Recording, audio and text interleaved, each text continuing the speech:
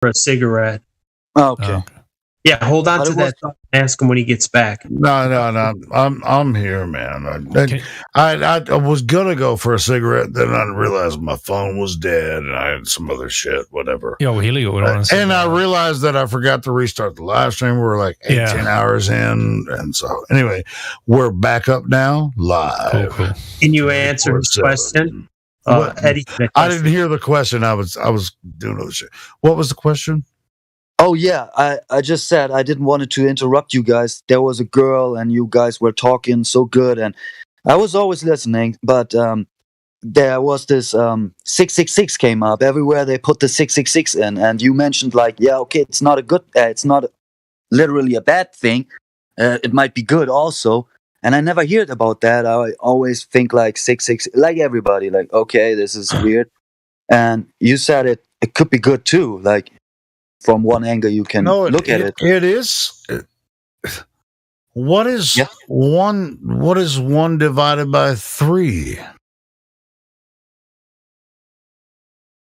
I don't know right now. 3? 0.33333333333333333 for to infinity, right?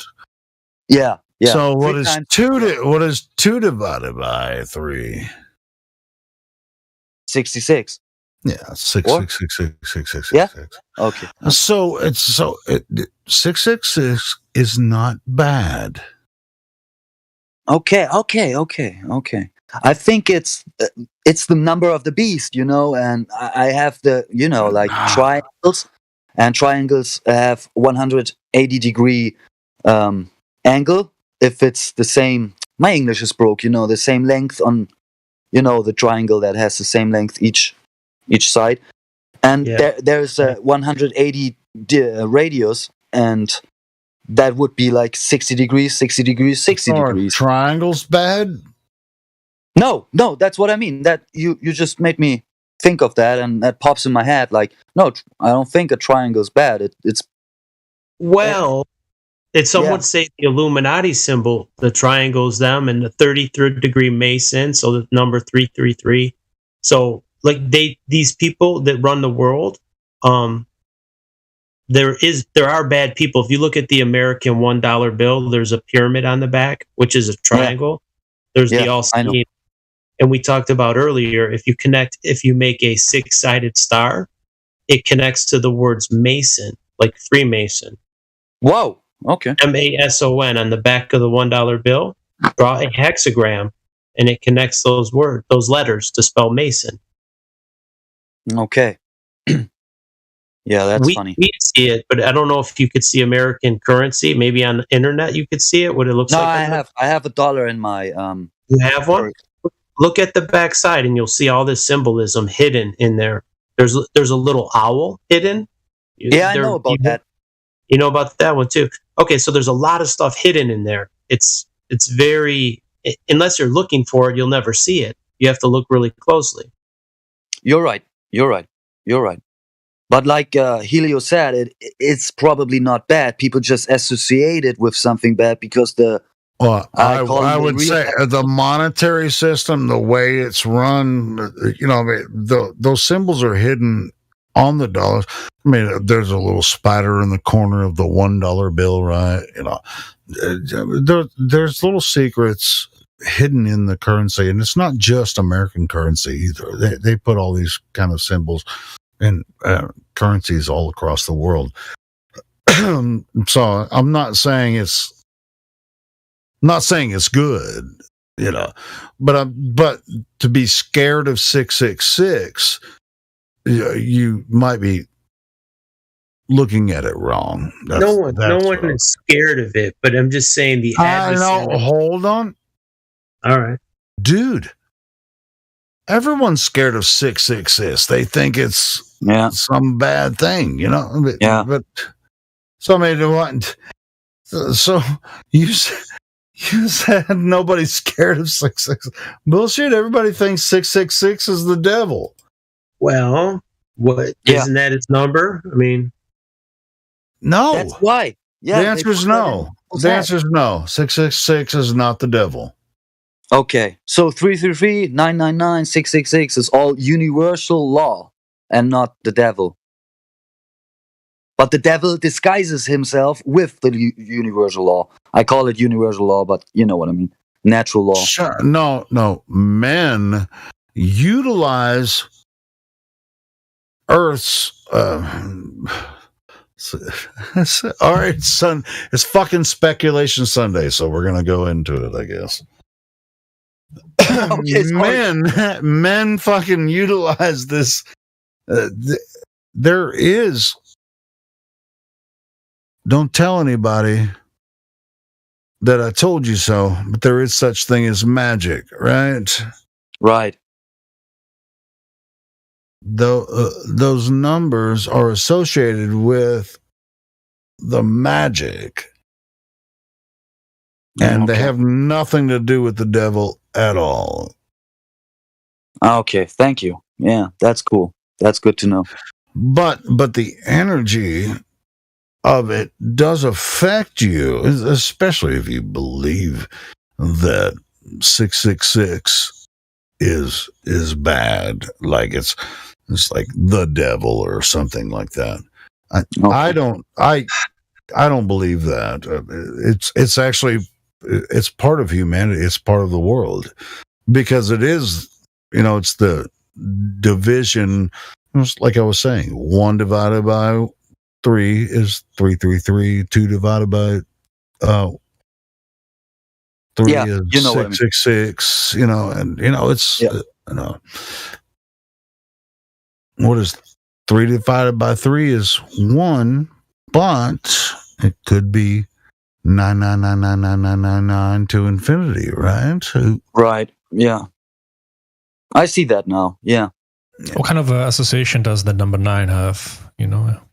Yeah. Do you know? No, I don't. Can we know? 9, like these. 1 is a straight number. No, 1 is not a straight. 2, 3 is not a straight number. Prime numbers. Right. How about 10? Yeah. I mean, 10 could be 9 to infinity. It might as well be. Yeah. Right. I just know prime numbers have 2 concepts. Like 1 counts the 0 with it, so it goes to 10, from 0 to 10, and the other goes from 1 to 9. And both have their place and work until a certain level, and then you have to, I don't know, like that's what I hear like 10 years ago. And I was like, okay, funny. And I always figured, like, why do they have to have 2 prime number thingies going on? 1 with the 0 including, so it goes to 10, and 1 with just 9. And then you figure out Nikola Tesla and all this other, the rest of the internet is full of new stuff. Sure, a lot of people that are actively utilizing, everything smarter than we are, and actually practically using shit like Nikola Tesla. It's just like it. I mean, the numbers are confusing, but they're practical. Yep. It's just like nobody should be scared of 666. It's not an evil number. Okay. That's awesome to hear from you.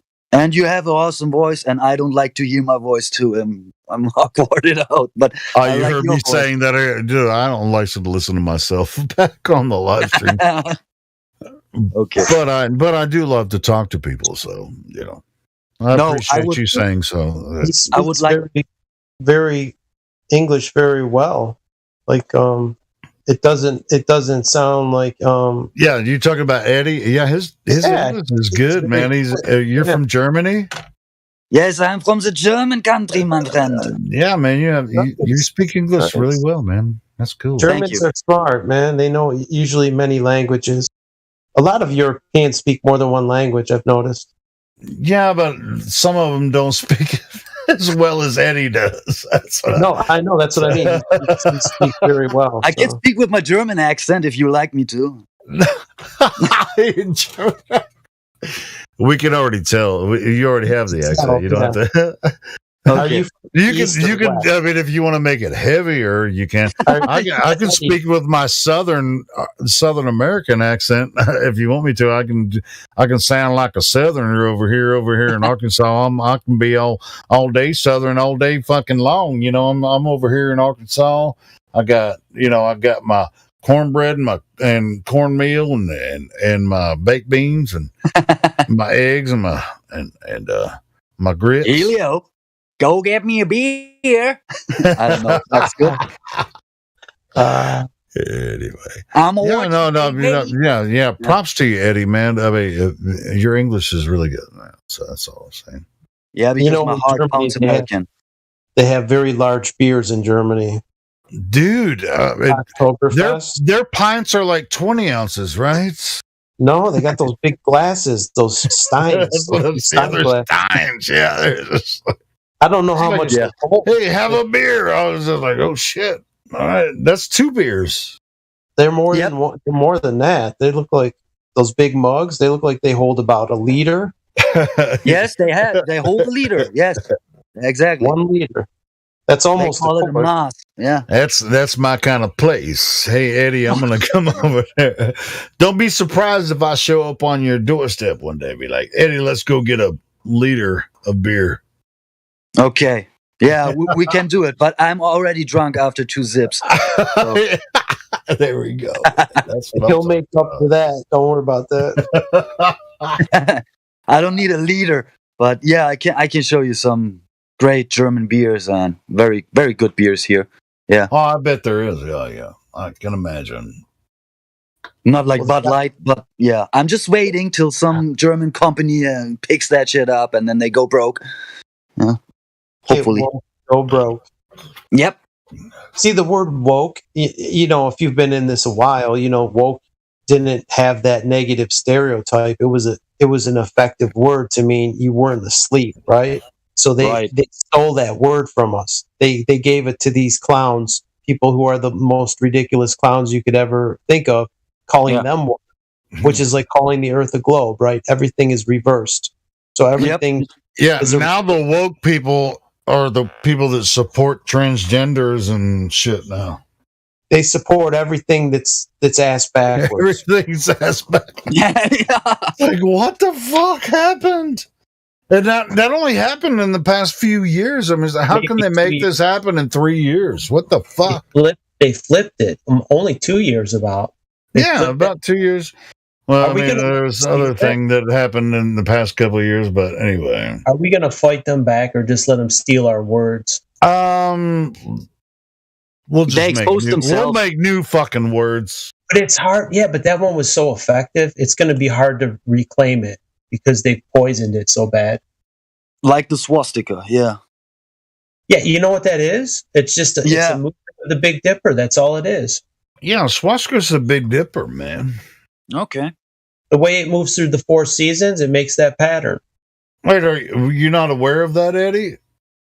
Not the Big Dipper, but I can associate other things. Like from math. I've got a meme that explains it. Hold on. Let me find it real quick. That's cool. And that's why it's popular in other cultures, like India. It's popular. Many cultures use that symbol. Right. I knew it from India too. Yeah, it's opposite. It's mirrored. It's mirrored. Wrong with the symbol at all. No, bro. It always represented the Big Dipper. Okay. Throughout, before everybody even thought the Earth was a stupid globe. Because we have 4 seasons, right? Yeah, it's the seasons. It's the seasons. It's where the Big Dipper is during the 4 seasons, and they're all 90 degrees apart. They're all perfectly even, and that's where the swastika comes from. Okay, and like the yin and the yang symbol is just the sun and the moon. Like these symbols are ancient. God, I got so many fucking memes. Duality. Yeah, duality that came after nothing, or like after chaos. Yeah. Yeah, but to let people say you can't use that symbol, I say, I mean, people in India still use it. It's dude, that symbol represents peace. Yeah. Holistic and peace. oneness. Yeah, oneness. Yeah. because everyone in the northern hemisphere, at least, that can see the Big Dipper, moving around Polaris, it represents the seasons. It's has nothing to do with evil or anything like that. It's they stole that knowledge from us. Yeah, narcissistic or satanic, if you want to call it like that. Yeah, it's always flippity flop. Just that easy. Everything. Always. Just like Ron was saying, they stole the term woke from us. Yep. And they turned it in. They put a rainbow flag in its place. The word gay in English, all that meant was joyous, happy. That's what it meant. And there's old Christmas songs where they say gay, deck the halls with balls of holly, and they say now we wear our gay apparel. When they say gay apparel, I found the meme I was looking for. Well, look at it. Look. The gay I put it in a live stream voice text. It's not leather and stuff. Look, that's the swastika. Yeah, exactly. I know that meme. Yeah. Yeah. That one with the arrows I found out myself, and Windows, the old Windows operating system that used the two with the colors inside the window. The logo. Yeah, the logo. Yeah. Yeah, the Celts, the Hindu. Yeah. That's awesome. Hey, man. Swastika is not evil. Malta looks good. Malta looks like a hurricane from above. It's just energy, how it moves. Or whatever you call energy. I call it divine, God-given. What we call matter is, spirit energy. It's all spirit energy. Look at the Hindu one. It has a swastika in the middle of the freaking 6-pointed star. Yeah. That is Jew. That's, anyway. Yeah. They subverted that. Don't get me fucking started on that shit either. But anyway, we're not supposed to talk about that shit on here. You can't talk about but in Germany, you can't talk about these are ancient symbols from these cultures. So we can talk about that, but we're not going to talk about that Hindu one right there. Look at you got the look at the Hindu one. Holy shit! Everybody, if I posted that somewhere, I'd be gutted hanging from a tree somewhere. In Germany, you can't have something with that symbol on it. Like, it's illegal to own historical artifacts. If they were to have something with this logo, with that symbol on it. In other words, said Black Sun, right? Yeah, I heard about the Black Sun. Yeah, and I'll just say this, and maybe I should or should not, but that Stalin was a Jew. Okay. Yeah. Just saying. Not surprising. Yeah. I don't know much about Stalin, but yeah. Yeah, I know. I know. He was a Jew. Were you from the east or west part of Germany? Nope. I'm from, I was born 98, a couple months before the wall was pulled down and some American guy sang, "I've been looking for freedom." And I was like, whoa, yeah, cool. But what side of the Berlin Wall did your parents grow up on? Yeah, it was the western part. So okay, the western. Okay, so they didn't grow up under communism. So that kind of, I've noticed that the East Germans have a more of a, they're more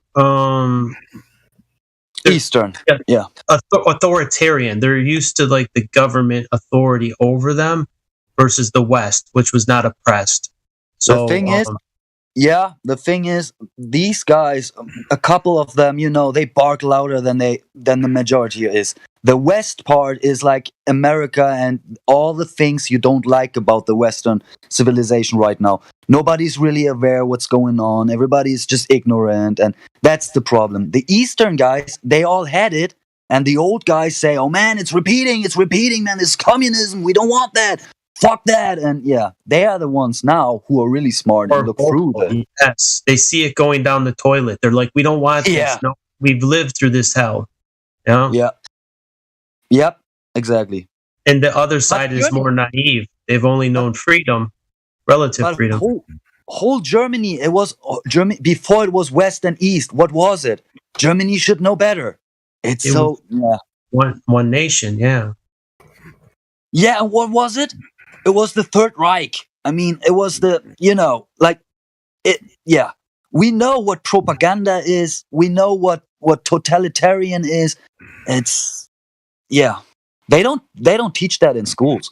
Like, they don't. It's you guys know more about German history than the kids here do because they don't teach that. They want them to make the same mistakes because they don't want them to look at it. Hey, Eddie, do you mind if I send you a private message? I'm not going to send it on here. Yeah. I'll send my archive.org channel, but I'm going to send you this video. You might have to create an account there to I don't know if he can see that from Germany though, like Helio. I don't know if that video is allowed in his country. Is what I'm saying. Maybe not. They have very strict rules.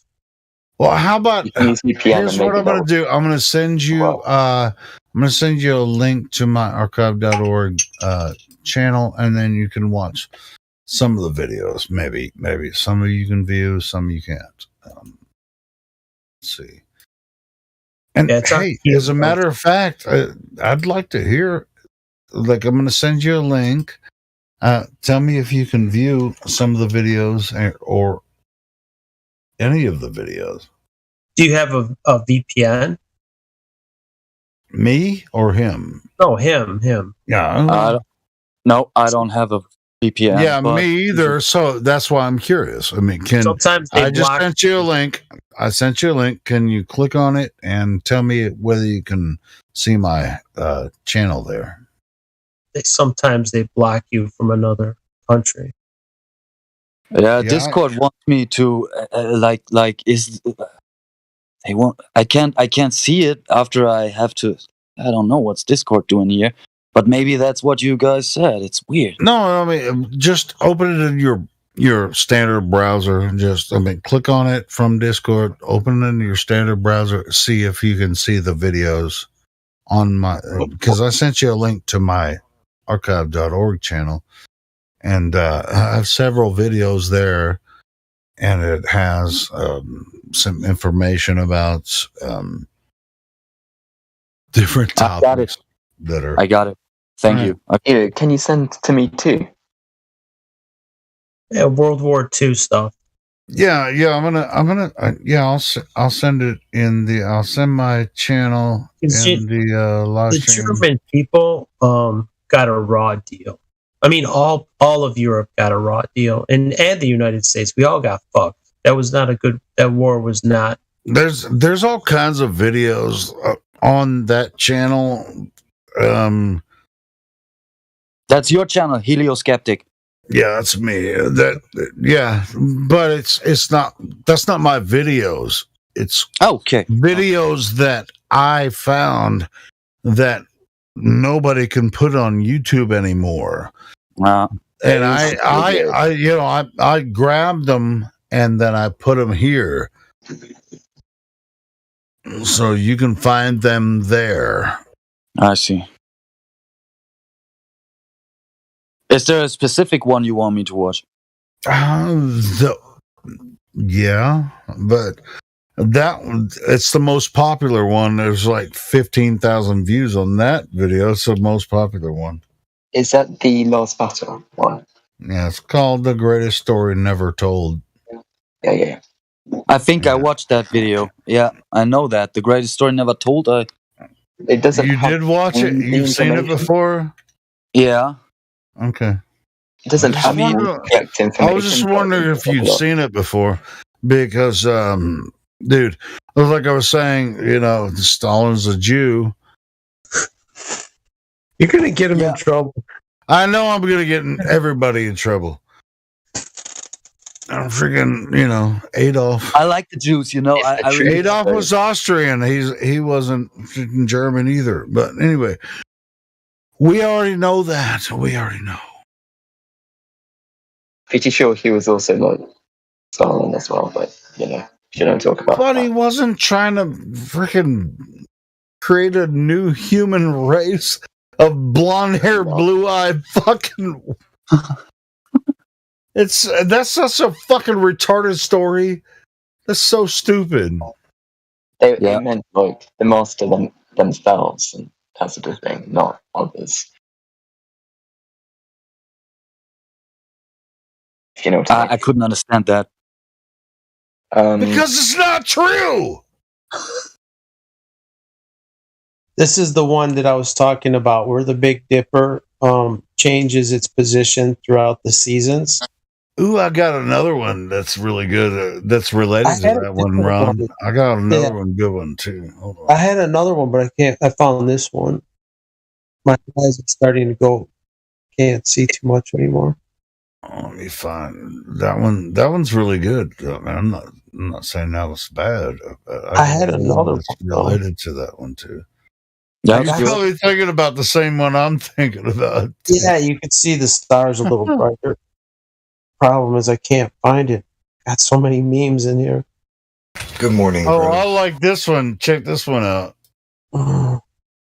Here it is. That's the one I was thinking of. Boom. Check this one out, Ron.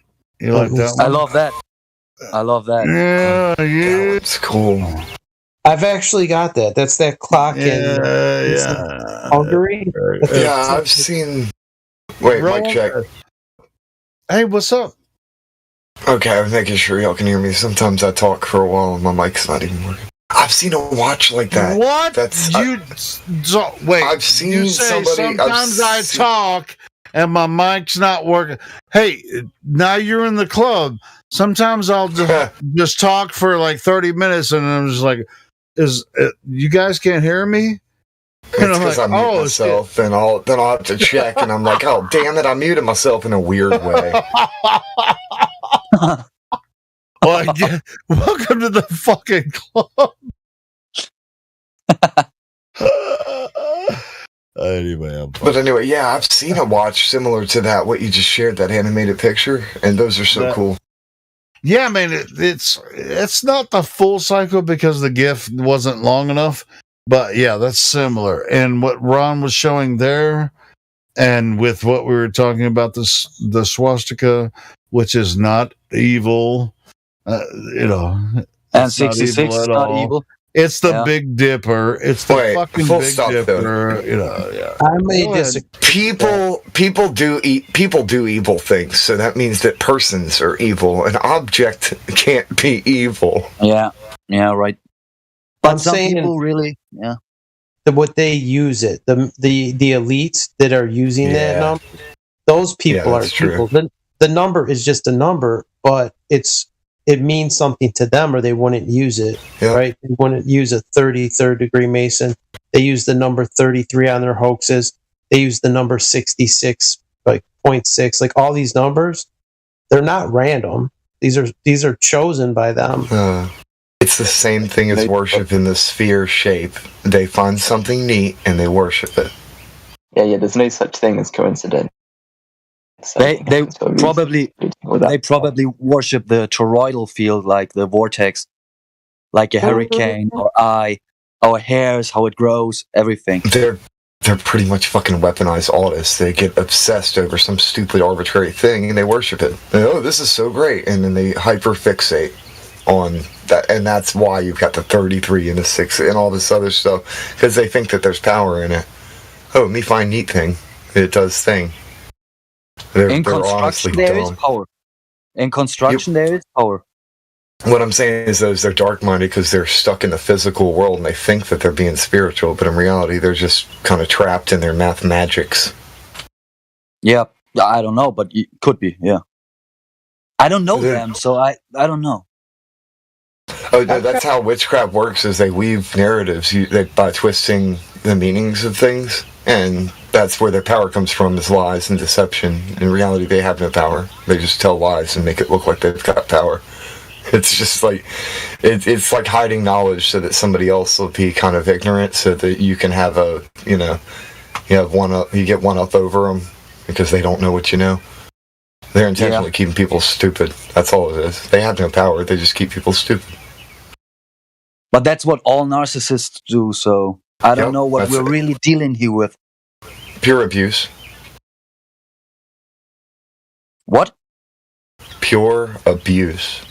Oh, yeah. It's like crabs in a bucket, dude. Like a bunch of people trying to abuse one another, climbing on each other like they're to, use each other as a ladder to get up to the next level.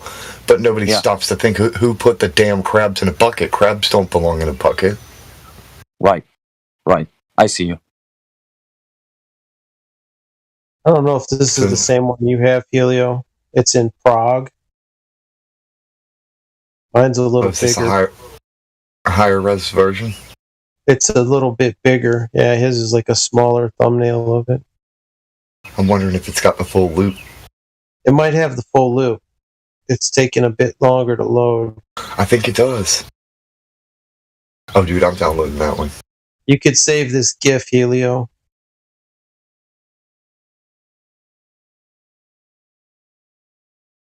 Yeah, that's a good one. Yeah, these elite, they only make it think that they make you. All right, imagine you go out into this jungle place in the middle of freaking nowhere. It could be literally anywhere, some kind of deep forest thing, some kind of tribe of whatever. You got this witch doctor dude who has everybody believing that he's got some freaking powers. Because that dude knows exactly what does what, and everybody else is kind of a bit ignorant. They don't know. They just trust him. And you got some unga bunga shit like, ooh, just trust the spirits. In reality, he's mashing up some herbs and mushrooms and shit to make stuff happen. But everybody trusts him, believes him. You come there with science and rationality and be like, hey, look, reality. Everybody can know. Now that dude's pissed because you took all his power away. Well, it's like a magician won't show you how the trick is done. They have to keep it a secret. Because once you see, then it's no longer magic. Yeah. And now you replace the magician with NASA, and you replace the witch doctor with, pharmakia. And what do you got? A bunch of people get pissed if you try and take away their magic show. That's true. Well, it only works in secrecy, right? Like once the secret's revealed, like all these secrets they're keeping from us, then you realize it's like the emperor with no clothes. It's like, hey, he's naked. I love that story. That's perfect analogy for what's happening here too. The emperor's new clothes.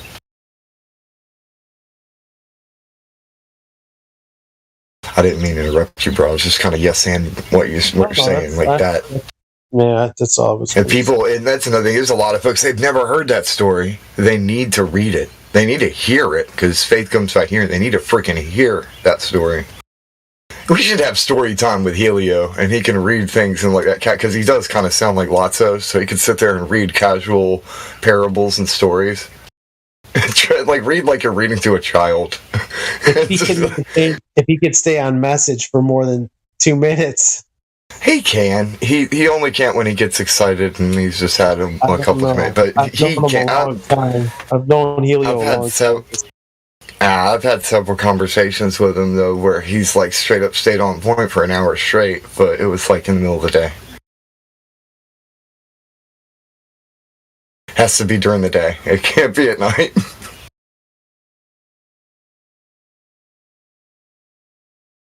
I know what you're talking about, though, man. He pulled an all-nighter, too. I pulled an all-nighter. Oh, dude, you pull an all-nighter, it doesn't matter who you are. You can get groggy. And a little weird, because you'll start talking about that, like, insomnia chat. You get into the insomnia conversations, and they're weird. Sleep, yeah. I'm not at my full potential, that's for sure. I'm not. Dude, I should be at the hospital, to be honest. I'm running at 10%. But I'm also simultaneously, like, I'm not afraid of shit, but I have, like, this sense of absolute dread where I don't want to go to a hospital anymore. And y'all know why. I'm not even going to talk about that shit. But it's got me effed up where I just don't even want to go. I'd rather just stay here. You'll be better off. Same here. I go to my dentist, and he fucked me up, man.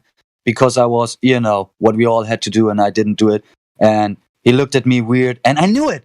But you sit there and you let it happen, man. He fucked 2 of my teeth up.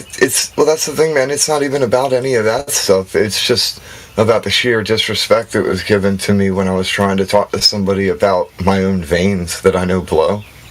Yeah. They just explode when I'm dehydrated. And the nurses, they wouldn't listen. There's these 2 nurses that wouldn't listen at all.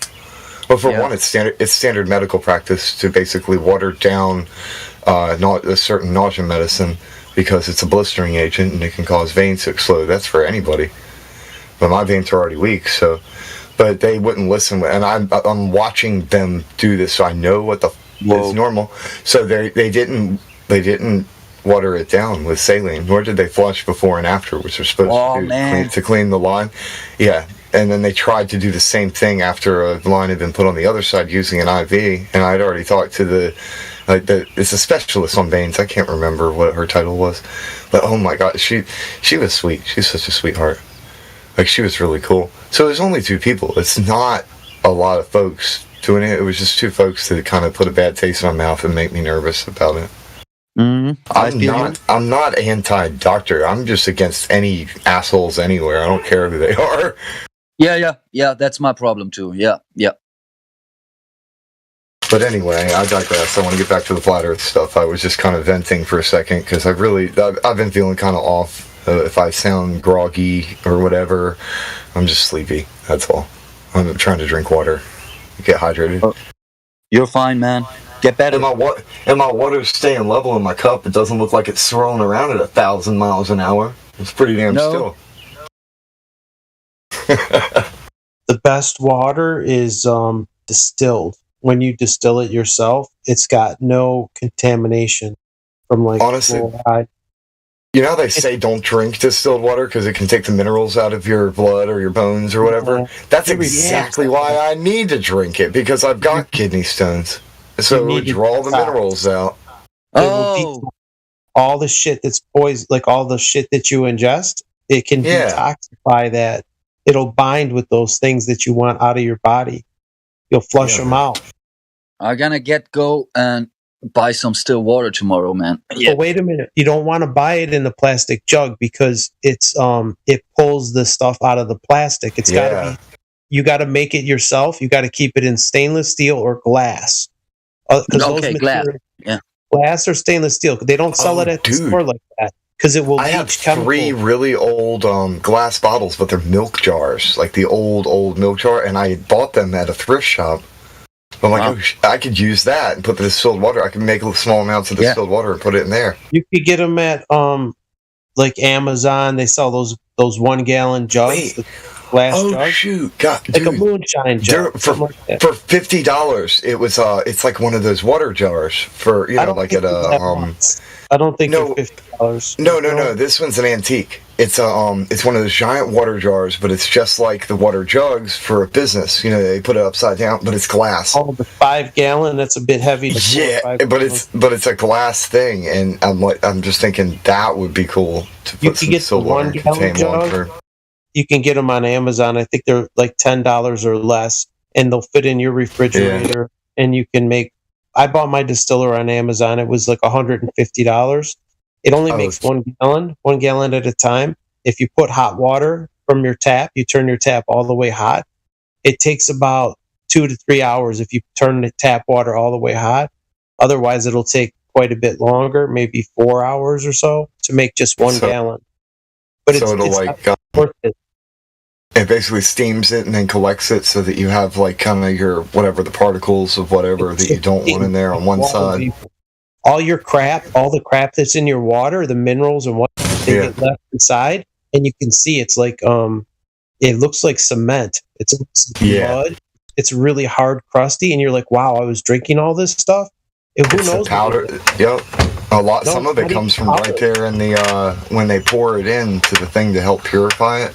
Which what they're really keeping a bunch of mold and other weird shit from growing in the tubes, but then we're drinking the stuff that they're using to keep the mold from growing in the plumbing.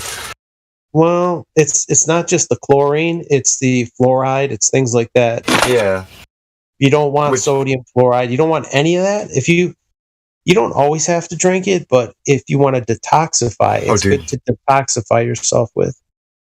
It absorbs through your skin. If you take a shower for too long, it can absorb through your skin. Of course it can. And over time, it'll build up and collect, because that's the way our bodies work, like a sea. Like, it can just collect things in it. And if stuff's not flowing out, it's going to stay in your system. You can only do so much, but it's one way to help. Yeah. One of the things, too, that they've got us doing is sitting still more and more and more. Because they give us, like, all right, it's not like anybody's engineered that on purpose. We just naturally do that. You put entertainment in front of somebody, they're going to stop walking. They're going to sit and focus on the entertainment or stand still. So we're moving less and we're eating crappier foods. Of course, we're not breathing in as much healthy air or going out into the sunlight. We'd rather sit in the shade, in the cool.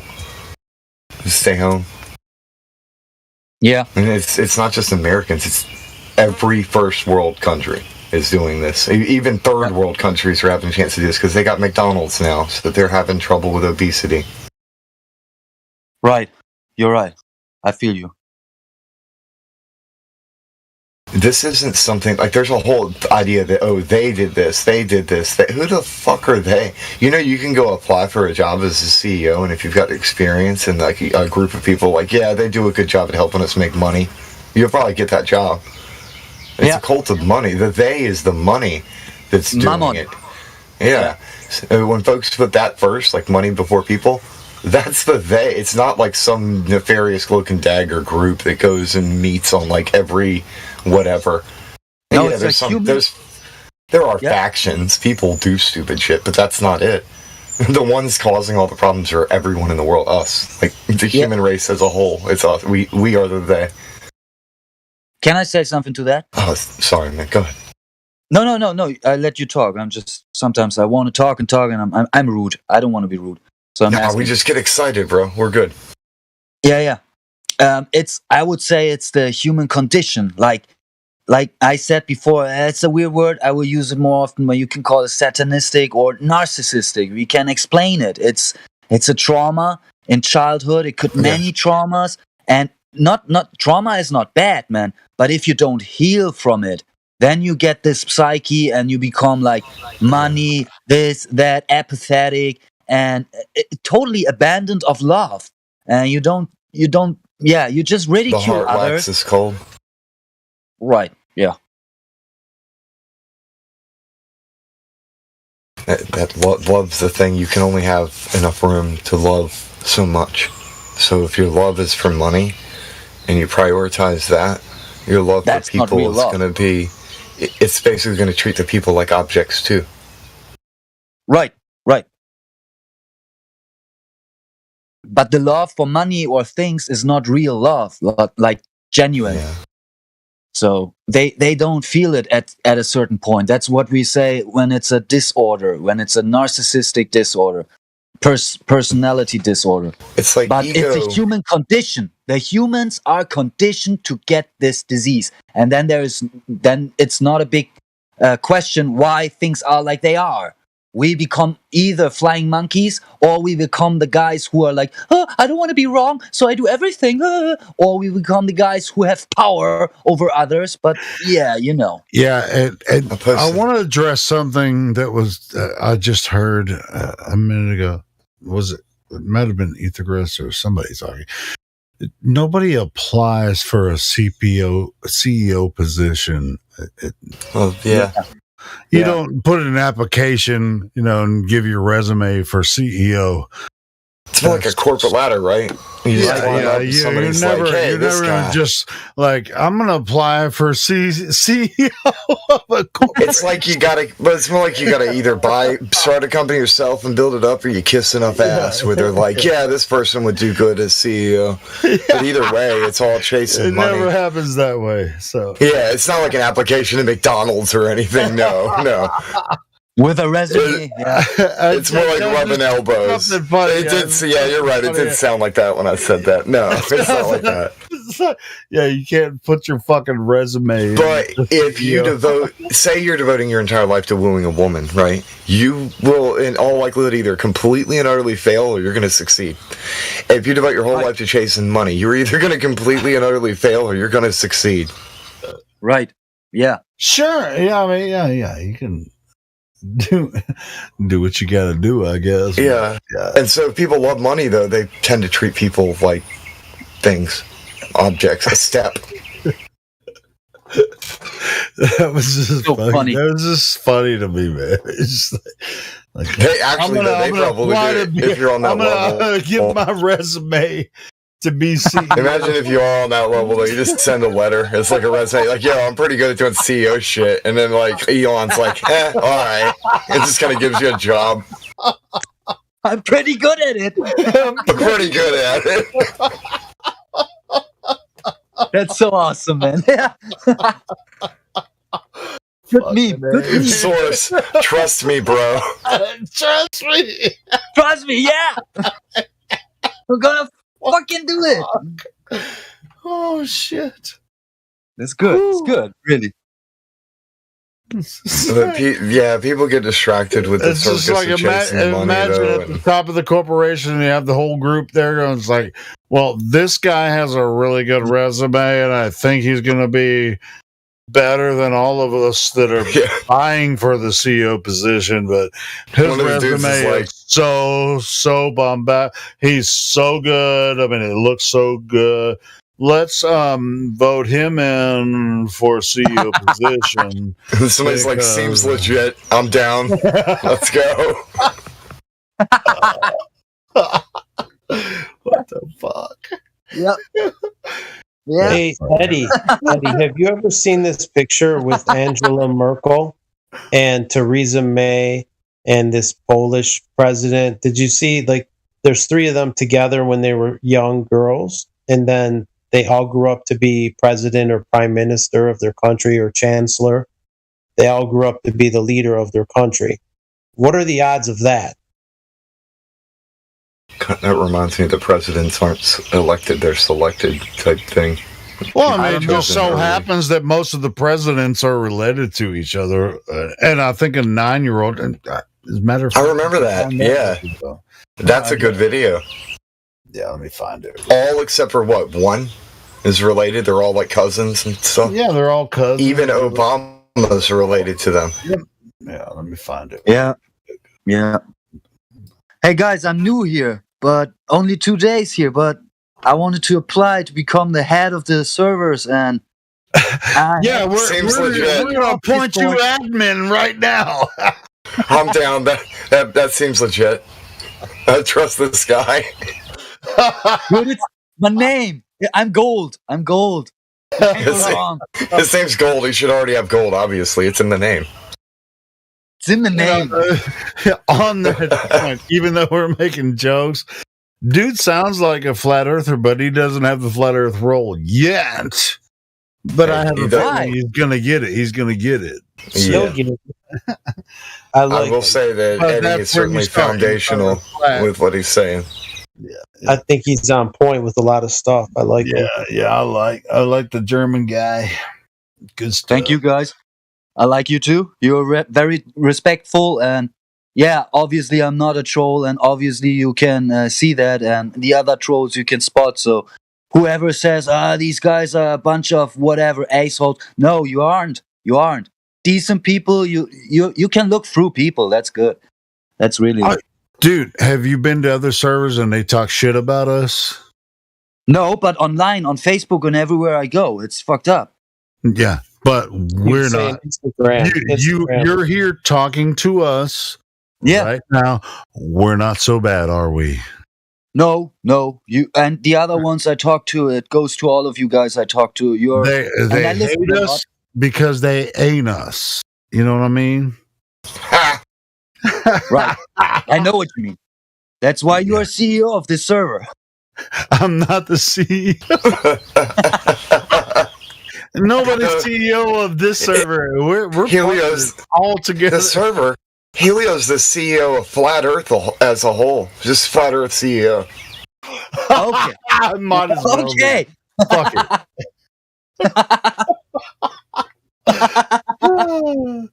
Fucking, I'm trying to find this fucking video of the 9-year-old girl that freaking did a presentation about connecting all the presidents together. Hold on, let me find it. Okay. Yeah, that was a good project though. When she did a lot of research to do that too. Has all of the has everything connected. If someone that young could connect the dots, right? It's all there on the internet. That doesn't take a genius. Right. Hey, doesn't this get us back to the conversation about the Emperor's New Clothes, though? A little girl exposes all this.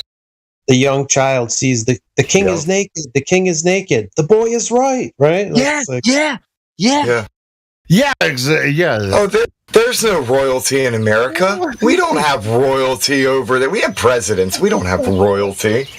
Yeah, and they're elected, not selected. Yeah. See? The royalty does not announce itself. It's like the Rockefeller. Dude, I mean, if anything exposes, the election of what. Well, look at the choices we were given with Trump and freaking Hillary. I mean, give me a fucking break. And now we have Brandon. Yeah. Yeah, Brandon.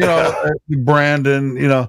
But I mean, it's just like, do we really have a choice? At the end of the day, bro, come on, man. Yeah. No, you don't.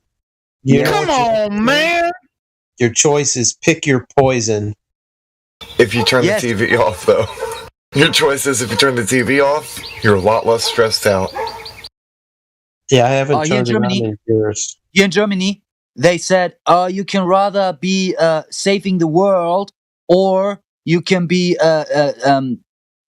democratic. It's like, what the? And at the same time, they say these people are the reason why we're not having democracy, real, genuine ones, blah, blah, blah. And they say, you have now to choose because between staying democratic or not democratic, you know what I mean, in a healthy democracy, or we save the world.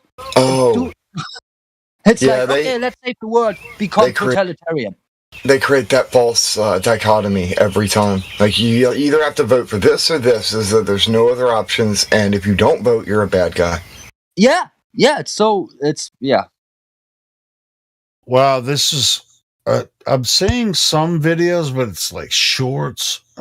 It's saying 12-year-old girl, but I know she was a 9-year-old girl, and she did a presentation in front of but it's not her. Was she that? Was she 9 or 7? That video is hard to find now. I don't remember her. I should have grabbed it when I had the chance.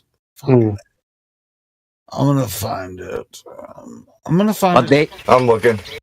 They are connected, and we have more than this one video. Yeah. Every heard about single president, from the beginning to got it.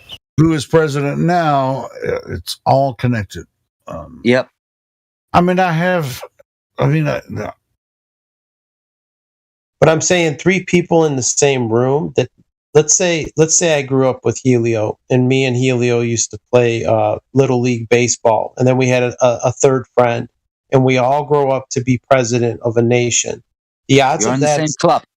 It's like going into the store and buying 3 winning lottery tickets in a row. I won last week. Oh, I won this week. Oh, I won again. Like it's just like, yeah. The chances, this is fantastic. It's just like if it was on the news, everybody's going to fucking believe it like it really happened, like it's supposed. Yeah, you're right, Ron. It's so stupid. Yep. But what are the chances that all of the presidents of the United States are connected through families? You want to play it? I think it's only like 3 minutes. Yeah, I found a video, but it's probably we found the real one. Miguel found it, and I found it, but he posted it before me. He's quicker. Yeah, but that's not the one I'm looking for, though. And I was looking for the 9-year-old girl video, but anyway, that's her. Oh, let me take a screenshot of the middle. Oh, maybe this is her a few years later. Yeah. No, this is like a news thing where they did a story on her, and then in the middle it's got her actually pointing to the thing, and that might be the picture you remember. Let's go ahead and play it. I'll play it. Hold on. Let me. Yeah, because maybe. On the School Watch tonight, the story of a 7th grader from Salinas who claims to have made a major discovery about President Obama. She and her grandfather say that President Obama is related to all but one U.S. president. We get more tonight from Action News reporter Felix Cortez, who's live in our Salinas newsroom. Well, Dan, the youngster spent the summer, really all summer, tracing the family tree of our presidents. Her conclusion that all the presidents, with the exception of one, share the same grandfather. Well, first we start off with George Washington at the top, and then it goes to John Adams. Brigitte Davignon says she's made a first-of-its-kind discovery that President Obama and all the presidents before him, with the exception of one, are related and descendants of a former king of England. No, they are all cousins, and they're grandsons of John Lackland. Davignon says she spent countless hours on the internet over the summer researching the lineage of our presidents, a project that started with her trying to trace her own family tree. But I'm the first historian to do all the presidents. I'm very glad I got this done, and I think it will turn out to be a success. The Monte Vista Christian 7th grader has written President Obama. I haven't seen it on CNN. Before him are his cousins. She hopes to present this family. I don't watch CNN, but I'm pretty sure it's not on there. Brigitte has her skeptics, including this reporter. Her biggest supporter and firm believer that Obama is a descendant of a former king of England is no doubt her mother. If you have a child, and they have a child, and they have a child, and they have a child, and they have a child, Like names change. all she's saying is this guy is the great, 25th, 27th, depending on what line it is. He created all this family. So do I believe it? Yes. It's hard, but it's true. She doesn't believe it. She knows Mom it. said it. Hard to believe, but you got to give the little girl an A+ for at least trying to do that and trying to accomplish that feat. And by the way, Brigitte, she's the 11th cousin of President Obama. Fucking true. Very good. They know it now. So who is the Did one you hear that, what President Barack Obama is not related to, according to the 7th grader? Martin Van Buren, 8th President of the United States, first U.S. president born in the U.S.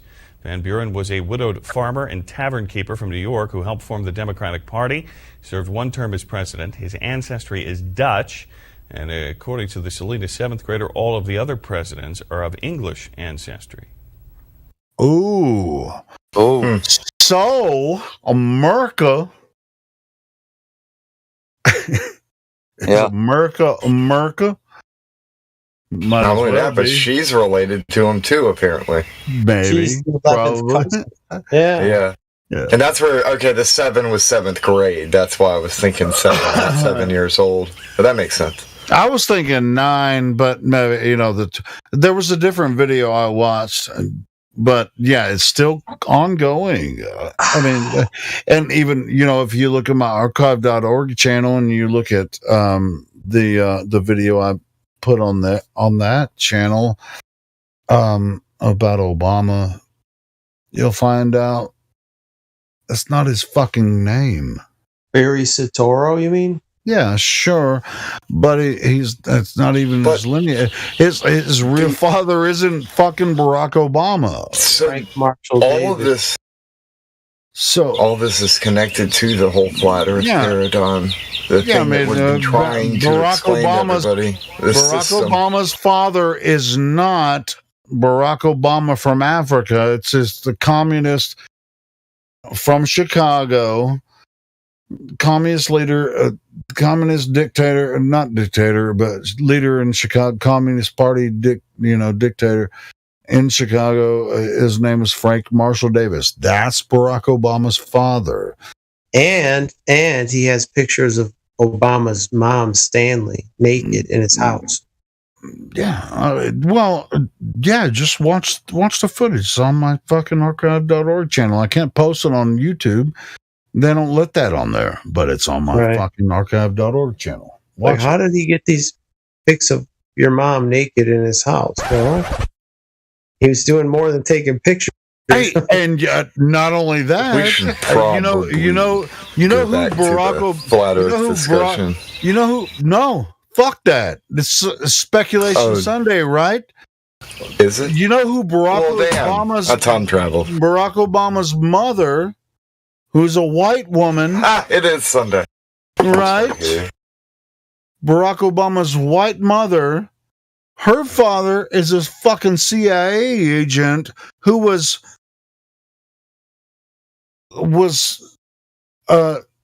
sent to Hawaii to look over Frank Marshall Davis, who was from Chicago. And wait, maybe I'm mixing this up. There was a communist church. There was a communist church in Hawaii. He was sent over there, and then Frank Marshall Davis. Yes, that's what it is. It's the grandparents are commies. Yeah, they're all fucking commies, man. And so he was sent to Hawaii to look over Frank Marshall Davis in this commie church, and then Frank, hooked up with his daughter, but he's like grandpa CIA, white dude. Come on, man. Just watch the fucking video, man. Just watch it. It's almost undeniable. Once you watch the video, it's just, bro. The thing is, they're all selected. It doesn't even matter which one gets selected. Yeah, sure. I mean, but yeah, that CIA agent was connected probably to the Bushes and shit. So it's all connected. They're all moved back, just like. It's all the homegirl, and the 12-year-old homegirl is like, all of them are cousins. They're all cousins. They've been gearing up to everything that's happening now for a long time. And I mean, it goes back further, but if you look at just what Bill Clinton did, the Internet Protection Act was not about protecting children. It was about spying on people using digital means. The Patriot Act was not about spying on damn sand people. It was about spying on Americans. Then the Patriot Act expansion pack comes out, and everybody accepts that. Then Trump starts building a wall, and the left acts like they're against it. But what does Biden do? Keep on funding to build the wall without saying shit, because he is. Yeah, but even before that, I mean, like when Clinton was while Clinton was governor here in Arkansas, where I live. Dude, freaking drugs coming through Mena. You guys know about that shit. Yeah, it was smuggling. To clarify, I don't believe that the wall started to keep drugs out. The wall to keep us in. Yeah. So I mean, the American. Have you guys seen the American Drug War film? About the crack epidemic and no one's California, trying to leave. Whatever. Who the hell's trying to leave? Nobody's trying to stop drugs from coming to America. The government wants the drugs here. No, I know. Yeah. I have no intention of leaving. I don't see anybody bailing out. Like, I'm going to go to Mexico. Like, I don't either. I could go to Canada. Yeah. It's not about leaving. Some people are trying to leave, but that's the criminals that are trying to leave. Well, yeah, because they want to take the drugs and money and make transfers and make a trade doing shit. That's not what I meant, though. I'm talking more about corralling people. It has nothing to do with anybody wanting to go to Mexico. It's about creating borders. They can't keep us in with that. Like, I ain't leaving anyway. Yeah. But I wouldn't want to go down. It's too damn hot down there. Fuck that. It's hot. It's hot here in Arkansas. We need to throw them out. Like, the people running this show need to be thrown the fuck out. I'm cool with making an Antarctic super jail where we put them in there and we have a wide open door, and if they want to freaking walk out, go ahead. Diesel fuel freaking freezes. Go for a walk. Maybe that's where they should be sent. Like all these world leaders who fucked us over. Now you got to live down there. You wouldn't let us go there. Well, now you get to live there in this frozen hell. Yeah. Or they put them in the center of it. them. We can only convict them socially because we've the deepest parts. It, it's just like. Could you imagine that though? Living in that total darkness, frozen hellhole, like that would be. That's like the solitary confinement times 10. Yeah.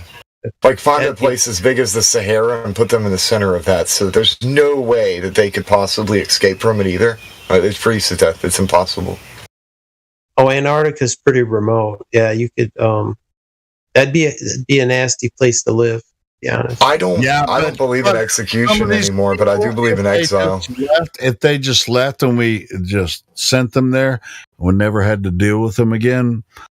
I'd be okay with that. But think about this, though. If you take away the bad people, you've got some asshole who's like their right-hand man or some third proxy person who's been watching what they're doing. They're going to fill the gap. They're going to jump in that void and be that evil. Well, then you have to send them to... it's going to be a Karen be like, stop doing this.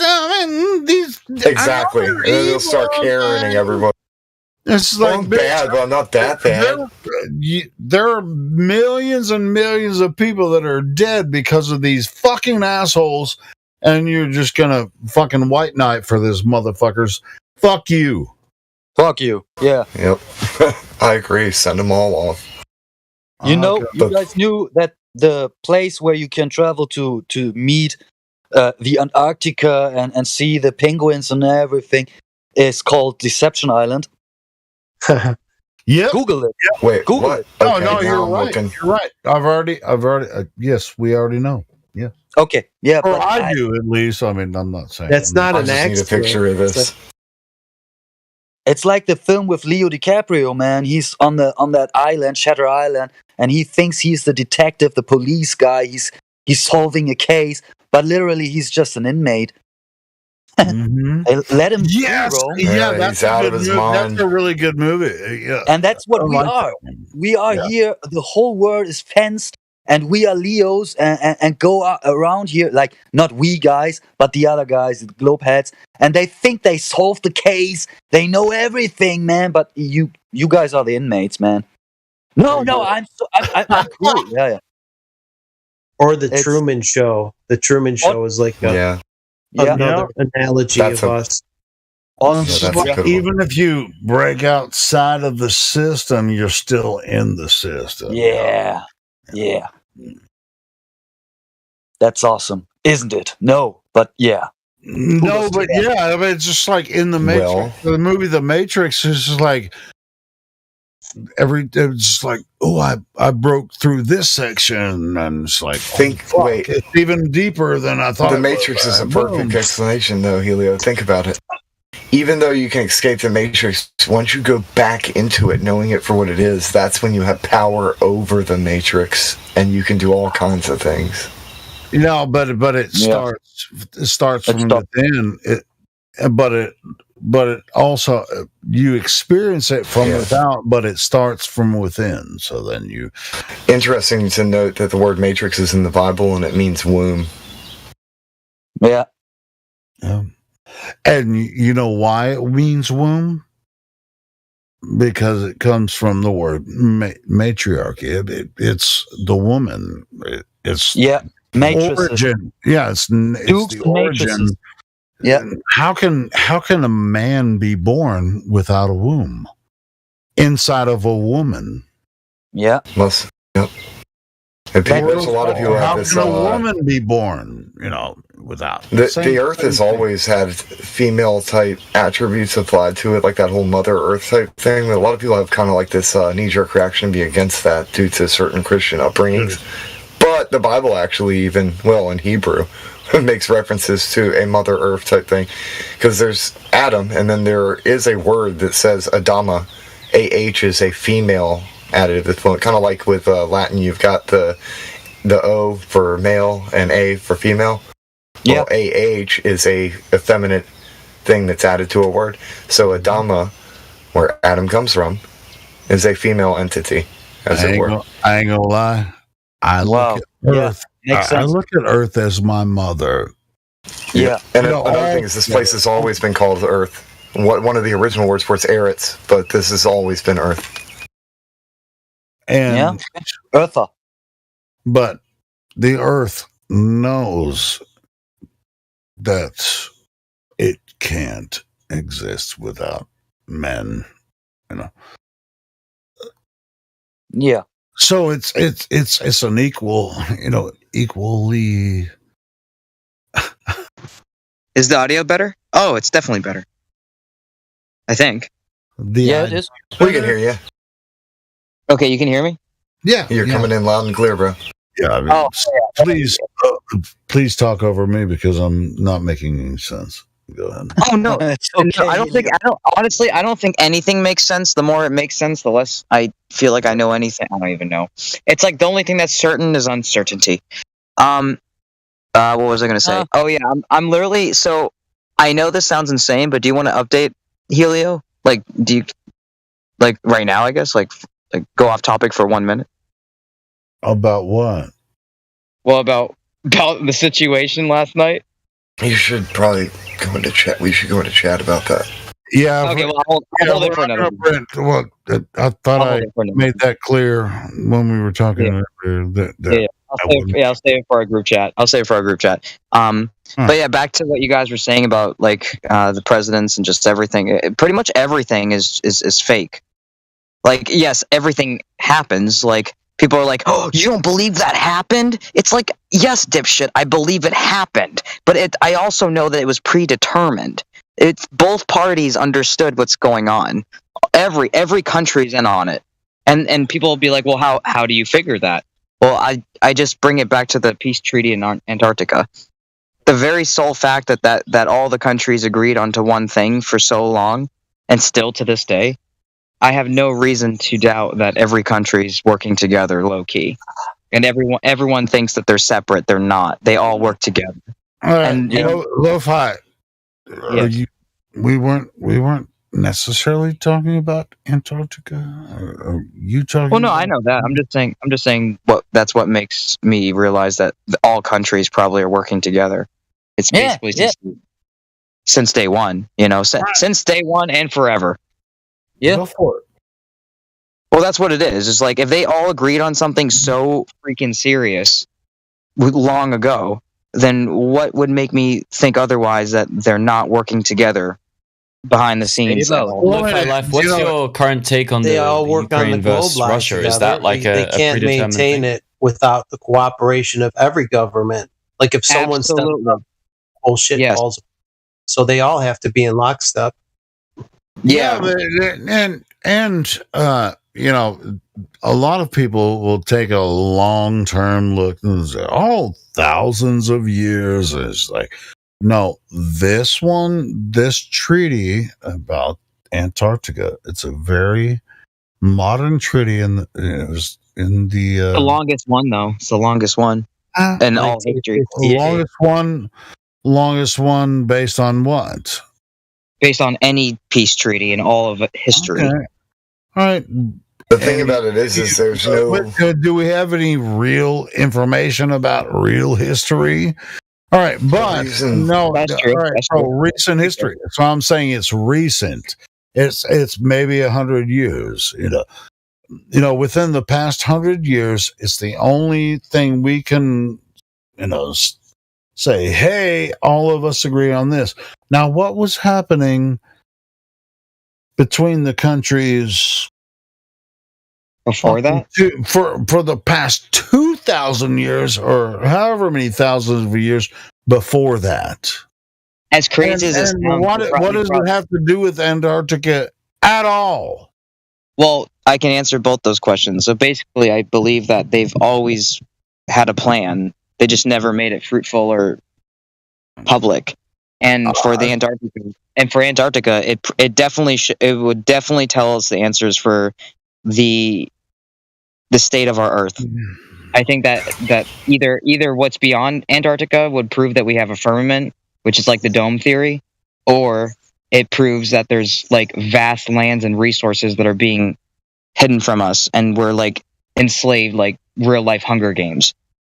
I have a similar but different idea about what they intended with the Antarctic Treaty, but this would preclude the Antarctic Treaty by hundreds of years. There were people around the Mediterranean Sea and different portions of the Northern Atlantic that knew about North America, and they also knew about Antarctica as well. Absolutely. And so they were sailing everywhere. They knew about all this shit. So, yeah. All right, so you're agreeing with me that they probably knew about this? They were sailing ships like across the South Atlantic. They knew, they knew everything that was going on, and they knew about Antarctica. Absolutely. It's all by design. Of Antarctica, but at least a portion of it. The openings. I did brush up against it. Thousands of years before this Antarctic treaty. That's I mean, Antarctic treaty. There's something interesting about that, man. Yeah, go ahead. The words corners don't actually mean like a freaking pointed corner. It means like wings, kind of like if you're in a mansion and there's like a wing. Yeah, but it's not talking about wings like a bird, like wings like in a mansion or a castle, like a branch of an area, an extended area of something. Like those are the corners, not some pointed thing like a square or a block. It's saying that it has extensions. Just like this Antarctic treaty, it's sort of a that's right. And it talks about secret about Antarctica and different parts of the world way freaking thousands of years before everybody else decided, we're the smartest, most advanced culture ever, and nobody knew about other lands. This is like they called America the fucking New World when they came over here and fucking killed all the Indians and shit, and my mom, give me a fucking break. My mom was showing me some videos basically implying that this place is a very old world, and a lot of the stuff that they claim to have built was actually found, like Freemasonry, because it was found masonry. They didn't build it. They knew about this shit long before. Yeah. They make music about it. They make like something like, I found a castle, I built a little shack on it. I'm not the one who did that. I mean, Germans knew, right? They knew what the fuck is up. So anyway, can you see that video? I don't want you to watch it right now. Watch it when you get a chance. But can you see those videos? You might not have access to it in Germany. In your archive? In archive.org? I can watch them, yeah. All right, cool. Anyway, let's get back to what we were talking about. Yeah. Thank you, by the way. It's really appreciated. It's not like, oh yeah, you can send me blah. No, it's appreciated, man. Thank you for doing that. And your archive is awesome. Thank you. Yeah, I mean, it's that I share stuff there that I can't put up anywhere else because they take the videos down. So yeah, goes without. Yeah. Gang censors. I got a clip. Good, man. I got a 7-second clip about the ends of the earth. A discerning person keeps wisdom in view, but a fool's eyes wander to the ends of the earth. Fool's eyes wander to the ends of the earth. Foolish is to think you know enough. Yeah, they're looking off into the void towards like unreality. They want to go off into the ends of everything. And I always say, I always say because I always say, and I'm redundant, and everybody's like, "Fucking shit." It's okay. It do what it do. It do what it do. Helio. All right. So, but you can't know what you don't know. So, boom. Know it. Know that. Right. James Brown said that you can't know what you don't. You can't. Yeah. What you said, and then he said, "So why are you wanting something you never know?" How? Think about that, and something like deep and in his song. Yeah. Wow. Wow, dude. Yeah. And when someone brings up something new, don't fight them. Right? Unless it's, I don't know. Sometimes it can be ridiculous, and you can tell when it's they're not being honest and it's not based on real information. But if they have some new information, freaking get involved and freaking get compare and contrast it with the information you have a discussion. Then Amen, brother. Be able to find something. That's true. Yep, that's true. I agree. Question on the Antarctic Treaty that you were talking about earlier. Isn't it true that only 12 countries have signed that? I thought someone was saying that like every single country has signed it. No, it's there's a lot more than 12. Counting. Yeah, there's a lot more than 12. Yeah, it's more every so often. Like, yeah. So initially it was 12 countries in 1959. I think it was 13, but yeah, 12 or 13. Right, gotcha. Hey, yeah, you know what? I'm gonna Google it. I'm gonna Google it all right the main now. ones. I bet you any. Do you guys want to make some bets here? I bet you it's all the countries that signed that motherfucker, except for North Korea and China. Maybe China. China's China's probably part of it. I bet you it's probably like at least 50. Hold on, let me look it up.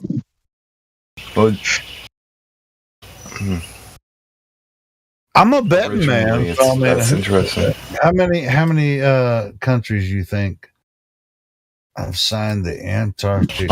I know how many signed it originally. I didn't look up how many have signed it. So it was 12, and then 44 other countries have since also added to the treaty since now. Oh, right. So like 50, also, like I said.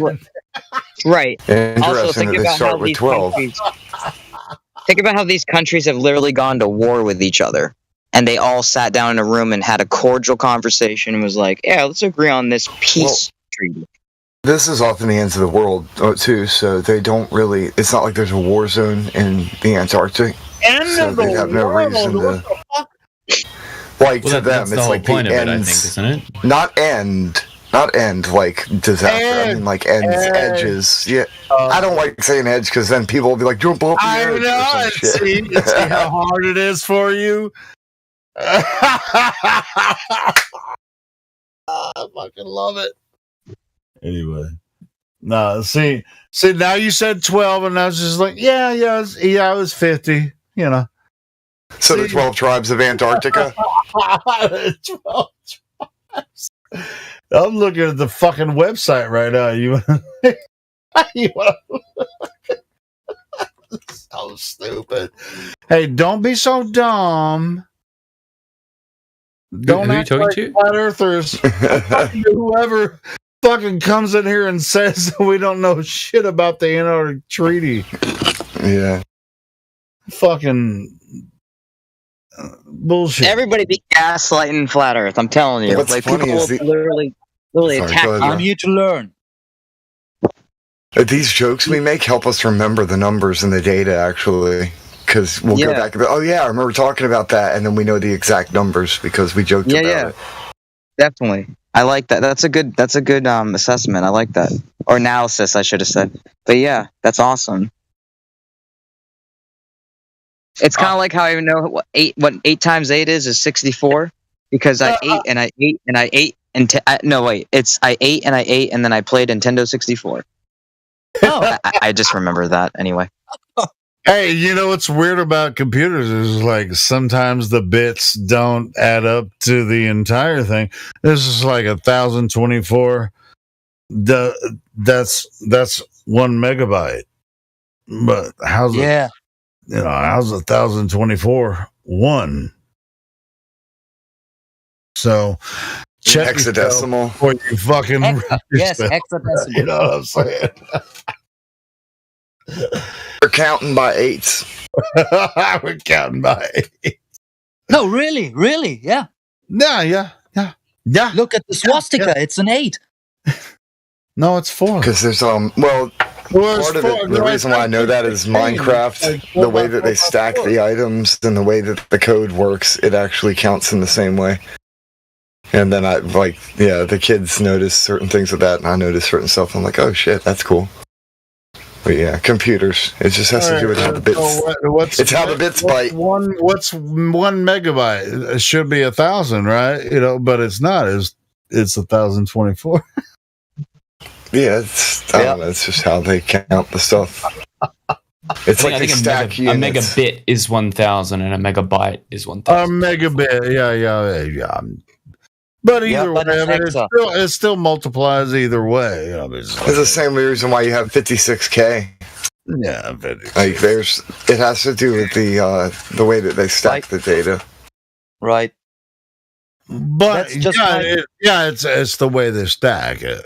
But it can only work that way. So anyway, but that's another thing for computer nerds to really fucking work out. But whatever. Not really. It's speculation Sunday. So my speculation is like yours. It only can work that way. And look at hexa. What does hexa mean? It's 6. Look at the look at the 2 triangles in this and the swastika inside. Put it together, man. You have hexa thingy, and then you have a swastika inside. You say it's 4, but it is 4. But also 4 is half of 8, and you can make an 8 out of a swastika pretty easy in just putting 2 things together, and you have 2 like what the 8 has. It actually has 8. It actually does have 8 components because of the bends in it.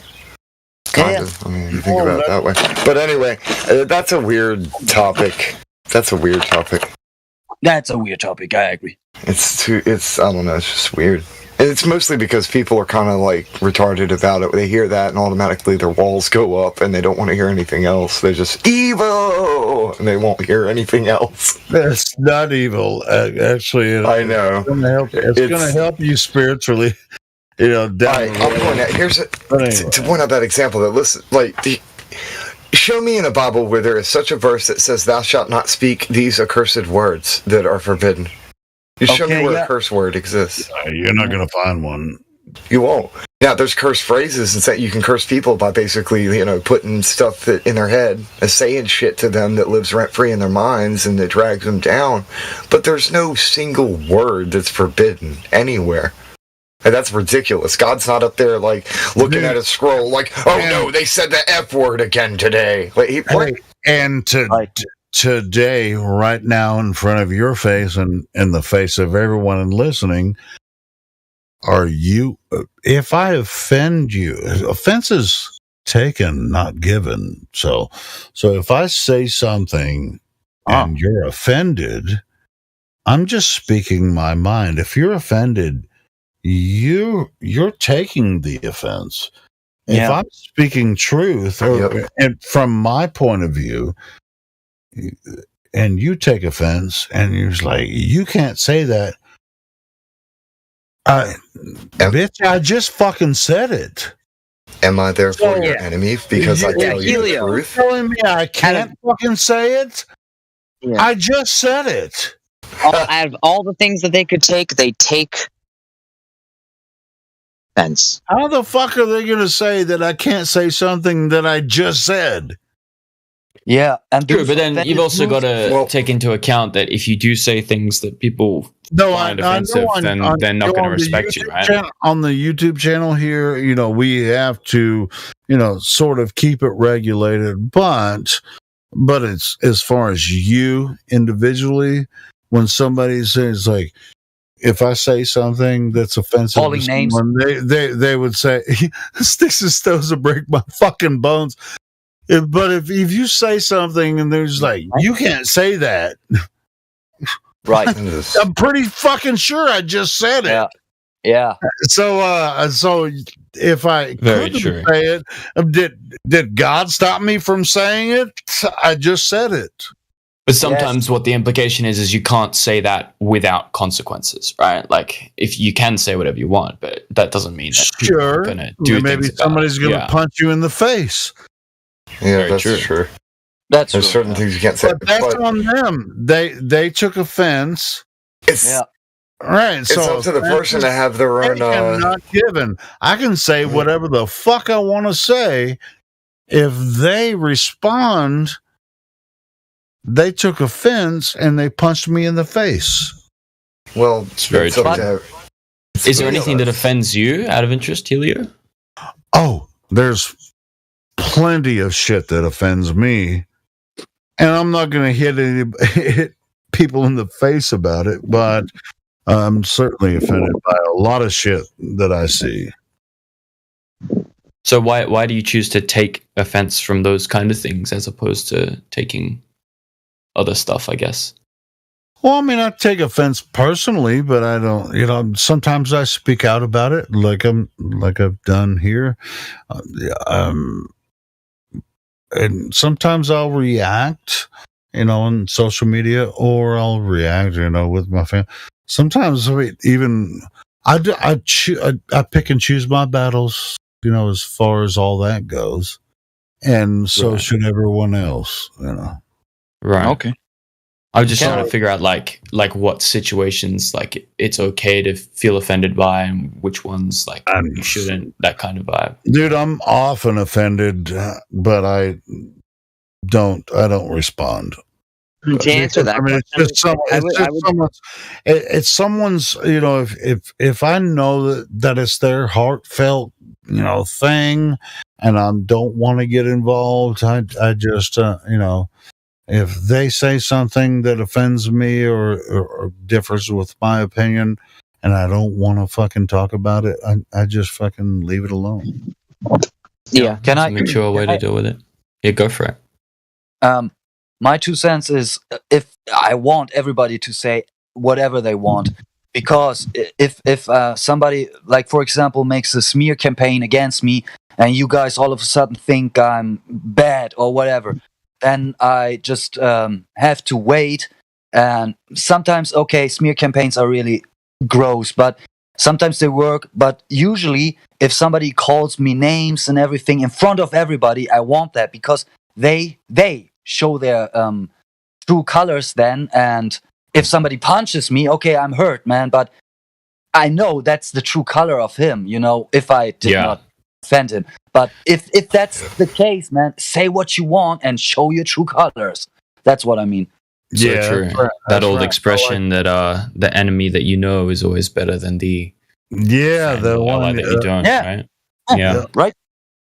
Very true. And I've always taken the opinion that like if you actually want to change someone's mind, you actually need to figure out where it is they're coming from to begin with. Otherwise, if you're not actually listening to them genuinely, you're not going to get anywhere.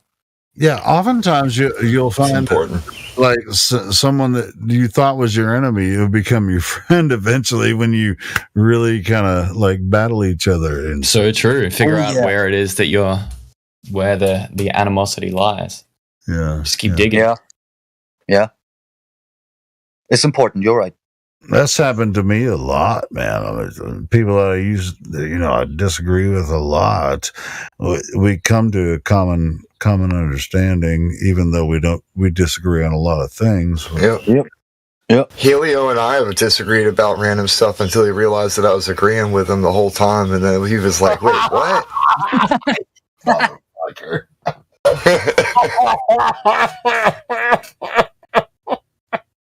You gotta love that. No, but I love you, man. That's a different fucking kind of relationship.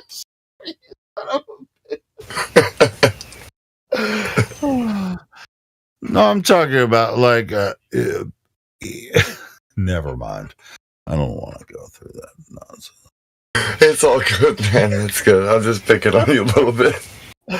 No, I fucking love it. It's just like, yeah, I get it.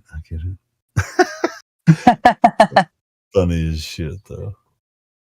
Dude, I've talked so much shit on here, so I've created enemies and friends and frenemies too. You know what that is? Yeah.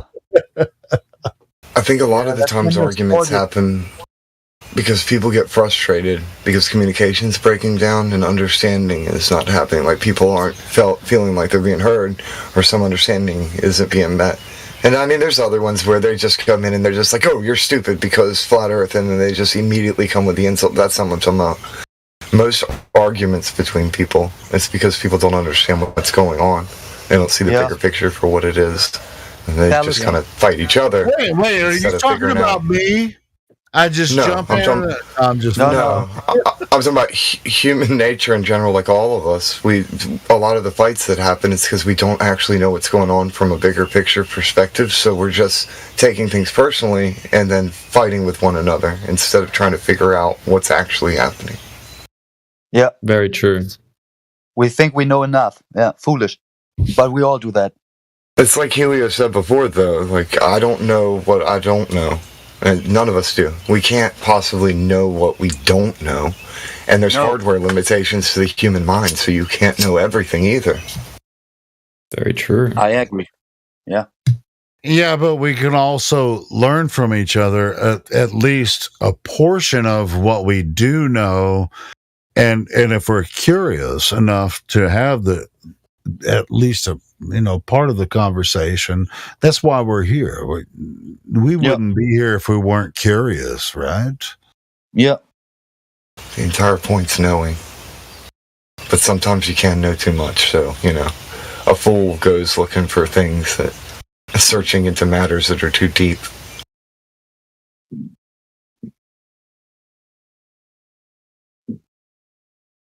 Anybody who knows what I'm talking about knows what I'm talking about. You can know too much, and some stuff you can't unsee. So don't go digging into places where there's info that you might not want to know. Yeah, that's why. I mean, there's so much that I don't say here. Yeah, I've already been there, so I'm not. But at the same time, but I want to introduce people to the topic that are here to that are curious. And that's what we're doing. I mean, all of us have different avenues that we delve into that are related to the flat Earth topic or creation, or I don't even know why you would even come in here if you're not talking about flat Earth or creation, but or at least I come here to figure out the kind of types of people that rock up. I find it very interesting to just meet different people and figure out, their stories and stuff. Sure, and you're meeting people, but you're also finding you're finding out how different perspectives. Yeah, different perspectives. You're meeting new people. You're finding some information about yourself and how you relate to other people that have a similar attitude or a similar idea, or maybe an oppositional idea. Maybe you'll come in here and say, "Oh, well, I know the Earth is a globe," which that happens a lot. Somebody, I know the Earth is a globe because so and so. And then we'll have a discussion, about the flat Earth versus globe Earth for. So one could say that you like to collect worldviews, then. Certainly, yeah. I think it's very valuable in figuring out where your own personal worldview falls short and where it can't cover certain things. But I also find that depending on where you kind of start from, I suppose, really defines where you end up, if that makes sense. Like depending on what you take to be true as an assumption to begin with, really constrains what it is you can end up with. You know what I mean? That's part of it, but also what direction you head from there. Also true. Definitely. Can we say fallacies are wrong assumptions? True. Yeah, I'm learning English because I think fallacy and I know what it means, but it's kind of like, to me, like somebody who assumes something that is legitimately kind of wrong. Like 1 and 1 is 11. Just because there's 2 1s, it does not mean it's 11. But a kid would say it's 11. It's a fallacy, but also wrong. Eddie, good catch, bro.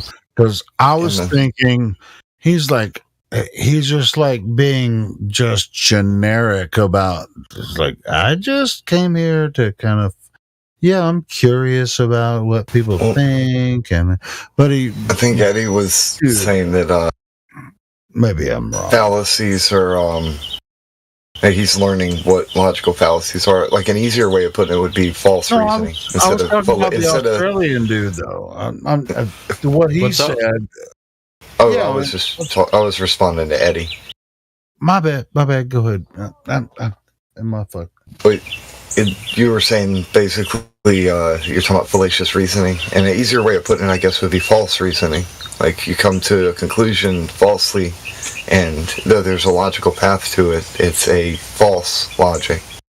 Yeah, so that's what a logical fallacy is false logic. It ends up leading down the wrong path. Even though you're using logic to try and get there, it ends up going in the wrong way.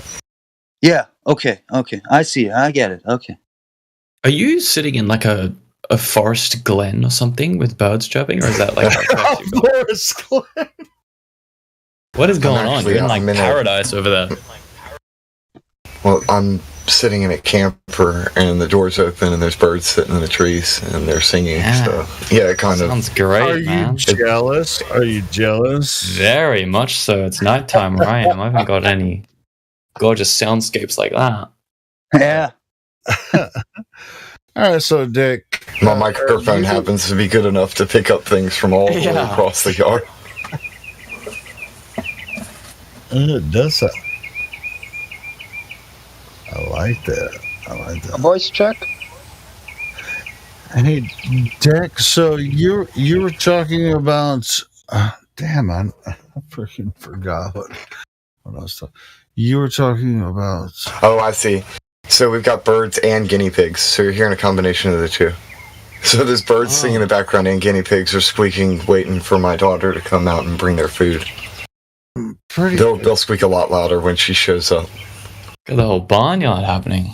Nice. What were you saying? Sorry, Helio? Hey, go ahead, Helio. Sorry.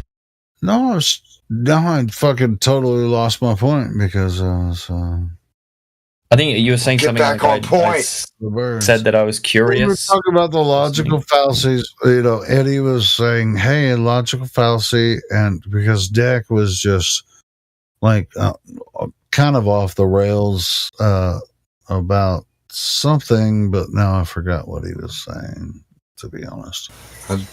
Well, I was just saying I find it valuable to listen to people and see where they're coming from and their worldview. I find it valuable to understand. So is the worldview your is that your interest, or just to analyze people and their worldviews, or is it something you're solidly interested in? Are you new to the flat Earth topic, or is this something that you've? No, I've been here a few times. I've had various conversations. Some have been more constructive than others, I think. Okay, cool. Now I see you have the Globe Earther role. Now I know that's. Do I? You already caught the energy. That's why. Anyway. Oh, I see. Yeah. No. I keep it very. But I'm not going to treat you any different. Whatever. But I wasn't paying attention until you started talking necessarily. But gotcha. No. I come here I'm just interested in how people kind of end up thinking things the way they do. Like just interested in how other people get into it and stuff like that. But I try to keep it as diplomatic as possible and civil. I don't come in here calling people idiots or anything. No, sure, and we don't either. We're actually more civilized than a lot of the other servers. When it comes to. Yeah. Sometimes I say some things, and then it kind of a few people like get offended, I suppose you would say, and then kind of start derailing it, which doesn't end up always going so well. But you've been very, very receptive. Isn't it weird that morning, y'all. Something that hey Elijah, how's it going, man? Good, bro. As a matter of fact, I actually wish I hadn't looked at your rolls because I wanted to say something or get the surprise. I was just like, But anyway. We have a lot of Aussies here. You're not. Is that Elijah? Elijah, you're not coming in too clear, so it's difficult for them to hear what you're saying. It'll be impossible. Yeah. If I could just get a fucking can you guys? Well, I know my. Hold on 1 second. But you were gonna. It sounds like you're a long way away from your microphone. It's like really, really quiet. Yeah, there's nothing I can do about that. But you can go ahead. I was telling the other guy to go. A voice check. Cool, Elijah, man. You get your mic sorted, man. You're good. I was telling the other guy to finish his thought. Oh, that sounds so much better. What the fuck? How did you do that? Helio, every fucking day, you understand that what happens. I do this when y'all cry that y'all can't hear, and I don't want to do this, but it is what it is. So the other guy can finish his statement. You sound mad, bro. Do you know me? No, I don't. Okay, so what concern is how I'm feeling to you? Oh, I don't want you to get unnecessarily stressed out. No, I mean, you don't know me and Helio's relationship, so it's kind of not at all. Something, right? You mad at me? You mad at me, Eli? Man, I ain't trying. The other guy, I mean, does anybody like repeating themselves? It can get. This is the third time I'm going to say that the other guy can finish his thought, and I wasn't talking to you, sir, or Helio. The other guy was that I was saying good morning to. He was going to say something when I said good morning, so I was just saying, continue your thought.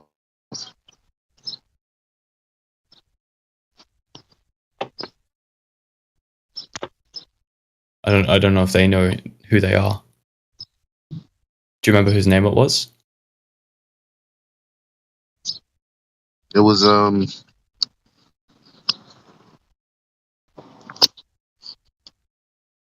Ethagris? No. No, I'm bugging out. I was just trying to transition you into the conversation, bro. You were gonna say something and then I said good morning. I forgot. Everybody said too much now, and I'm trying to keep track with what y'all are saying. I threw my thoughts away. But anyway. Alright, so Deck. Yo. You said you came here to understand why people think what they think? Yeah, I'm interested in how people kind of end up at the conclusions that they've come to. Okay, so what do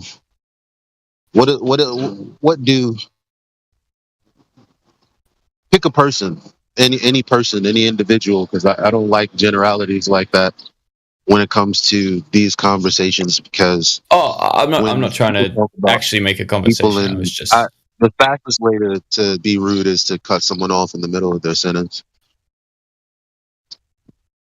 You don't think I'm upset for saying that to you, right? No.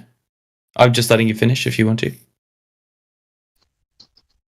Yeah, so pick a person, any person, and then tell me what they think and why they think it.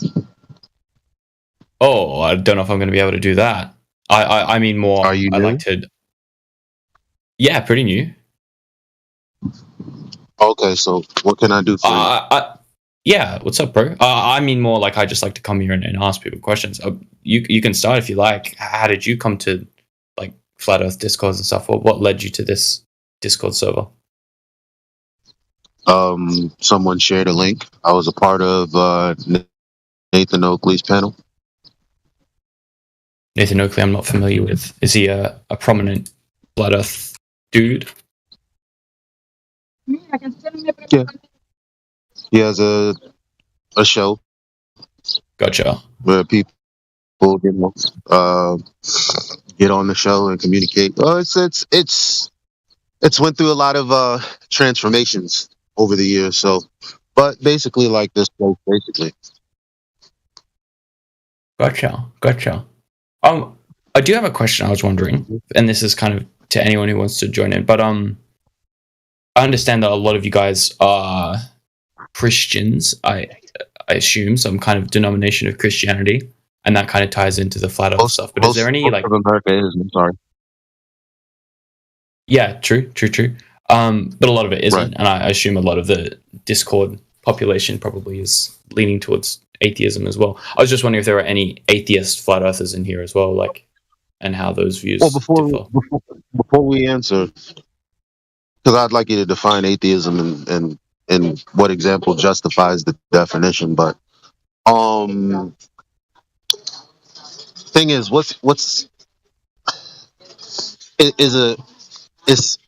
is an object something that we can talk psychology about, or is it something more objective? Is an object? Sorry, I don't understand the question. Is an object like a chair, yeah, or a ball, or a table, something that we can speak psychology about, or can we talk dimensions? Are measurements and dimensions something definitive and objective? Both can be talked about. They're relevant to different contexts, I suppose. But you could talk about it psychologically or dimensionally if you wanted to. All right, so I'm looking at a chair right now. Give me an give me an example of how we can speak about that psychologically. I guess if you're seeing a chair, then your mind has given you the impression that you're looking at a chair, but obviously maybe you're hallucinating it. You know, I don't know your mental state, but that's maybe how you could tie it in, I suppose. Unless you can touch it and sit in it, right? Yeah, that's true. And measure it. So at that point, you probably need someone else to check, like, against your own, because maybe, you know, you might have biases or something like that. But yeah, somebody's sitting in a chair. I know for a fact that in 33 years of living, I've never had to question if someone was sitting in a chair. I was staring at them sitting in a chair. I don't really know anybody that's had that experience either, that they were hallucinating a chair or someone sitting in it. Right. I mean, you know, there are measure, like, and we can say we can know things about the chair, right? Yeah, definitely. So I think since the Earth is an object, and since there's the claim on the table, no pun intended, about it being a sphere, that's a definitive object. We have definitive dimensions for this object. So I don't think we need to talk about psychology or how people feel. We just need to talk about why people don't believe that it's not the shape or dimensions that are already presented. Isn't that a kind of psychological issue? Why people don't believe something? Well, it's not a psychological issue if people don't believe something because there's no direct evidence. It's just a lack of evidence. Sure, but like when we're talking about it in that way, we're kind of talking in psychological terms. Like someone hasn't got enough evidence to start believing it. Like that, those are kind of psychological concepts. Right. So the first thing to do would be would discuss that, because if there is evidence and then someone denies it, that would be psychologically interesting. But definitely, so far in this conversation, you nor I have denied anything. I'm just trying to prompt you to talk about definitive things, not just hypothetical, how someone would feel based on some lack of evidence or potential evidence or whatever. We can just discuss the evidence first and focus on the psychology later, right? Yeah, we can, if that's what you want to do. I mean, that's the only thing I can do for you, because I don't really, I mean, in order to understand where I'm coming from, you have to go over the information that I've gone over. Yeah, right? Definitely. So if you want to go over that information that led you to that conclusion, yeah, for sure, go for it. That'd be very interesting to me. So do you know that because of the set dimensions, there are consequences to that. The main consequence being the horizon being geometric.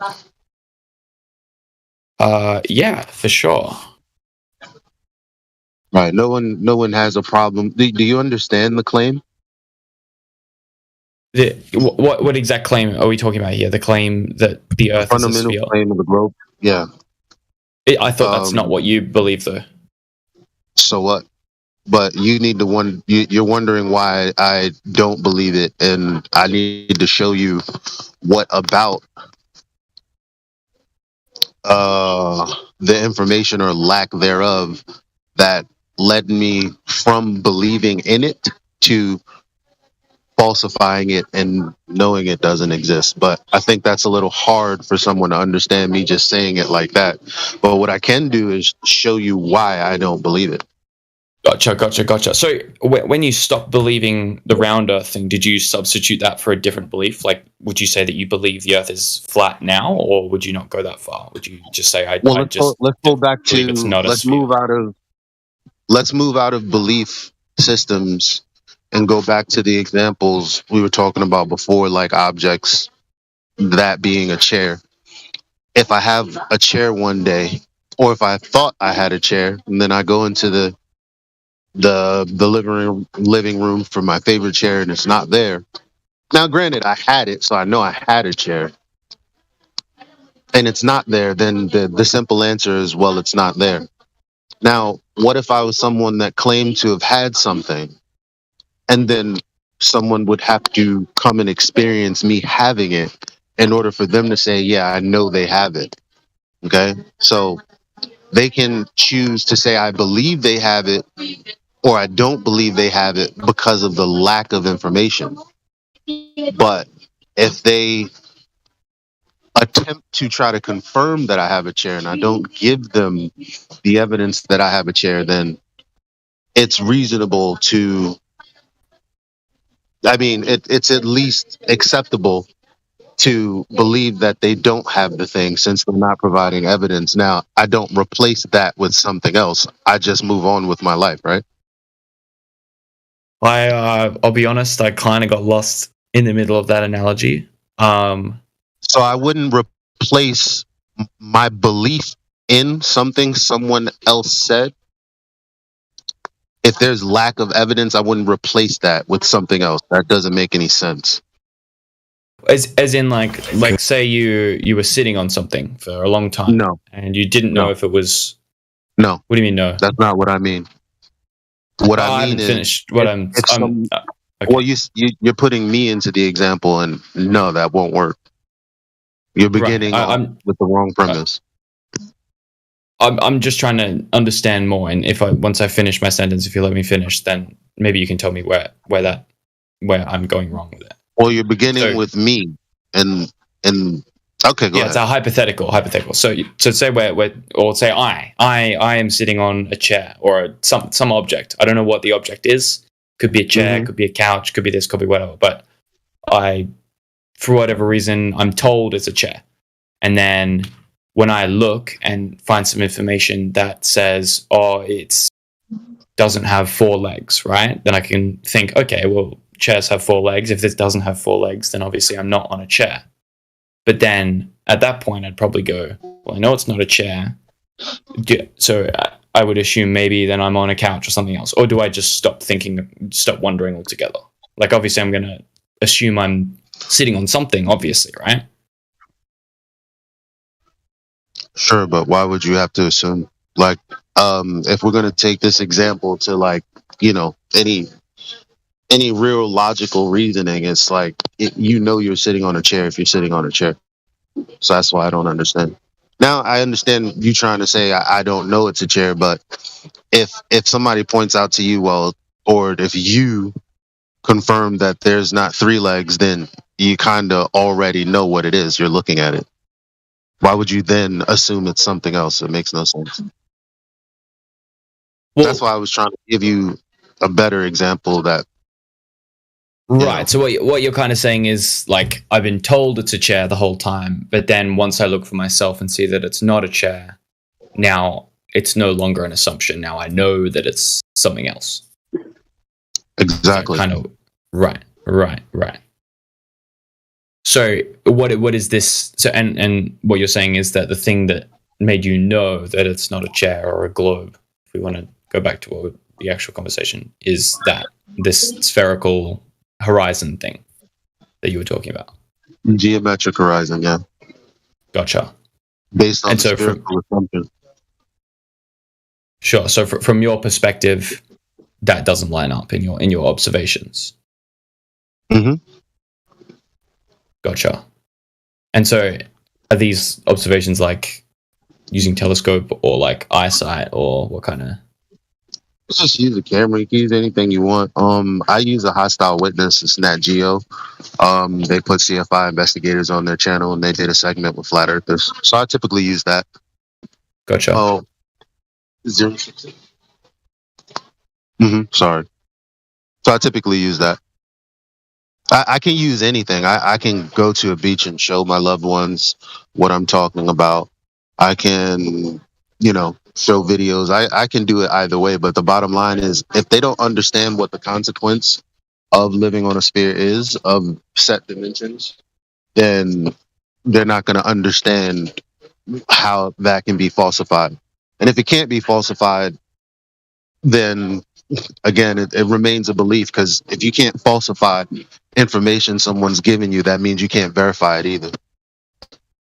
Yeah, that's true. So a different question then, Eli. So you've decided this isn't a sphere that we're living on the Earth. Do you have any opinions about, like, say, other planets, like, say, Mars or Jupiter or things? No. Like, are they? No opinions? No. I have Celestron binoculars that are meant for sky viewing. I see them. They're lovely. That's it. Okay. I got an eyeglass piece just like every other astronomer does. An eyeglass piece. Yeah, that's what they are, right? Yeah, I suppose. Like, what do you mean though? Like, when you look through a pair of binoculars or a camera or a telescope, what does it typically have at the end? A lens to focus the image, of course. So what didn't you understand there? Oh, I don't know. You just said it. I didn't know if you were going somewhere with it. You just kind of said, "No, that was it." I just okay. We Sorry, have. We all have the same thing. We have optical devices with different refractive properties that allow us to see better, or that allow us to see better. Yeah, that's it. Yeah. So when you have looked at planets and you've seen that they're looking spherical in nature, I suppose. Would you say that or no? Well, I would have to have some other frame of reference than my fixed one to tell that something is a sphere. For definite. Yeah, that's true. I can look at it and you can watch it round. It'd be retarded to say it's not. Looks round. Great. Definitely. So you under the assumption that the other planets are round? I'm not under any assumptions. I'm pretty sure I see what you see. Okay. So you know that the other planets are round. Do they look like squares to you? No, they don't. I think they're round. I'm just trying to ask if look to me like what they look like. Planet. So I don't know. I just say yes, but sure. So yes, because you believe the word you said planet circle, and I said they look round. Obviously, Hold on, sir. Don't worry about that. Doesn't matter. Yeah. So when you said spherical, I explained the problem with assuming that, but I can most definitely say it's circular, obviously. Right. So we'd obviously you can observe that planet for a while and notice that it's like the surface changes and it looks as if it's spinning, and it represents what looks like a sphere that has a set surface on it that is, or like rotating, I suppose. Well, that's you still making an assumption and trying to, based off of just observation from this reference frame, that it's spinning sphere. And again, I explained to you why from this vantage point. That, I mean, you're basically telling me it's an assumption based on, well, we can see that the surface changes. Yeah, sure. That's cyclical too. You know, it'll come around and you'll see the same pattern. I'm saying all of these things without the assumption. You're saying it with the assumption. There's nothing wrong with how it looks. I can say that just fine. But if I were to tell you it was spherical, there's no way for you to validate that any more than I. And I know that sounds, you know, like a bit of semantics and games, but actually that's the honest truth. Is that you wouldn't be able to tell me that you know it's spherical. You can only say it looks spherical. Well, you know the difference between knowing something and assuming something based off of, you know, evidence. Not evidence. Well, observation. Yeah, just looking at something, because we can just look at things and get that wrong. Right. Yeah, of course, through illusion or some other kind of thing. Yeah, for sure. Or just having one perspective of something doesn't necessarily give you the whole picture. Properties or whatever else it is. Definitely. So that's all I'm saying. But what's all of this have to do with whether the Earth's a globe or not? Well, it's just like that's the only thing that I'm really concerned with. I have no problems with the sky and what the sky looks like. What else do you like? If the Earth is not a sphere, then does that change anything for you as far as what you see in the sky? Yeah, I think definitely. Because like when I look in the sky and see planets and moons and things like that, I come from the perspective of, okay, well, these are spherical objects in the sky that are kind of held together by gravity, and that they are similar to the Earth in the sense of like the same forces are acting on them, and that's why they look similar and stuff like that. I'm just curious how one can look at like round objects in the sky and see that they have round natures, and you can see shadows reflect on them. They appear spherical. I think that's an okay thing to say. And yet the Earth is flat, seemingly in opposition to those things. Like, why would the Earth be different if these other objects appear spherical? Well, going back to the examples we were talking about earlier, the object that we live on, if it has certain dimensions, then there would be certain consequences. So I wouldn't have to look at something else and then reason, well, why wouldn't the Earth be that? That's ridiculous. Okay, Second of all, okay. Sorry, I'll let you continue. Oh. Second of all, I just lost my train of thought. Go ahead. Okay, well, if I can, jump on that first point. Like, I feel like it's not unfair to like think, you know, if I'm what's that? You remembered? Yeah. Okay, go for it. I mean, so yeah, we would just conclude that the Earth is a sphere if we can conclude that based on the direct evidence on the sphere because of the consequences of the geometry given. Like, I wouldn't need to do anything else. So when I asked you if the Earth was flat, would that change your idea of what the sky was? You said, yeah. So the question really is, well, can we validate that it's a sphere? First thing I told you was, no, it's falsified. But you didn't want to look into that. You want to suppose that what we see in the sky is spherical. Fine. That's fine. But then you ask, well, what would make me deny that the Earth is the same thing? But I already told you why.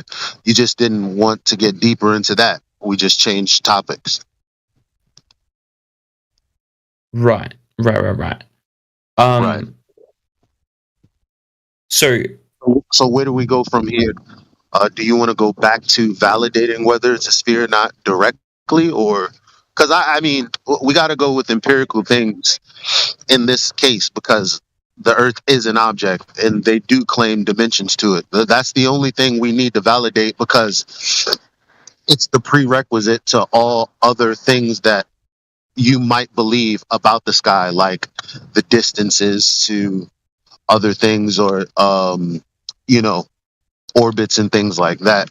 I did also want to mention that, by the way, you do know that according to academia, gravity is not a force, right? But you thought of it as a force when you were explaining how things are held together. Sure, yeah, there is no kind of quantum particle that mediates the gravity force, and that, yeah, there's no like graviton. I don't think they've found one. I don't know about a graviton, but I just mean mass attracting mass. That idea itself is not the currently held rhetoric in academia. Not since I don't think that's. I think it is that true. I mean, might want to look it up. I certainly will, because I was under. Does mass I mean, you don't have to look it up. I could give you citations and help you out. Yeah, please. Yeah. If you've got a citation for that, I'd love to look into George Musa from Scientific American. He's a publisher there. Gravity is not a force. And this quote was derived from somebody called Craig, I think, Fight the Flat Earth. He has a channel. Shout out to him, I guess. But the bottom line is they were arguing about whether or not gravity was a force, and so everybody understood the context and what was meant by gravity being a force. And George Musa straight up, well, after that, Craig got George Musa to have a conversation with him to debunk any flat earth notions that gravity is not a force. So he straight up point blank asked him, is gravity a force? And he's like, no, it's not, but you can think of it as a force. That's kind of a problem for me. Something's not something, but I can think of it as something. I can think of myself as married. That doesn't make me married. Yeah, definitely. But you can say like you can think of water as being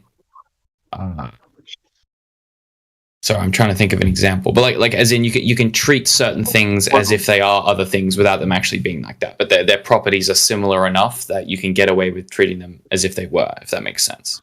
Property? You think gravity has properties? Certainly, yeah, for sure. Well, in order to know that, you'd have to be able to manipulate it, right? No, we can just observe its effects on things. No. That would be begging the question. How would observations be begging a question? Well, not just looking at stuff, but inferring that the thing that you're trying to prove is the reason that the effect of what you're seeing is what it is definitely begging the question. Okay. Maybe I'm not really following what you're saying. But not only that, what I'm basically saying is there is no scientific evidence for gravity. And Einstein's theory of gravity is just math. So that's not scientific evidence either.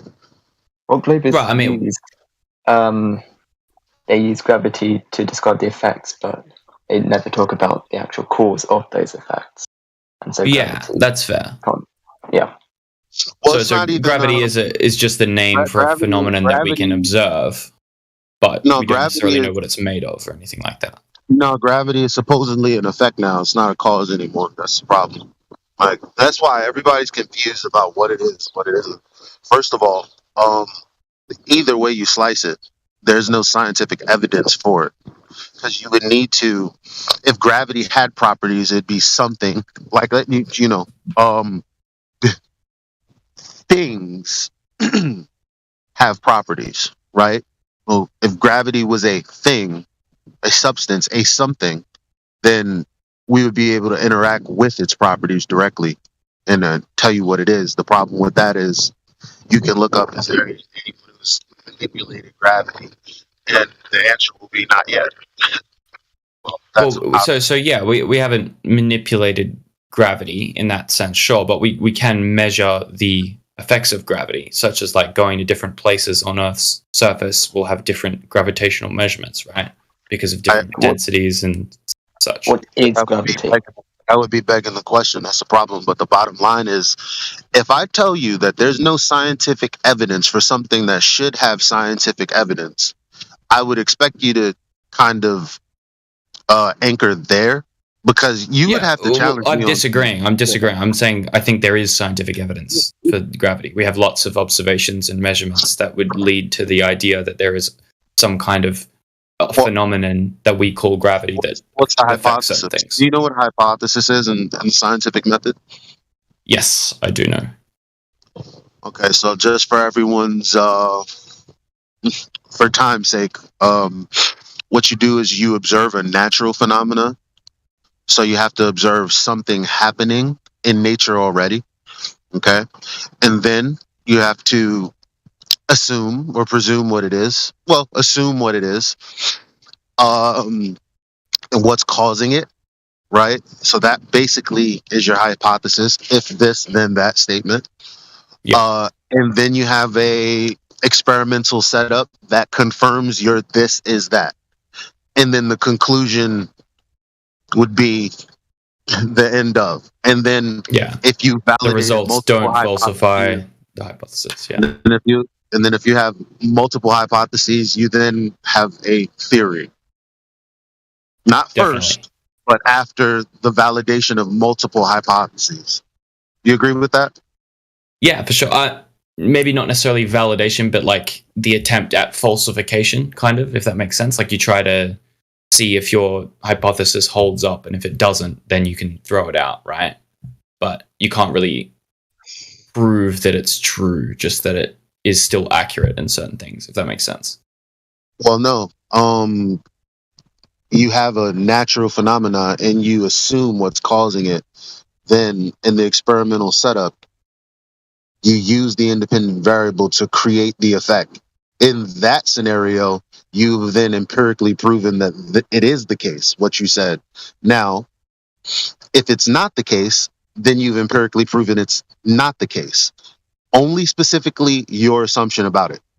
Your statement about said thing is either correct or incorrect. There's no in the middle. Yeah. So when we're talking about scientific theories, the point is that they're able to predict natural phenomena that you can observe, right? So if you can apply your scientific theory to something, yeah, that's how it works. So if you observe something, then you're... Well, why don't you go ahead and drop a citation for that? Because I don't see where prediction's very important. So it's like your theory doesn't mean anything if when you go into the real world and go, okay, well, according to my theory, I predict this will happen if this happens, right? If this, then that. So I predict if this, then that. That's a prediction. And if that prediction doesn't come true, then your theory is wrong, right? Well, it's not a theory. I just told you that a theory is something that is based on validated premises. You don't just have a theory. But then that theory that is comprised of various premises, if that theory doesn't hold up, then you have to chuck out that theory along with all of its premises, right? Well, it's not about chucking it out. It's not about chucking it out. Once you validate it, no, you don't revise a premise that has been proven true. You know what a premise is? Yeah, but proven true in very limited circumstances. But then if you find circumstances in which it is no longer holding up, is no longer working, then you have to revise your premise. It doesn't invalidate the previous premise, no. No, it doesn't. Because if heat causes water to boil, there's no other instance given the same variables and controls that won't be the case. So if you build on that, you may discover new things and you may build on a new premise that you can therefore validate. Then you would have two. But that second premise to be built on the first one, the second one would never invalidate the first premise. That doesn't make any sense. Yeah, I got you. Fair enough. Yeah. Great. Definitely. So that being said, what is the scientific evidence for gravity? So the evidence, right, is the premise that when things increase in mass, which is a measurable quantity, that they will increase in the attraction of other objects with mass. What's that? Is that a natural phenomenon observed? Certainly, yeah. So when we use telescopes to look at, say, celestial bodies that orbit around things with higher mass, or when we observe in like a scientific lab, when we take objects and measure the amount of attraction and stuff like that. Yeah. I have an issue. Observation. I have an issue already because when you talk about mass, you're talking about dimensions again, and that assumption, at least for the masses you're talking about, I can only at least go with it if the Earth is measured to be what it is. So, seeing as that premise hasn't been satisfied, we can't just go ahead and use that for explanatory power here in this conversation, because we haven't validated the premise that your argument is based on. So when you talk about masses doing this and masses doing that, first thing I said was there's no scientific evidence for mass attracting mass. So we can't just assume it. That would be begging the question. Yeah, well, so I'll read the definition of a hypothesis again. So a proposition made as a basis for reasoning without any assumption of its truth, right? So you're not actually assuming it's true, or if it's not, you're just... No, we just went over it, and that was... If you're making a prediction in the context that you gave it, we both agreed that you're looking at a phenomenon, a naturally occurring phenomenon.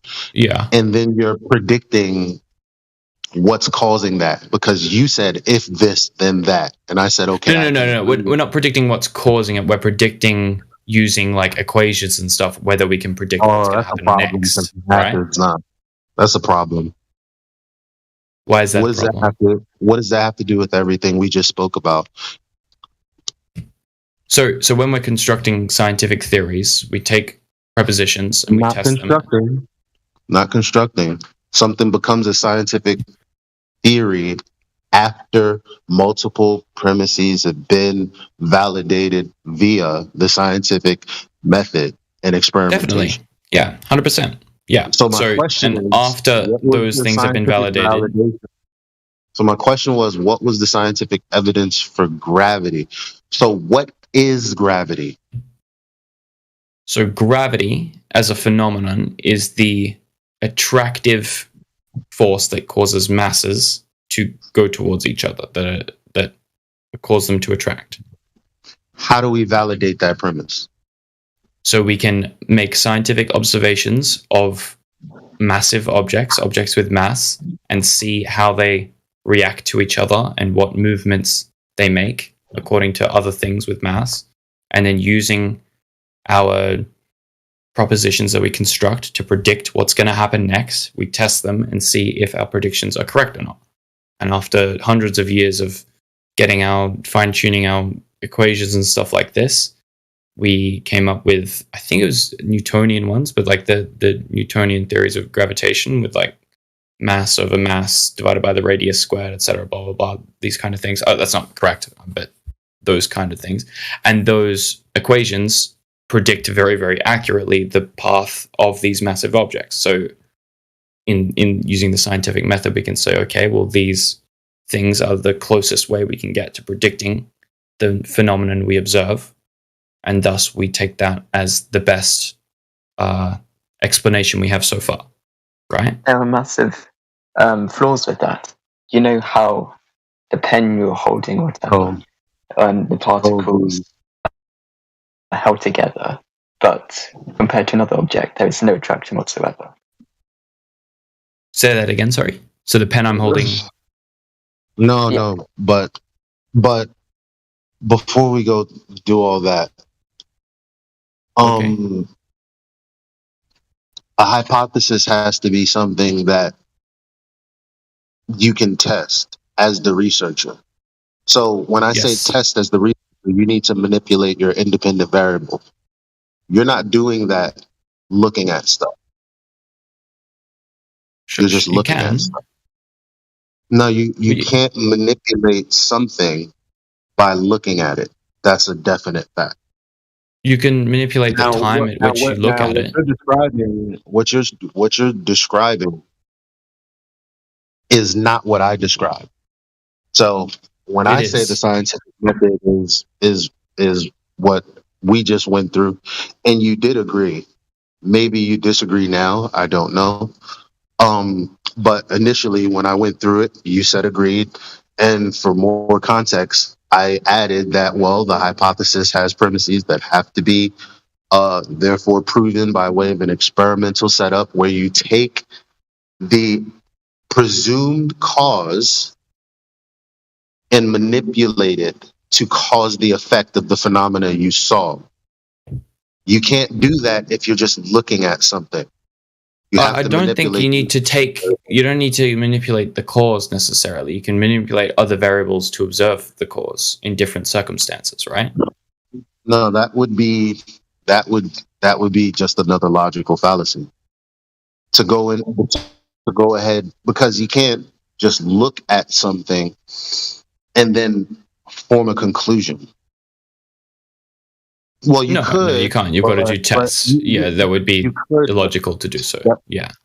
But when you say test, you're just talking about more observation. You're not talking about doing anything else. You're talking about... let's say a test where we're actually genuinely changing the amount of gravity in the situation, right? So when we went to the moon, I don't know if you believe we did or whatever, but... No. Okay, I'm not gonna... But, I mean, if we're gonna validate gravity, we can't obviously use a story to validate it, because I'm not going to gravity and I mean, I'm not going to the moon and then experiencing something different than what I'm experiencing on the Earth. So instead, how do you know that? You haven't been there. That's my point. Neither have you. So we can't. But some people have. We would. You don't know that because you don't know that the Earth is a sphere yet. But so you're saying that we can't make any assumptions. You could believe it. You could build premises off of I currently believe that I do. Validate. That's what I'm saying. But I'm trying to drag it from just believing premises to, well, when is the first prerequisite ever proven, which is the DNA. Ooh, you're kind of cutting out a little bit.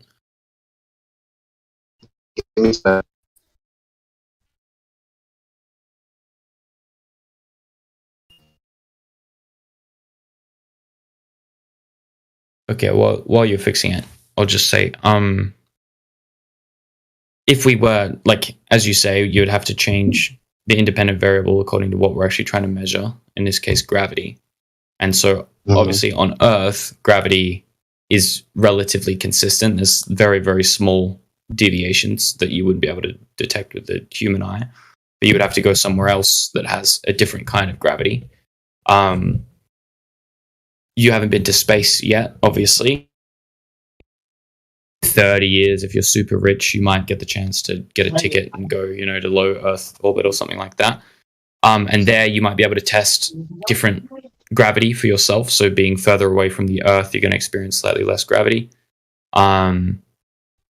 If you went to the moon, hypothetically, then we could do a test, and we have, video evidence, whether you want to believe that or not. But I choose to believe that the when we drop a object on the moon, it falls slower due to the fact that the gravity is different, all else being equal. So we're dropping the same mass, except the mass that is being dropped towards is different. On Earth, it's bigger. On the moon, it's smaller, and thus that attraction force is lower.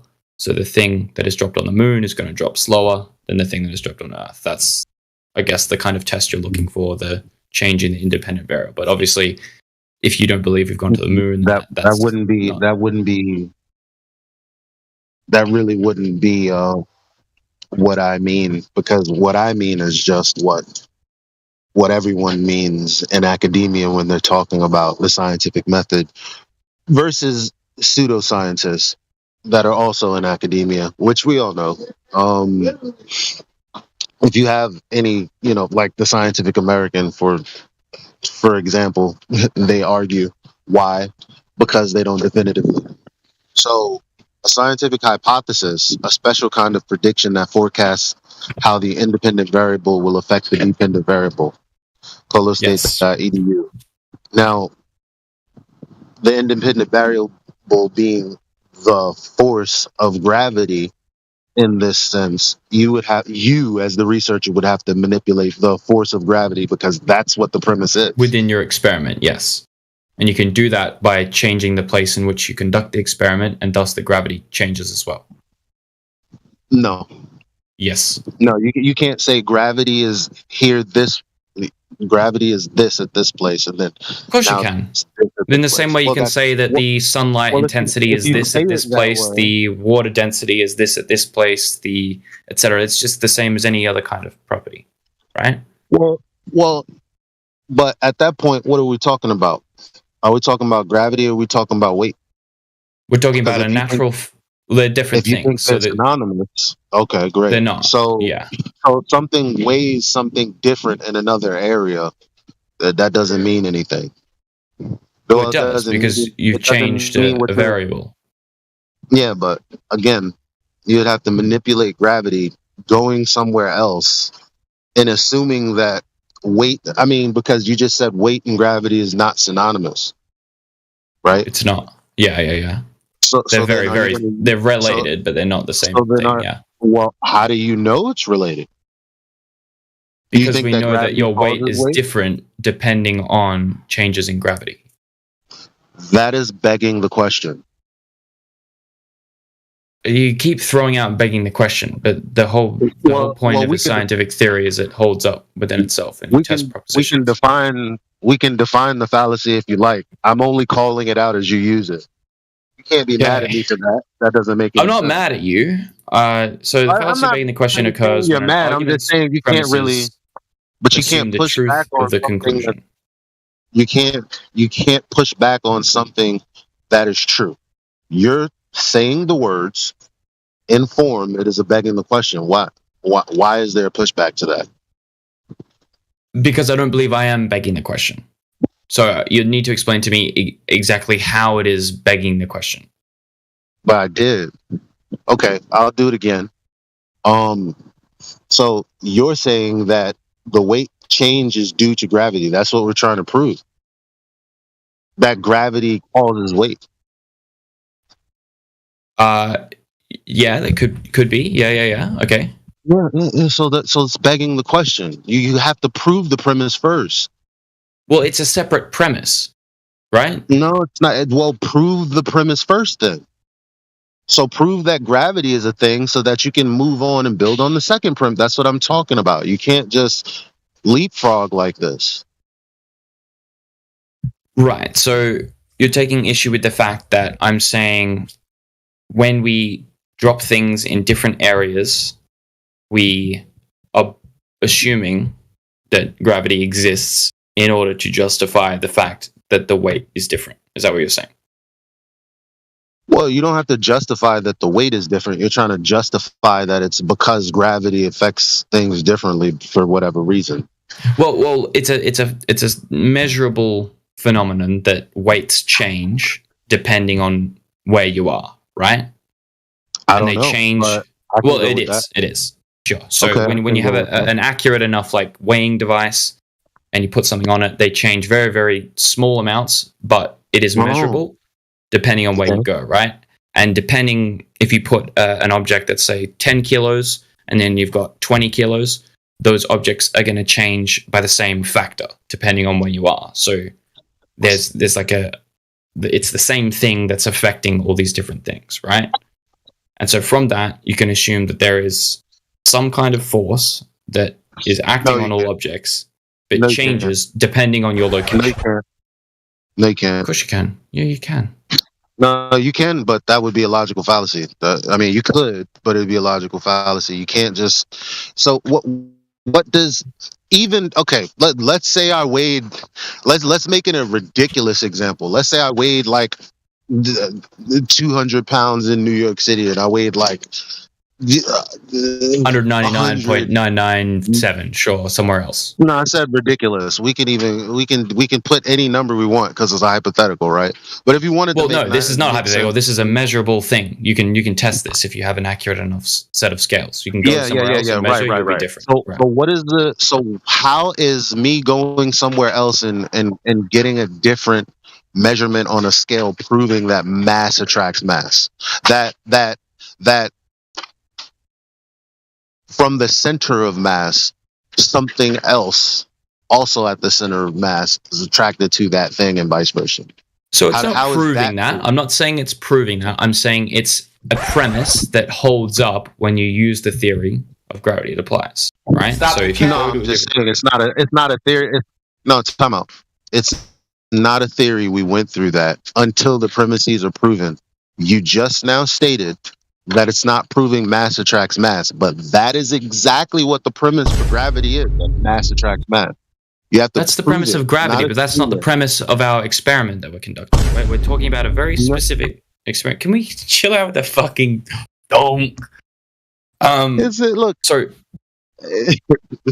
All right, talking about a premise. Chill out it's with very the not specific things, bro. It's kind of getting a little spicy. So to kind of back off of that, just give it a little bit. I'll let you guys whatever. I'm just saying we began this conversation with if it's a scientific hypothesis, then there's going to be a premise that is proven or disproven. Yes. So gravity being mass attracts mass, that has to be proven before you can say, well, weight is doing this because we know No, you can't do that. Let me give you a series of premises that you can verify, right? So we can say, I'm going to measure an object that I know I'm not changing. Its mass is staying the same. And I'm going to measure it here. And its weight says this. And I'm going to go somewhere different. And I'm going to measure its weight here. Define mass. Define mass. Define mass. Mass is the amount of... mass is a property of particles. And then certain atoms have different densities and are made up by different things. But... matter of fact, can you drop a citation of what? Good morning, everybody. Good morning, brother. Good morning. Can you drop a citation of the definition of mass so that we can all agree? I can find one somewhere. Let me try. And then read that out and go with it. Is Wikipedia good enough or no? Well, what's the source? Great question. Let me check. So we're discussing Newtonian gravity this morning? No, we're discussing, scientific evidence or lack thereof. Who's fucking going crazy on the record scratches? It's just irrelevant. Yeah, Newton's gravity is quite irrelevant in 2023. You're correct. Yes. Good one, dude. It is, but So I say Britannica.com. With you. So mass in physics is a quantitative measure of inertia, a fundamental property of all matter. It is in effect the resistance. So inertia is the resistance that a body of matter offers to a change in its speed or position upon the application of force. So like if I push something with a higher mass than another thing, the thing with smaller mass is going to move more than the thing with bigger mass. Therefore, the thing with bigger mass has more inertia. It tends to stay in its position more. So it requires more force to be able to move it from that position, if that makes sense. Right? 1 second.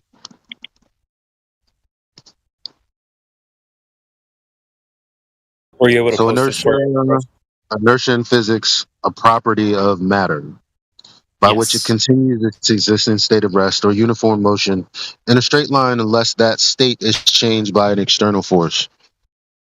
Doesn't sound like... Okay, so read that definition for mass again.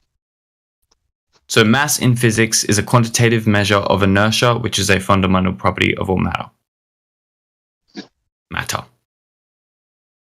A quantitative measure of inertia. Correct.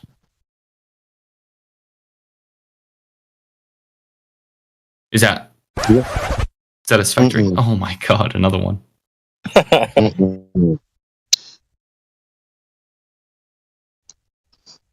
Why not? A quantitative measure of because we're talking about mass being matter, right?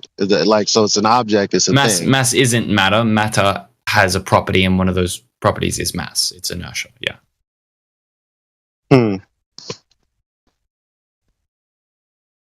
Where's the issue? Talk to me.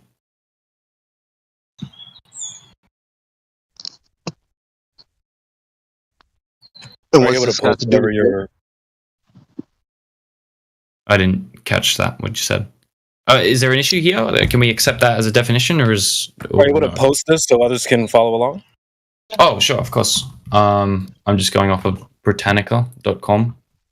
My issue is that we're discussing Newtonian gravity, which has been replaced by Einsteinian gravity, and so Newtonian gravity is way out of date. But if you want to continue to explain it, I'm not going to get in your way. I'm just a little bit confused.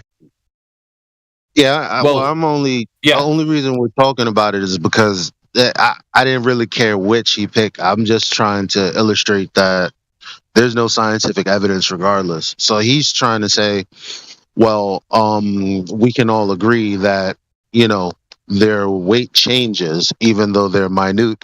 So my response was, well, how does that prove that mass attracts mass? He said, it doesn't. I said, well, the premise behind Newtonian physics is that mass attracts mass. So that's what we're supposed to be proving. And now we're here. So yeah, so that's the hypothesis. It's not being proven yet so far. Do you think Newton had a hypothesis that he tested? Of course, yeah. Okay, so how did he... hold on. I'm out. Hold on. Holding.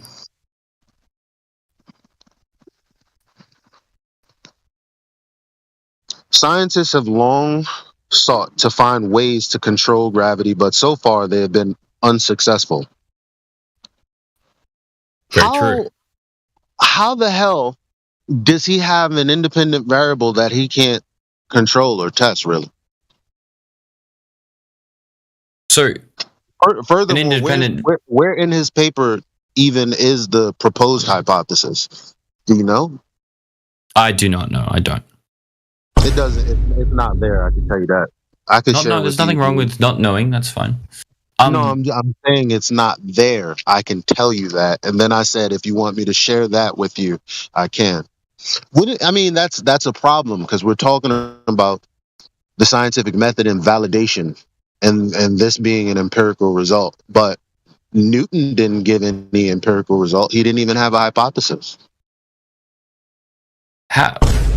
I mean, maybe. I haven't read Principia Mathematica and his integrals or his studies on gravity. I haven't read the initial manuscripts or anything like that, so I won't pretend I have. No, I'm informing you. I'm telling you I can share it with you, but it seems like you know where to look.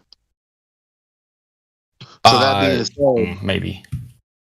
So that being said, it was replaced by 4D math. Yeah, space-time and such that Einstein thought up, his thinker, for sure. Mm-hmm. Yeah, all he did was thought experiments. We know for sure that those aren't testable hypotheses either. That's not true. We can measure we can particles. Think about but the thing is, back to mass attracting mass, which is like really the glue to all of this, right? No pun intended. Sure. There's no proof of that. Well, there's the very first thing I can look to is gases, because gases on the table of elements have weight, do they not? They have mass. They don't have weight, but yeah. They're two different things. So weight is gravity's effect on something's mass, but something has mass regardless of whatever gravity it happens to be. That's what was wrong with that definition. I mean, it's not really defined. You just included like 2-3 premises in one, and I'm trying to unpack it slowly. Okay, well, when you say things on the periodic table have weight, they don't. They have mass. That's what that number means. Their atomic mass. Yeah. Okay, so they're affected by gravity, right? Yes. Okay, presumably. great. So within our theory, so my problem with that is no, we know that gases aren't attracted to each other. Much less to the Earth. Well, they are attracted to each other depending on if they have different electrical charges and things like that. No, the gas is not attracted to other particles of gas. Same gas, different because gas, the masses involved in individual atoms of gas is too small. It's immeasurable. No, but you have the center of the Earth, the center of mass of the Earth pulling on everything all else. The gas in our atmosphere, for sure, yeah. Forget about all the gas. I don't see any gas attracted to the Earth. Gas just goes in random directions. What do you think you're breathing right now? Yeah, the gas that goes in random directions. Yeah, but it's staying. If it went in random directions, after enough time, all the gas would eventually just go away from the Earth, right? We'd run out of it, right? If it was an open system, we most definitely would. If there was no gravity, is what I'm saying. But there is gravity. Well, you would have to definitely prove that mass attracts mass. That's the whole problem here. That's begging the question. Well, we talk about that. Sure. Unless you don't think that begging the question in logic is a problem, because I definitely think it is. Yeah, it is. I just don't think that I am.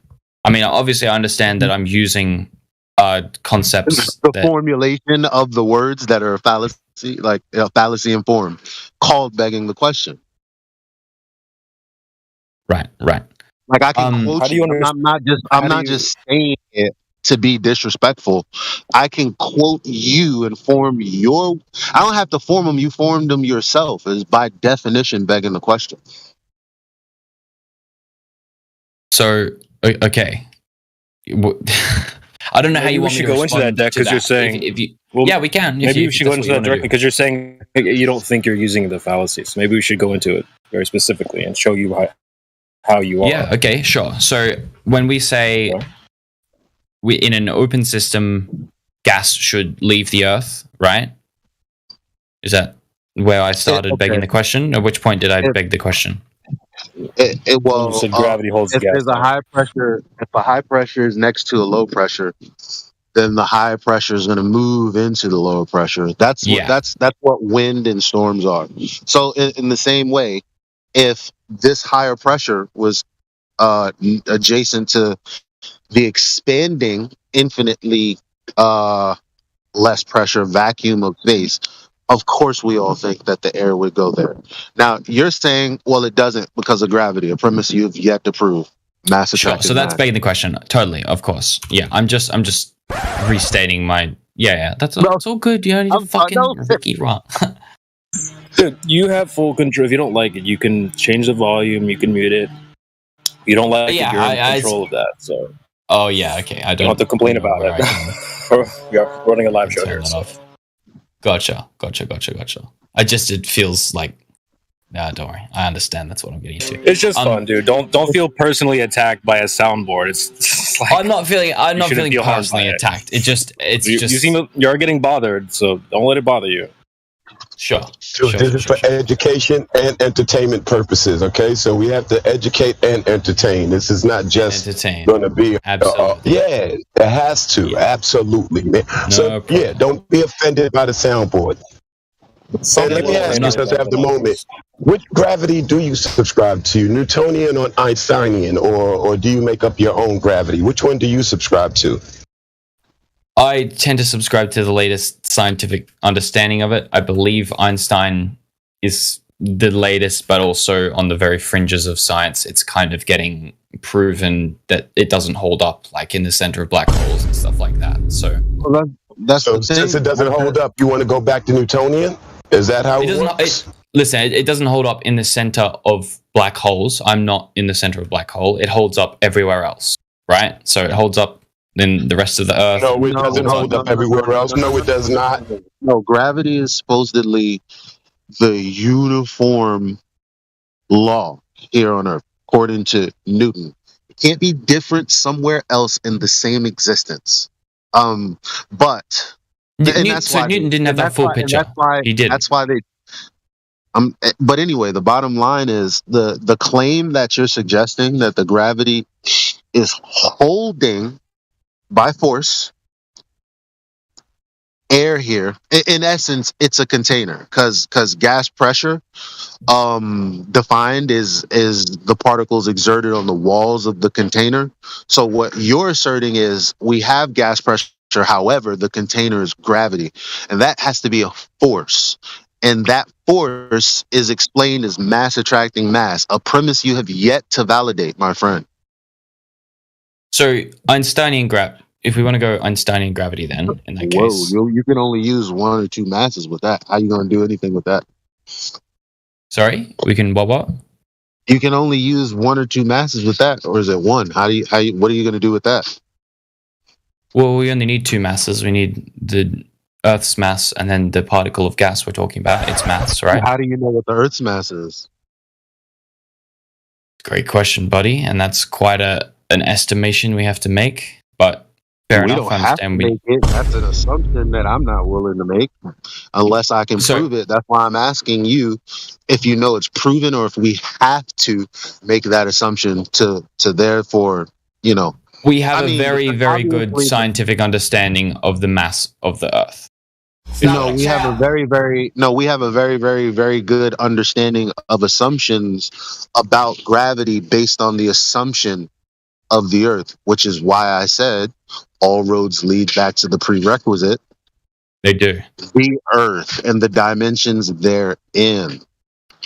So that's how this conversation started. What? Can I say one sentence? Go for it, man. There is no such thing like scientific understanding. You're using that second time. There's no such thing. Right. So I should be more specific. You need to use like scientific consensus. Is that okay? No. Consensus? Scientific experiment will be much better. Yeah, that's what I was saying. Experiment being an independent variable that you can manipulate and get an empirical result from, which we could not. Because if we could, since we were already talking about that would have happened by now, right? Yeah, it's obviously very, very difficult or impossible to do. So then, my friend, you already agreed that there is no scientific proof of what you're trying to explain right now by your agreement. You do understand that, right? There is no scientific proof. Yes, it depends on what level of scientific proof you want to call it, but if you don't subscribe to scientific theory, then yeah, sure. Sorry, guys, very quickly. Sorry. Something that follows a scientific method where you have very manipulated your presumed cause to see if it has an effect. Something that we can then falsify. Something physical that follows a scientific method. Because if it doesn't follow the scientific method, guess what it's called? That would be pseudoscience, wouldn't it? Definitely. That doesn't follow. Yeah, exactly. So we would want a scientific experiment that demonstrates your claim. Something where you vary and manipulate gravity. Something where you have an observed phenomena. And with gas pressure and gravity acting on it, you don't even have an observed phenomena because gravity is down and gas moves randomly and freely in all directions. So you most definitely can't start the science here because you don't have an observed phenomena, something happening. Do you understand that? Yeah, but I think you're making it feel something. Like, do you count the fact that like the higher you go in the atmosphere, the less dense it becomes? Is that an observed phenomena? That would be a gas pressure gradient, and you can only have a gas pressure gradient within a container, and then you add energy into the system. But that's delta X, gas pressure gradient. We're asking, how do you have gas pressure in the first place? Because you're going to need to have gas pressure in the first place to achieve a gas pressure gradient. And the only way to do that is to have the gas contained within a defined volume. If the gas isn't contained within a defined volume, there's no way to achieve gas pressure in the first place, and the gas will fuck off. That's not necessarily true. Like if you had, say, a bunch of... Then you'd have to demonstrate it to not be true. Yeah, so let me explain the experiment. You could have a bunch of charged gas particles, right? You could strip the electrons off of them so that they each have a positive charge. And then if you held an electromagnet on one side of an open container, and it was strong enough, those gas particles would move to the side that has the electromagnet, and they wouldn't come out the open end, right? Because there'd be enough force to contain them. That wouldn't be gravity. Also, that would be it would not be gravity. excuse me, and it will also be an induced situation that's not natural. And we had the entire conversation about the first step being observing a natural phenomena and then manipulating the independent variable, which would be the assumption of what's causing the phenomena you observe, somewhere in a lab, somewhere where you could actually control other variables so that they don't affect the thing that you're trying to prove is causing the effect. We already went down that road. So we can't say, well, if you supercharge gases unnaturally, then we would see certain effects, because that would be completely not equivalent to the scientific method. Gases being charged is a completely natural phenomenon that happens all the time. That's fine. But I merely bring it up as an example of gas particles that can exist in an open container. Time out. Usually, like when particles are imparted energy, like with the sun, you know what happens? Storms happen. I just told you high pressure moves to low pressure. But you're saying that it can hold gas in place. That's not something that you can validate. So what I'm saying is that what we observe, the natural phenomena of a lower density, like a pressure gradient, as you say, that exists here on Earth, we can measure that pressure gradient. We could explain that using, there's a closed container. We could say that. Or you could hypothesize, right, without saying it's true or whether it's false, but it could be true, right, that there is a force acting on all the particles sufficiently that stops them from escaping or exiting the container of the Earth, right? That's causing this pressure. Stop the cap! Hold on. So you said we could hypothesize. You then started to say a load of other things. But ultimately, in a hypothesis, you're going to have to observe something happening. Not assume that it is. Not assume that it is. So gas moves randomly and freely in all directions, and according to entropy, will disperse into lower pressure environments. You're saying, well, if we've got a force that stops that happening, where do you observe this in the physical natural world? Like I said earlier, you don't even have a phenomena to start the science with. I'm talking about the phenomenon. I'm talking about the pressure differential. That's the one I'm talking about. No, that's a gas pressure gradient. Yeah. Which you can sorry, I misspoke. Not a differential. Yeah, it's not in contention, though. I've already spoken about this. A gas pressure gradient. I've already spoken about this, and I've already told you. So that's why I'm speaking about it, because we're all agreeing that it exists. So you can't. It's not evidence. Hold on, CB. I've already explained to you that the only way that you can achieve a gas pressure gradient is first to achieve gas pressure. That will be within the container, and then impart energy, let's call it heat, into the system. We can also chuck some other gases in there as well, and guess what? They'll have a relationship to each other, and you'll have a gas pressure gradient. Brilliant. We're asking you how you stop gas from following natural law and dispersing into a much, much, much, much lower pressure environment whilst still achieving gas pressure. And that's what I'm explaining, is that if you hypothetically, within our hypothesis... Don't need an explanation. Want a demonstration. A demonstration. Point to me in the physical and natural world of phenomena happening. Of what exactly? Of gas not escaping into a low pressure zone? Gas not dispersing into lower pressure environments. Gas violating the second law of thermodynamics. Gas it doesn't do that. Hold on, I'm finished. Gas just going down like you say gravity does when you drop a ball, not randomly and freely in all directions. Which gas obviously does, because that's how gas is described, moving randomly and freely in all directions, not down as per your gravity. So how the hell have you got an observation of a phenomena? You don't. Tell me what happens when you get oxygen and you get carbon dioxide and you leave them in a sealed container. That's awesome. What you've got is a difference between two different gases, and one might be denser than the other one. and because of their relationship. How do you define density? Why are you jumping around the subject? Well, you're saying density. What does that mean to you? Because I haven't said density yet. You did. You just said they have different densities. In your argument, that was beside the point, which is a red herring. So you maybe say it's not what I'm talking about. It's not the argument at hand. I'm asking you how you have gas pressure without a container. And I'm saying you can have it if there's force acting on the gas. That is how you can have it. And you show it to us then in the physical and natural world. Not hypothetically in your imagination.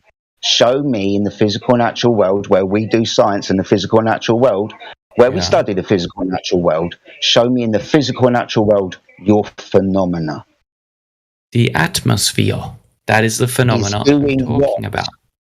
Is doing what? Is an example of gas that exists. You're begging the question again, right?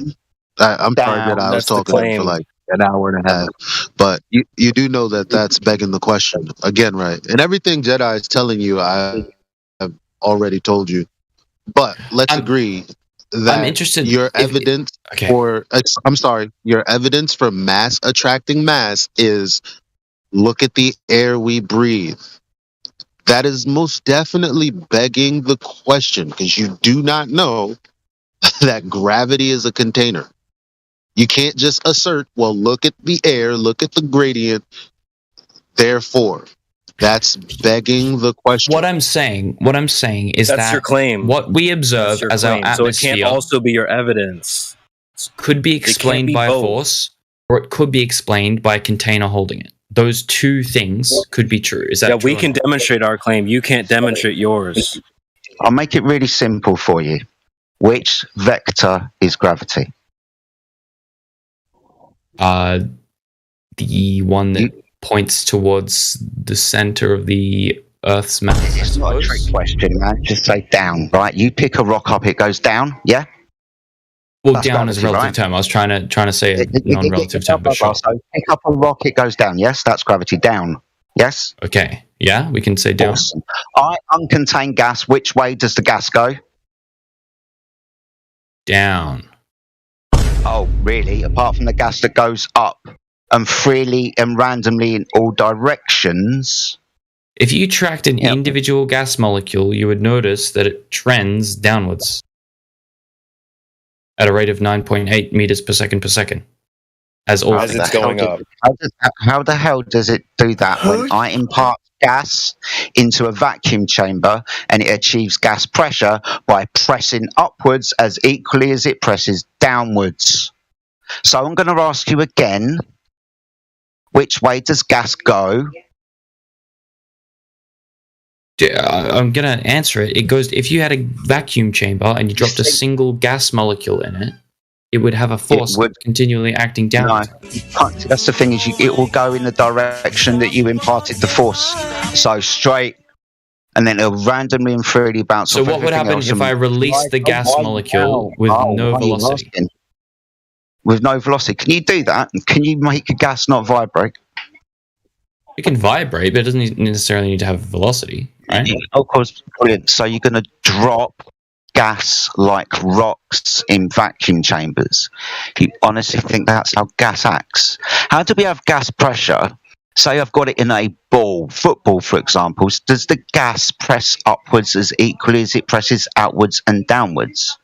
Because the gas is going randomly and freely, or a tire or any container. Any container. Definitely.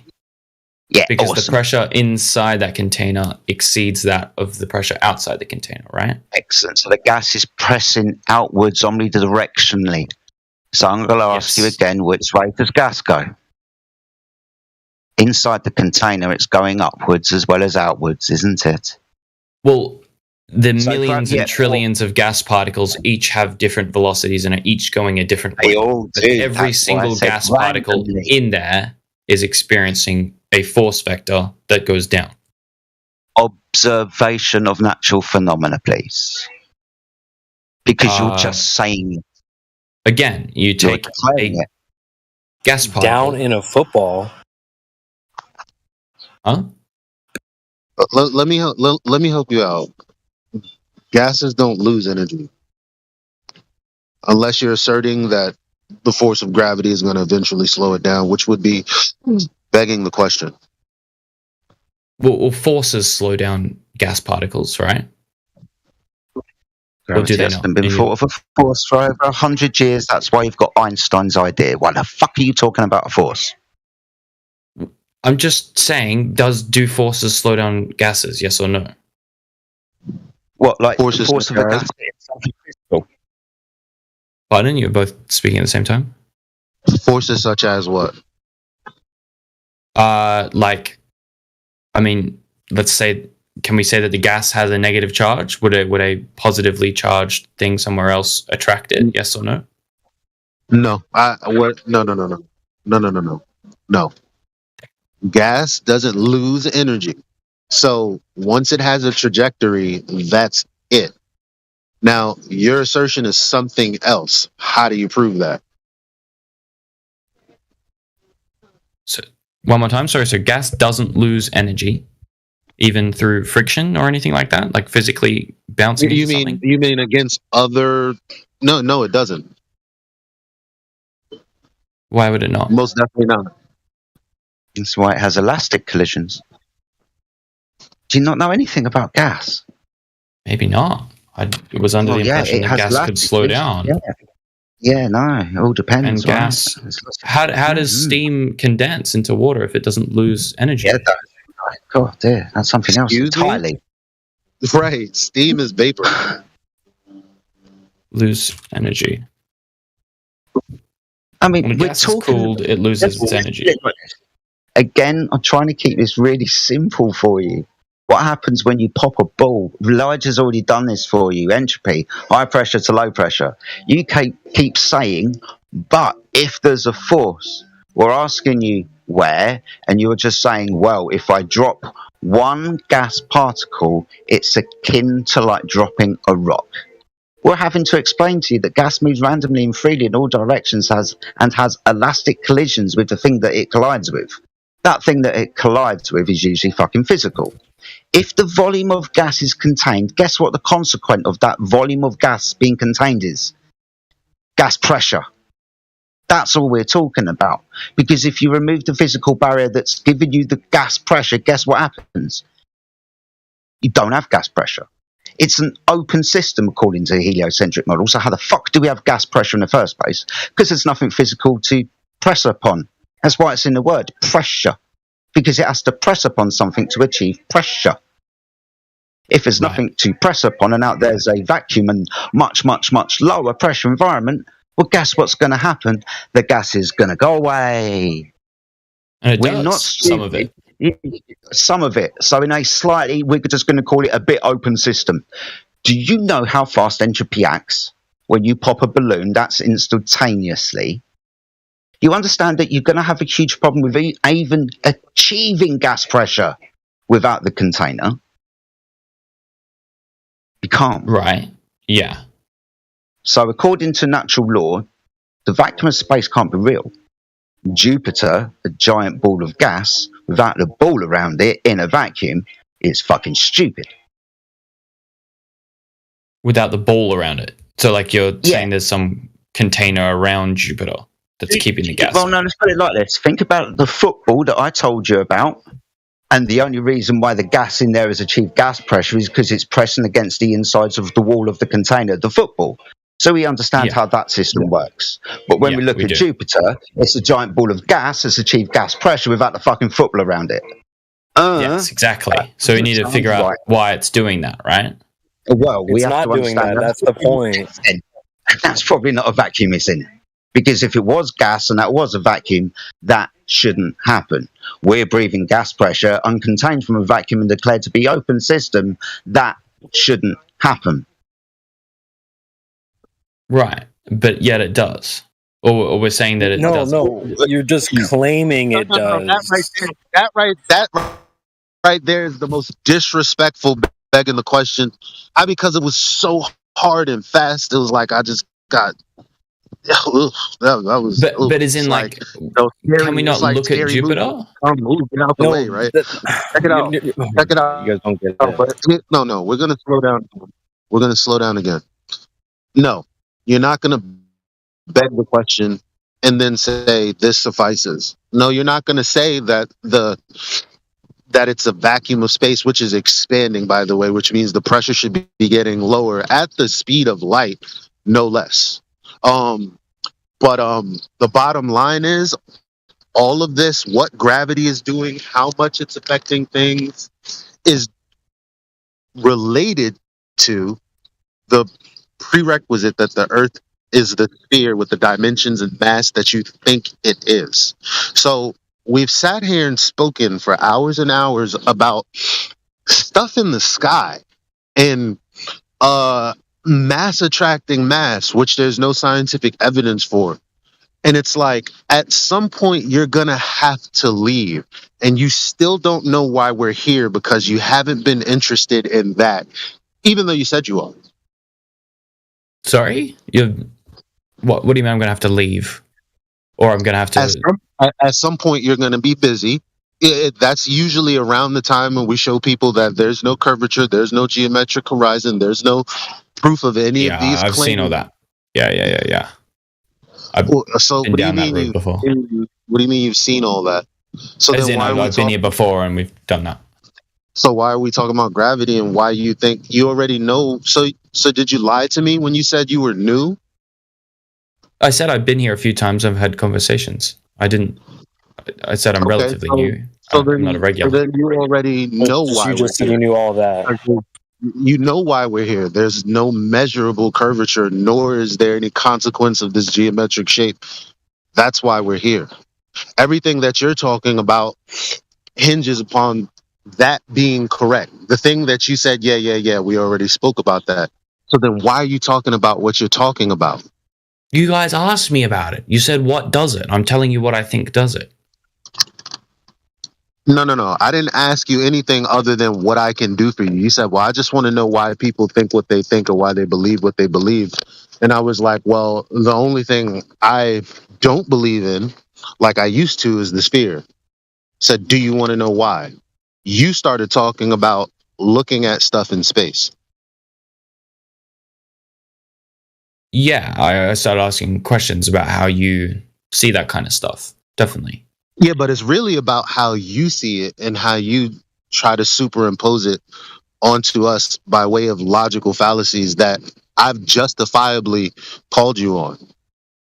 Which is so actually it's a very cool psychology class for us at this point.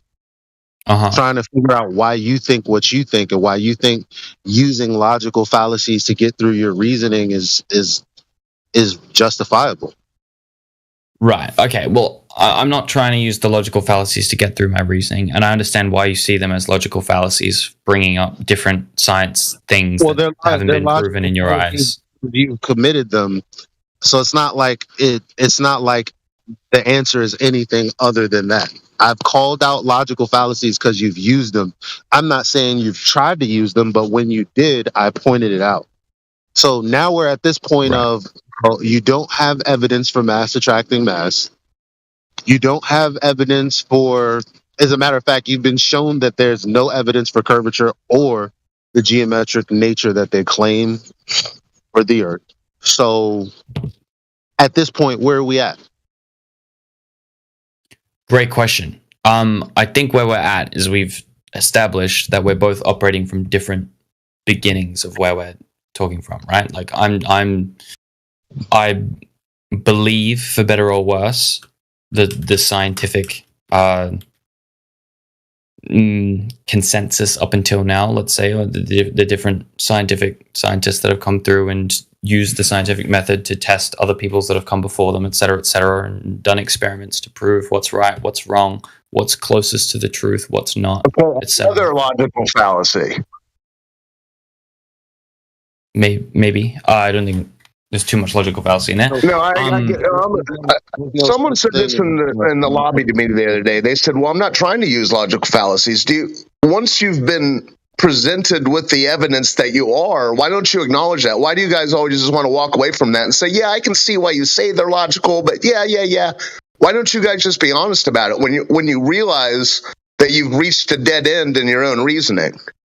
Yeah, because when we were talking, to add to that, when we were talking about what you look, first of all, what I think the scientific method is and what you think the scientific method is different.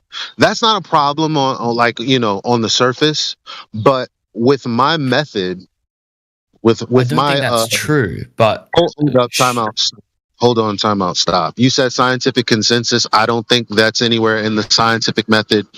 You said scientific research, whatever. None of that is in the scientific method. We went over the scientific method, which is why we've concluded that there's no scientific evidence for your assumption of mass attracting mass. So obviously, somewhere, and provably so, based on the conversation we just had, what your epistemology and what my epistemology is for scientific validation is different.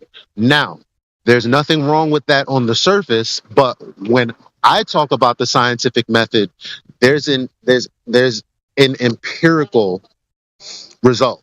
When you talk about it, you talk about, well, again, as you were talking about it, all I did was call out logical fallacies in your reasoning. If you could have called out a logical fallacy on me, I would welcome it because I need and ought not be thinking illogically. Certainly but not. I didn't. No. But I didn't commit any logical fallacies. You did.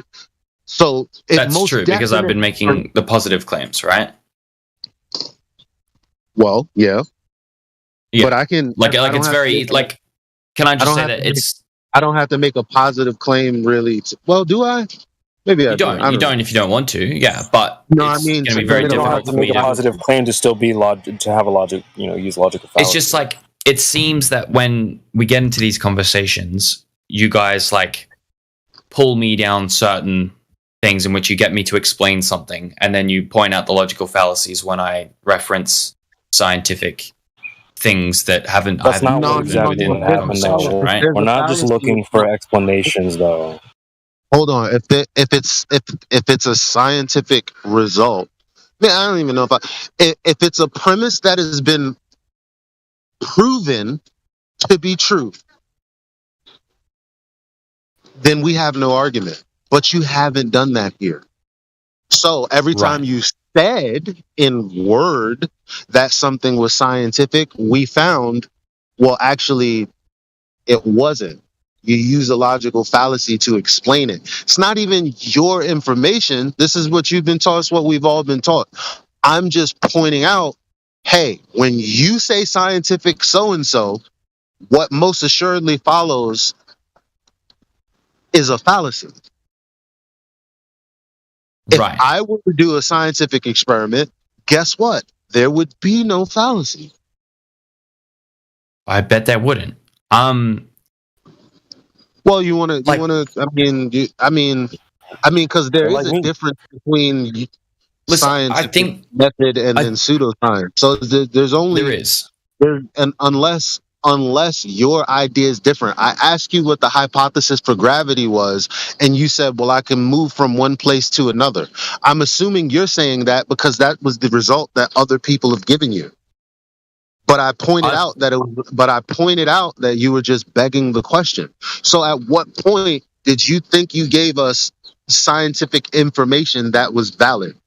Listen, I'm not trying to make any claims to truth. I'm just trying to explain what I know to be the scientific understanding. That is what people have used the scientific method for and tested for, and what theories have held up in that scenario.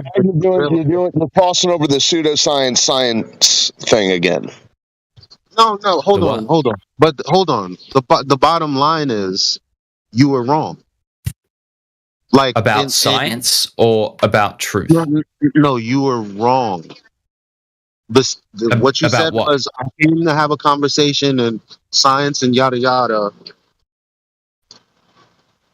1A? Thank you. Science and yada yada yada. And I'm like, okay, well, and Jedi also clarified this, or is that in order to have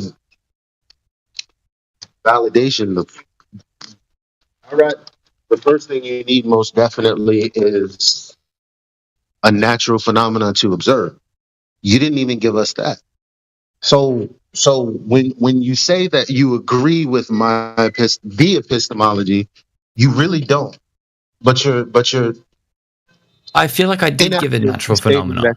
And tell me if I'm wrong, but is it not that your weight changes in different locations? Is that a natural phenomenon that you would accept or no?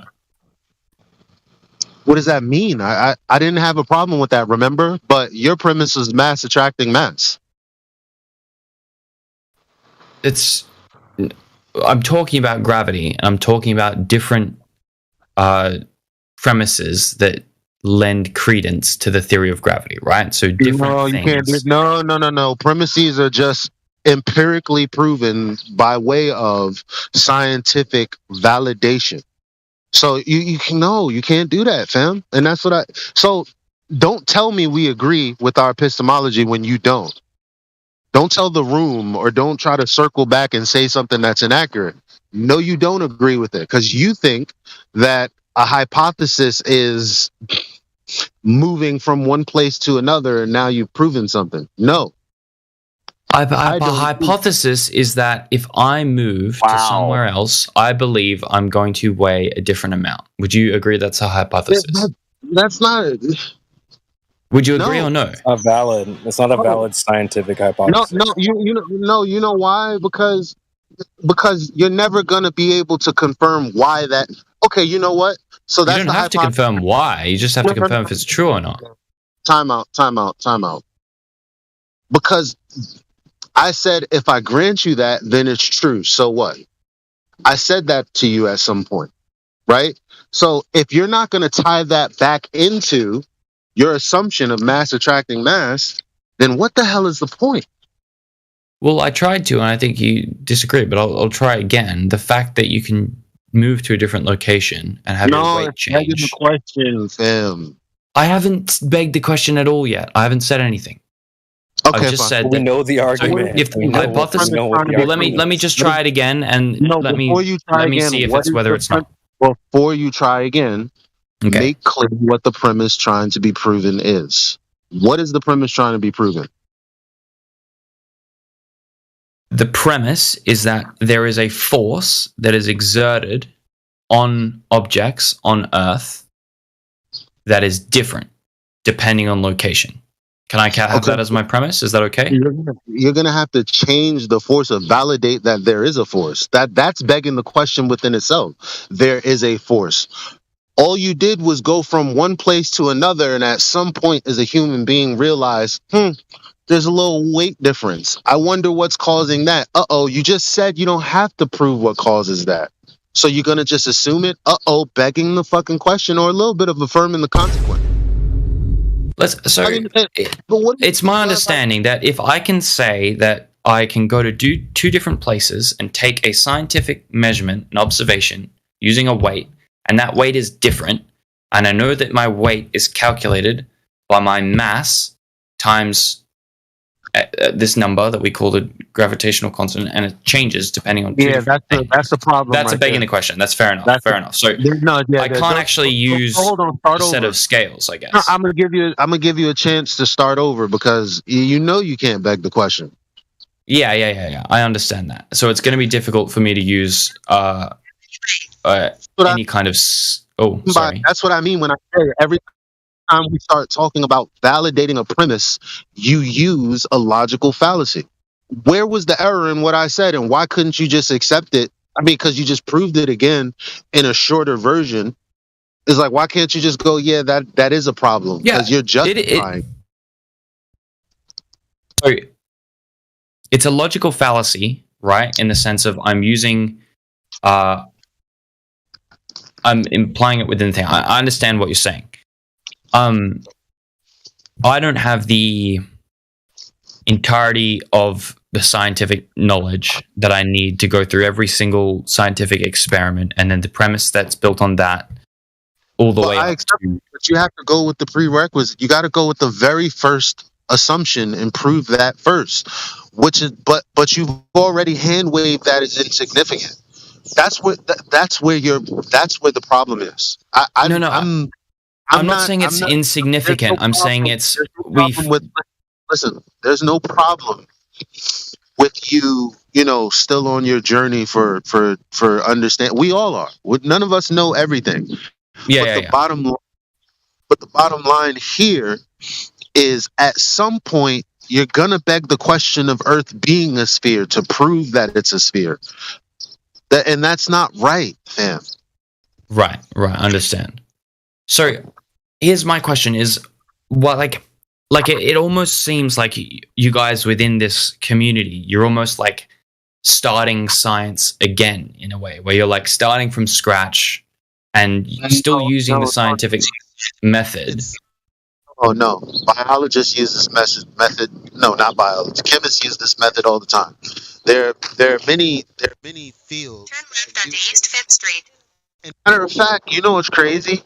You're talking about astronomy or astrophysics and science, and Michio Kaku, Creation Bear, go ahead and play him. Yep, coming right up.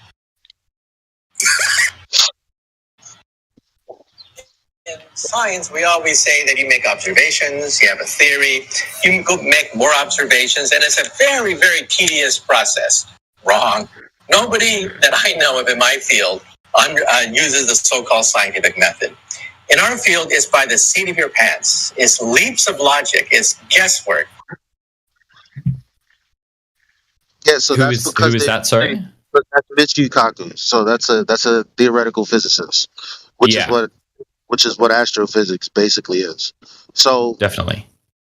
So I'm saying, well, if you don't use the scientific method, then if you're going to say that phenomena for a fact is X and it hasn't been validated, that's definitely pseudoscience. And that's not me saying it. That's not only this guy saying it, but that's just how it's defined. If you don't know something, then you're going to use circular logic to conclude something, or some other fallacy. So I just don't understand. Well, listen, I'm not an astrophysicist and I'm not a theoretical physicist, but there are people that exist that have dedicated their entire lives to studying that specific thing. Yeah, right. He just told you though that it has nothing to do with science. So when you say study, all they're doing is looking at stuff, seeing cyclical patterns, and then creating math around it. That's not proving any premises, man. Like what, like for you to say because of the mass of the Earth, and because of the mass of the sun, or the mass of this, or the mass of that, this is why we're seeing what that's fucking begging the question. You don't know what that stuff is. You don't know what the Earth is. Right, but you've got to understand that the people who have been looking. I do understand that this world isn't it's not what meets the eye. Like people's intentions is a matter of fact, even poor intentions itself is something that's more than meets the eye. We think truths are lies.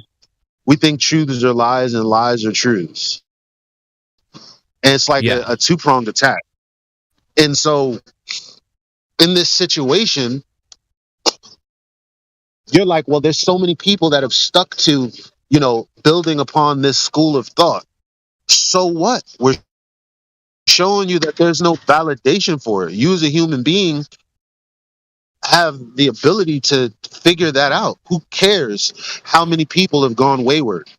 As a matter of fact, at least for 500 years, look. Let me explain something to you. You don't even have 500 years. You got about 100 years. That's when all of this belief in what the sky is, that's where it comes from. Edwin Hubble, Einstein, these are the pioneers for what we think When you tell me about the mass of the earth and what's going on in the universe, everything you're saying is only 100 years old. Now, the only thing older than that's pertinent to mention is the movement of the earth at all. That's only 500 years old. And 400 years what about later, movement of planets like years ago, Galileo and stuff? That's a little bit older than 100, I think? Yo, you saw them moving. We're talking about the earth moving. What's like, that? why are Sorry? we're talking about the earth moving. That's 500 years old. As in, like, heliocentrism versus geocentrism? Years old. Yeah. Is that what you're saying? The day that listen, don't put a label on it. That's just going to confuse your brain. It's not. Yeah, it is, because you're going to start asking a million different questions. No. I'm just trying to get a reference for what you're talking about. You don't need. You can listen to what I'm saying. You don't need anything other than 500 years ago, there were people that decided that the earth was moving. The end. Fast forward 400 years later, or 100 years ago, when they started mathematically constructing what people believe the universe to be, Edwin Hubble himself, Einstein himself, Hawking's himself. Yes. All of these people have admitted that their forefathers never gave any empirical evidence, which is what we're talking about now. No empirical evidence. So yes, as a human race, I'm sad to say that we've spent that long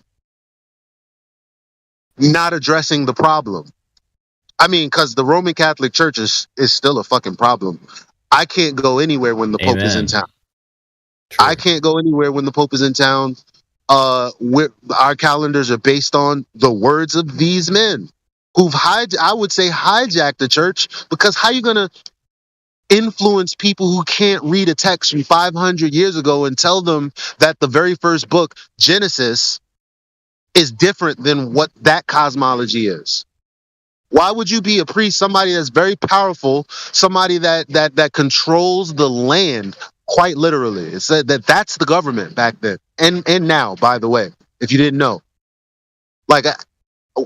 And then, also for Rockefellers to put this school system in place that affects literally everyone, and then you wonder why everyone thinks the same and why they've thought the same for so long. That, to me, doesn't make any sense. You not putting those pieces together, because there's nothing that I said that is unfactual. So you're wondering why people we are agree thinking a lot the of that. same thing. Right. So they're thinking the same thing is because they go to school, they pay a lot of money. You know what money is? Currency. You know what currency is? Energy. Energy that you invest. Who the fuck is going to turn a blind eye? No, not turn. Who the fuck is going to admit? It's a very hard thing. Who the fuck is going to admit that they've invested their currency, what they have now and future earnings, because they go into debt, trying to get through a process just to live a better life, and all you need to do is accept what's being said? What the fuck does that have to do with any empirical method anywhere?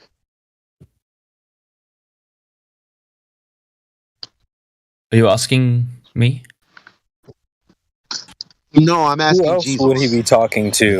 Okay. Well, pay attention.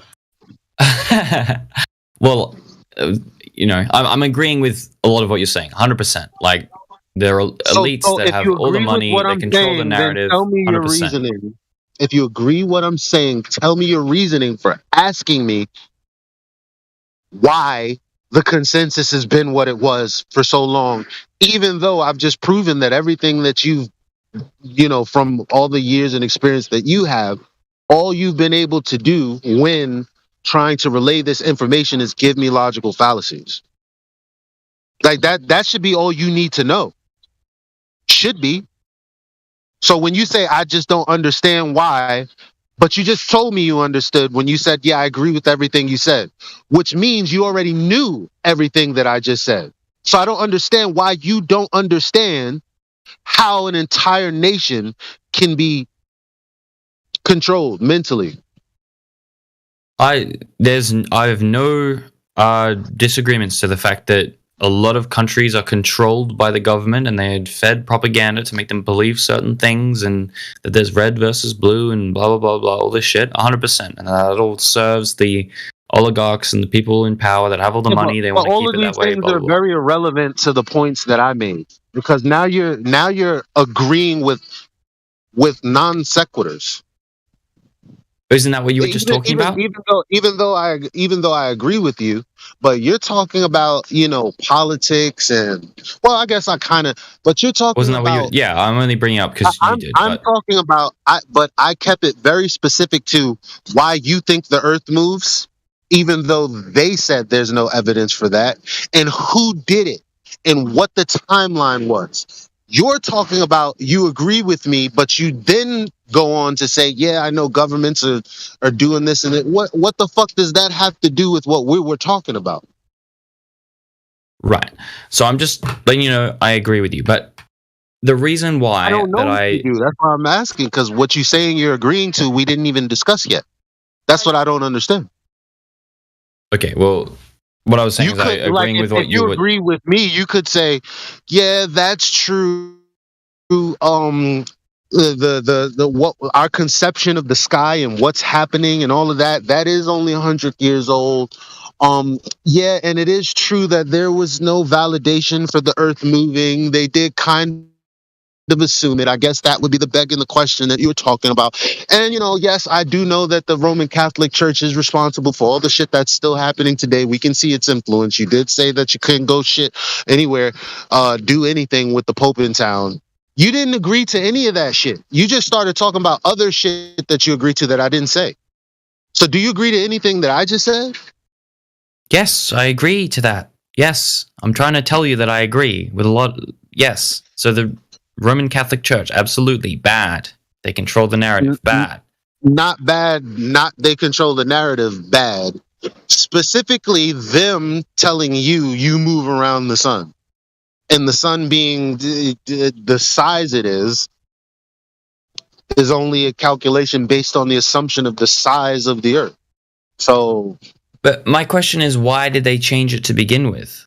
That's what I mean. That's what I mean. If you have power, because you're a priest, which means you have regions of land that you control, and you have bishops, and you have other parties that are influencing the land, okay?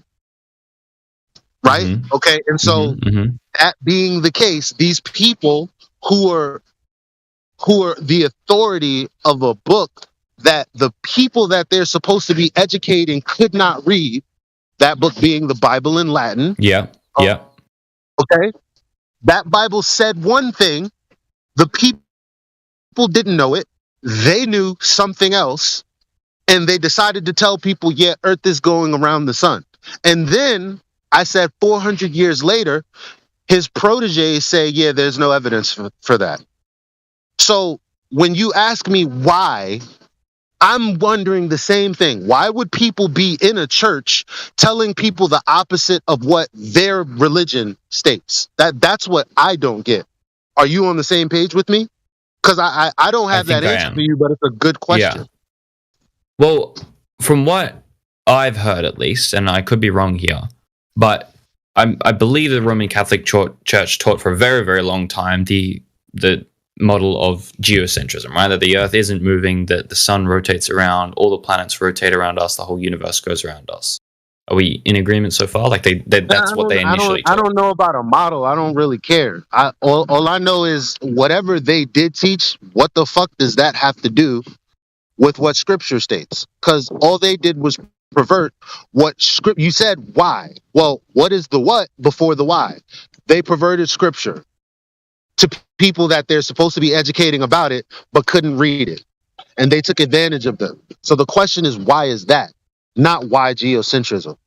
Well, I think I think it ties in is that there's like the movement of like the scientific method and like the enlightenment of the Renaissance and like all this kind of stuff. I just told you like 400 years later, so that would mean that the Renaissance happened, you know, the age of information, all of that happened, but 100 years ago, Edwin Hubble admitted that there's no actual scientific evidence for it.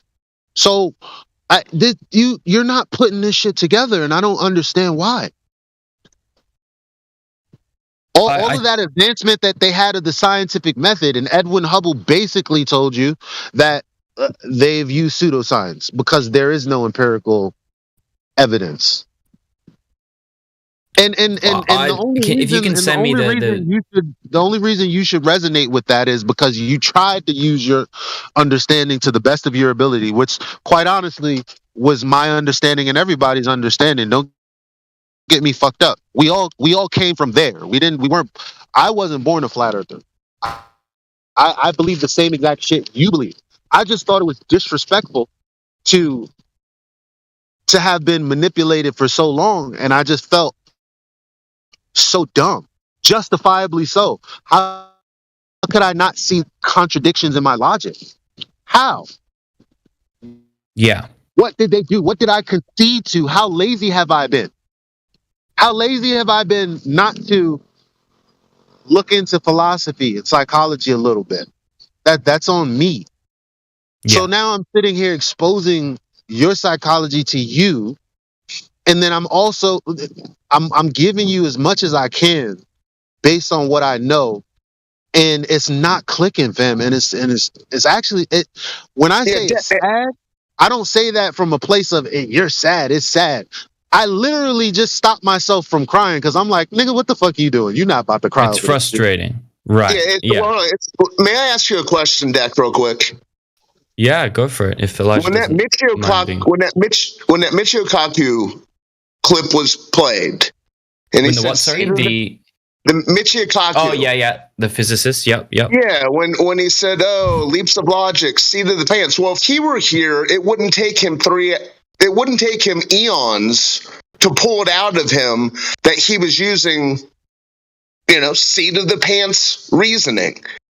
You even acknowledged it. How can you not, when this guy is on the forefront of the story, how can you not see the connection to what you're doing? You're not, there's no way that you could word it in which you're not letting the heliocentric globe thing down. You're not saying it wrong. You're saying all the things that they say. You see that they're using illogic. How do you not see that you aren't also using the same illogic? Yeah. I do see it. And I understand the assessment that it's illogical. I get it. I'm not familiar with the term seat of the pants reasoning. I don't know what that means. Seat of the pants means that you're not in anything. I genuinely don't. I'm acting in good faith. I don't know what that means. Well, it means that you have no foundation. Your foundation is the seat of your pants. Right. You're just talking out your ass kind of thing. Is what it's in the same vein. Australia, I think, probably, yeah.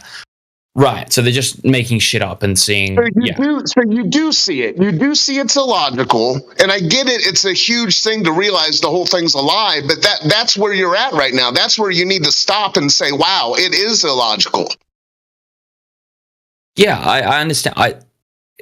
I get that it's illogical, and I think at its core, most things are illogical in many ways. Like. I don't agree with that. I don't agree with that. Hold on, time out. Now, see, because now you're trying to justify your you're about to attempt to justify it, and I'm not going to let that fly.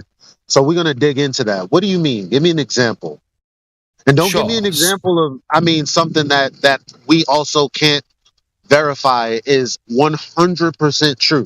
I don't give a fuck about the sun. I don't give a fuck about the moon. I don't give a fuck about the We all know it's ridiculous if I were to say this. I'm like, first grade level. I'm a flat earther, and you can't prove the sun is, on fire. So go touch it. Like, no. But the honest to God truth is, we can't. We don't know what the fuck it is. Okay, so just to chime in for a second. I just came back in a few moments. I've been listening, and I think he just admitted that it's totally illogical, and previously he admitted that there is no scientific evidence. So I just want to, make that point clear. I don't know about the scientific evidence part. I haven't seen the clips and that kind of stuff. You admitted it already. This is on tape. You can go back and play it. You've already admitted that there is no scientific evidence. That's when Jedi jumped in and took the mic over for a few minutes. Okay, sure. So now we're at the point where you're like, well, what really does make sense? And I'm going to stop you there. 1 + 1 is 2. It don't make sense when somebody's saying 1 + 1 is 3. That's when shit don't make sense. So you explain to me, give me a propositional statement that doesn't make sense, because you said most things don't. Well, here's why I say that. So when we're talking about like systems, not why. Give me an example. Not why. Give me an example. Well, don't sigh at me, because I just spent the last. I know. I'm sorry. I'm not meaning to. Yeah, it's just frustrating I spent the last 60 seconds, 30 seconds, then my brother jumped in, and the last 30 seconds telling you exactly what I'm requiring, and you're like, I'm not going to give you that. I'm going to give you whatever the fuck I want to give you. No, why would you do that? This is what I'm talking about. If you're going to stand on your square, stand on your square, fam. And you said that most things are illogical. Make the statement again, and then let me continue with my question. So, yeah, what I'm trying to say is that no, not just make the statement that you made before, so that I can restate my question, please. I think I said most things are illogical, but I could probably also say all things are illogical, and I could explain what I mean.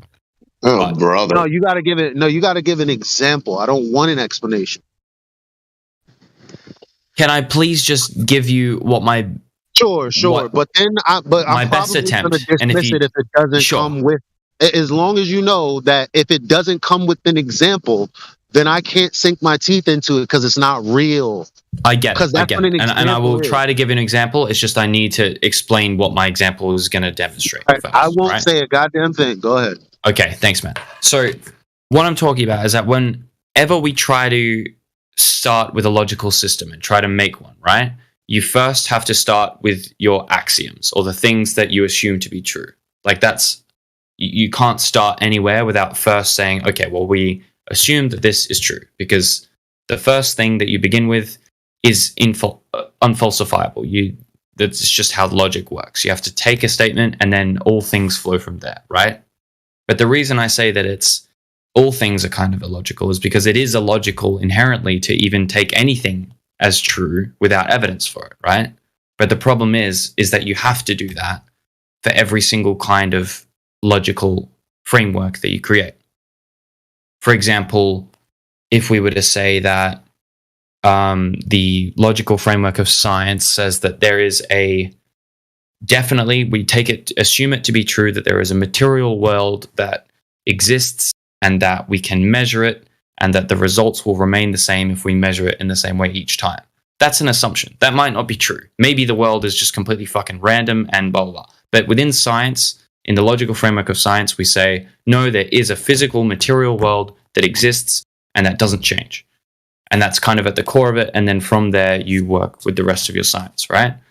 And that's true for, say, religion. In religion, the initial framework and the initial axiom of logic is there is a God, and God is everything, God is all, God is good. And they have a few different ones, right? And then from there, then you go the Bible, and you say, okay, well, then the God that is infinite and all-powerful did all these things and made the earth. And that works, because within that logical framework, it all lines up, it all makes sense. But the problem is, every single logical framework, whether it's religion, whether it's science, whether it's whatever, begins with a statement that comes from nothing, that doesn't have any evidence before it, that just is taken to be true, and then from there, all things continue.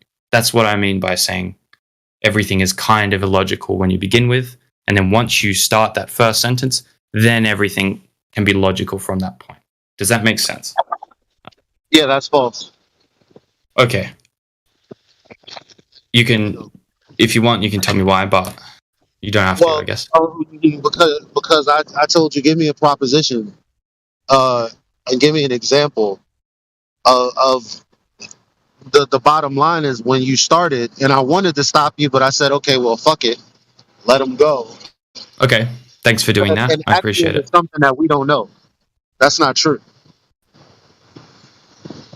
What's not true? Sorry. And that you said an axiom is something we have to assume. That's not true. Right. No, so not. Why is that? Why is that not true? Okay, you're right. Okay, so you disagree, right? Google axiom. Okay. Axiom definition. A statement or proposition which is regarded as being established, accepted, or self-evidently true. There you go. Right.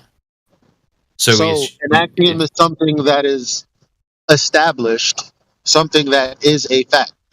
I have a car in my garage. The end. Like, yes. If I'm making that statement I have a car in my garage, that's not an illogical statement. That's an example of a completely logical statement. It's a statement, though. Yeah, totally. And but point is that if you were to say, I have a car in my garage, and therefore I have keys for that car. If I say, well, if you don't have a car, that's a formal logical fallacy. So you're saying everything is illogical. No, only logical fallacies are illogical. And everything is not. I didn't use any logical fallacy. Nothing I said was illogical. What I'm saying is, unless you can quote me. So what you're saying is, what you said was, your premise was that most things are illogical. In fact, I would probably argue all things are illogical. I'm telling you, no. Only illogical arguments are illogical. Because that's why we have a difference between logical fallacies and just propositional logic that there's no fallacy in. Like, what do right? Yeah, Jack. I had a good conversation with you. I'm gonna have to let it go because I know other people want to also. No, it's good. Thanks for talking with me, man. I really appreciate it. He's finally at the point where he's, I don't know, painting himself into a corner. Because if everything's illogical, Deck, you telling us that everything's illogical is illogical. Yeah, that's annoying. It's nonsensical. Yeah, it is. I'm probably It's Welcome to Flat Earth. Yeah. Amen, brother. Yeah. Can I say something logical? Yeah, dude. There is no curvature in reality for the sphere. That's logical. There is no curvature for the sphere. Yeah. Because all this story about gravity, it would be nice. Like, for example, if you even make an experiment, that would be great. And then you and me, we will believe because we made that experiment showing gravity. Now, when we do that, we will need to know, is it that working with the Earth? Now you go to the beach and now you look if that gravity is working the job. That means curving the water. That means that sphere will be curving in reality. I'm saying, and then you check that, and if it's happening, there is a globe there. Right. And what do you think about that? You've checked, it's not there. Yeah. From my observations, I feel like if you take it to be true that the Earth is a sphere, then when you observe things, you can go, oh, okay, that makes sense when it's a sphere. And then if you imagine that it's flat, then you can also look at the exact same things and come up with an explanation for why that works when it's flat, right? Yeah, it just depends on... I don't know if I would agree with the second half of that statement there. Yeah. Because we're not imagining something flat and then trying to apply our observations to that. We're just observing the Earth outside. And I think that's what a lot of people get it wrong. I've met some mathematicians who are like, well, I can think of mathematical models of a flat Earth. And it's like, well, that's not the Earth. So we're dealing with the Earth outside. So you're saying that any model that you try to create of the Earth is like irrelevant because it's not the Earth. Yeah, actually. Yeah, I would agree. Actually, I wouldn't say that there's an object in my house or on Earth that I could pick up would be representative of the Earth. I don't see the Earth as an object. Mm-hmm. What do you see the Earth as? As something like beyond physical things? Probably the same way you would look at just for, and maybe just to help. Maybe the way you would look at outer space as an entirety. Like, would you say that outer space is a place that exists within another place, or it would be the place that, say, the Earth and all the galaxies in black holes exist within? Yeah, good question. Yeah, so I guess outer space, or maybe you could say the universe is a similar term. Yeah, as in like just the amorphous thing in which all things exist within, right? So that's how I look at the Earth as well. Okay. Not necessarily as a place that you could go outside of and then turn back and take selfies with, if you know what I mean. So, yeah. Well, yeah, and I get that you guys are like see me as a kind of like, oh, I'm like a diehard science fucking guy. I get that, but within that's actually okay. Denier. We see you as a science denier. I would say that's okay because I used to be that person. Elijah used to be that person. A lot of us used to be that guy. I was heavily into all the documentaries, all that stuff. So, I was passionate about it. So that's okay. That's not an issue that you believe it. The only difference we made research about that, and you didn't, but that's okay, because all of us thought that somebody realized that all that scientific things, but on the end, that was not science, that was pseudoscience. All that they realized. Congratulations. Your application has been accepted at FU, Flat University. Welcome aboard. Thanks, brother. Yeah, I mean, and I've had like spiritual experience, I suppose, where like that's kind of pulled the rug out underneath me, so to speak, of like what I've believed to be true and all this kind of stuff. And it's been difficult for me to like, I guess, rectify what I've been taught, as you say, in school and science and blah, blah, blah, all this stuff with what I've experienced and what like my individual conclusions were within these kind of spiritual experiences. And I think it's very, very difficult to combine the two. And I think science as an actual methodology of doing things, it by its nature kind of removes any kind of mystical element or spiritual element or whatever you want from observations and stuff. And like, I think I find it very, very fascinating, the kind of stuff in science about like the observer effect and these kind of things where particles behave differently depending on whether they're being observed by a conscious observer or not, and these kind of things. I find it very fascinating. I just don't think that like where you guys come from, where you're like, well, this bit isn't true, and it seems this way, this might not be true, but it seems like it's like, well, this bit isn't true, therefore none of it's worth anything, and we throw it all out, right? Which obviously I'm saying probably not true. It's obviously an exaggeration. Let me just say that actually, because that is important to highlight, because there are those people that exist. I would say a lot of people outside of this community see everyone in here as seeing like that. I understand that a lot of you do not think that way, and that's a problem for you guys. But yeah, hyperbolic. That is a good point. That's fair. So it's like I would look at the dichotomy as you have the camp of the auto believers, right? And then the opposite of that would be the what some would call the auto hoaxers, what you just described is it's all wrong until proven, correct. So we actually fought. I think we've kind of found ourselves. Oh, you're cutting out a little bit, bro.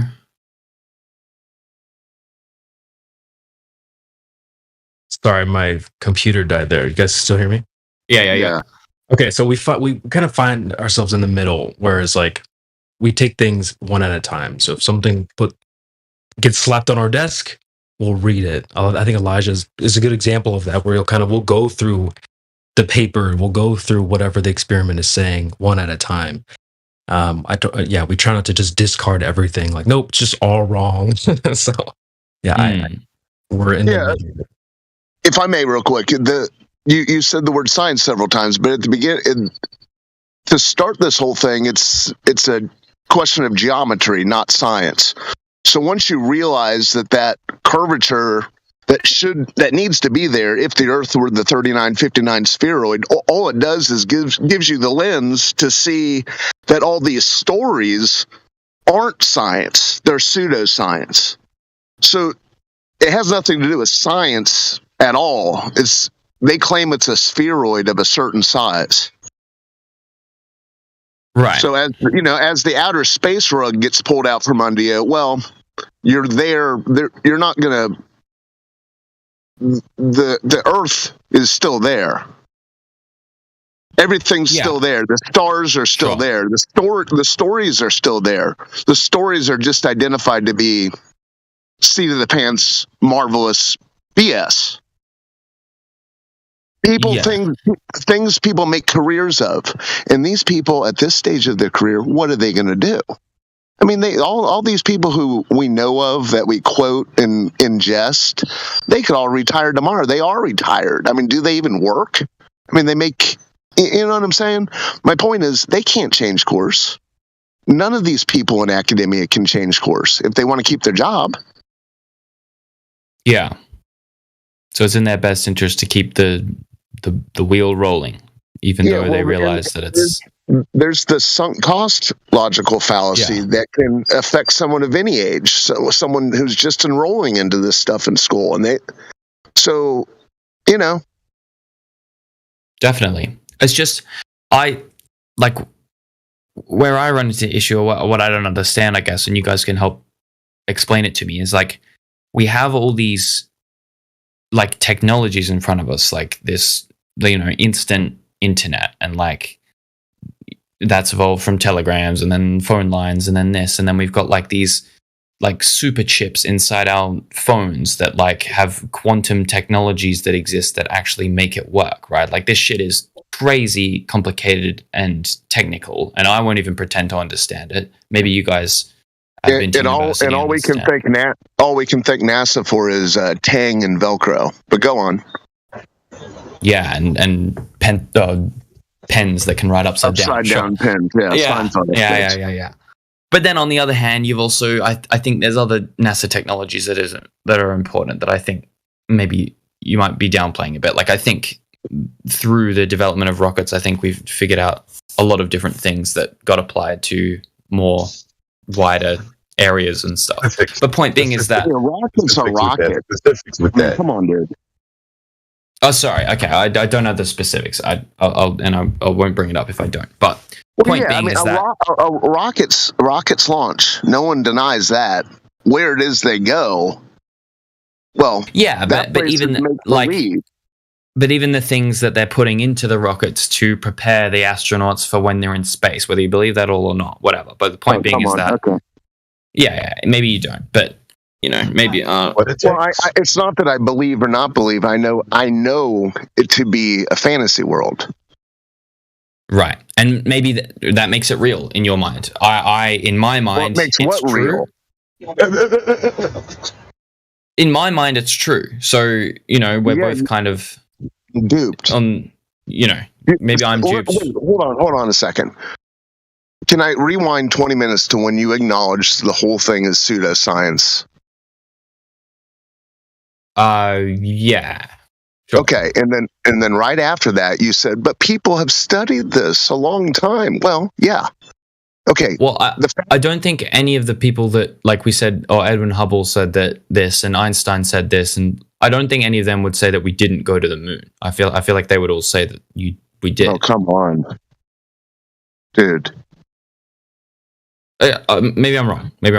But yeah, well, the funny thing is, I'm going down a damn rabbit hole with this, but all you have to do is have a rudimentary knowledge of photography and cinema.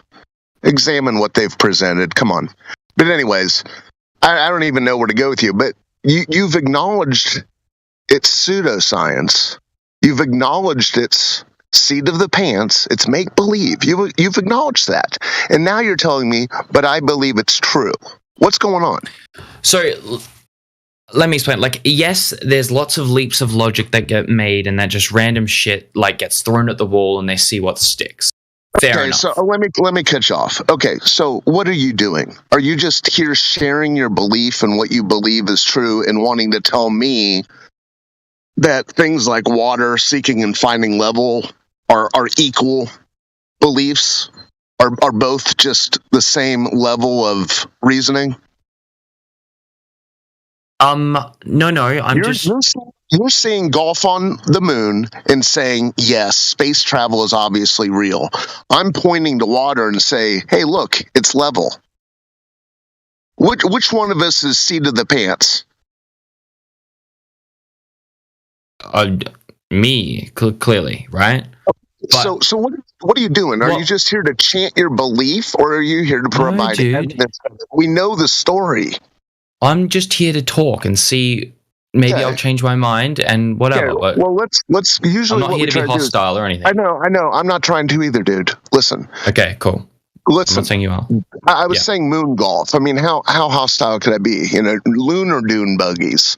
But let's get back to the Earth. What about water seeking and finding level? How do you rationalize that on a globe? Well, I mean, I could tell you the reasoning, and you're going to disagree at every turn. But I could tell you why in science they believe that the Earth sticks to a globe. Let's hear it. Sunday afternoon. Let's hear it. Oh, if we go down this path, it's just going to be gravity all over again and blah, blah, blah. We're here to see if you can figure out whether you've been duped or not, I guess, right now. If that's... Water seeks and finds level here in reality. Do we agree? It does. Okay. And the Earth is claimed to be a spheroid. It is. Covered mostly by water. That's what they say, right? Okay. They do. So how can you rationalize? Add it up for me, please. Well... Make the leap. Make the logical bridge. Let's see if it's a leap of logic or some actual sense. Right. So in science, the observation is that these spherical bodies, wherever you're standing on it, you seem to be pulled in towards the center of those things. Whether you're a human, whether you're a water, whether you're a tree, whatever. The force that's exerted goes towards the center. So for an ocean that's sitting on a spherical object, each point that you change, it's all being directed down, and that force averages out to sticking all that water to the ball. And if you were to go to any point on it, okay. So I'll give you that. Just let me stop you. I'll give you that. We have gravity sticking water to a ball. Yeah. So we have water on the outside of this space ball sticking to the ball, right? Yeah. What is that water doing? What is that water doing? What do you mean? Making waves. Describe what's the main description of a sphere? What's the surface doing? It's round. I see where you're going. Yeah. It's curving. Yeah, it's curving. So we're talking about the water here in reality at the surface is not curving. It doesn't look like it's curving, yeah. No, it's not. Okay. Right. Are you familiar with the Suez Canal? Oh, not locally, but I've heard of it. You've heard of it. Okay. I couldn't tell you where it is. It's at the Suez. Oh, that would be a good guess, yeah. Egypt, right, so it cuts through Africa. Miles. Yeah. Gotcha. It's 120 miles, okay? Yeah. Is that where that ship got stuck a few years ago? It got I'm sure tons of ships have been stuck there. Okay, it's 120 miles long, right? How many locks? Do you expect me to know? I don't know. Locks, there are 0 locks. 0 locks. One more thing. Both ports at either end of this 120-mile canal are at sea level. They're right about at sea level. One's like, a meter above or whatever. So can we agree that water in that canal, not only does it appear to be flat, it would have to be flat, correct? Well, not necessarily. I mean, sea level is like a relative term. It's wherever the sea is. Sure, right? You can tell. You can, yes. Sure, you can, yes. And at both ends of this canal, it's at sea level. Yeah. And how many locks are there? 0. So what do we have? We have a trough of water, correct? Yeah, you've got a whole dugout filled with water, sure. Okay, with ships going from back and forth in it. Yeah. You're telling me they're going over a ball? A very, very small segment of that ball. Okay. Yeah. Well, how many 100? Oh, dude, it's 120 miles. How many flat slabs make up a spheroid of the size that they say we're on? Well, okay, so I'm just really quick. So the accepted measurement. I know. We're going. I know you're doing the equidistant from. So you're telling me I'm going to steel man you here. Was it 120 miles? Sorry. Trying to tell me that level means curved. Well, I'm trying to tell you that level is a relative term depending Since on when? Since when? Yeah. Well, when I was young in 80s, I learned in school that level means flat. I don't know. Yeah, because you're not going to teach a 5-year-old kid that the Earth is like 200,000 kilometers big. Of course, yeah. Yeah. Oh, yes, they do. And they do. They said that radius is 3,959 miles. Do you know that? Yeah. Yeah. Did you check that radius in reality? You personally? I have not. Of course not. No. Yeah. Try to do that. Go to the beach, and then you have formula on the Google and everything, and then you have drop. If you see something on 10 miles, there should be drop of 66 foot. You know, if it's not, what it is. Yes. But if it's not drop there, what it is? It's one more time. Sorry. If it's not drop there, what it is then?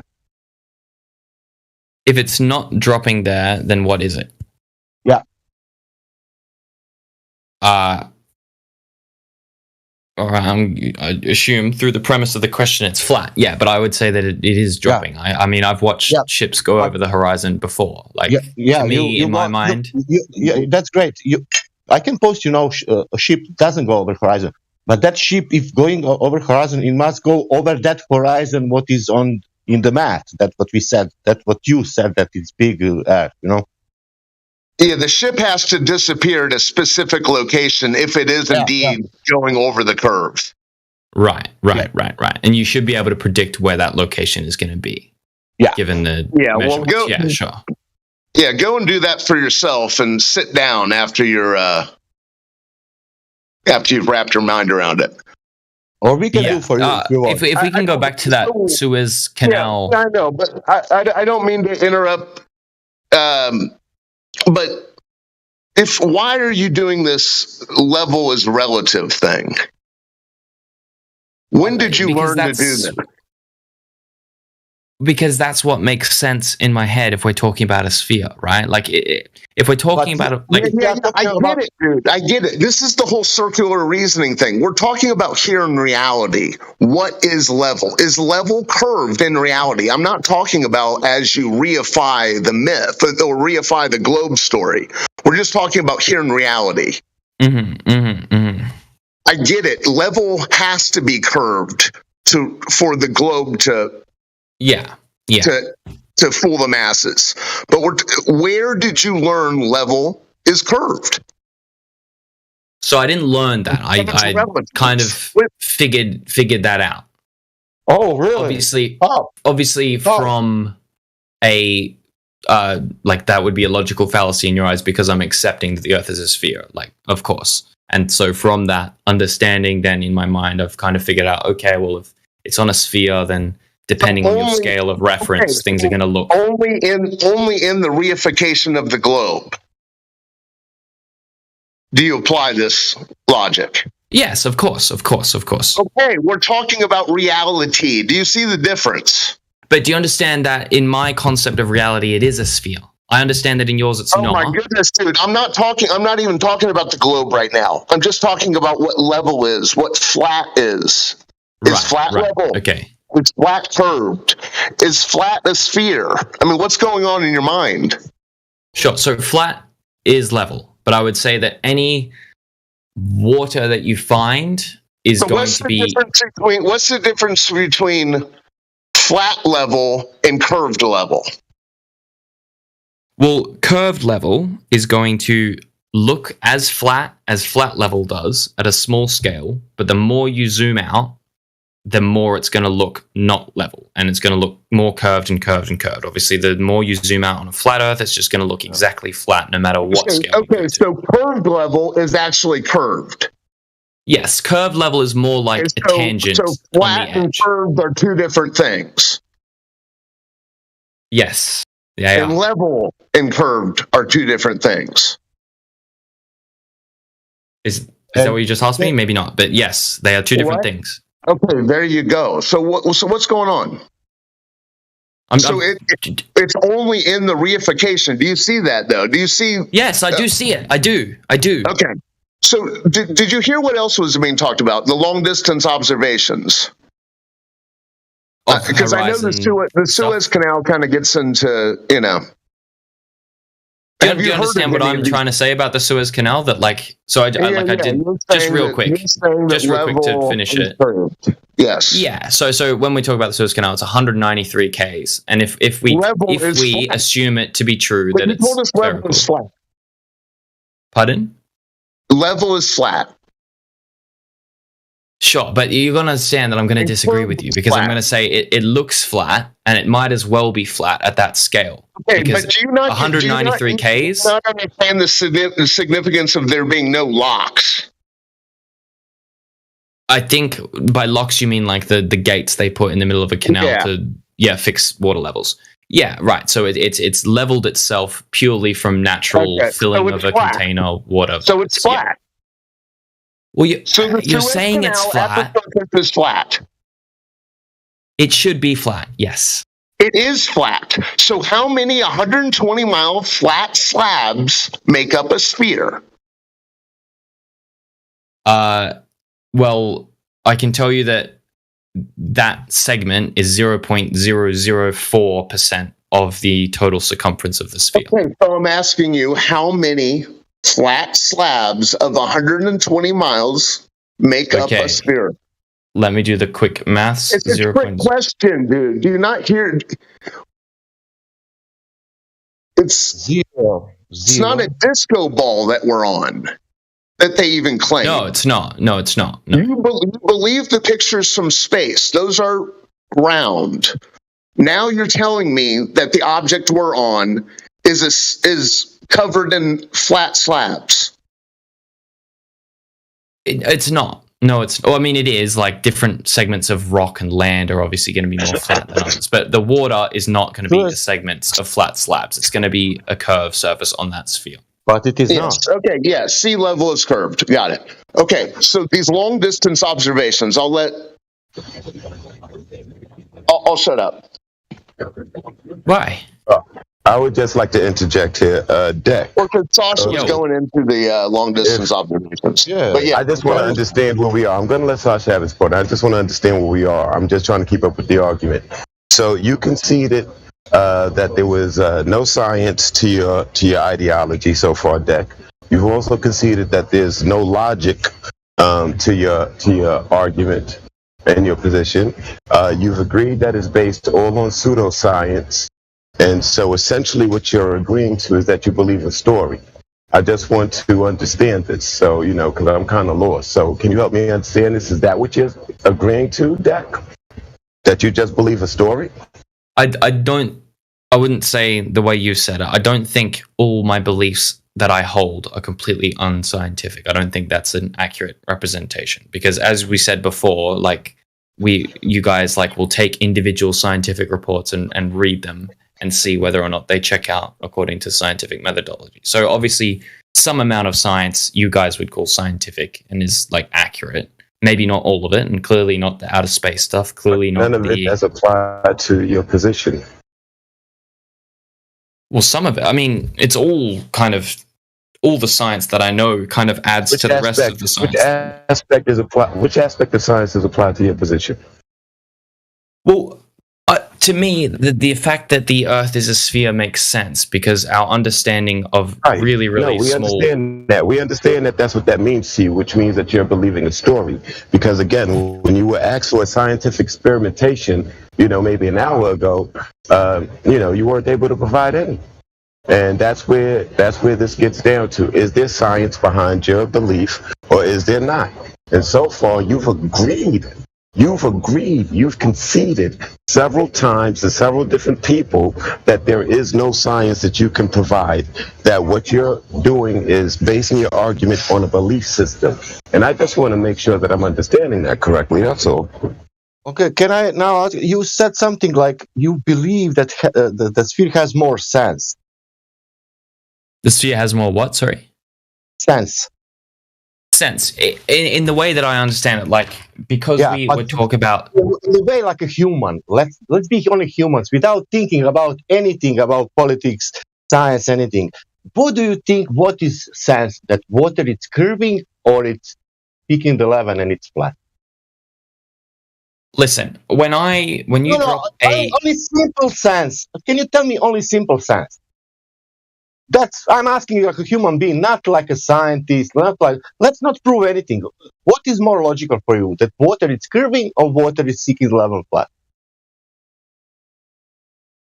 Both can be true, but obviously water is going to seek level. I'm asking you what has more sense for you?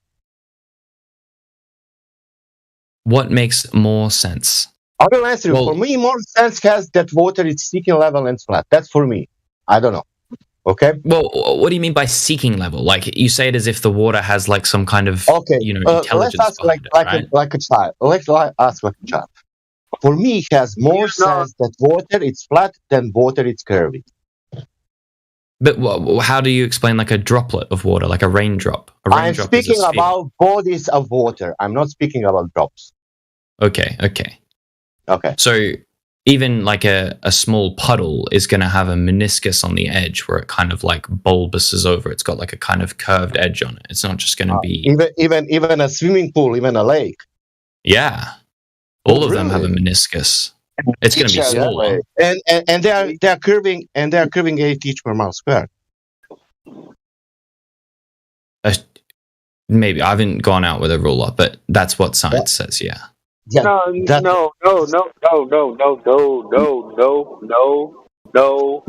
science.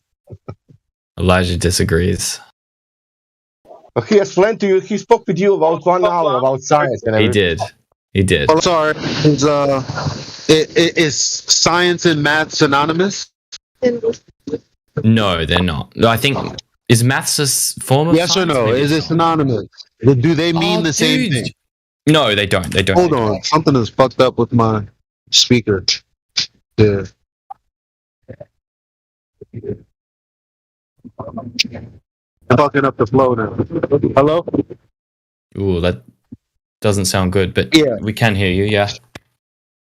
Oh, okay. So is everything we discuss synonymous with what you just said? Is everything we discuss synonymous with what I just said? Because we were discussing, natural phenomena being observed. We were talking about empirical evidence as to if the statement you make, which is the hypothesis, true or false, meaning the statement you made is either true or false, and you determine that by way of experimentation. Is measurement the same thing as that? If I take a ruler and I put a ruler down to something, is that the same thing as studying natural phenomena? Yes, it can be, I guess. You can study ridiculous, natural phenomena. Phenomena is something happening, and the earth is like a concrete noun.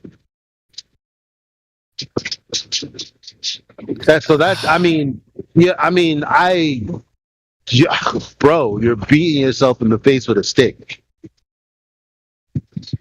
Hey, I'm sorry to interrupt. Could I ask a question really quick? Not yet. Oh. If you don't mind. Okay. All right. No. you're saying, well, all the science says. Why are you lying? Because now I'm not lying, man. I'm trying to give you my honest. Don't be triggered. Don't be triggered. Don't be triggered. I'm not calling you a liar. You know, like people just blurt out, "Oh, you're a liar." I'm about to tell you why. Okay. When I discussed with you the geometric nature of the Earth, and you said we already went through that, you mean to tell me that there is no evidence? You could call it scientific if you want. There is no scientific evidence for the thing you just said there was scientific evidence for. You know damn fucking well there's no geometric horizon, which is the actual claim. Not whatever claim anti-flat earthers or people who are ignorant want it to be. Geometrically speaking, there's something supposed to be a measured distance, something that you can see. And if we could, for any reason, use anything in reference to that to be able to tell the distance, that would be fucking dandy. You just said that that's the case. It's not the case. Why would you say that? Because I believe it to be the case. How are you going to believe it to be the case when you already know that it's not the case? If I knew it was not the case, I would have said it's not the case. But currently, so then I know. Why aren't we discussing? So why aren't we discussing the relevancy to that? Then that's the first question I asked you when you because got we were having a different conversation with someone else. Only because when you first came in here and I wanted to have that conversation with you, you said you had it already. The conversation about the. Curvature? I mean, you and I, we can have that conversation again if you like, but I would no. I offered that to you 2.5 hours ago. I'm not interested now. Okay. So why are you jumping in? But I ask you, he know why? He did that whole thing. Oh yeah. I've seen that. We all heard it. Yeah. I did do that. 100%. I said we've been through this conversation before, and I have had the same conversation that I'm currently having with Sasha. What about it? What do you mean? What about? What about it? You're very vague. What the fuck about the conversation? What about it? I was telling you there is no curvature of the Earth. There is no geometric horizon. You said yeah. So I think that we weren't agreed. So what about it? I can agree and put myself in your shoes and understand why you think Don't put yourself in my shoes. Geometry has nothing to fucking do with my Nikes. My Jordans, actually. So what the fuck do you think about the claim that the horizon is geometric? Do you believe it or not? Okay, I don't know what it means for the horizon to be geometric. Well, it's very sad because it's very simple. Do you want to look at the 5th grade video that I always bring up that's 1 minute and 30 seconds? Appreciate if you didn't condescend me. I'm being honest that I don't know what.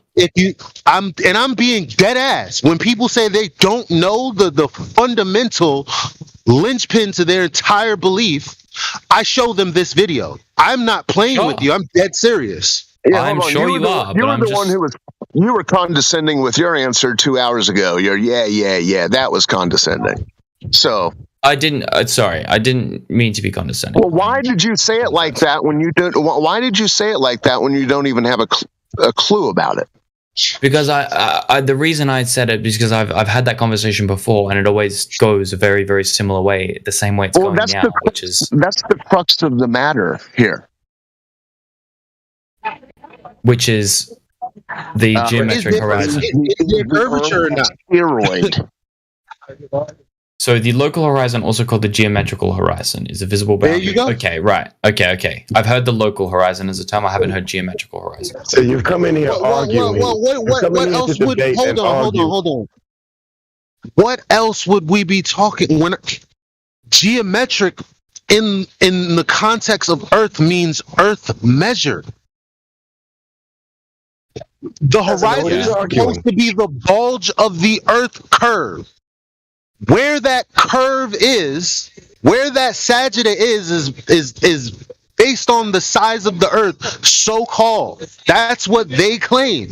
and you don't understand it, but you fucking rushed me off the topic like you did.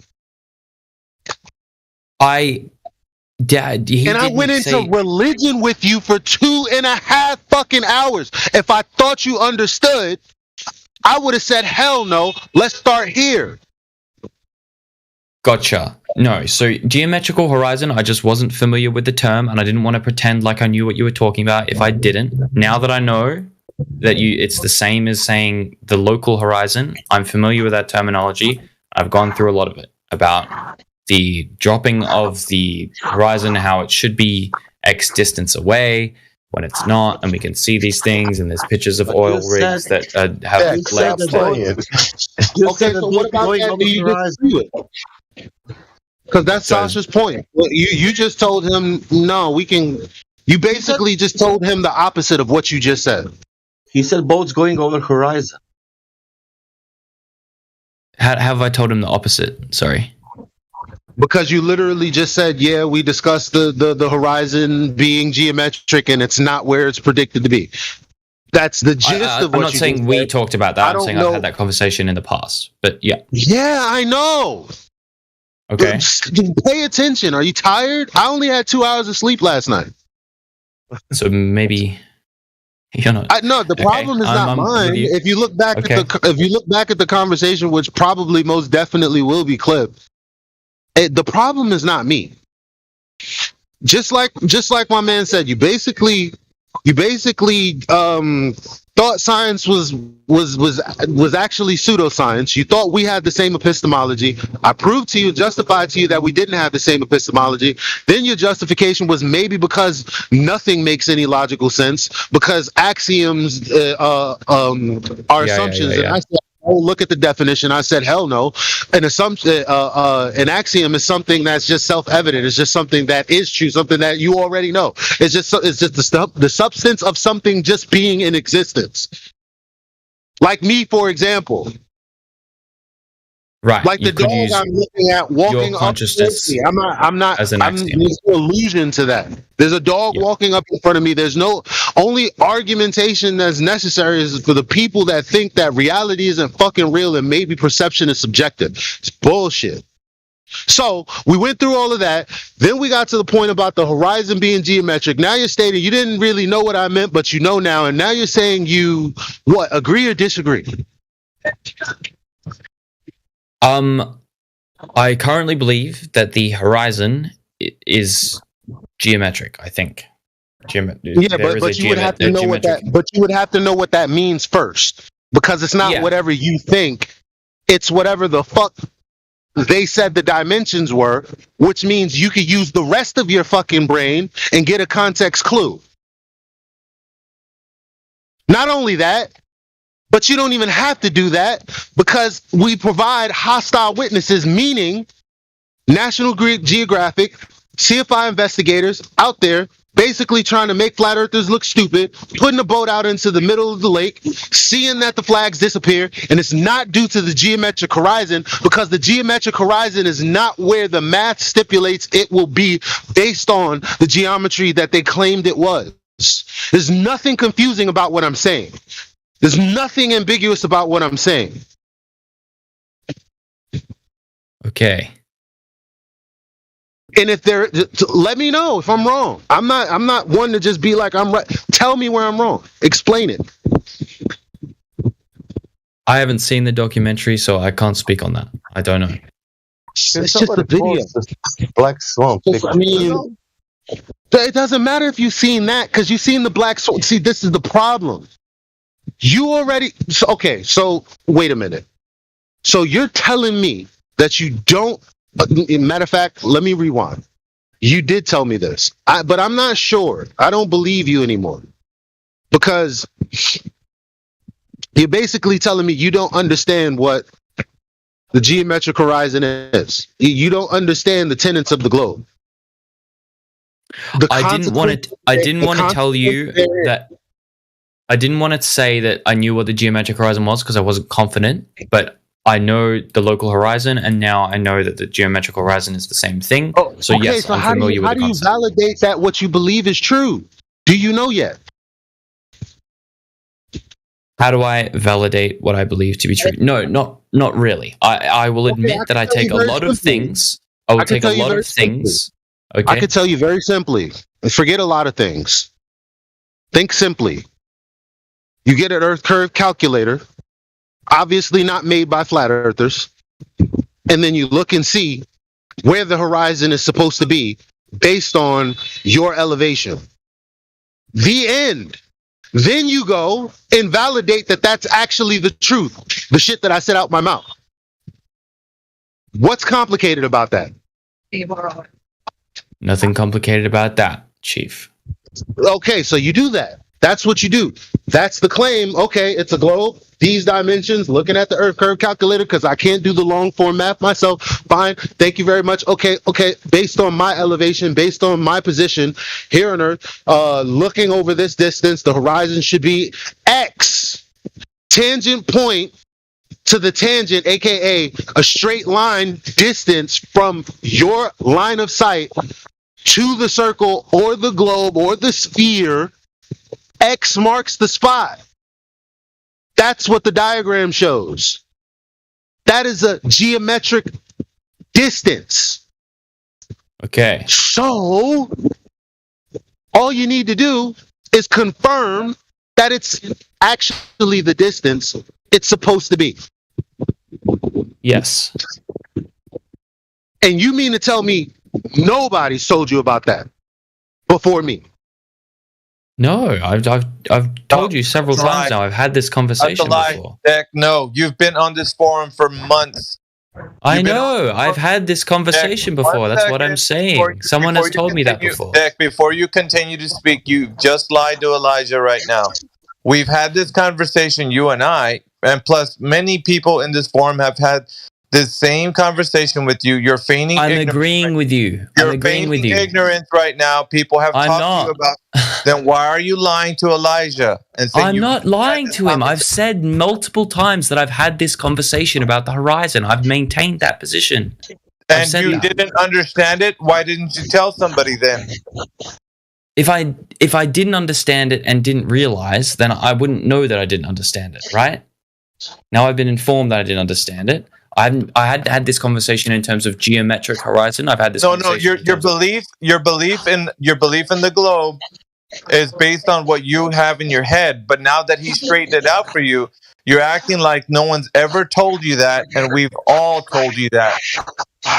Not verbatim, like what he said. Hang on, Deck. Not verbatim what he said, but definitely to the tune of what the geometric horizon is.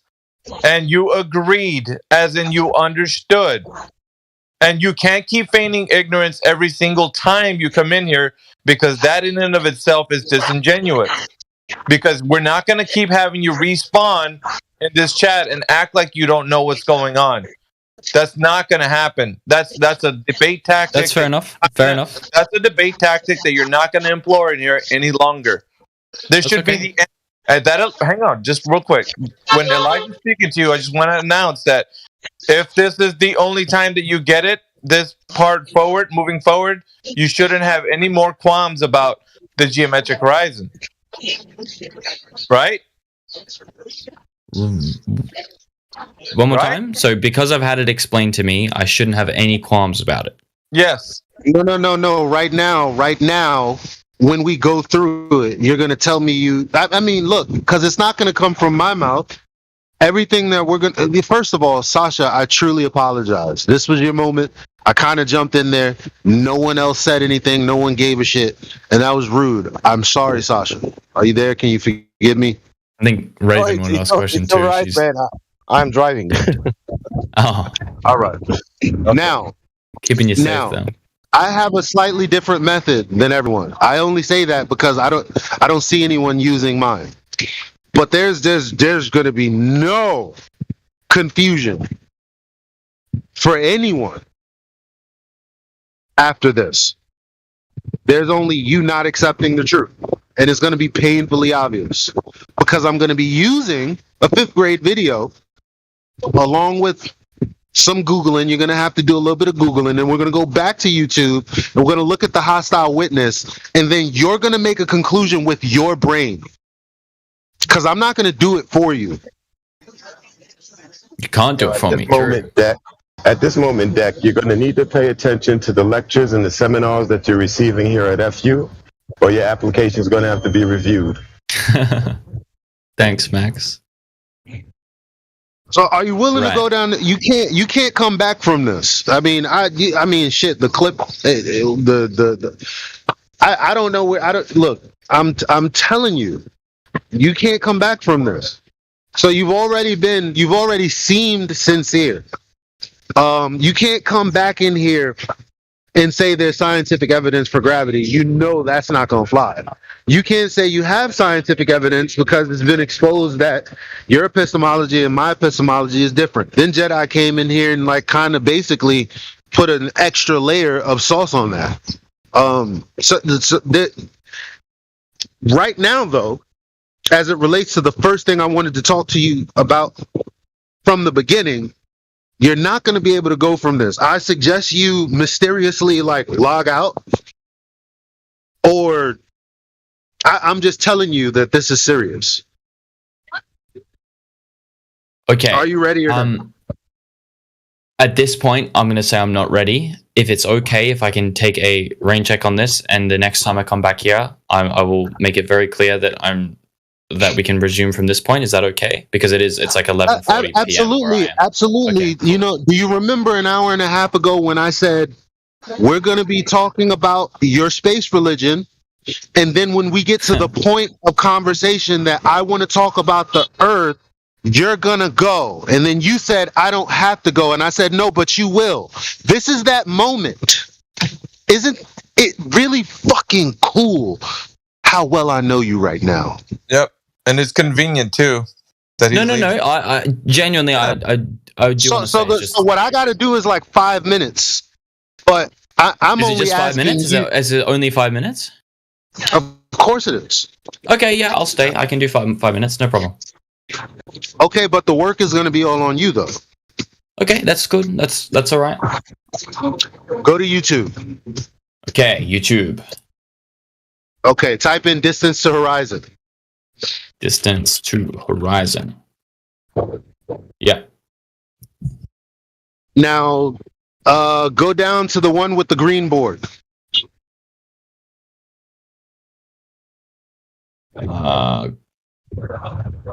Green ball. Oh yeah. How does the horizon work? 97,000 views, 1 minute 38.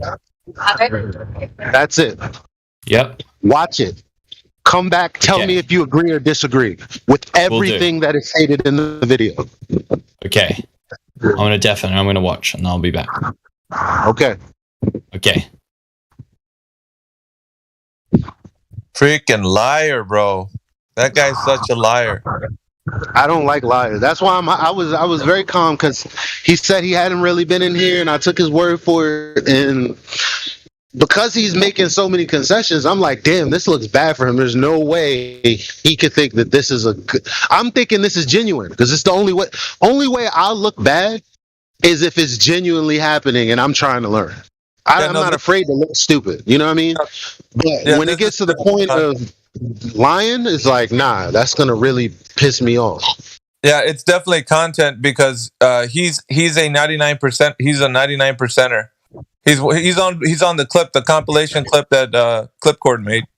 He's I killed that when I was at McDonald's when the conversation first began.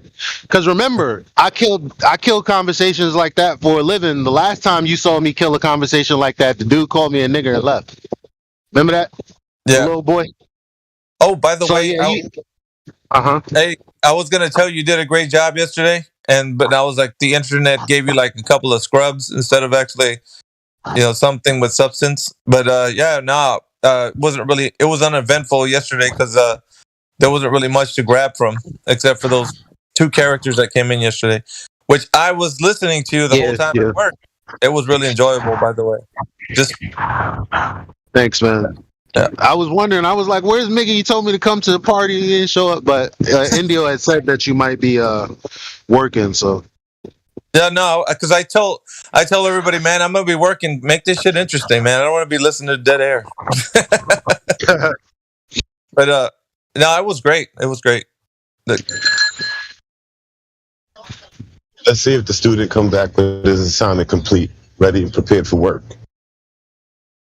Let's make a wager, you and I, Max. I bet you anything he's gonna disagree with the point, and he's gonna be like, no, I think it's still a globe. It's just like this guy. He's going to come back and change his position and say that it's not geometric, but it's optical now. I think that's what he's going to come back and say that he didn't understand, when it was presented that it's geometric. He's used to the term local. Oh, he's back. All right. Yo, I watched it. You agree or disagree? Of course I agree. Yeah, that makes complete sense. 100%. Are there any stipulations? Stipulations as in? Now. So don't lie later. I'm giving you the opportunity. This is what... No, 100%. Nothing, no qualms about this video at all. Great. Go to Google. This video does seem to assume the Earth is spherical, though, right? Like, yeah, exactly. Go to Google. Okay. Listen, go to Google. 5 minutes. Go on right Google. Yep. Yeah. Type in distance to horizon formula. Okay. I'm not going to get upset that that's the same fucking shit I've been telling you, but anyway, this is your claim. This is what you believe. Yeah. Yeah, you don't know it detail for detail, so this is what I'm telling you believe as you're learning it now. So you see Washington State? On distance to horizon formula, University of Washington, that one? Whichever. Honestly, it doesn't even matter. Because it's just geometry. The method is applied the same. I don't care if you're... I don't care what knowledge you have. I don't care if you're a professor or an invalid. This method is the same. It's just a method. It's not going to change. Yeah. I got that. Great. So you see the diagram? I do. The circle with the big R's and the H and the L and the S. Yep. Yeah, the tangent to the tangent point marked with an X, like I said. Right? Measure distance, not an X. You don't see it there, but if you look, if you look, But basically, the line to the circle, that point right there is where the horizon is, according to globe believers. Yeah. That's not me saying it. You're reading it right fucking there, aren't you? Yeah, dude, chill out, man. I'm all right, because I know exactly what's gonna happen. When the conclusion comes, go back to YouTube. Get mad then, but not before. Okay. Go back to YouTube. Going back to YouTube. Type in CFI investigators flat Earth. CFI investigators flat Earth. Flat Earth. Hold on, CFI. Yes. Or is it CSI? When skeptics meet deniers with the F. It's yes. Okay. So this is them proving that we're just deniers of facts and empirical already results. YouTube's giving me the context that flat Earth is an archaic and scientifically disproven concept. That's irrelevant. You're already trying to 5 minutes. They're already trying to brainwash me. Yeah. All good. Okay. Go ahead. Brainwashing only works when you don't understand something. That's why you're brainwashed, not because of what those words say. So let's keep it cute. So what am I doing now? Am I watching this 8-minute video? You're going to how long is the video? 8 minutes. I'm happy to watch it and I can come back. No, you're not watching 8 minutes. Go to 4 minutes and 38 seconds and tell me hold on. Let me go to YouTube myself. I've got a few. There's like Salton Sea, Earth curvature, water curvature, mirage line, boat target. I don't care about any of that shit right now. The method is going to be the same, which means it doesn't matter, right? Presumably, yeah. So, yeah, play the video from 4 minutes and 38 seconds. Tell me what you hear 4 minutes before you listen to the rest of it. 4 minutes 38 seconds. Yep.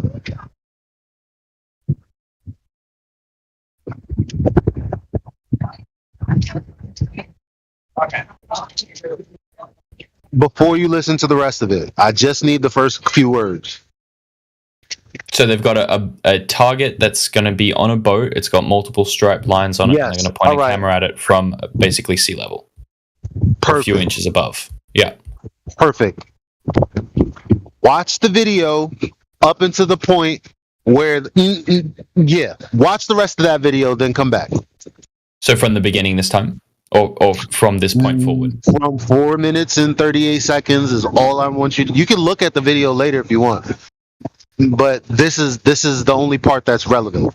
But so you want me to go from this point, 4 minutes 38, and then forward and finish it? Yes. Okay, sure thing. I'll be right back. All right.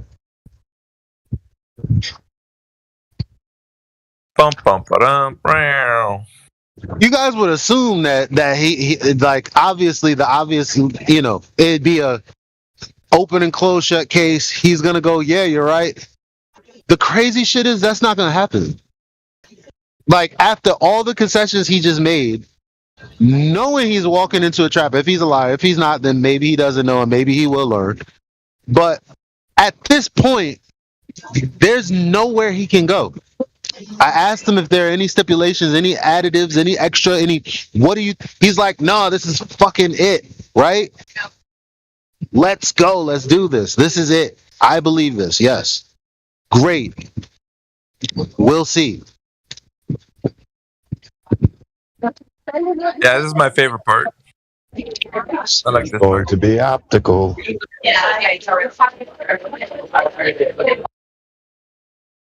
Oh, we got 5 on optical. We got 10 on denial. Everybody wants to take this action? I might be that he says, well, I see what you're saying. I'm gonna think about it and I'll get back to you later.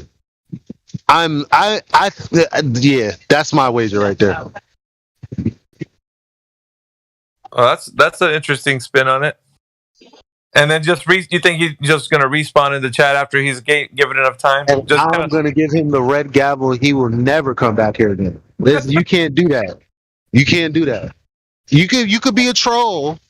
You can play troll, but if you get me to get you to take me serious, where you're actually calm and actually listening, after that I can't take it. Yeah. But if we're both trolling and I'm taking shit, I could do that all day long. But when we get to this point of there's only one of two things, either what you thought was true is true or it isn't true. And you're gonna come back the next day and have a conversation as if that conversation didn't happen. Not in here, Captain. Not in here. He's already there with me, but I'm leaving him here for content because he's already there with me. But I mean, he's in the sense of a conversation, he's amicable. But as far as like his integrity, it's questionable because he's feigning ignorance for real. Like we've had this all before. It's like he's responding to chat. I don't know why he does it. That's weird. But it is what it is. He's already made all of the major concessions that there's no logic, that there is no science, that is just all pseudoscience in which he believes. He has rejected reality for his beliefs. And he's made that clear. He said that. You can rewind that and you'll have his admissions there. So I'm not really sure what this guy is doing. Yeah, I'm not sure if he's actually here to learn or not. He is a 99%er, so he's back. All right. What's up? Finished. And what's reality saying? Pardon me? What reality is saying? As in, what did the video show? No, I'm saying what reality is saying. What realities saying? Oh, Sorry, I'm saying. Yeah, What is reality saying? I think Eli was gonna finish up on a point. Yeah, I don't know if Elijah's still here. Yeah, just hang on, Sasha. Yes, Sasha and I are basically saying the same thing. After everything that you just conceded to, what is the conclusion? After everything I just conceded to? Well, yeah, I just watched this video, right? You accepted the first video's information, you accepted the second video's information, and now you have observation in the third. What can you conclude? Observation in the third. No, I've only seen 2 videos. I haven't seen the third one yet. My bad. Okay. Second thing was the Google result. Third was the video. What can you conclude? Well, from what I've seen so far, it's saying that. Time out. Time out. First video was about the premise, the distance to the horizon. Yeah, and that search result was about the premise, you are up. the distance to the horizon. Yes. What can you conclude? What can you conclude about the horizon in the second video? Did the horizon changed? What do you mean by that? Well, what does that mean? So as the striped flag went further and further away, and they observed it with the cameras, the flags sunk below the horizon. So the horizon is at 1.2 miles in that video. Is that what you're going to straight face tell me? Oh, I see what you're asking. Right. So in the first video, they were saying that at 8 inches above, it should be 1.2 miles. And then at... No, that wasn't what it said. Wasn't that what it was saying, the first video? And then at like 5.5 feet, it's 3 miles? The first video was giving you the method. Okay? Okay. Now, the result was to get you to understand the method. Okay? The guy in the video says we're putting the camera 1 foot above sea level. 1 foot equates to 1.22 miles, like the guy said out of his mouth. Do you see a horizon there at 1.2 miles? Sorry, man, you're going a bit quick for me. I'm trying. So, are you talking about the second video now? So in the second video, they put the camera 1 foot above sea level. Yes. Okay, and so they're expecting that the horizon should disappear at a mile and 22. What? Sorry, 1.22 miles. Is that what you're saying? Sorry, I'm trying. Sorry. It's okay. Just start the statement over and say it completely. Well, it sounds like you want me to say something. I don't know what you're. I want you to conclude something based on what you see, brother. Right. So what I'm seeing. So you said the stripes are being disappeared behind the horizon. So I asked you. That's interesting. Is the horizon 1.2 miles? They were saying in the video that it was at 3 miles that started to happen. Or that the boat is at 3 miles, which means the boat is beyond 1.2 miles. Do you see a horizon there at 1.2 miles? I don't know what question you're asking me. The boat disappears, so I'm looking at the horizon. Oh, I didn't expect this answer, guys. I knew that was a possibility, but none of us guessed this one. I don't know what you mean, dude. What was the first premise about? The higher you stand up, the further you can see, right? So the distance to the horizon, in other words, based on your elevation. Yeah, the distance to the horizon increases depending on your elevation. Yeah. Okay, so if you don't increase the elevation, the horizon is not going to fucking change, right? It's going to be wherever it is based on the elevation, right? Higher up, further horizon, lower, closer horizon. We get that, right? That's like fifth grade. Yeah. All right. Gotcha. So, okay. Search result. What was that about? Line of sight to what? The X horizon. Remember, you don't have the X, but you know what I mean. Right. So our H above the circumference and then the length, etc., to the horizon. Right? Is this right? Okay, now that's what you're supposed to be looking for when somebody's claiming that the horizon is a measured distance based on the size of the globe, which is exactly what the guy said. Okay, we're going to send a boat out. The horizon's at 1.22 miles, because he's obviously looking at the same formula I just showed you, because who the fuck would say 1.22 miles? But anyway, 1.22 miles, like the guy said. So the horizon is where? According to the globe math and where he thought it would be, where is the horizon? 1.22 miles. Great. Do you see a horizon at 1.22 miles in that video? Yeah. It's covering the boat. Okay. So do you have Microsoft Paint or something? Can you circle where the horizon is? And then I want you to read out the definition of horizon again, because clearly you forgot what you defined it as earlier. Okay. So I'll screenshot the or whatever you have. You know, you got a phone or whatever. Put a line where the horizon is, and post that in the chat, and then read out loud the definition of the horizon. Okay. Paint.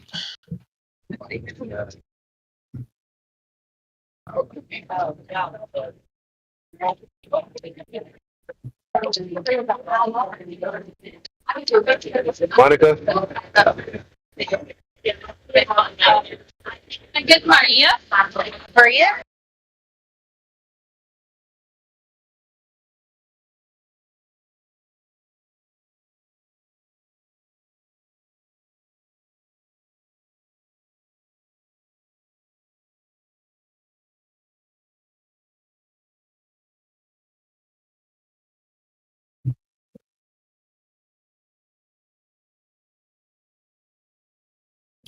Okay.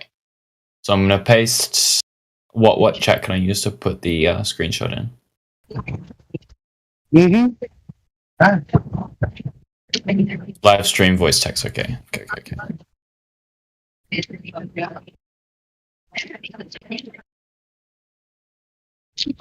So like that, right? Is that kind of what you want? That looks like you put the line at the boat, which is at 3 miles, my friend. Oh, what was I meant to do? Sorry. Yeah, he definitely needs to address the second part. He needs to define horizon. Okay, horizon. The horizon is supposed to. The horizon is where? You said 1.22 miles. Excellent. Except for the fact that in this screenshot, the boat is at 3 miles. Right. So where you put that line is where the boat is at 3 miles. There ain't no horizon there, because the horizon is. You know what? So go to Google again. You don't have to. Tell me what you told me what the horizon was. Define it again. So the horizon is the point at which the Earth's curvature. No, what you said before. What you said before. The local horizon is what? Oh, okay. Local horizon. All right. Local horizon is the visible boundary between the Earth and the sky. Is that what you want? Is that what you see in this picture where you put that line, or is that visible boundary behind the boat? Or is it even in this photo? Well, there's a mountain behind this boat, so we can't see the sky. Okay, but for definite, the sky and the water isn't meeting in front of that boat. Because you can see water behind the boat, right? That's true. Yeah. Okay, so is the horizon where the sky meets the water at 1.2 miles if you just agreed that it's behind the boat? Is the sky... You just said the horizon is behind the boat. So it's not at 1.2 miles. No. I didn't say the horizon is behind the boat. I said the horizon is what's obscuring the boat. It's in front of the boat, so I can't. Yeah, but I can't there's see the water boat behind the boat. You can see the water behind the boat, and you said yeah. You can see water behind the boat. Yeah. So if you can see water behind the boat, then the sky meeting the ground, the deck, the water can't be in front of that, because then you wouldn't see it. That's what the horizon is. Yeah, but there's other effects at play. Like, I mean, you're probably not going to like this, but in the video, I think what the guy says is he says, and with atmospheric lensing and some other thing, it was refraction. Because that was Mark Sargent basically telling you why the stripes were disappearing, even though the horizon is not at 1.2 miles. 1.2 miles is probably fucking 2 inches down from where you put that line. How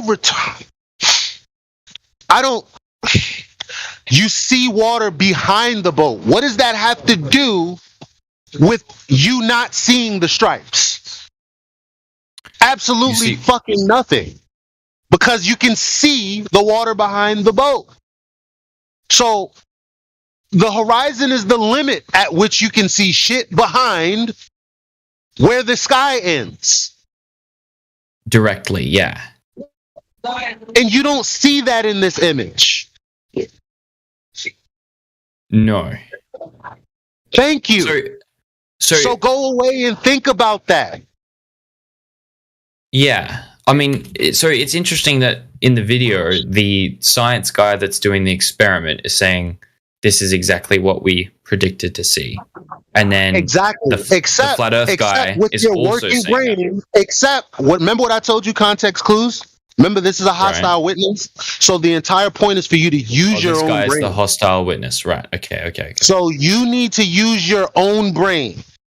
Mm-hmm. You don't see a horizon at 1.2 miles. If you watch the video, when the boat he literally says, okay, the boat is just getting at 1.2 miles, so it's about to hit the horizon. It's not even fucking close. You're disrespecting your own human intelligence. So he says because that's them at 1.2 miles. Because that's a method, right? So check this out. Because you can't be that sad. Because you can see everything that... I can't... My phone is... You see what Sasha's posting right now. With the modus tollens. If P, then Q, not Q, therefore not P. If the Earth is a sphere with the radius of 3,959 miles, then the distance to it, based on this consequence, the horizon, should be no more than 1.2 times the square root of the observer's height in feet. That's what I just had you look up in the Google search result. So we already know that that's the case. The horizon is not at 1.2 times the square root of the observer's height in feet. In the case that I showed you, 1.2 miles. In the case of the Black Swan right here where it says but by ball, also supposed to be 1.2 miles. Guess what? You know the horizon is not in front of these fucking oil rigs because you can see the reflection of the light from the bottom of the oil rigs and the fucking water behind it. Which means the horizon is most definitely where it looks to be in that second example under by ball, because behind the oil rigs is where the sky appears to meet the land, which is nowhere near 1.2 miles. Is it? No, I'm you're not gonna like it, but you like talking in that way, like yelling. It's very hard to follow. It's not about what I don't like, sir. It's about everything you can see. I'm just saying, it's difficult for me to take in what you're saying. It's about everything you agreed to. You agreed to the 5-year-old video. Yeah. You know, that I would show my 5-year-old if I have one. You agreed that, okay, this guy is saying that the horizon is measured to be this distance based on his elevation. You repeated it a couple of times. It was like, great. Then you looked at so now we're at this point and you're like, well, I'm going to say something you don't like. That means you lie at some point. No. I'm just saying if there were any stipulations. This was the stipulation I was asking. The one you're going to try to me for a second. I'm saying you're not going to like it. I'm finding it hard to understand you when you're yelling at me constantly. I'm finding it difficult to actually understand what you're saying and take it in. It's just because you're. That. Remember, what's the observation height of those oil rigs images? 1 foot according to the image. Okay, and where would the horizon be? The geometric edge where the Earth would start curving away if the Earth were the 3959 spheroid. Where would that be? 1.22 miles, as it's supposed to be, yeah. Where is it? Where is the horizon in actuality? In that oil rig observation from 1 foot. Well, it's hard to tell because of all the mirages. What do you mean it's hard to tell? Okay. I mean, you can see that. Is it in front of the horizon? Is the question. Guy, man, someone's in his DMs telling him to chant refraction. Define horizon again. No, I'm not. It's just I know how that works because you can see the oil rigs. Where is the horizon the oil rigs? They're bending. You don't. They're like. You don't. Hold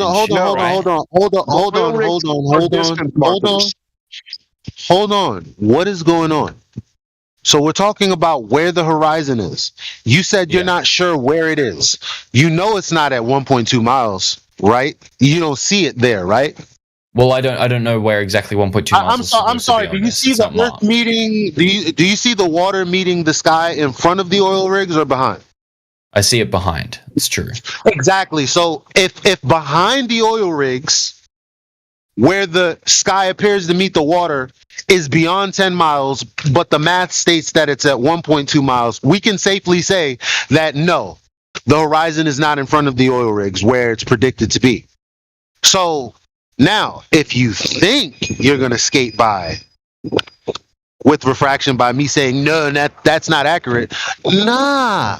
Because if you have more time, we can just open up Andrew Thomas Young's paper. Because he's the one everyone's pulling from. And I can expose you again because I quite frankly don't have shit else to do. Okay. So, which way do you want to go? Which way do you want to go? Do you want to just accept that you saw the first video, you understood the Google result, and you do realize that the horizon is behind the boat, which presents a geometric problem for the very direct geometric claim that was there in the first place? I accept the first video. I accept all the maths associated with it, and I accept the video, the second one, where they show that the boat goes over the horizon and it obscures part of the flag. There's no horizon in front of that boat, fam. Like everybody on live stream, when we clip this out and replay it, and circle where the horizon actually is, while you're saying you can see the boat going over the horizon, everyone else is going to see how religious you are because they're going to be like, what are you talking about? Everyone can I don't mind what people look like. I'm just going to speak what I honestly think. That's all I'm going to do. I'm not going to do any more or less than that. I don't care what people are going to see me as, right? I'm just saying what I honestly think. And what I honestly think. Why'd you interrupt? I don't care. Misrepresenting what. But anyway, okay. I'm not misrepresenting anything. Everybody can see from the live stream the thing that you tried to use as a scapegoat, me talking about what people will see on the live stream. Everybody's going to see that when you say the horizon is behind the boat, in front of the boat is clearly behind. Right, okay, but we're talking about different things, I feel like. Keep up the pattern. No, we're not talking about two different things. We're talking about what you saw in the first video and what you saw on the diagram.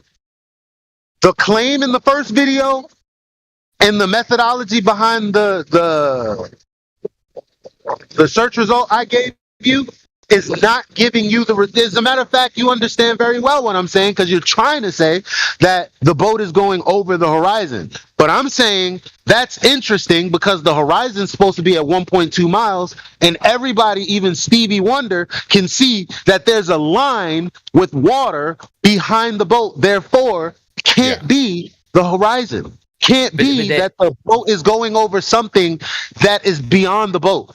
That just makes no logical sense. But again, you did say things don't have to be, most things don't make logical sense. So I guess you would go with the illogical option.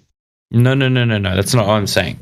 What I'm saying is that there can be a horizon, right, in which there is a little like geometrical reality. There is something physical in the way. I don't know what that means. I don't know what that means. There's only one horizon. There's an actual physical. Unless you have a definition for multiple horizons or something, because I think you're trying to make an argument for there's a little horizon here and there's a little horizon back there. Why don't you go ahead and fight that? Did he say what? What did you say? A geometrical what reality? So the geometric. Yeah. So the geometrical horizon. That is the no. Use that term. That term just used. I said that there's an actual object, a reality in front of it. There's like a solid block that if you shot a bullet at, it would hit, right? Okay, so dude, how many horizons are there? Depends how you're going to define it. There's only one geometric horizon. There's only one geometric horizon. There's only one. There's only one geometric horizon. So and there's also lots of illusions and mirages. So where is it in the oil rig? It's going to be at 1.22 miles, exactly where it's supposed to be. There's no other option for it to be there. Is it there? It has to be there. Is it there? Yeah. It has to define horizon. So the geometric horizon is the point. I'm not asking you what you're hoping is there. I'm asking. Let's stick, dude. Yo, hold on. Brain stuff, or how stuff works. Brain stuff or how stuff works specifically said geometric horizon is where the sky meets the land. So we already know that the apparent horizon is also the geometric horizon. That was the entire point. Thing? That was the entire point of me telling you to watch the video. That was the entire point of me getting you to look through everything that I got you to look through. That I asked you if you 100% sure with no ifs, ands, or buts. Agreed. And you said, yeah, nothing else. This is 100% true. Great. Fine. Geometric horizon is the same thing as the apparent horizon. So the geometric horizon is the apparent boundary between Earth and sky. Okay. Well, so then if that's true, then there has to be something else happening, obviously. Some mistake. Welcome to Flat Earth again. The only question you need to be answering, because you need to go to sleep at night and ask yourself this: how come the horizon is said to be at one location, but it's not? Because you're avoiding that. I could tell you why, but I feel like you would reject it.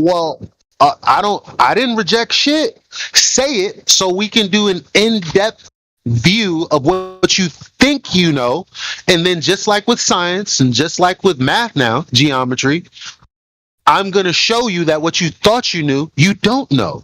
Sure. Because I'm going to pull from this. Okay, so go ahead. If you okay, cool. As long as you let me finish. So what I'm trying to say is that no, not what you're trying to. I don't care about what you're trying to say. You're saying something else. You should care about what I'm trying to say, because what I'm trying to say is the main thing. You're trying to, of course. No, the main thing is the horizon is not geometric. That's the main thing, because you can see it. Now you're trying to explain why something else must be going on, because you can't accept that the claim that was put on the table can't be actualized. Listen. So here's what I'm going to say. So I would believe, and I think this is true, that, and we're looking at this oil rig picture, that there is the geometric horizon exists at 1.22 miles. It has to, because of the laws of the sphere and the way mathematics works, and the laws we established before, that the higher you go, the more you can see, etc. Because we're at 1 foot, the geometric horizon has to be at 122 miles. That is, if I shoot a bullet at that thing, then I will hit that at 1.22 miles. There's a physical object, the water is in the way, right? At past that, everything else is a illusion from like the light traveling through the air, and our eyes can see shit that isn't actually there. That's actually beyond the horizon, right? Everything before 1.2 miles is not an illusion, and everything after that is an illusion? Yeah, I think so. How do you justify that? How do you no, that's okay. It's okay. Now, how do you justify that?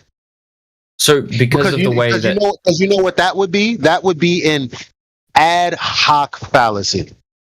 Ad hoc. Remember when I said this? Remember when I said this is all, you know, that's going to become of use. These logical fallacies, if you don't accept when you're committing it's a fallacious rhetorical strategy in which a person presents a new explanation that is unjustified or simply unreasonable.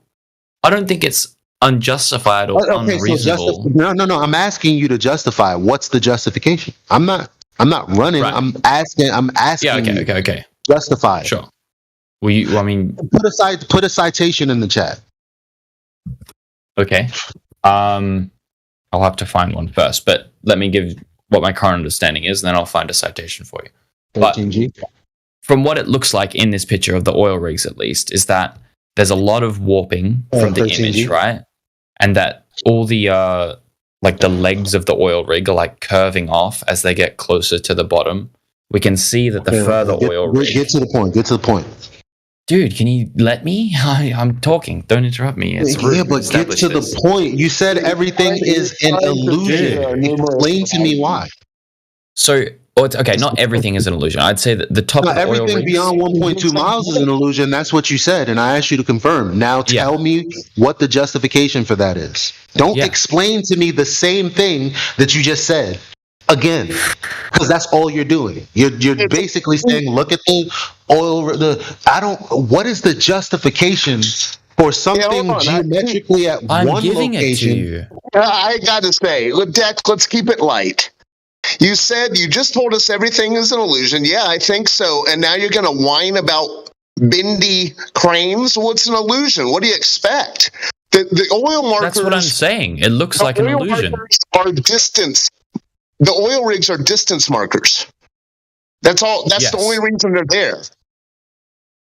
Yeah, the oil rigs aren't an illusion. The oil rigs aren't an illusion. They're actually there. Yeah, you can drive just like the buoy. The highway in the summer and see a deck. You can drive on the highway in the summer and see that same wavy mirage. Absolutely. Yeah. So put that to rest. They're distance markers. I'm trying to, but the point being, if you guys can look on, if you can hear me out, please, is that when you look at those two different oil rigs, you can notice that the legs have different heights, right? The closer one at 6.21 miles, the legs seem to be sticking out more out of the water, whereas the one further back looks closer to sea level. It is perspective, exactly, because one is further away and it's sticking up higher than the horizon, right? So obviously the one behind. Take a drawing class. All your confusion about. Let him finish. Just let him finish, man. Please, thank you. So the back one is clearly being covered up more by the horizon because the legs are shorter and it's way more warped, obviously. So the it's traveling further. Fair enough. The one closer is getting warped at the base of it, and it's less of it is getting cut off at the bottom because it's closer, and that makes sense. It's sticking up above, and we can assume that most of the stuff in front of that from the 6.21 miles is also being refracted above the horizon, just like the oil rig is. In the same way that the oil rig is all warped and weird because the light is actually curving through the atmosphere at different rates because of the different density of the air, so too is the image of the water. Justify the image of that right there is what I want you to justify. Okay, so when light goes through different densities, it's going to bend at different rates. Right? Give me a citation for that. Sure. And a diagram. Yeah, this is where he tells us he's an optical illusion earther and then denies he's an optical illusion earther. He wants to talk about looking at something from one point. We're at the crescendo, bro. Hey, just hang on. He's got to present this. We're at the crescendo.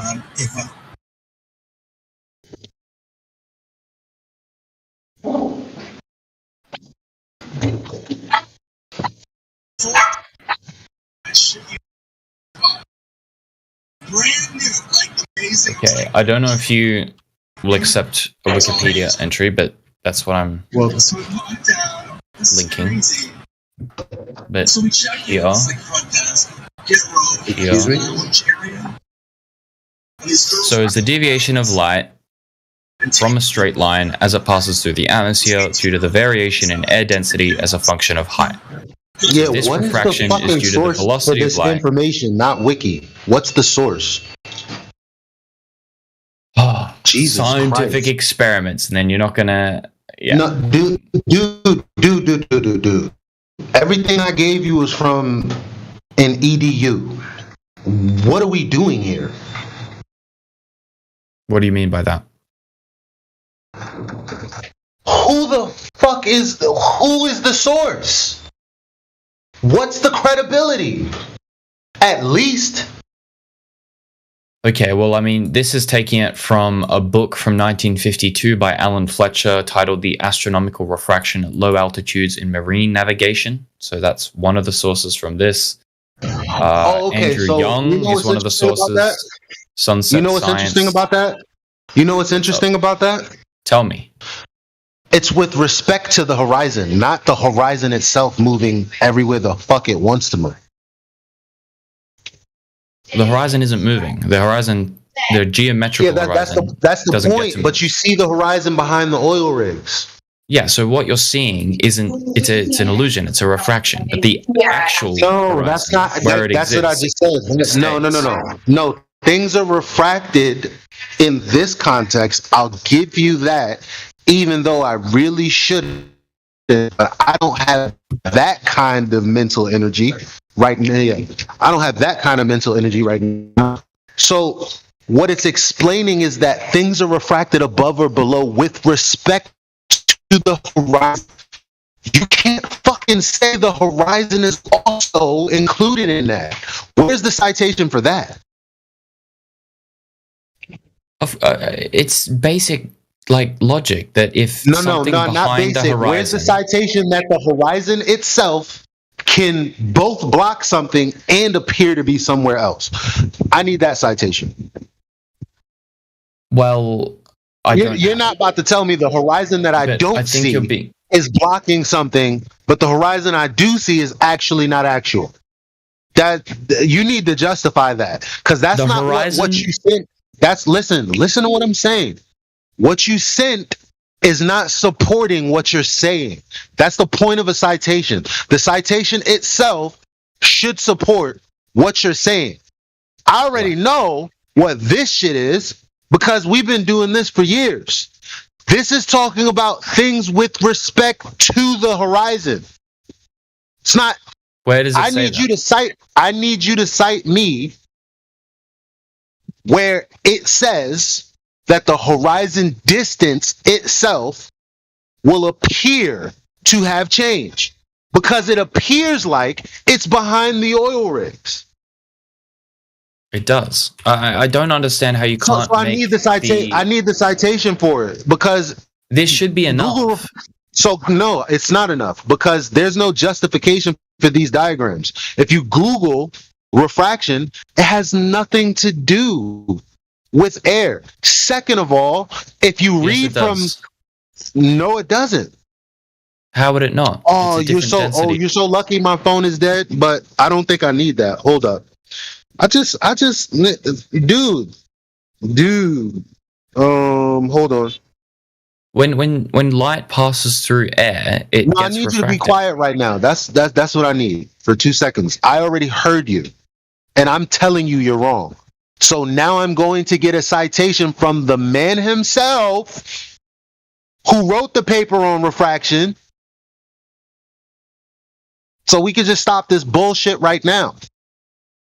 Because what you sent has nothing to do with the movement of the horizon. And what you're saying out of your mouth about the light bending through the...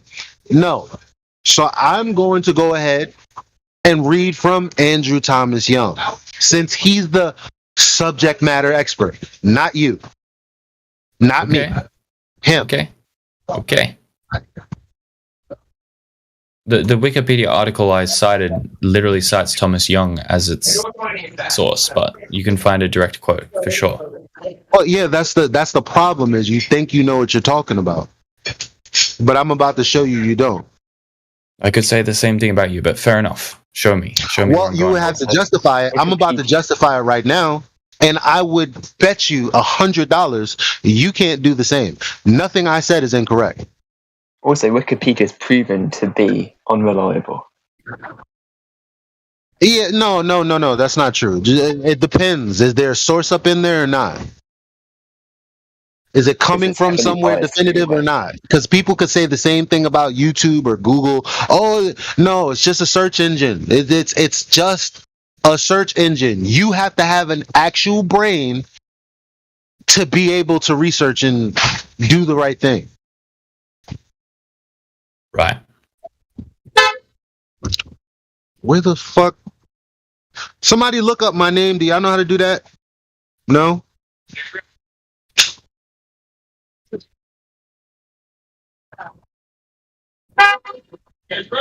Oh, here it goes. All right. Myself. We can accept that when we're driving on a road. Look. Well, we have a point of contention. Stop trying to sell me. I'm trying to help and aid in this point of contention. Why do I not? No, you're not. No, but I said just wait and let me get a citation, because you're not the subject matter expert. You agree that Andrew Thomas Young was cited in what you gave me, and I have a rebuttal. Stop trying to sell me. Okay, man. I'm just trying to have a fucking conversation. You're not. Robot. You would help if you just wait for the citation. Okay. I'm just trying to, because that other guy brought up mirages. No, I don't care what he said. I don't care what he said. Okay. Fair enough.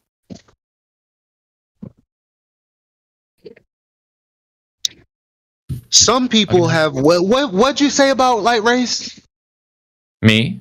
I'm saying that they can be refracted by air. Why? Because the density of the medium that the light travels through dictates how much it's refracted. Oh, okay. You think that's true? Yeah. Okay. Which is why you see mirages when you're going on long drives, and why when you look. Yeah, no. You can't say that, because why we see mirages has nothing to do with what you're talking about. But anyway, some people have worried about how to apply the refraction law, Snell's law, actual refraction, to such a horizontal ray of light, because it does not cross any horizontal boundaries between denser and less dense air. So you're already fucked. Anyway, in a stratified atmosphere, in general, the curvature of the ray is different from the curvature of the Earth's surface, but here we are only concerned with rays that bend just enough to follow the curve of the Earth. The simplest solution to the horizontal ray paradox is to remind ourselves that rays are an unrealistic mental construct. In reality, we always have a beam of light. Infinitely narrow rays don't really exist. So the diagrams and the mathematics behind saying that light bends is just a reification. Can you send me that link that you just read? Because it sounds like it's supporting what I'm saying, not what you're saying. So some people are worried about how to apply the refraction law to such a horizontal ray of light, which is what we're talking about, a horizontal ray of light. Right. Because it doesn't cross any horizontal boundaries. Exactly. However, what they're saying is you shouldn't have to worry about it, because the simplest solution is to remind ourselves that it's not actually a direct ray. It's like a bunch of different shit, and they're all going to hit different horizontal stratas of the atmosphere, and thus they're going to get refracted. This seems how ridiculous this is? if you take the point at which the light is coming from an object, and you use this theoretical light ray that doesn't exist to reify your understanding of what's going on. That's another fallacy, by the way. Okay, yeah, that's fair. You're so we can take a ray, throw out the rays. We you're can going to throw take it out. a ray. You're going to take a ray from that point. Now, light travels in straight lines, unless refracted or reflected off of something. So let's just say that it would take denser air. But if light is coming from over there, then the straight line path that it has is moving away from the surface of the earth. Away from. So it would have to bend back towards the earth, because going straight would mean that it's going into a less dense area, which is higher in elevation from the light and where it's coming from to your eye. Okay, I kind of see what you're saying. So what you're saying is because the light is coming... What we're saying is there's no damn fucking evidence for this shit that you're talking about. Okay, let's not fucking swear and shit, cunt, fuck this, alright? Let's just talk normally. So what we're saying is that because the ray is coming through and as it's going kind of up relative to the apparent curve, it's the hypothetical curve that we're talking about, then that would mean that it's traveling up into less dense areas. And what's that? That's going to curve it up more as opposed to curve it down. I'm not even making that claim. I'm saying, what the fuck reason is there a bent line on a graph for? How would light do? Explain the mechanism for how light would do that. I can understand flashing because the lights. light's Hold progressively up. hitting denser air. No, it's not. No, it's not. How so? If it's increasing in elevation, how? It's not increasing in elevation. It's how wouldn't it? From the light rays path standpoint, unless it's going towards the earth, following the curve of the earth, like Andrew Thomas Young just said, what's the mechanism for it doing that? Because it's not going into a denser area to cause that. Which is also what the fuck he said. There's no horizontal, more dense, less dense, anything. First and foremost, that's the actual problem that you don't understand. Because your brain, what is it? There is no. It just is what it is. But wait, there is no denser air. There is no. Is that what you're saying? Because it does not cross any horizontal boundaries between denser and less dense air. He said that. It doesn't cross any, as in like it's a gradient, not an actual boundary, or what? What? So you're saying no. If there was more dense and less dense, that would be a gradient. He's saying there is no gradient horizontally, because that's the path that the light has to take. It has to be horizontal, and then somehow bend towards. Oh, I see. But we're talking about something that's over the horizon, quote unquote, right? So it doesn't matter. You have to put yourself in the shoes, quote unquote. Like remember that earlier? You have to put yourself in the shoes of the light ray. Fuck where you are. You have to put yourself in the shoes of the light ray now, because this is retard land where we make reifications and imagine what's happening.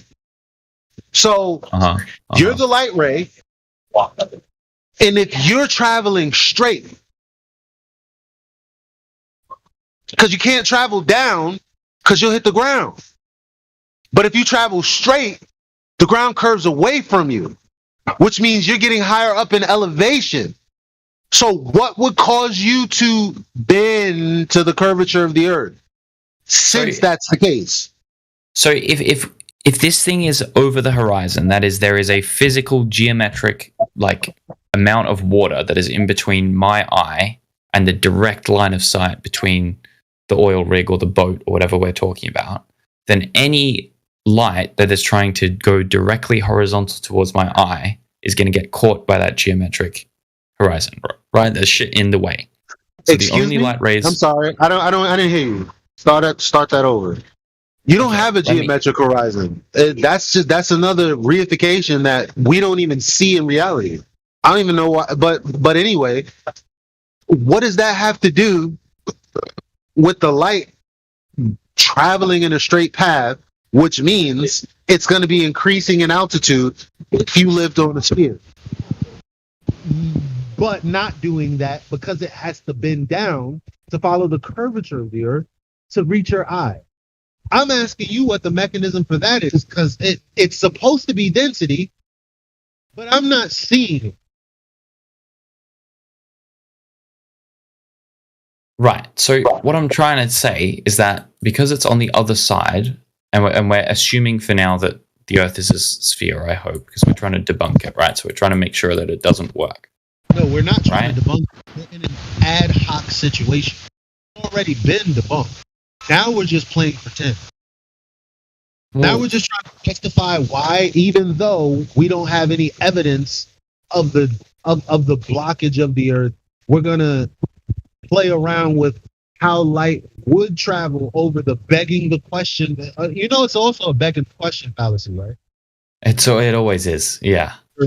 They use the radius of the Earth to give you the 7/6R, which, by the way, none of this, you do realize, none of this explains seeing the black swan and seeing the horizon at 10 miles.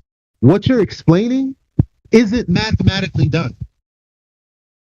You can't even, no one, they say they have. No one has mathematically done this. There's Walter Bislin, I believe, who did some kind of simulation. Guess what? The only way to get the black swan image is to make it a flat plane, and the only way to get it, because they always put the black swan and then they say, oh, look, there's a horizon in front of this photo, which is actually a different observation altogether, but let's go with that. The one that has the horizon, in the reification model of it, it's because the Earth is a globe again. But they don't ever use refraction on a globe to simulate how the fuck that even works. And you're sitting here tap dancing forward. I don't know what you're doing. I honestly. Okay, I put a little paint document in the chat, right? We see that this is an oil rig on the other side of the horizon. This is a dude that's trying to look at the oil rig, right? This is obviously out of scale and blah, blah, blah, but it's exaggerated to make the point. These red light rays, we're going to pretend that rays exist even though they don't, and that it's, it's just... Yeah, no. This is a problem. Okay. Why is it a problem? This is a problem. Because the horizon, which is on the ground, is going to have to come from somewhere further beyond those oil rigs. So I need to see how the light will go from the ground, because that's where the horizon is, and that's where the light's being reflected from. So if we're going to pretend, I'm going to need to see how the light rays from the ground, which would be the horizon from way the fuck back here, projected all the way to where the observer is at, which, by the way, isn't even what Andrew Thomas Young. No light is reflecting off the ground. So, wait a minute. So then why is the horizon apparently behind the boat? Because the light from that water is also being refracted around the horizon. Yeah, the light from the water. The edge of the water would be the horizon. So there's light coming from there back there, meeting your eye up here. Yes. But that doesn't mean that there's actually anything in the way. So you need the light rays to go from the ground The water. The water. You need the light rays that are bouncing off the water behind the oil rig to somehow curve around into your eyes. Yeah, why not? That's what you're claiming. Why not? That's what we need. I'm saying they do. They do that.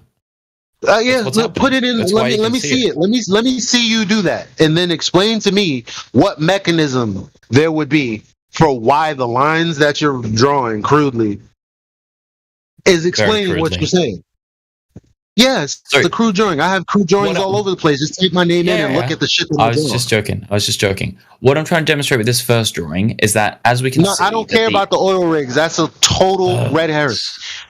I want to know how you think we can see the horizon behind the oil rigs. So you said refraction. So I'm going to need to see the light rays from the water beyond the oil rigs to the observer. And then I'm going to have you explain to me how the fuck that's possible. Okay.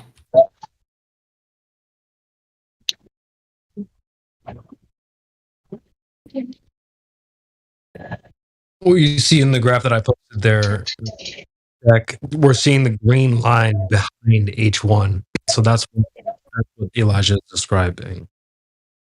Sorry, Creation Bear, what was that? So I'm looking at the diagram that you put in the chat. Yeah, 45 minutes past the hour. You see the red arrow pointing up H1? Yeah.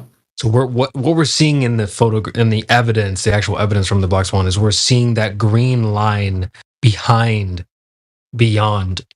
H1 to the right. Yes. Yes. But that's what you're saying. We need to see, that's the quote unquote light that we're seeing when we shouldn't be able to. So yeah, that's what he's going to have you. Okay, well, I'll take this diagram then, if that's cool. Sure. Oh, well, I can just do it myself. So this is H1, let's say.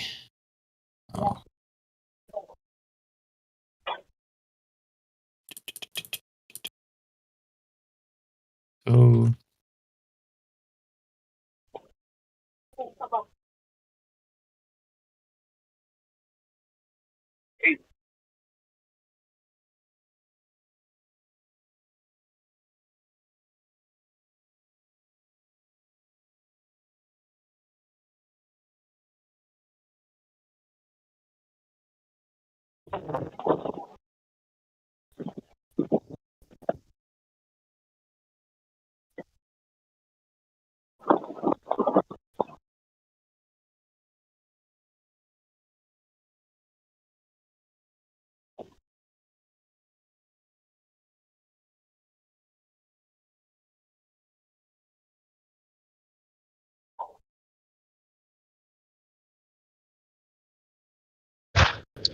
Yeah, Creation Bear. I definitely think, after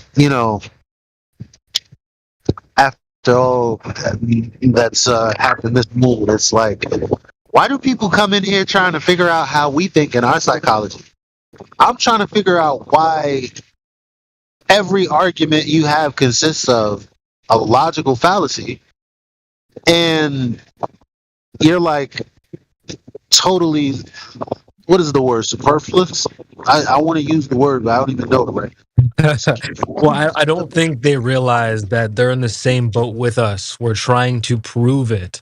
Where I get the sense that Deck, like I've noticed, you feel the need to just explain it one more time. And it's like, well, you don't have to explain it any more time. Oh, well, obviously that's going the other way as well. I feel like Elijah's feeling the need to explain it one more time to me as well. No, the same thing. No, you're like, you got to realize you're in the same boat as us. We're all trying to prove this stuff, or we're just going to falsify it. But yeah, just restating the claims certainly isn't necessary in this forum because everyone's quite familiar. And most of us used to believe these claims. So yeah, totally. Yeah. So I'm just restating them just so I can be clear what I'm trying to prove or disprove. Well, let's just skip right to proving it or disproving it. That's kind of like but I just get very confused on this forum because instead of tap dancing, 3 different people are trying to talk about 3 different things. It's just I like to make it clear on what exactly we're talking about. Wow. So you were confused, and I was very clear. We were talking about the distance to the horizon. You're saying you see it, but we can all, even Stevie Wonder can see. Even, but you got to understand, Eli, that it makes it really hard for me for anyone to understand or to follow along with what you're saying when you're phrasing it in such a like yelling slam poetry, then this, then that way. Like, no. That's now. That wasn't earlier, and you were still confused. So. Yeah, maybe I'm just dumb. That's my bad. Well, I'm not saying that, but I'm saying stop making excuses because you just tried to do it again. You're justifying this behavior, and I don't know why. You're justifying it. You justified using bad logic as, well, maybe all logic is bad, if not most. Or most logic is bad, if not all. Then you said something about axioms. I was like, no, that's not true. Then I'm showing you Andrew Thomas Young right here. As a matter of fact, his very first case on refraction and light ray bending, which light rays don't actually exist because they go out in a conical form, in a fashion, whatever, right? So the whole problem is that you're still going to believe what somebody told you anyway, even though you can read and understand what the source of the information is saying. And the source of the information is not saying what you're saying. And then you justify it. He's not saying that the light is going to come from way beyond the real horizon and act as another horizon. Nowhere in there is he saying that. Second of all, and most importantly, if you actually look at the PDF, all of his refraction, all of this information is coming off of a plane, a horizontal surface. So he then says, in order to see what this looks like on a globe, because we live on a globe, begging the question, he says, we're going to have to make some geometric considerations, reification, to explain how light rays that theoretically that are theoretical and don't exist would curve around the surface of the Earth that we're trying to prove. That's not poetry. That's a jumble of confused mess that I just put together based on the shit that's being said, and you believe it, and it's crazy.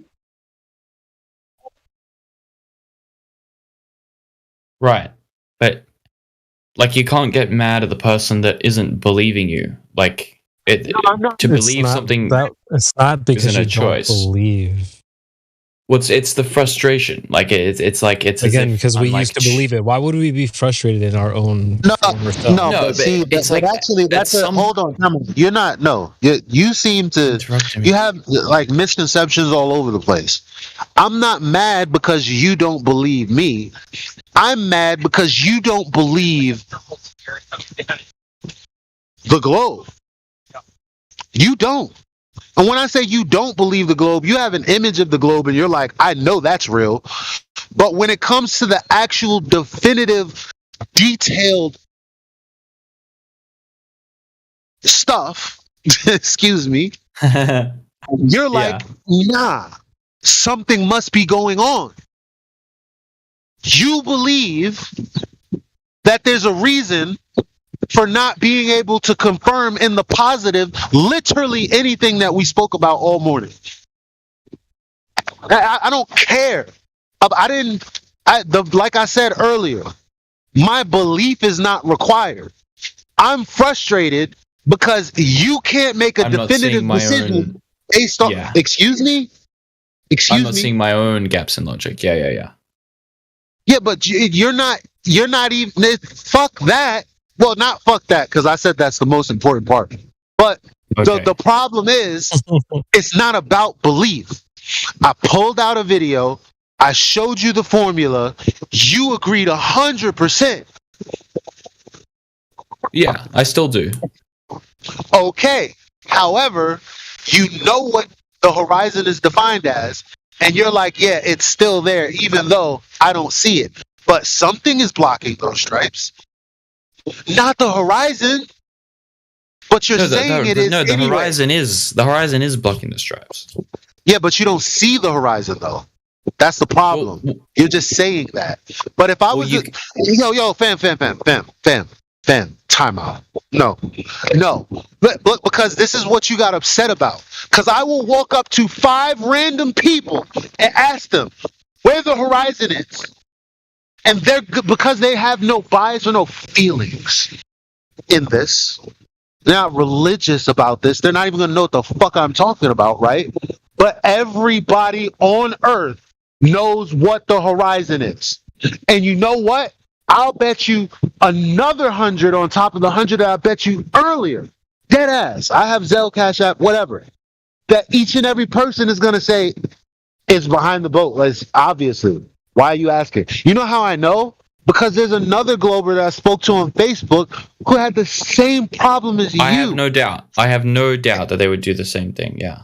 Oh, so then you know you don't see it then, but you're just claiming that it's there. No, they're just not educated enough to like a layperson is just gonna. Well, that education is actually an ad hoc explanation as to why the horizon is not where you would expect it to be. That's the education you're talking about. I'm talking about the fact that the average person doesn't really understand the dynamics of light refraction and stuff, and they're obviously just going to point to the bit refraction has nothing to do with light. Refraction has nothing to do with there being a curve or not being a curve. There being more dense air, there being less dense air, because you'll never be able to prove that there was a geometric horizon there. However, the reason that it appears somewhere else is because of refraction, because you're just begging the question at that point. And again, that's another fallacy. Why the fuck would people need to learn how to think in fallacies? Well, help me out. Well, they don't. I mean, people automatically think. Okay, so when I show people the horizon and they're like it's right there, you're like they're not educated on what? A fallacious argument? Are you serious? It's not intentionally fallacious. It's just no, it's not intentionally fallacious, but in form it just is what it is.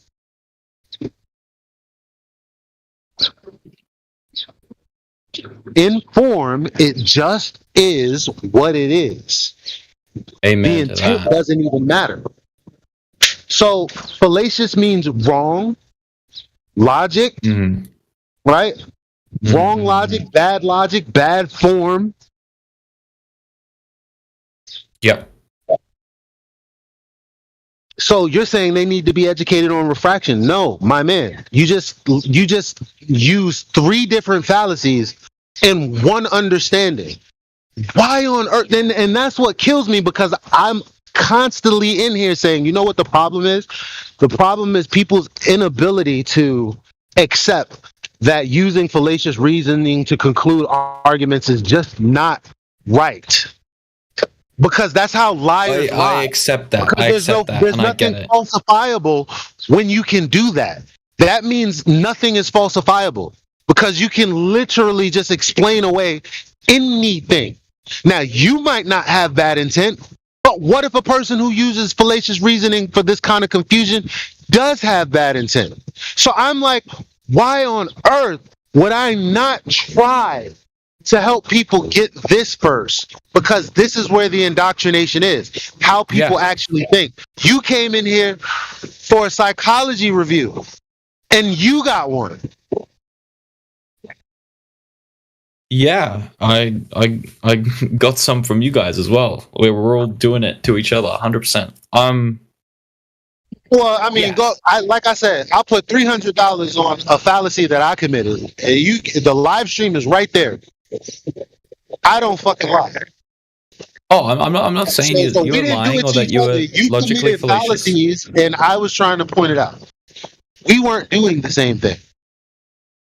Yeah, but for someone who's trying But if you to think he educate did- someone, you do a lot of screaming and shouting over the top of them. Like it doesn't. No, really earlier work. I wasn't doing that. Right now, I'm not educating you. Right now, I'm disappointed in you. Okay. Fair enough then.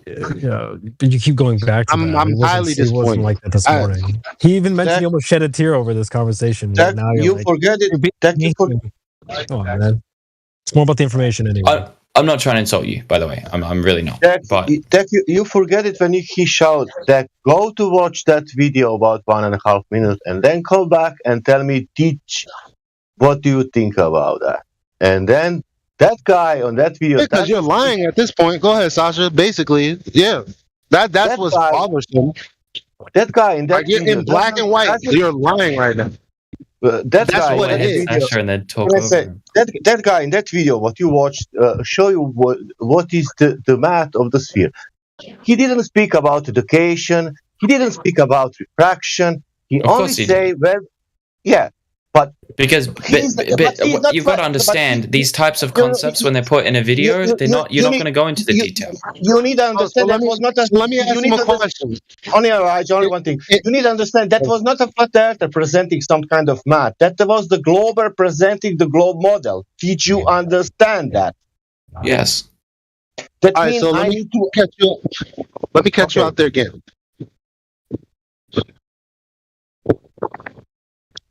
If they use the horizon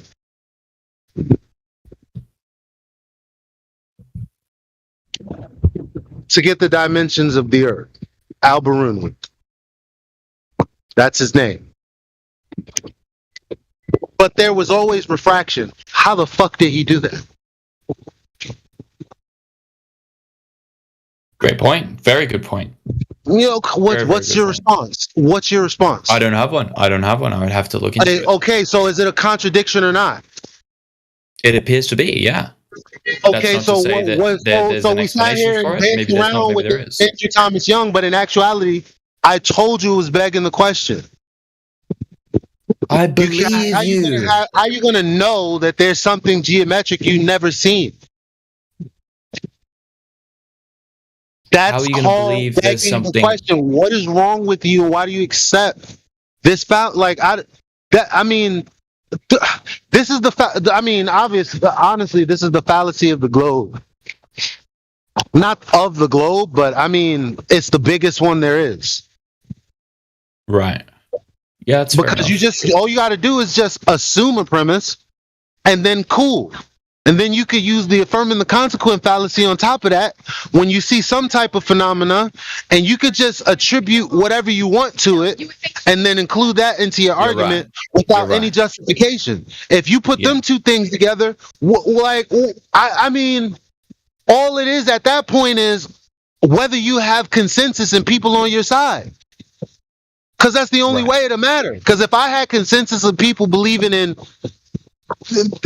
gerbils nibbling at your back every time you get itched, but you can't see them because they're like spiritual ones. If most of the world believed that, and I had this same logic to describe and explain these things, that would be fucking absurd. But this is how humans think. Right.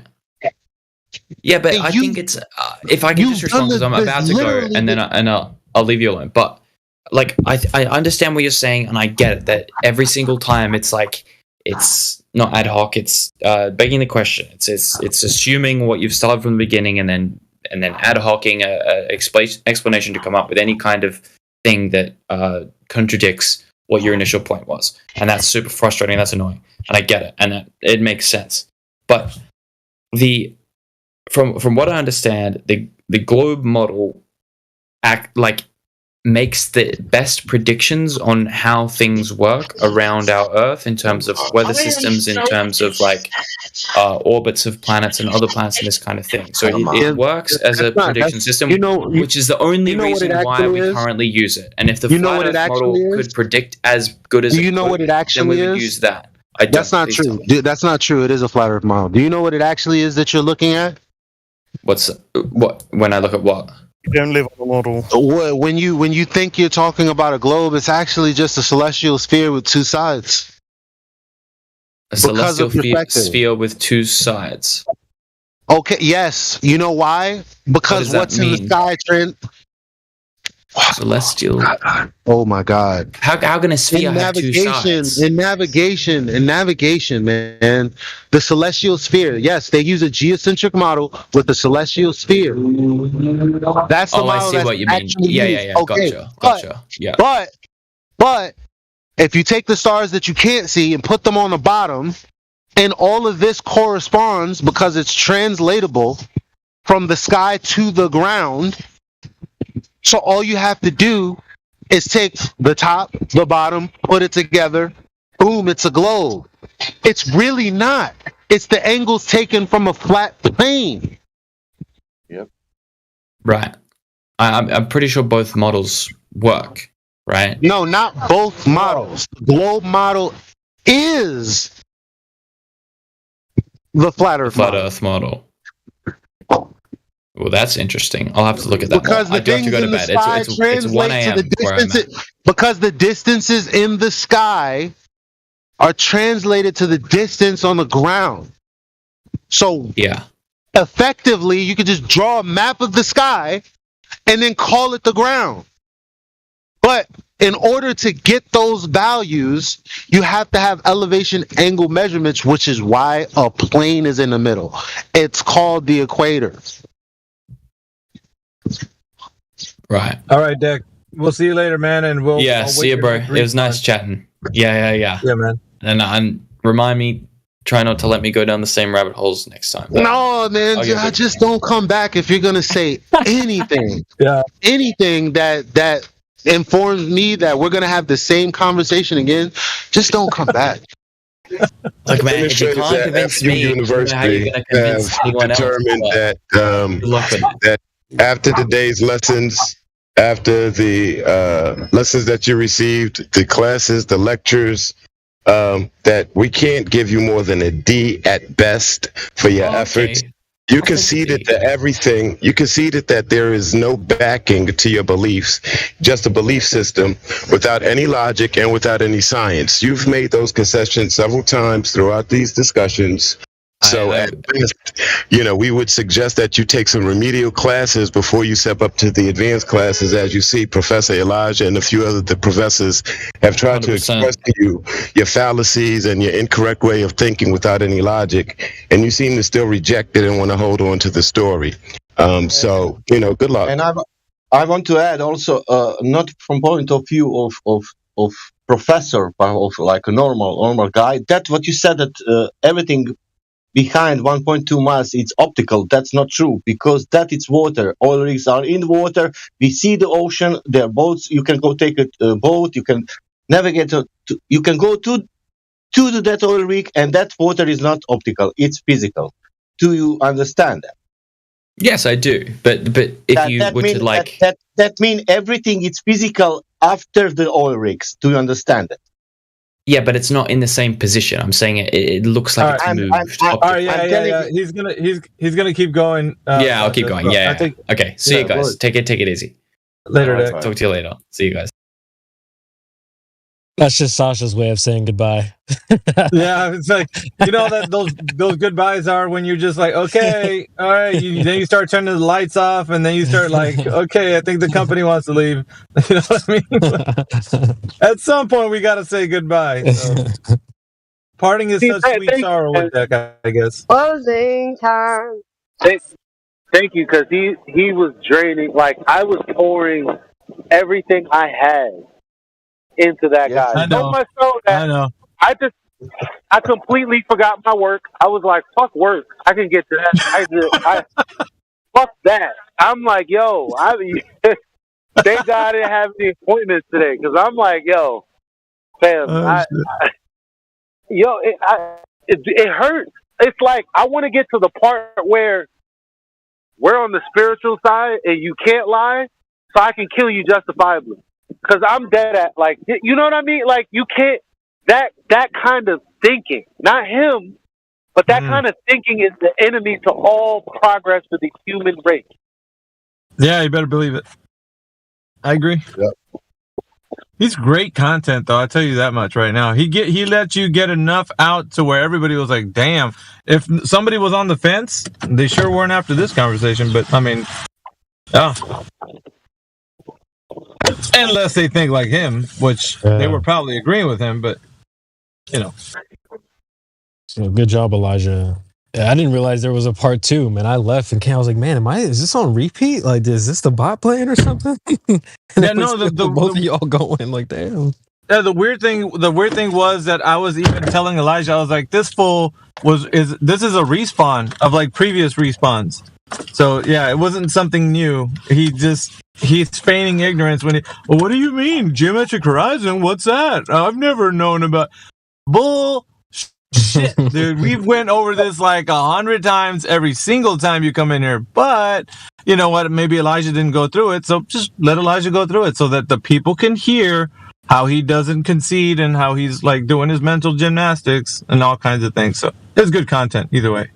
That's why I was triggered, because the moment you said he does this thing, I was like, okay, I'm still going to give him the benefit of the doubt, but now every time he does it, it's going to be another added weight against him. It's going to get so heavy that eventually I'm going to start blowing the gasket. And that's exactly what happened, because I'm like, how could you make so many concessions and still not correct? I don't know. Like, this is the shit that, this is why I don't have, now I'm not even going to go there. I've had dumb art. We was watching, remember we was playing the clip with Dave and dude who was saying the water on the surface is flat, but the earth underneath is round. I can't deal with that level of stupid. Yeah, that's bad.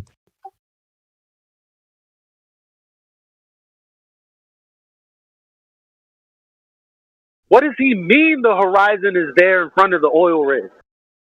What do you mean? And then when I said, no. I got to ask about 5 people. And he's like, don't do that. Because you know I will. I will walk up to 5 different people from 5 different ethnicities just to get as much diversity as I can. And he's like, yeah, they're probably going to all say the same thing because they're not educated on the... And I'm like, you mean the fallacies that because he admitted to committing the fallacies, but in the end tried to say that it was knowledge. That's wickedness.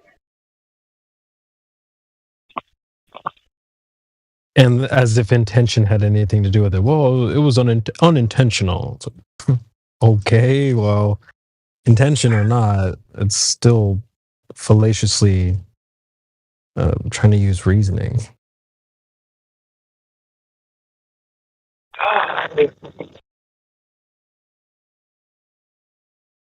Can I change the subject real quick to the stars? I'm just trying to figure something out.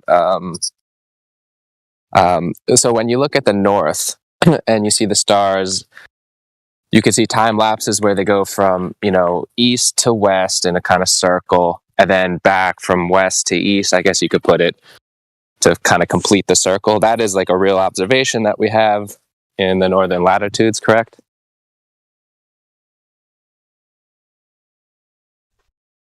Whatever we see is whatever we see. Yeah, no, I'm not trying to like say anything about the sky proving the Earth shape. I'm not either. I'm saying whatever we see is whatever we see. You don't have to say, do we see this, guys? And we agree. It's like, that's like remedial. Well, we see what we see. If you don't have an extra point, then okay. I mean, because frankly, I'm tired of the bullshit. What have you got? No, I'm definitely not coming from that side. I'm not trying to debate. I'm like a novice sky watcher. I live not very far north, but I am in the northern latitudes. But my sky isn't really that conducive to making these observations. So I'm trying to see if others have made observations like this. I'm just trying to see if that time-lapse circle, if people have seen that. I've seen videos of that. So I'm confident that that's right. I'm just thinking now in terms of the south, they talk about a southern pole star, and I'm I'm wondering, has anybody seen time lapses or have observed? You're not wondering anything. You're not wondering anything of great significance. And as sad as I'm, the reason I'm saying that is because what you're wondering has been given to you. You may or may not be aware, but it's not an original thought. What I'm telling you is you've been meant to focus on something that is insignificant. Because actually, you can see both rotations from the same spot, which is a fucking geometric problem for the claim that's out there. But when it comes to us not making any geometric claims, we just see the sky do what it do. That's right, and I appreciate that. I'm just trying to figure out what it is we see the sky do, because you see it. You see it. That's what I meant. Like so I don't know why you cut me off. When you say okay. I see what I see in the sky, and I'm like, yes, so what? You want somebody to explain it to you, what you see? I'm not a good artist, but you want me to draw what you describe, which will probably be exactly if I pulled out a pair of binoculars or not. No, I'm dumb. If I took a camera and a tripod and I set it down and I we gonna see the same thing. What the fuck can I explain that you can't? It's actually just called a description. You know what I mean? You can describe what you see. Wow. So I don't understand the confusion. What am I supposed to tell you? All I'm asking is, I don't know if I've ever seen a southern star rotation where a full circle is seen. Does that exist? It's a semicircle. Okay, so unlike the northern stars that we see, they might have. I don't even know. It's the concentric circle, semicircle. I don't even know at this point. But what does it matter? Well, no, it's just I was just thinking about this, and I didn't have the answer, so I came here to see if anybody here has seen southern star rotation where like a full circle is visualized or seen in the sky, like we can see in the north. That was my question, and I guess I know that we'll see like a east to west arc of stars, but I just didn't know if that has ever been observed where that arc of stars returns back on itself. It's Sigma Octantis you're looking for, isn't it? Have you tried searching for that? Yeah. Sigma. Yeah. The southern pole area. I don't know. Does my question make sense? What's the question?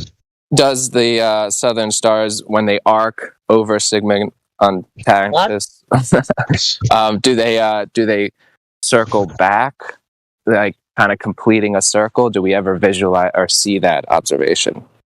Like in the north, we see the stars rotating around the North Pole, but you could see them kind of circle back, creating kind of like a circle in the sky. But do we see that with the south?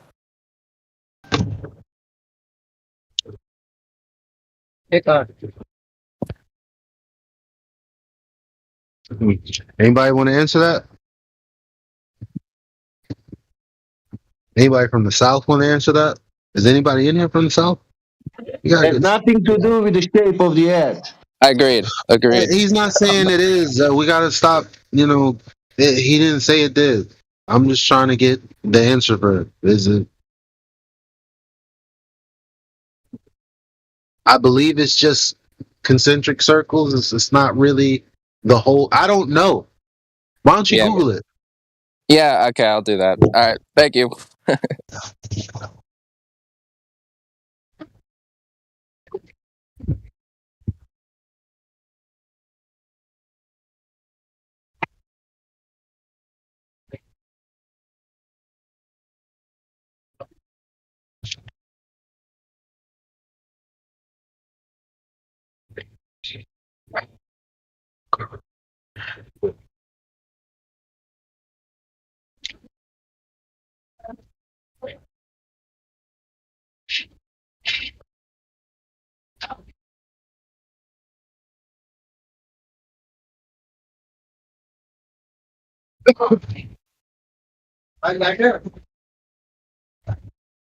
Sorry.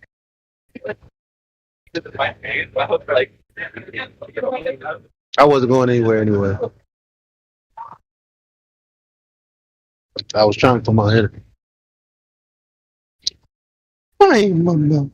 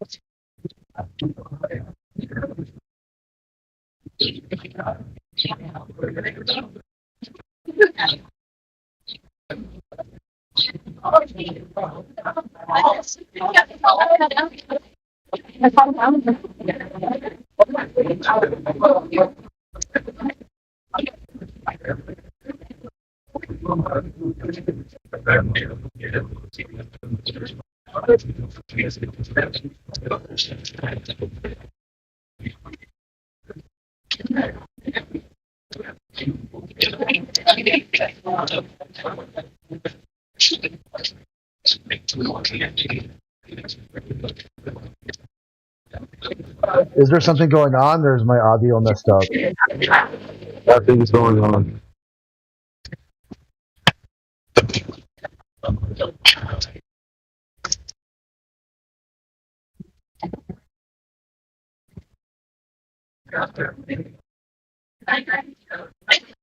We got some hot mocking in the chat. That's what's going on. I'm in a good mood. I'm out here playing with the children. Awesome.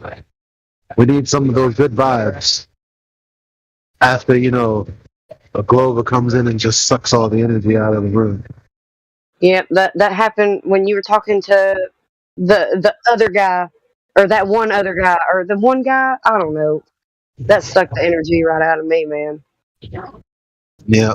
When somebody can clearly, they agree step by step and then go, nope, I'm confused.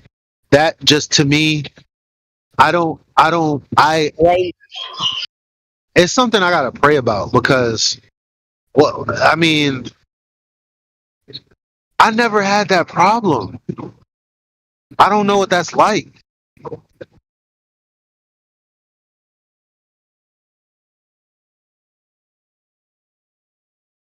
Well, he has a dogmatic worldview that's based on his perception of what the globe would mean for him. So he's got some, like the example here. The earth is a globe, therefore God doesn't exist. Or the earth is a globe, therefore nothing matters. It's all nihilistic. So that's really what you're competing against. You can prove to him it's not a globe. Here's the facts. Here's the evidence. This shows you the globe model's debunked.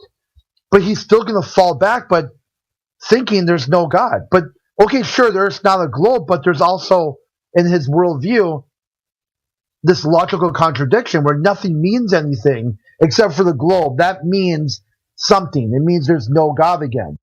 And he's just going to keep spiraling around that, because you have to get to the root of the issue. Why do you think the globe model means X? It's like the first domino, the tip, is to break their logic as to why their worldview requires a globe to be true. How come their worldview can't match a flat Earth paradigm? Feet taste like shit no matter how much money you spend on it nowadays. It's crazy. Just looking for a good strawberry.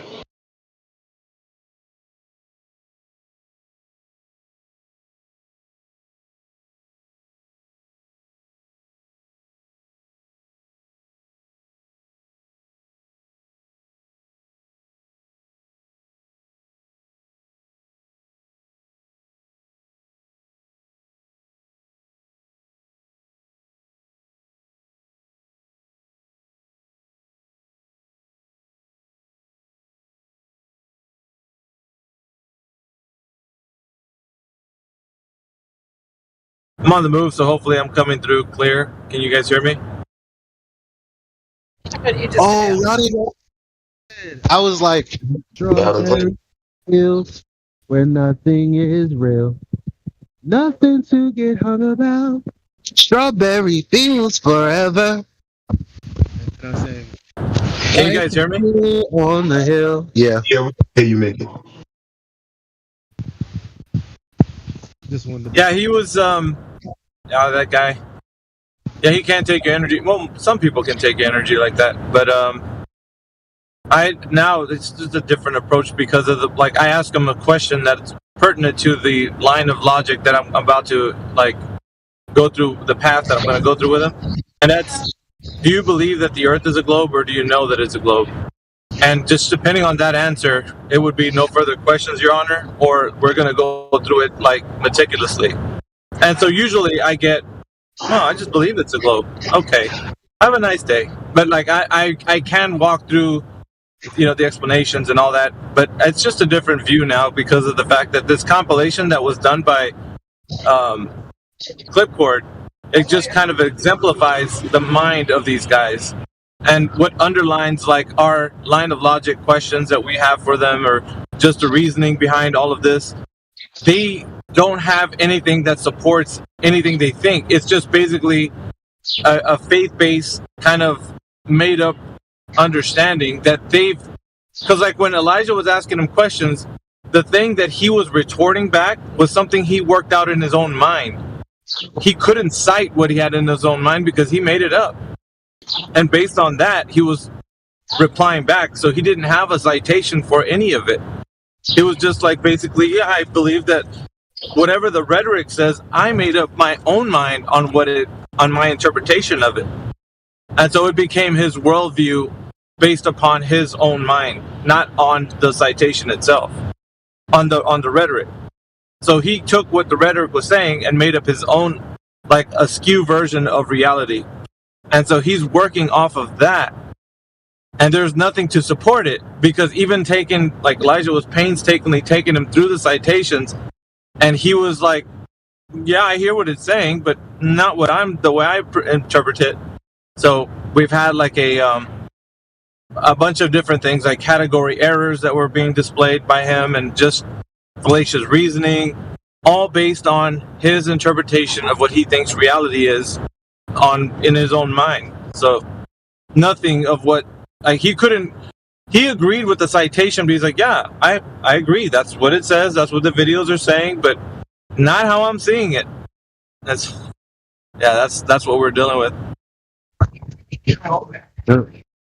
Like the fool on the hill sees the sun going down, in the eyes in his head sees the world spinning round. Fool.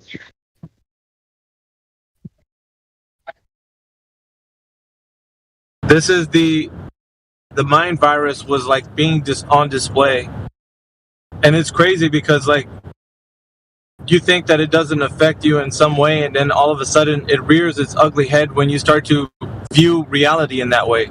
I'm saying even flat earthers are not subject to being exposed to this and taking on this mind virus, but be careful because it could erode the precious critical thinking that you have right now, the ability to have discernment.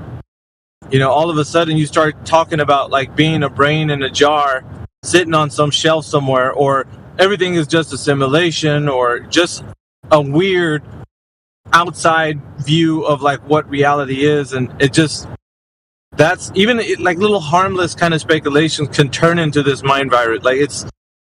And so Beck was a perfect example of someone that's taken over by it. It was completely consumed by it. There wasn't anything in his mind that he could rationally reason why the earth isn't what he's been told, so even if it was in the face of blatant contradiction, which was I don't know, and that's, I think, why we all hear it and we're like, wow, how can you still think that when there's nowhere you can cite any information? It's just,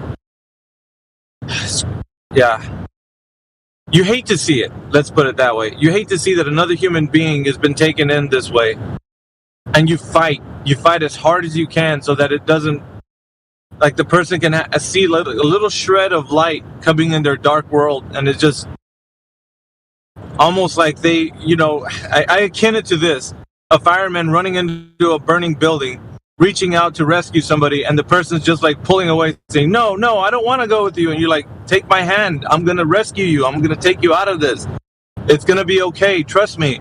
And they don't just like, because they're so beaten down by this, like the world and that's all its views. It's scary. I think that's why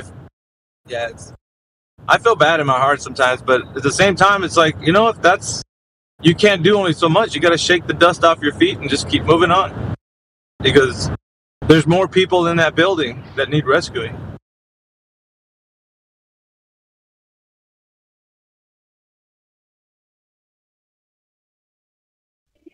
I was here for most of the discussion and the lectures, and this is why I call this FU, Flat University, because these guys come in here and they show their ignorance. They tip their hands from the beginning, but as we hold their feet to the fire, they start to go to Google, or they start receiving information from other anti-flat earthers on which points to make, and they start scattergunning their ideas. This guy came in here and made every concession about his belief system, and said that it was easily not provable through logic nor through science. Yet and still, he still wants to wrap his head around it, pun intended. And that to me is amazing. That to me is a person who is disingenuous or completely hypnotized and indoctrinated. There were points, there were times where I thought he was, sincere when he said, no, I'm really trying to learn, and he made those concessions, but then he circled back around, to the points that had already been falsified. And it's just amazing to watch sometimes and listen to. Yeah, I totally agree with you, Max.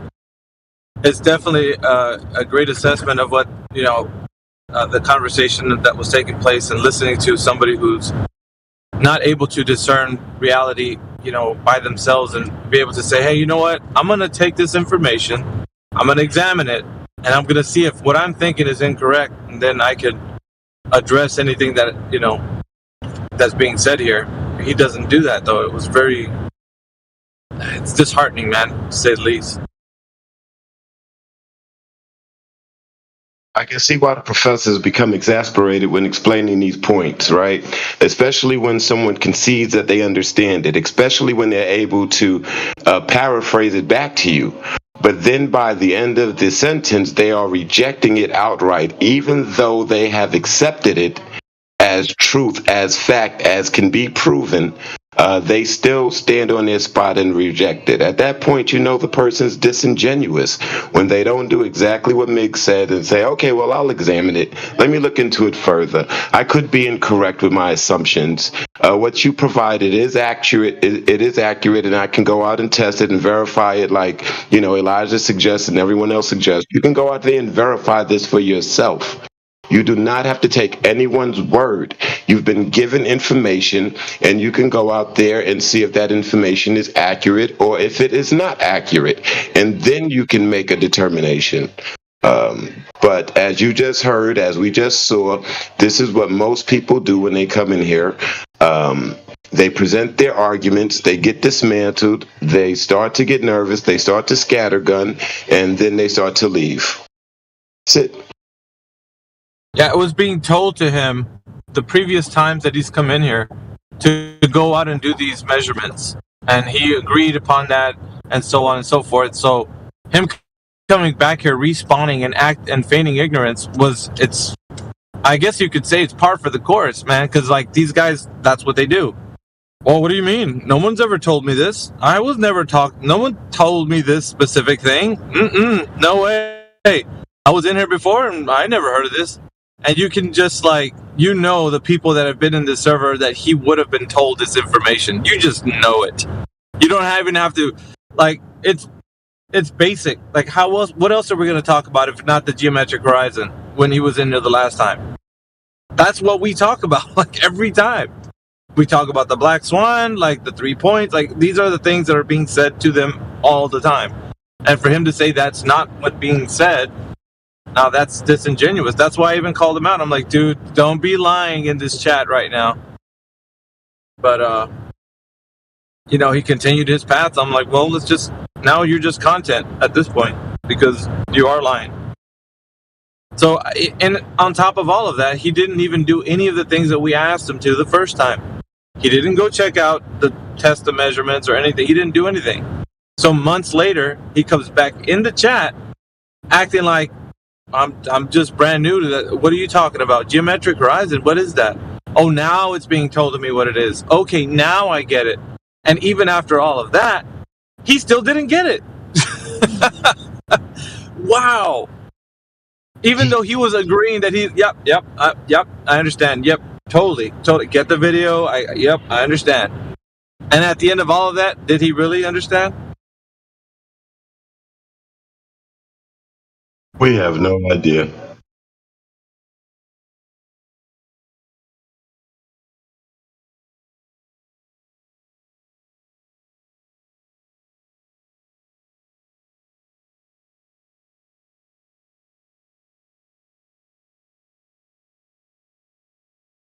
He was a 99%er.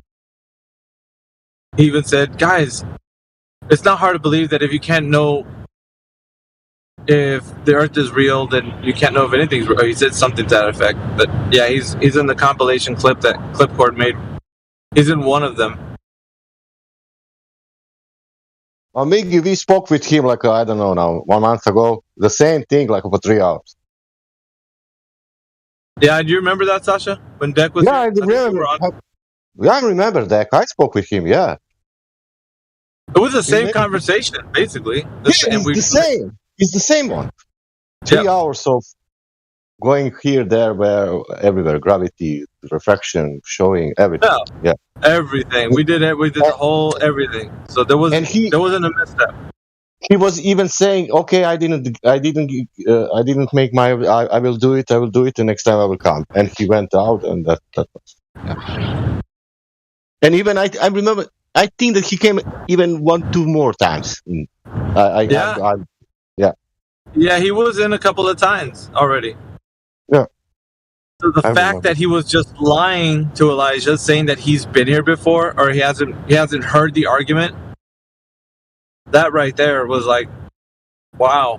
How can you say that, man? Like, and the weird thing is that this is being recorded, so it's on a live stream that we can actually go back and hear you actually in the chat having the same conversation. And I couldn't stress that point enough. It's like, you were in here before.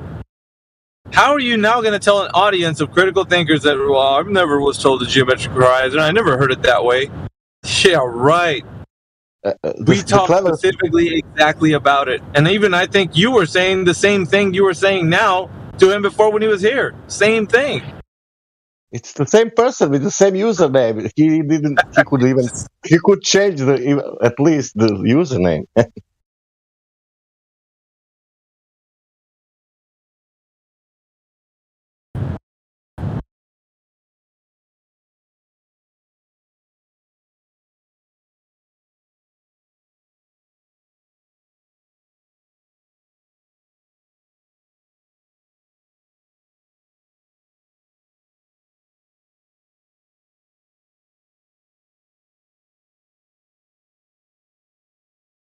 It's a good starting point when you ask them the question that I said at the preface the conversation. Do you believe the Earth is a globe, or do you know that you're 100% certain that it's a globe? When you take them out of that certainty level and you just hear them say, well, I believe it is with the 99.9999 or whatever, then that sliver of a doubt that it could be 100% sure, they don't know. They just don't know. So you can't really hold them to anything because they're kind of taking their hands off of the information, saying, I could be wrong, or it could be somebody else.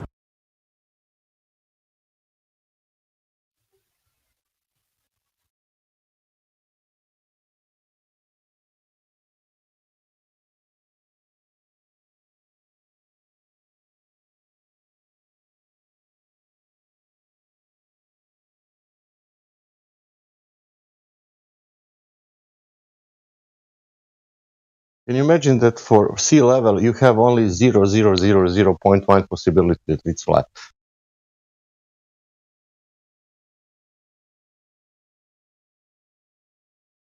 If you believe in globe.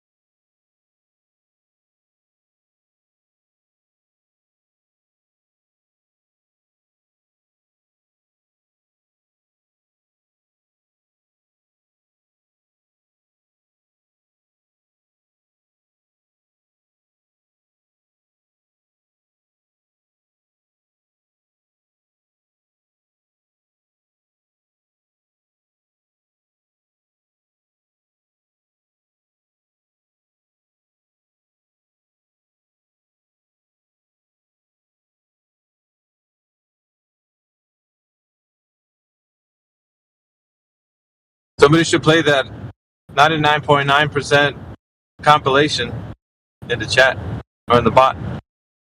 And then you could hear Deck actually in one of those clips.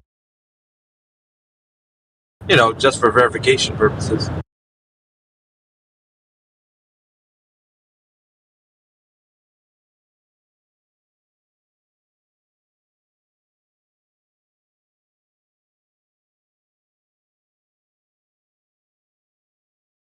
Does anybody that have the bot controls able to pull that clip up?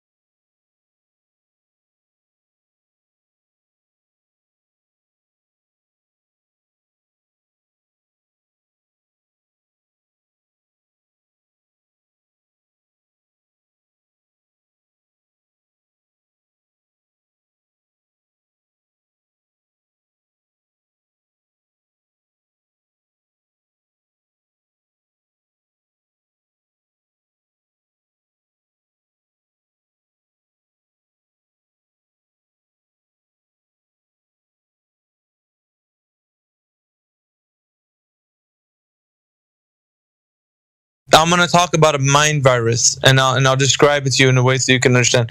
So I'm going to ask you 2 questions. If you can just respond to me in the most honest way possible, and then we'll see if you can understand what I'm talking about here. So first question would be Flat Fact 64. Are we talking on Discord? To my knowledge, we are, yes. Okay. Are you 100% sure we're talking on Discord? With the reality of this world, no, I'm not 100%. We could be talking on flaming goo for all I know. I mean, the reality, I don't know. No, I mean, I cannot, I don't know. I cannot definitively say to anything 100%. Okay, so the mind virus has reached you. Now let me explain. I'm gonna, now that you said what you said, you answered honestly, and I appreciate that. But I'll tell you how the mind virus is still latched onto you. This mind virus that you can't know anything to be 100% sure is going to keep you from the truth. It'll stymie your critical thinking. It will stop you from looking into things. Send in the clowns. Like, if I was to ask you, Siruz, right? Go ahead and tell me what you're doing right now. Just, and I don't mean exactly... generally, what are you doing? Like sitting on my computer chair. Okay, if I was to say you're 100% sure of that, what would you answer? No. You're not 100% sure that you're sitting down? Not 100%. Like 99.99999999999%. Oh, okay. Bomb has been planted. Let me get a question in for Riverboat. Hey, welcome to the server, by the way. Can you for 100% guarantee that you're sitting down in a chair talking on Discord? Nothing's 100%, man. Bruh. Oh, okay. That's all I needed to know. What kind of shit is that? So let's go to the second follow-up question, which is only 2. There's nothing really big. Are you 100% sure you're talking on Discord? I know that's redundant, but please answer the question. Am I 100% sure? No. There you go. Audience, that is it. Mr. Sensible, your goose is cooked. What are you doing right now? Just tell me what you're doing. That's as simple as that. What are you doing right now? Be honest. Like, I don't have to know. But I believe I'm sitting down on my chair. And, I'd say that's But just, sir, you're not going to tell me, and that's, I believe. Okay. He just said he believes he's sitting in a chair. Yeah, you said that. Can I defend myself here? Is that okay? Please. So I don't use prediction a lot. So I don't interact with the world in absolute facts. It's all based off assumption. Those assumptions have a degree of probability as to whether they're correct or not. So I assume I'm on Discord talking to you guys right now. I can't 100% say that's a fact because I might not exist at all. I'm that type of person, but I can pretty much say it's 99.999% sure that I am here talking to you guys. That's what I mean by nothing's a fact, things are a presumption, but they have a degree of probability attached. If that makes sense. We get that. You're not 100% sure of anything. Correct. 99.999999999%. Let's find out real quick. Let me just ask this. Punjab, what are you doing right now? You can tell me. If you're not, we'll use another example. What are you doing right now, Punjab? I assume I'm laying in my bed. Okay. What? I was just going to ask you if you're sure you're laying on your bed. He just assumes it. He's assuming it. But wait! There's more! Listen, did you or did you not say you can't be absolutely sure of anything? Did you say that? Okay. Are you absolutely sure of that? No. Got him. Ladies and gentlemen, we got him. We can get really close. Like, I can be like 99.99%. Well, yeah, we're not saying about any sign. Let me ask you a question. Have you ever eaten food before? Very likely, yes. You can't say I'm not consistent. Bruh. Also, like, whatever you're doing right now, are you sitting down, standing up, I mean, what are you doing? I'm sitting down. Okay. Are you 100% sure you're sitting down? I hope so, yeah.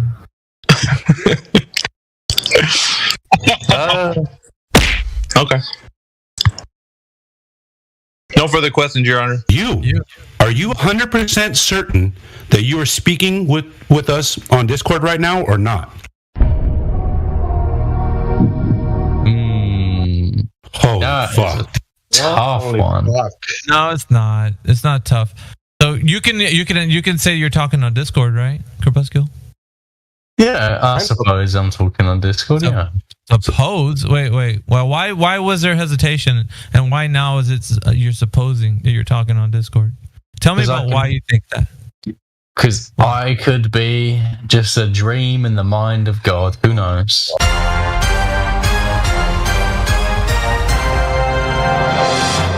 You're doing something like if okay. I'll ask you this: what are you doing right now, Crepuscule? Standing up, sitting down, laying down? What is it? I'm sitting down and I'm about to eat some bread. Okay. Can you tell me that you're doing that 100%? With all certainty. No. Hello? What did you say? No. I said no. Why? Because I know that I can't fully trust my senses because I'm somebody who's literally delusional. Okay. I've literally had false memories. So you're the wrong person to ask that. Shut up, bitch! Not 100% on anything. Right, but I am more than 99% sure. Excuse me. You're not 100% that the Earth is a globe? I'll tell you nothing's 100%. Nothing's 100%. What? Nothing's 100%. What are you talking about? Okay, so let me ask you a question. That just because you said that, you need to answer this question. This next one I'm going to ask you. Have you ever eaten anything? Oh yeah. I might have eaten something, right? Okay, and then now I remember eating that. Now, what if there's a very small possibility? Let me finish. There's a very small possibility that my memory has been altered. I'm schizophrenic. I'm suffering a psychotic episode. Yeah, I can introduce factors that I'm completely unaware and oblivious to. So, if I ate something, there's a high probability that I'm correct that I ate something, but it's not 100%. Nothing's 100%. Right? Bro, what are you talking about, man? But let me finish the point here. Quantum mechanics, the most technical field of science currently, is not 100%. They use probability. Why would I talk to a psychopath? You just finished saying you just finished saying you could be schizophrenic. Why would I want to have a conveation with a schizophrenic? I was making a hypothetical situation. No. You just said I could be schizophrenic. It's not. Yeah. To tell you, are you 100% sure that you're sitting down watching your screen? Well, nobody knows what's outside their perception. No, that's not what I asked. What I'm asking is exactly what you told me. I'm just repeating it back to you as in, are you 100% sure that what you told me is exactly what's going on? No, because you don't know what's going on outside of your taste, your smell, your hearing, your sight. Okay, so this is the issue that we have. Are you swimming in an ocean? Probably not. What? Probably not. Well, that's He's not even sure of that. He's whispering in your ear again. That professor. You would have to define what an ocean is and what. No. You know. No. We don't have to get into semantics. So for the reason of this conversation, we both understand each other in a way we know what we're saying. So you know what I mean when I say ocean, right? Excuse me. You can roast me for saying this, but I don't think I can touch a ball before, so. He probably is. Hey, man, are you talking on Discord right now? Yeah, I think so. I didn't even get the second one. You're already caving. What the hell, bro? I think so. This is madness, man. Yeah, all you guys, you live in your own fantasy. Have you ever eaten before? Bomb has been planted. Yeah, I think so. Look at this guy. I don't think he remembers his last meal. You don't remember when he's eaten? Or if he has. What the fuck is this piece of shit? I can prove that. Oh, he can't. How big is the jar your brain in? Are you a brain in a jar sitting on some shelf somewhere? No, I don't think I have one of those. Shut you! I don't have one of those. Listen to this guy. Not if you have one. Are you one? In one? Are you in a jar? I think he's just a jar. He's not even in the.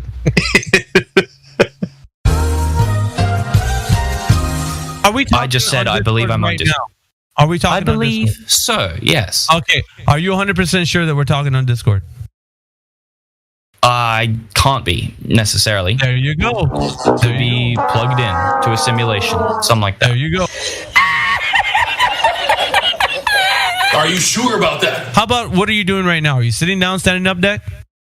I'm sitting down right now. How sure are you of that? Are you 100% sure you're doing that? I'm pretty fucking sure. As sure as I can be about anything else. There's damn good evidence, isn't there? Guys, it's not that fucking hard of a jump to understand that if you don't know if the world is real, then you can't know if anything's real. Like, it's not surprising. Stop the cap. Stop the cap right now. Stop the cap. No bullshit, bro. Are you staring at a computer screen or a phone? Computer screen, yeah. Okay. Are you 100% sure that you're sitting down staring at a computer screen?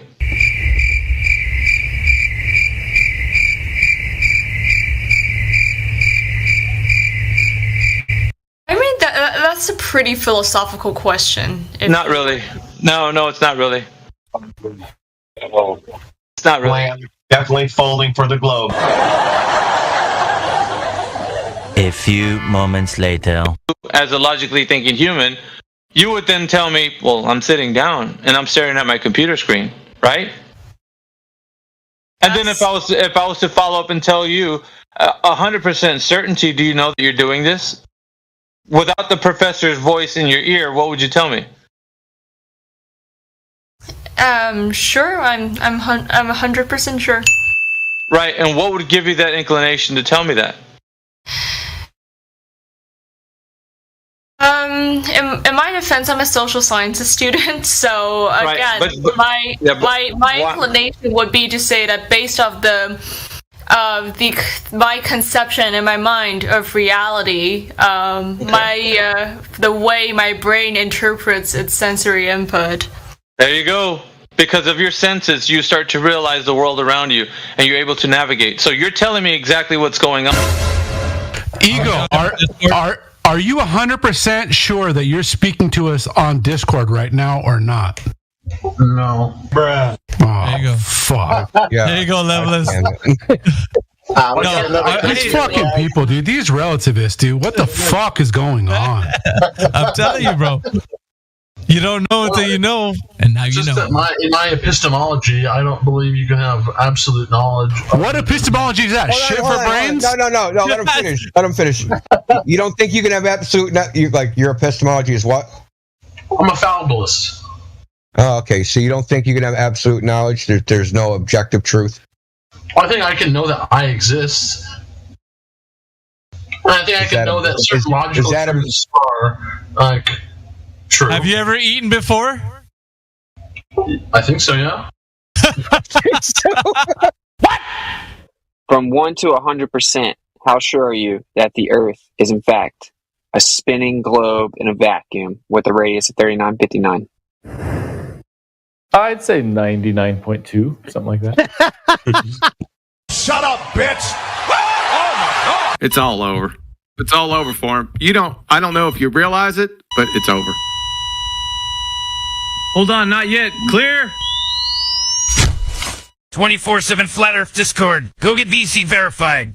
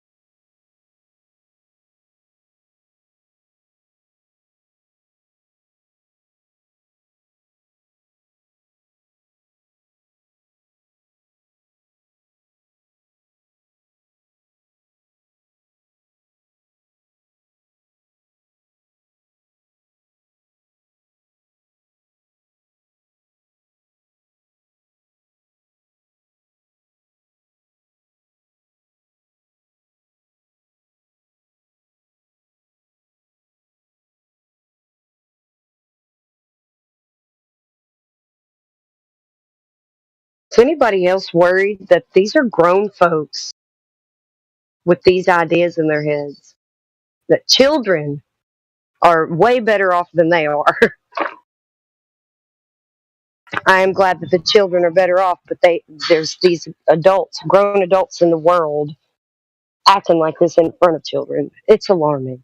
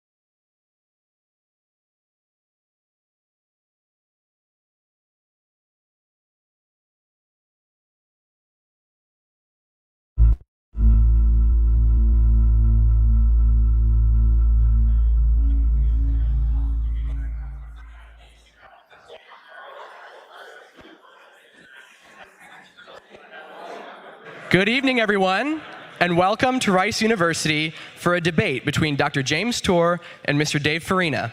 The topic, are we clueless about the origin of life? My name is Alex Latham, and I am a graduate student affiliated with the Tour Research Group. I will be serving tonight as a timekeeper for the debate. Some quick logistics before we get started. In case of emergency, there are 3 exits in this room to either side of me and one in the back. Please only use the exit here to either side of me in case of an emergency. If you need to use the restroom during the debate and you are able to use the stairs, please exit through the back door so as not to disrupt the stage. The restrooms are located in the main building just around this way, down into the door right on the side of this building. You go in, take a right, and you'll see the restrooms very soon. In order to limit disruptions, we ask that you please silence your cell phones and mobile devices. We also ask that you please not distract anybody up front with any kind of photography, videography, flash photography especially. This event is being live streamed and the video will be available for free after the event as well, so there really shouldn't be any need for pictures or videos. We also ask that unless you need to step out, that you do not stand up because that would be pretty distracting as well for the live stream. We would like to thank Rice Events and those helping with the live stream and sound for making this event possible tonight. We would also like to give a special thank you to Mr. Farina for being here and giving his time this evening, being willing to visit Rice University for this debate. Now, the moderator for tonight's debate will be Professor Wayne Guida. He is a professor in the Department of Chemistry at the University of South Florida in Tampa and a collaborating member in the Molecular Medicine program at the H. Lee Moffitt Cancer Center and Research Institute at the University of South Florida. Professor Guida has also served as president and CEO of Schrödinger Incorporated. He was the executive director of chemical technologies at the Novartis Institute for Biomedical Research, formerly known as Ciba Geigy Pharmaceuticals. There, he supervised a group of scientists engaged in molecular modeling, protein X-ray crystallography, protein NMR spectroscopy, protein biochemistry, high-throughput screening, analytical chemistry, and organic synthesis scale-up. Professor Guida's current research interest involves the design of STING modulators, that stands for Stimulator of Interferon Genes, for the treatment of cancer, autoimmune disease, and anti-infectives. Please join me in welcoming the moderator, Professor Wayne Guida.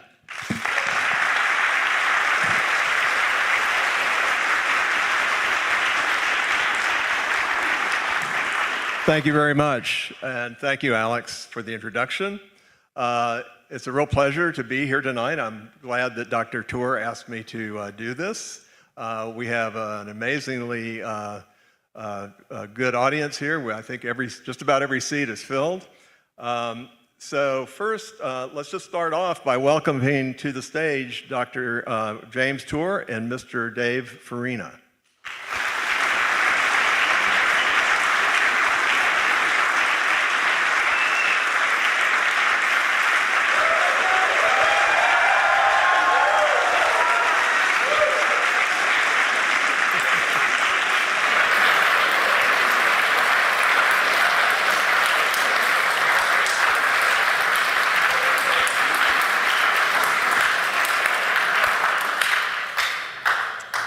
Okay, so both of you make sure you're at your neutral corners. To my left corner of the ring, weighing in at, no, I'm not going to do that. To my right is Mr. Dave Farina. He's a scientific communicator who hosts the YouTube channel Professor Dave Explains.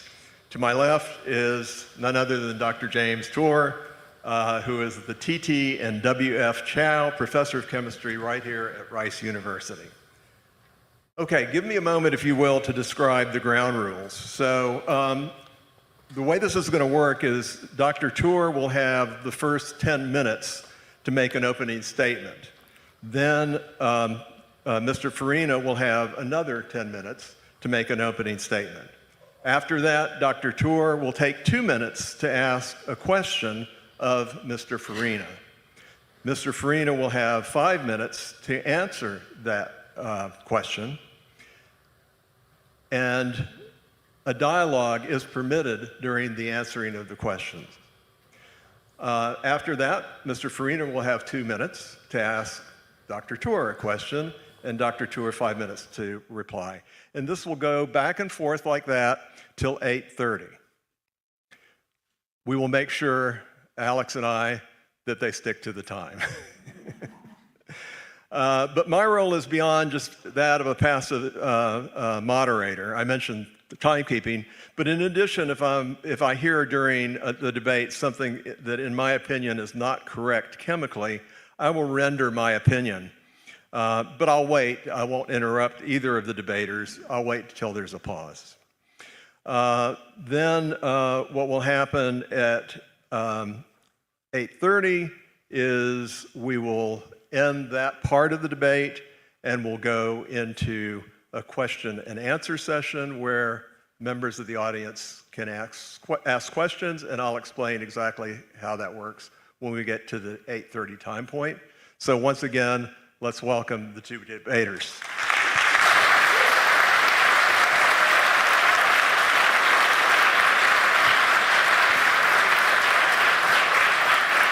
Thank you.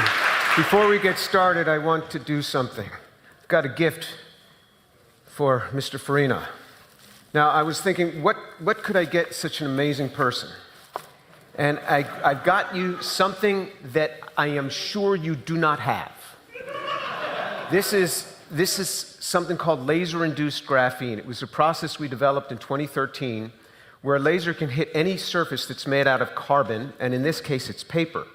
And the laser can write a pattern. So what you're going to look at is paper that has been converted into carbon. The carbohydrates have been converted into graphene through the laser action. And so here's what we've got for you. Oh, that's very lovely. It's a nice gesture, thank you. Is this on?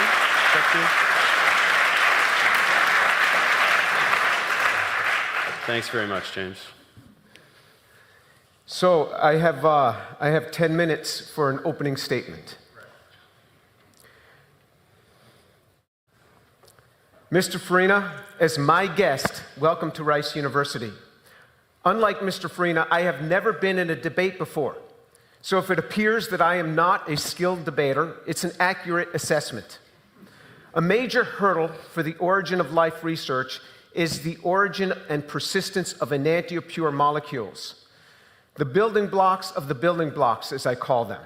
Enantiopurity means that one mirror image of a molecule prevails to the exclusion of the other.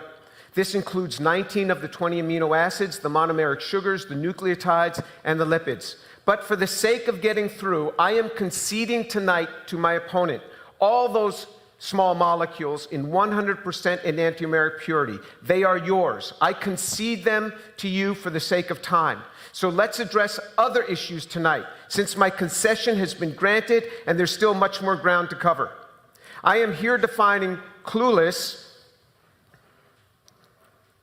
Oh, this has gone off. All right. Hold the time a second for me while I log back in here.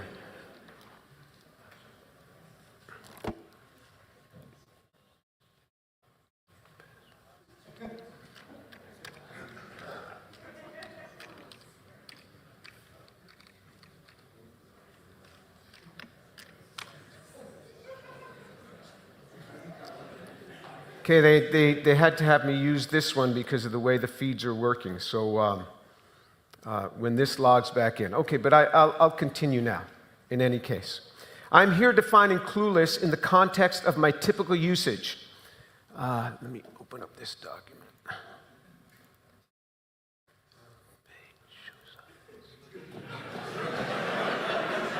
Got to do it. I mean, this is just life, you know.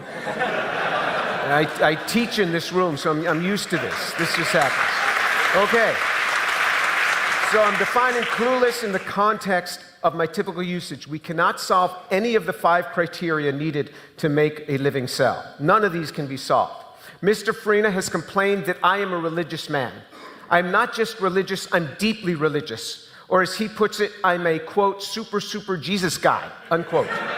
While that's a label that I gladly embrace, and I believe that the Bible is God's word, I never appeal to that book of authority in my academic lectures or scientific discussions. Never, unless specifically asked about my religious convictions, like in a church or a religious podcast, I never couple those to my scientific criticisms of the origin of life research.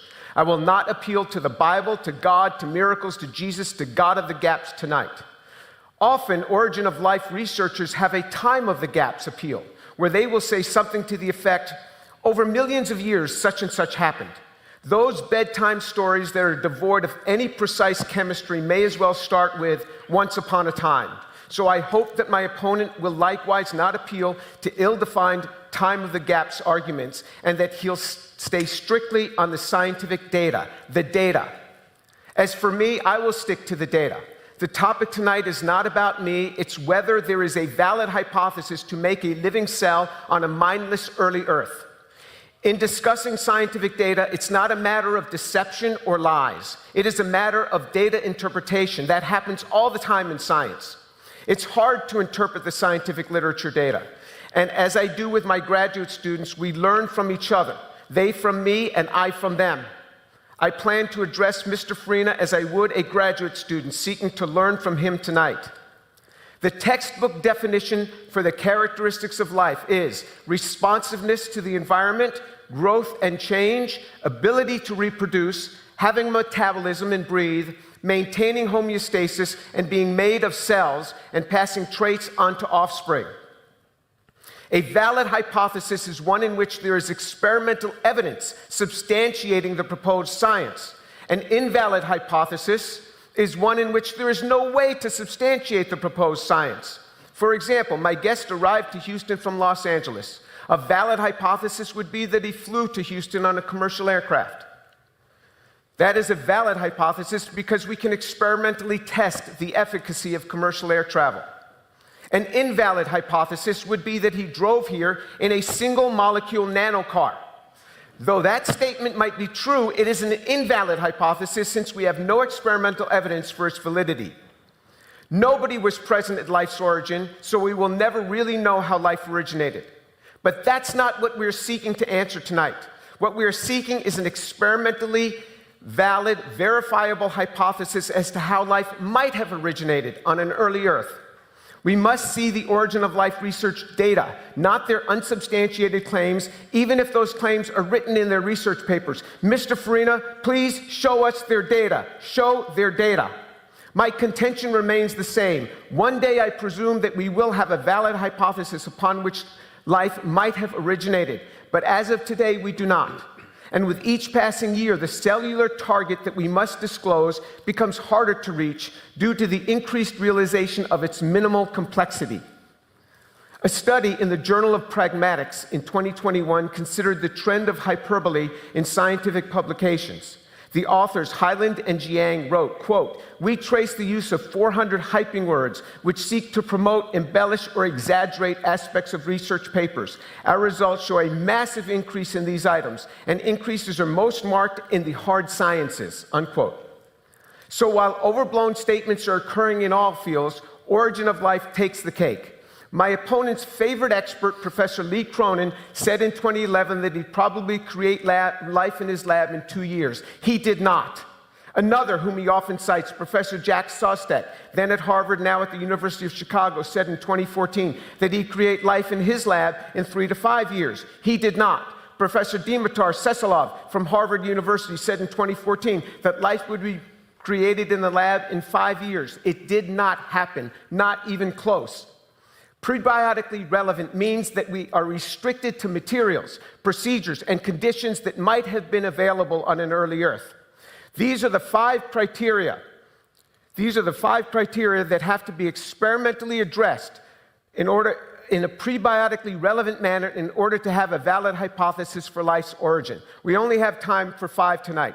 Polypeptides, polynucleotides, polysaccharides, the origin of specified information, and the assembly of the above components into an integrated, functional, living system, namely a cell, not merely a random mixture of these. If my opponent is unable to supply all 5 criteria for life, then we're currently clueless on the origin of life. But since I don't think he'll be able to supply even one of the 5, it will show that we're not merely clueless, but utterly clueless. While some would like to portray me as one of the very few people that does not accept the hyped claims of origin of life researchers, I maintain that overconfident supporters of origin of life, like my opponent, are being abandoned by the origin of life research community itself. For example, Mr. Farina's own experts, whom he likes to cite, are now backing away from their own overblown claims. His often cited Origin of Life expert, Professor Jack Sostek, now says that aside from nature's construct of RNA, invoking of, quote, autocatalytic sets was never chemically realistic, unquote. Hence, the prebiotic relevance of autocatalytic sets crumbles. It's over, according to Professor Sostek. His often cited Origin of Life expert, Professor Donna Blackman, now acknowledges that there are no known prebiotically relevant autocatalytic reactions that greatly enhance chirality of a substrate. The increases are minor, so no need to waste our time tonight on autocatalysis. His own Origin of Life expert, Professor Stephen Benner, an enormous figure in this field, now says that any group of randomly synthesized RNA molecules would afford, quote, 10 million or 100 million more molecules that catalyze the destruction of RNA, unquote, than catalyze the copying of themselves. And, quote, this will never give you life, unquote. Hence, the relevance of random RNA to make copies of itself bites the dust. It's over, according to Professor Benner himself. Origin of Life expert Professor James Shapiro now writes, certain questions like the origins of the first living cells currently have no credible scientific answers, unquote. Evolution kingpin, Professor Richard Dawkins now says, quote, we know little more than Darwin did about how it got started in the first place. We have no evidence bearing upon the momentous event that was the start of evolution on this planet, unquote. My opponent's favorite Origin of Life expert, Professor Lee Cronin, now writes and says on multiple occasions that, quote, Origin of Life research is a scam, unquote. And, quote, there are lots of layers to the scam, unquote. A scam means a dishonest scheme or a fraud. It's beautiful. It's as if Professor Lee Cronin has been scientifically born again. Mr. Farina, I respect your courage to be here tonight. It's too bad that Origin of Life researchers are not here themselves to defend their own data. Maybe they know the shallowness of their own research, while the less informed cannot assess the shallowness. I'm looking forward to seeing the data with chemical specificity. That's what I will be asking of you, so I'm telling you up front. Not the overblown titles, not their outlandish claims, not the once upon a time over 1 million years stories, but the data to propose a valid hypothesis to the 5 criteria needed to build a living cell, thereby overcoming our cluelessness on Origin of Life. Thank you.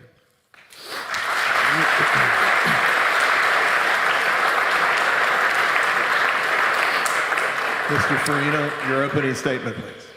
Straighten up. Hey, everyone. Thanks to Rice University for having us here tonight. We are here because of James Tour. James is a chemist and also an apologist who lies about Origin of Life research on the internet. It's quite the double life. In order to understand why he does this, we turn to his faith. James has admitted publicly that he is a creationist. He believes that God created life due to religious scripture, which to him takes priority over scientific evidence. From his website, faith and belief go beyond scientific evidence for this scientist. Anyone who thinks this is not relevant to the discussion is delusional, as James is openly admitting that there's no science that could ever be done that will convince him that life was not directly created by God. He is ideologically bound to denying abiogenesis. He sometimes pretends to leave room for it, as he did just now, to seem open-minded, but he isn't. He's totally dogmatic. Therefore, his opinions on Origin of Life research are irrelevant, as he is approaching the field not as a scientist, but as a preacher. Of course, James pretends his rhetoric is scientific. He will bring up his H-index and list of publications. Less important is the fact that he has publicly admitted that his students do all the work and he slaps his name on the papers. More important is the fact that none of his research has anything to do with Origin of Life whatsoever and does not qualify him in this topic, which is not strictly synthetic organic chemistry as he claims, but also astronomy, geology, physics, and lots of other areas James is clueless about. When it comes to this topic, James is a YouTuber. His embarrassing commentary takes place exclusively on YouTube or in-person events for science-illiterate Christians who share his biases and delusions. James knows that science is done through the primary scientific literature, and he knows that his inability to publish anything on this topic makes him completely irrelevant. That's why he regularly lies and pretends that he is published in this area, and his papers are ignored because of conspiracy. These papers are actually blog posts in Inference Review, launched by Discovery Institute propagandist David Berlinski, which is not peer-reviewed and exists for the sole purpose of making pseudoscience appear more legitimate. Jim's clueless ramblings do not even remotely resemble primary scientific literature, but he lists them among his actual science on his website anyway. Of course, when facing this topic, James somehow forgets what primary literature is supposed to look like. That's how he initially got into hot water, slandering Nobel laureate Jack Szostak. James was complaining about the prestigious journal Nature and what Szostak allegedly published in it, and how it doesn't meet the typical standards of the journal. He called Jack a liar multiple times, to the delight of his clueless, cackling audience. In actuality, it wasn't primary literature at all, but a web article meant for lay people, and there were no lies or inaccuracies, as James continues to claim to this day.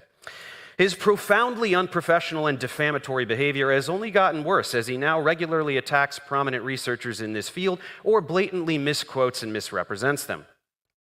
And that's why we're here, to highlight Jim's fraudulence. There is nothing to debate. The question as to whether we are clueless about the origin of life is idiotic.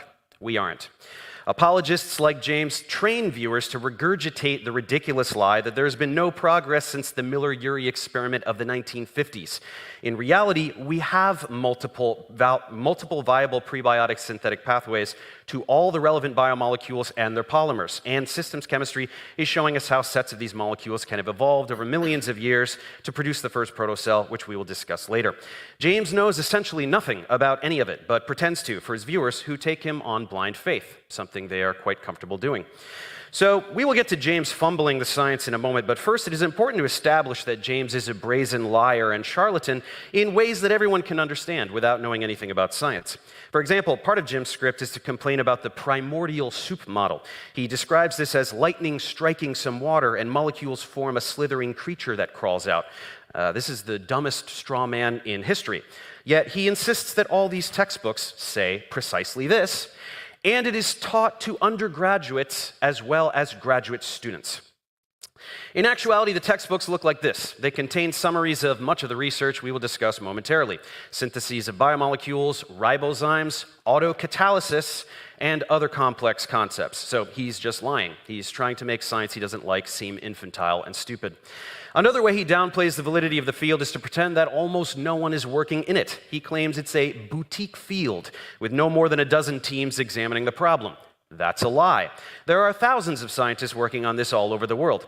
He needs to lie about this because it's much more difficult to claim that thousands of scientists are all either corrupt or stupid, while only James knows the truth. A dozen is much easier to swallow, so he lies. He also pretends to be well-read in the subject. He isn't. He has admitted that he's read less than 5% of the literature on the topic, although in reality, over 3 million papers have been published since 2016, so he's read maybe 0.001% of the literature. More importantly, for the few papers he has read, the diligence he projects is a facade. As to anyone knowledgeable, he reveals a level of incompetence that is shocking for someone of his stature. Take, for example, this study by Stephen Benner, a researcher James regularly slanders. Here, Benner was showing nucleotide polymerization over basaltic glass to form RNA. James notes that Benner washes the glass thoroughly with hydrogen peroxide and ultra-pure water, and then throws his hands in the air about how this makes the study not prebiotically relevant, because he is washing away trace magnesium that would impede nucleotide polymerization on the early Earth. In his profound ignorance, James neglects to realize that basaltic rock is specifically rich in magnesium, information that anyone who had taken Geology 101 would know. Furthermore, he wonders where, oh where, could one find hydrogen peroxide and ultra-pure water on the early Earth, as though its use makes the study not prebiotically relevant. In reality, these are used to destroy biological material like bacteria that would contaminate the results. So, in fact, the washes are done specifically to make the experiment prebiotically relevant. This example is crucial because James will focus much of his empty criticism on claiming that research is not sufficiently prebiotic. But remember this example where James was so clueless that he does not even understand what the researchers are doing and why. This is his primary tactic. He skims the supplemental section of a paper, invents a technical flaw out of thin air, and pretends it negates the results of the paper, and by extension, origin of life research in general. But it gets much worse. James regularly botches concepts not just in geology, but also in his own field. For an example, we return to Benner's research where he synthesized ribose in prebiotically relevant fashion. James doesn't like it one bit, and when confronted with a 13C NMR spectrum demonstrating the presence of ribose, he not only pretends the data is invalid, but he goes to town with meme after meme, cartoon after cartoon, childishly mocking Benner for his garbage data. Here's his laughing Spanish guy meme where the whole crowd laughs in unison at the idiot Benner who thinks he got ribose when it's actually a mess of a billion compounds. But the joke is on James as his pathetic commentary reveals that he can't even read a 13C NMR spectrum, something he should have learned as an undergrad. James compares the spectrum to that of pure ribose when the sample is ribose borate, a different compound, with broad peaks due to rapidly interconverting forms. The billions of compounds are actually just noise, as the vertical axis is expanded to highlight the wider peaks. This abject failure has been confirmed by every chemist I've corresponded with, from Benner himself to J. William Suggs, Professor Emeritus of Chemistry at Brown University, and many others. The idea that James can't do something that an undergrad could do is astounding, and whether his brain ceases to function when examining this research, or he is deliberately lying to a gullible audience with no clue what he's talking about, his credibility is reduced to zero with this example alone. So that's a brief summary of James Tour. He's a toxic individual and pathological liar who actively promotes science denial and slanders diligent researchers. Or in my case, he scours the internet for clips of me in music videos to commit character assassinations. Or unleashes a barrage of insults about how Dave doesn't know chemistry, even though most of his students use my organic chemistry tutorials to get through his unbearable course. He baselessly shouts hype when his own research is full of hype. He whines about being accused of believing in the God of the gaps when he objectively does. He publicly calls for the halting of an entire field of science he doesn't understand just to shelter his fragile, archaic faith. But today, finally, with no desk to hide behind, every tactic will be elucidated in real time, and he will be made accountable for his lies for everyone to see. I hope you'll enjoy it as much as I will.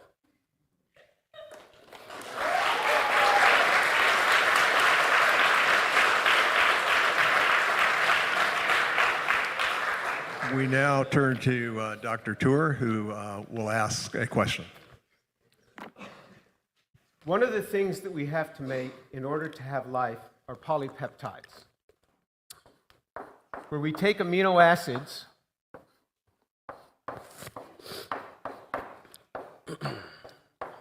and these amino acids have to couple.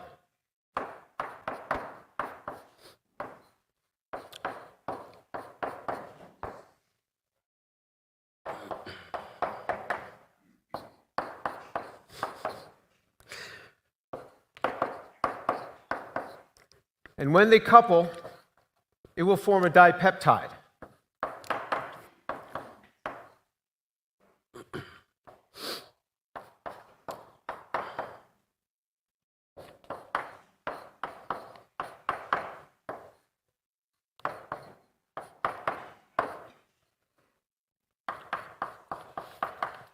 This dipeptide is one of thousands and thousands and thousands that would have to form. If you were going to make a polypeptide, you'd need at least 100 of these for a very small polypeptide. Mr. Farina, show me the prebiotic chemistry that would do this coupling. Be my guest. Okay. Yeah, I don't need the board.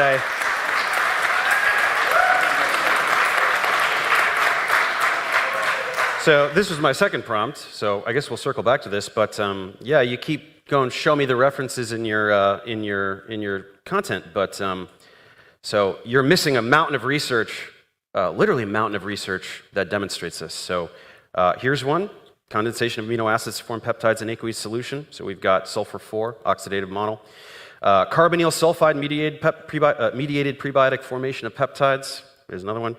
That does not do it, and the two you showed do not do it. This is called asparagine, DK. They do not do it with these. Okay, so what is Lehman's a fraud? Gadiri's a fraud? Are you calling them a fraud? They published a paper, carbonyl sulfide mediated prebiotic formation of peptides. So if you're saying they didn't do that, you're show me the example in there. I studied this. I looked over every paper you put up. Have never studied anything in this area. Are you kidding me? All you do is go, show me the papers, and then I show you papers.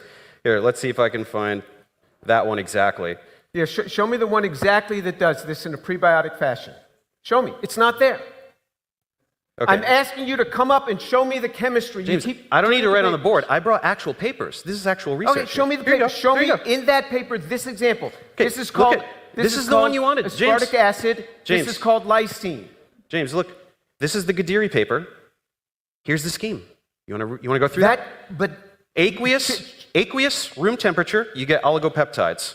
Okay, and it jumps to 80% yield with prebiotic oxidizing agents but like not potassium with this, ferricyanide. because what happens is this would participate. This would participate. You want to do the side chain thing? Okay, well we've got research for that too. Of course, I'm speaking to the side chain. This is not glycine. That's not prebiotically relevant. That has nothing to do with prebiotic. Okay, how about this one?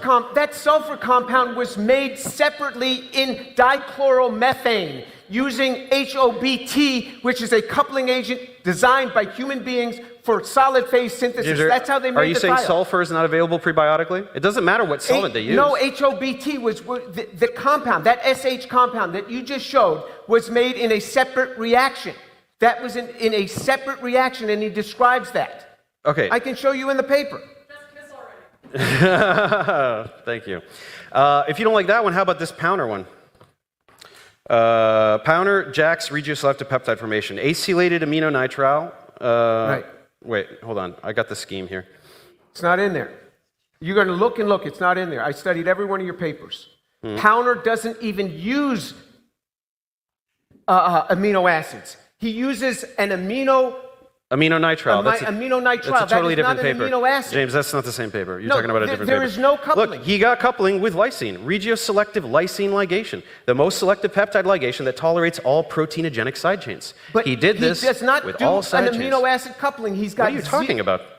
Prebiotic catalytic peptide ligation. There's no amino acids there. Yes, it's amino acids. Okay, go to the equation of that. Go to the equation of that. I don't have that one, but you're just lying. You're also shifting the goalposts, I'll show you the paper. Because by the way, you pretend that there are no papers that show any peptide formation in water. I just showed you a ton. You're shifting the goalposts by complaining about the side chains. How am I shifting the goalpost? These are the ones you've got to do. If you can't do it with these active side chains. You cannot. But he did. Powner didn't do it with the active side chains. He used an aminonitrile. Okay, there are no amino acids. No, James, you're talking about a completely different paper. Peptide ligation by chemoselective aminonitrile coupling in water. That's an aminonitrile. That is a different paper. It's not amino acid coupling. I know that's a different paper. He takes amino acid. This is just a different. He's not going through peptide bond formation. It's a different, right? So you have peptides. You have amino acids condensing. That's peptide formation. He's figuring out a different synthetic pathway that doesn't do coupling, but it doesn't matter. There's a million of these, right? Condensation by wet-dry cycling. Chemoselective aminonitrile coupling. This. I'm asking you, Spur, for a specific reaction because half of the amino acids have active side chains, and these guys play this game of not including these ones that have carboxylic acids, not including the ones that have amines. This is an acylated. You can't do this coupling. Acylated aminonitrile plus unprotected amino acid hydrolyzes the pH 7 to form a dipeptide. Which amino acid? Hydroxylated ones, never carboxylated, never the aminated. All proteinogenic side chains. All from aminonitriles. James, I'm telling you, he did this with lysine. Okay, so the side chain thing is not a problem. So forget the fact that you can't handle that. Right, that peptide formation in water happens and has been demonstrated by about a dozen of these papers that I've shown you. Only with an activator, as you said in your second series. Yeah, chemical activator. Prebiotically plausible chemical activator. Your first series, you never said this. As with an activator, you're not coupling for your amino acids. Okay, we've reached you're not coupling. Carbonyl sulfide. End of the 5 minutes. Yeah.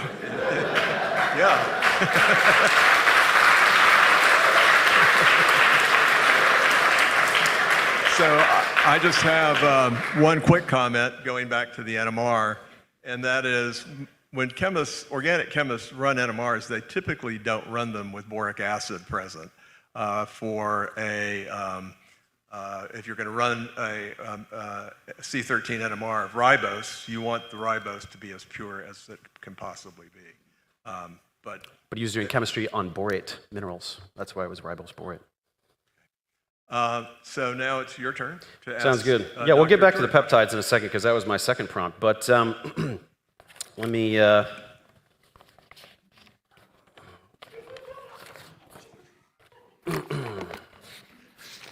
1 minute. Okay.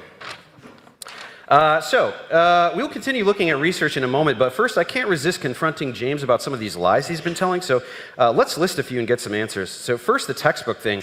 Primordial soup model is lightning and then a slithering creature crawls out, and that's what all these college-level textbooks say.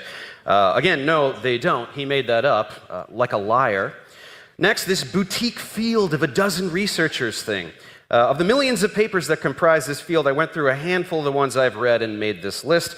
There are thousands more. Pretty dumb lie, huh? And let's add one more. When I had some scientists on my content to help expose James as a fraud, one of them was a friend of mine, organic chemist Bruce Lipschitz, who explained how James was objectively wrong about peptides being unable to form in water, as I just showed you, which I'll prove with about a dozen papers, or I did, and will continue to do so. This hurt James so badly that he spun a ridiculous lie about how I took an unrelated clip of Bruce and stuck it in my content behind his back. This was so idiotic that I had to get Bruce to make another statement specifying that I requested the clip from him and that I had permission to use it, though James did not have permission to share their email exchange. In his emails with James, Bruce explicitly states that he was responding to the claims James had made. There it is in red, but his viewers can't read, so they just ate up the fabricated story.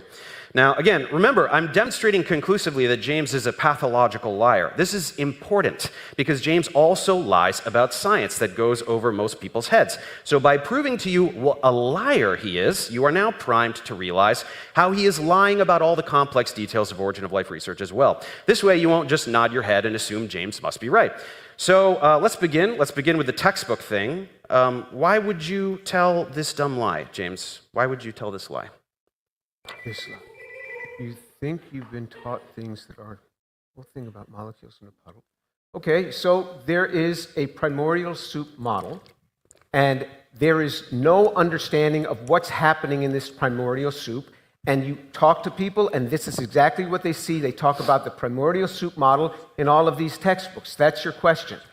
This is the primordial soup model. It just means some molecules in water. That's what it means. Look, you were absolutely clueless on James. Polypeptides. You never gave me the coupling for that reaction. I want you to notice, I'm going to narrate. This is my time James. now. I want you to notice, he didn't answer the question. I invited him to come up to show me the chemistry, how this is done. No, he did not. He did not. And now you want me to say, so now this is the question. The question is, I just told you the primordial soup model is nonsense, and this is in these textbooks, and this is taught over and over again. Turning into slithering creatures is in textbooks? Show me the textbook. Show me the textbook that says molecules form into slithering creatures. Because this is exactly the model that the molecules come together. These form higher organisms that come out of the water. Molecules form higher organisms that come out of the water. Yes. Show me the textbook that shows I don't that. have the textbook. I showed you. There they are. There they are. The smelly soup model. There, you have the list right there. James, I showed you. That's from my video. You have the list. This is what the textbooks show. Ribozymes, autocatalysis, all the things that you pretend aren't real. Go back to my slide. Go back to my slide. There. Yeah. Go back. No, this is No. Go one forward. You show the text. All right. Now don't change it. Now, which textbook were you referring? Because I said right there, it says Miniature C, Prebiotic Soup. Those are quotes from each one of those books. And do they show in there. molecules forming a slithering creature? No, they don't, because that's a lie. And you're not going to run out the clock. How about the dozen people thing? Does that look like a dozen people to you? What I meant by that, the number of people that are doing the complex organic Sutherland-Pounder type synthesis. This is exactly what Benner told you. No. Benner told you people that all it's over a the world. very Benner small. told me. I have hundreds Benner of papers. told you on the video that there's a small number of people that are still doing the Sutherland type of complex synthesis. He says most of the area is not doing that anymore. Origin of Life community is a boutique community. It's a small number of people. It's a dozen people. It was in reference to the number of people that are doing the complex Sutherland type synthesis. The Origin of Life community. The Origin of Life community. You're talking about the field in general. How about the Bruce thing? This was pretty dumb, right? He just took one of the guy's videos and stuck it in. Because when I contacted Bruce, Bruce said to me, I don't even know what you're talking about. I was unaware of this. Dave asked me to said comment it in on the email. some of your You're not writings, showing the whole email. and specifically about what we are doing. And does this show? No, why don't you show the page? Why don't you show the page where he said, I had no idea that this is there? Look, I published the whole email. Yeah, yeah, you're and only here showing he the one. says that I asked for the video, and he's talking about you. And then here you go. No, and you don't want to show the one where just he took said one of the guy's I videos had and no stuck it in. idea.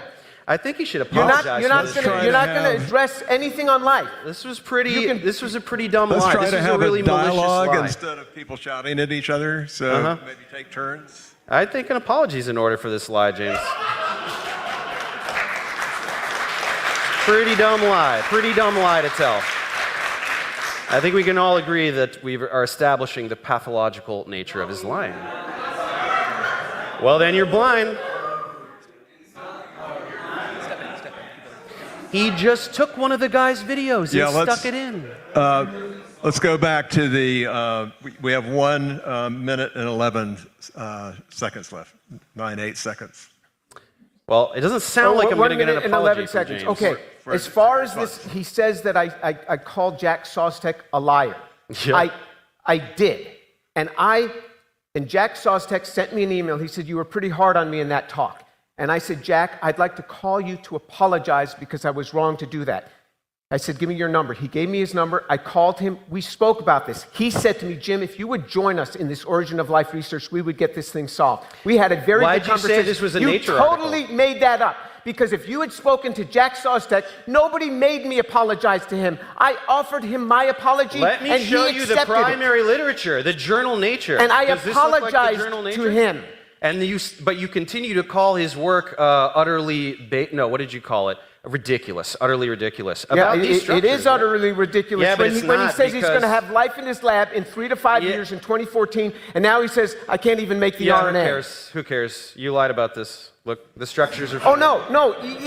That slide, you can speak to Jack Sostek. He said to me, Jim, that slide was not well done. That was a copy from another article in Scientific And yet the American. structures are No, correct. Jack agrees with me. That was poorly done. There's no stereochemistry on So that sugar. When it's there's an no article for ladies. stereochemistry, Okay, I'm going it's to not call. ribose. I'm going to call a If there's close no to this stereochemistry, part of the not session. ribose. Let's move on. It's Dr. Tour's. 2 minutes to prerogative. ask a question. Okay, my to ask the second question is, let's also try to see if we can stick more to the science instead of diagrams. oh, I would love to stick Well, to that the was my science. only prompt for the All lies. right. It's important to establish that Polynucleotides. James is a liar. Polynucleotides. You have to be able to make RNA.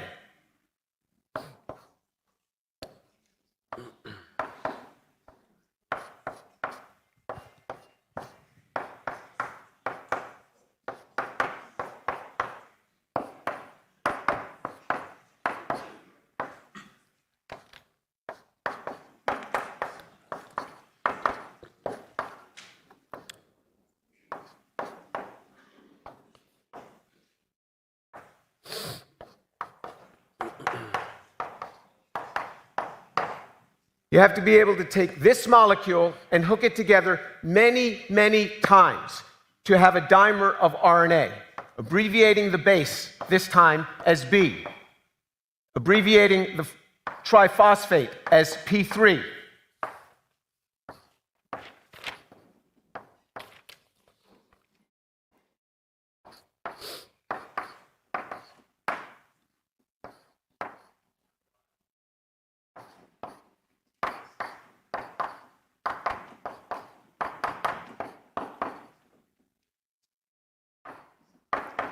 What you have to be able to do is show me chemistry. I'm asking you specifically for chemistry, not a bunch of nonsense here. Show me the chemistry Not a to bunch get of peer-reviewed this research. reaction to go such that you get coupling between the 3' hydroxyl to this 5' site. So you need 3', 5' coupling to the exclusion of 2', 5' coupling to the exclusion of branching. Every article that you cited in your videos, every article that you could ever cite that shows this coupling, shows this scrambling, you get significant amounts of 2,5, significant amount of branching. And that's why this chemistry doesn't work, and that's why your own expert, Jack Sostek, even says that Benner's work, where he talked about this thing, was just hyped up. There was nothing there because he says he went with the hype He did not go with the 2 right minutes coupling. is- Show me the So- chemistry. 2 minutes is over Show now, me this James. chemistry. Okay, so first of all, this is completely idiotic. Nucleotide polymerization has been demonstrated on Montmorillonite clay for decades. Yes, And- with 30 to 70% 2,5. I asked you for 3,5, which is what you need to have You life. want to do me a favor here? I want you to read the title of that paper there. It's by your buddy, Jack Shostak. He's done some research on this. Yeah, I know. And Jack Sostek even says he cannot get it. Functional art, except for tolerance for non-inheritable 2,5. How much tolerance? How much? Montmorillonite clay is 30 to 70%. James, what's the first word in that paper? Functional. So we're talking about RNAs that still have catalytic behavior despite having a mixture of 2,5 and 3'. His amount of 2,5 to 3,5 is not 30 to 70%. If you have a 0.1%, you're okay because you'll have runs, but not 30 to 70%. Show me the amount. Your guy Deemer never tells us how much is there. James, look, the And research Benner shows never told us how much is there. functional RNAs. So it doesn't matter how much 2', doesn't matter how much 3'. Oh, it certainly He's does. allowing them to And what polymerize. about branching? My God. It's not there. It's not Let's there. see. Nobody has ever done this prebiotically. You're going to be looking through your papers a long time. It's never been done. Without an James, enzyme, it has never You been are completely clueless. It's This over. has been done. It's over. You can't make RNA. There's no life. You can't make RNA. There is no life. You haven't made peptides. You haven't made RNA. It's over. James, nucleotide polymerization has been demonstrated for decades on clay. You are literally pulling this out of your ass. This has been done for decades. You guys, none of you people know this research. None of you people know this research. You're just blindly trusting him. All right, let's try to have some civility, please. The adsorption and polymerization of nucleotides on clay minerals has been demonstrated for decades. James is lying, and people who are cheering for him have no clue what he's talking about. You're just blindly believing him. I'm sorry. Okay, let's look at it on clay. Here is the reference on clay. Here is the reference on clay. Here on Montmorillonite, what did he get? He got 67% 3,5, which means you have 33% 2,5 of the wrong linkage. 1 out of every 3 is wrong. Here he gets 75 to 80% 2,5. So now you have the vast majority 2,5. That's what you get on clay. It's right there, Montmorillonite clay. And it doesn't matter. That's what Shostak showed in 1 this out paper. of 3 doesn't matter? No. It matters tremendously. The 3' to 2'. No. If you have a fraction of it, you're okay. 1 out of 3, Jack Sostek would never. How much does he have there? How much does he have? Tell me. You read the paper. It says functional RNAs. I haven't seen that paper. means You're that bringing they in do other things. papers which we agreed you would not do. James, you're and presenting now tell yourself me as how an much is there expert in because this I don't field. know. I've not read that paper. You read it. Tell me how much 2,5 does he have? I don't remember All every right, single there detail we go. of the paper. You don't remember because you don't want to remember. You read the paper. You brought that in. We were not supposed to introduce any papers that had not been in our videos. That you agreed to. James, here's what would happen though. If you genuinely cared about this question, what you would do is you would go to Google Scholar and you'd put in some keywords and you'd find this Shostak paper. You would not You're find that. hiding from it. That has a trace. On clay, you get 37%. This says 80%.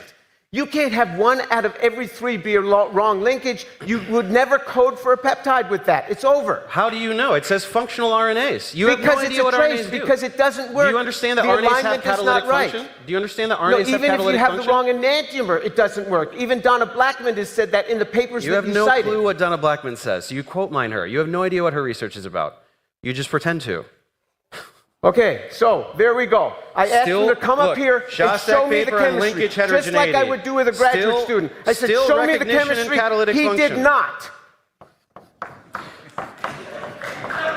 I mean, you Done. can say that. Done. You can't do this. You can't make You a can cell. say You that, can't you do can that. You cheer, can't make but a cell. you're just It's lying. over, buddy. It's over. Wow. Lies and cheers. Amazing. Lies and cheers. So Incredible. just from a chemical point of view, though, we would need to know what functional RNA meant. having catalytic properties. Function, I mean, because RNA has many functions. It still has so. recognition and catalytic function. It lowers the melting point of the duplexes by destabilization, so separation can occur under reasonable conditions. And what was the percentage? You got everything else written down. What was James, the I don't know. I don't have an encyclopedic knowledge very of careful. hundreds He of would papers. tell us. It's in that paper because that's what Benner. You're basically calling Shostak got upset Shostak a with fraud. Benner because he didn't do it. But Shostak would put that in the paper. No, that's another great one. The Benner thing. Yeah, we're going to get to the Benner one. Okay, it's time to end that part, but I want to just pause. To have functional RNA, it has to do at least three things. It has to serve as messenger RNA, ribosomal RNA, and messenger RNA. Messenger RNA. You're talking about features of modern cells. We're talking about prebiotic nucleic acids. But ultimately has to do that. So what function is my question? Did he show that it performed? Because it has to at least perform one of the three. Ultimately, it's going to have to perform all three. Yeah, I mean, it's replication. I'm not sure exactly in the context of the paper, but he's saying that 2' linkages don't matter. As though you people have any fucking clue what any of us are talking about.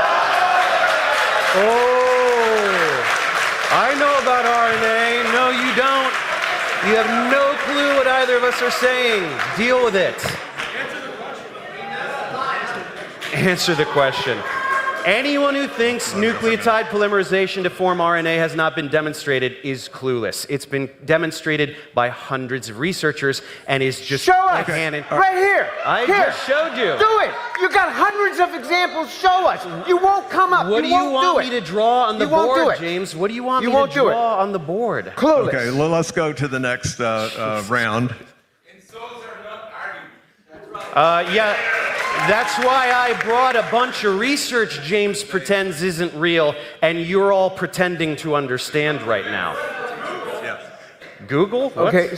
All right. Let's go to the next round. Dave, you're next in terms of asking a question to. All right. So we've been talking about peptides and nucleic acids, so I'll give a prompt on this too. So let's talk about biomolecules. Amino acids are ubiquitous and even form in space, and Strecker-like synthetic pathways have been known for decades. Amino acids polymerize to yield peptides. Again, James has humiliated himself even tonight, claiming peptides can't form in water, no matter how many references I show him. Here are some of the papers that we've been talking about. He keeps trying to talk about side chains because he hasn't admitted yet that this does happen. Peptide formation with prebiotic chemical activators. There are countless studies generating this. So the objections, like the reactions from side chains, I'm very sorry, but they have been addressed, showing regioselective coupling even for lysine. When he objects to this, he's just lying about what the paper is about.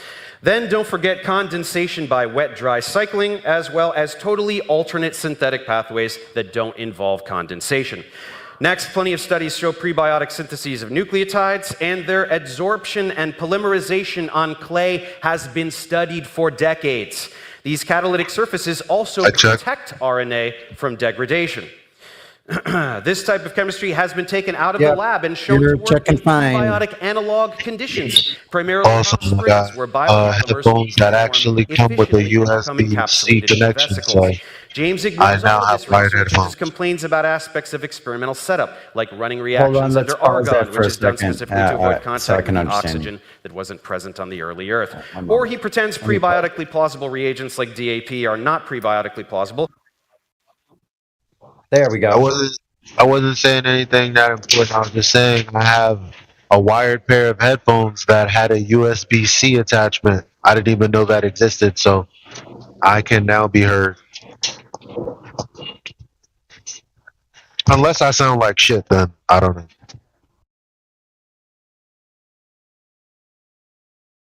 I think we hear you.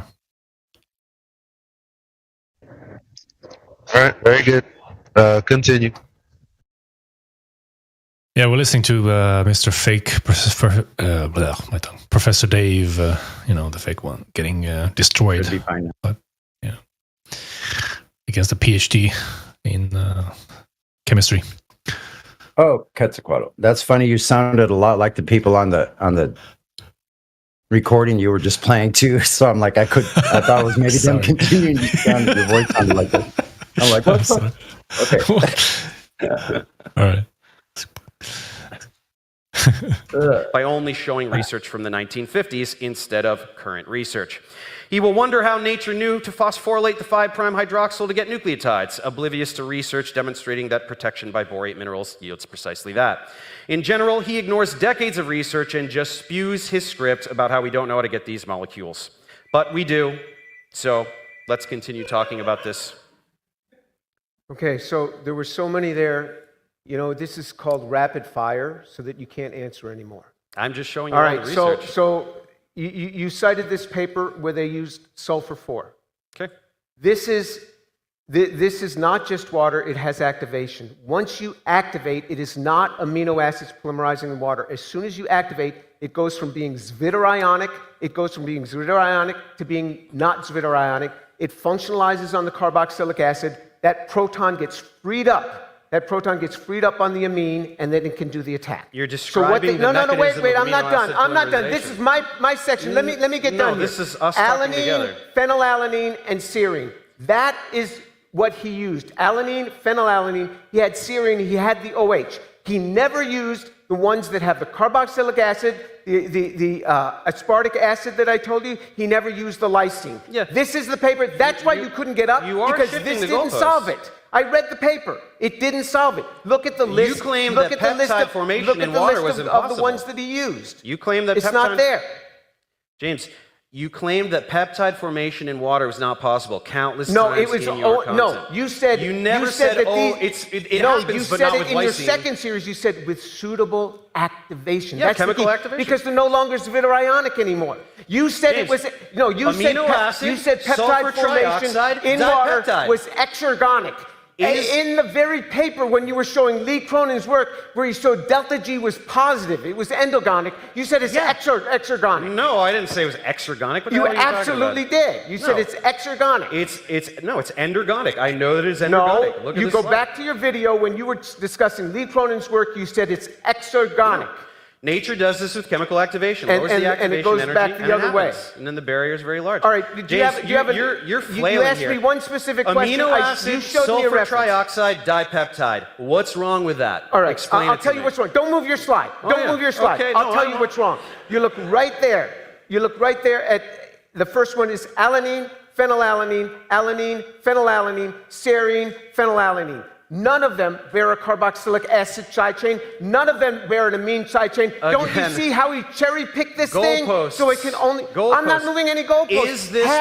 Is this prebiotically plausible dipeptide formation? Not the dipeptide I showed you. For these if you don't even have one. If you don't even have one. Yes, this only gives you it doesn't give you the functional ones. Amino acid, sulfur trioxide, dipeptide. Only for half of the amino acids. So what? What do you mean, so what? But you're not even conceding that. You have to have 20 amino acids that participating.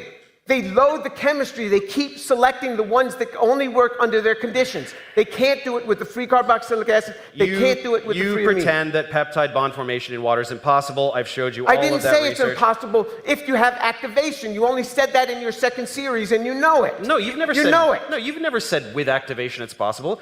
You keep saying it's impossible, and you even play the clip of me going, "I have references," and then you just cut it off. And you continue to pretend that the research is in there. Of course, I explained this to you. Even with Bruce Lipshitz's was proper activation in his. Bruce Lipshitz's research was not prebiotically relevant. I never said it was. I was just having a chemist explain how you're wrong because it's useful. No, but I'm saying the activation part was there. The activation part. You have another specific question. What does that have to do with sulfur trioxide? Bring up another picture. Are you saying sulfur trioxide is not prebiotically relevant? I only remembered this one. Do you have another question for me? Huh? Do you have another question for me? The question. Come on, bring it on. There's no question. I explained a bunch of research about peptides and RNA that you're pretending isn't real. Right? You're just shifting the goalposts about lysine, and I'm showing you another paper. Mr. Farina! Here! What do you want me? Go! You don't do it! You just talk. Why Show would me I the chemistry. Why would I try to draw I told you I would structures? speak to you as I would speak to any James, graduate student. And I would tell them to come to the board if I and wrote write. Come to the board and write. If I wrote Show me this the chemistry. scheme on the board, would you suddenly accept it? Why are you so obsessed with me using Because chalk? you can't show a chemistry that's going to give you the 3-5 to the exclusion of the 2-5. You're You mentioned jumping around like Marilynite, crazy. and I showed you 37%. This is called the Gish Gallop, everybody. This is called the Gish Gallop. Oh, peptides? You got peptides?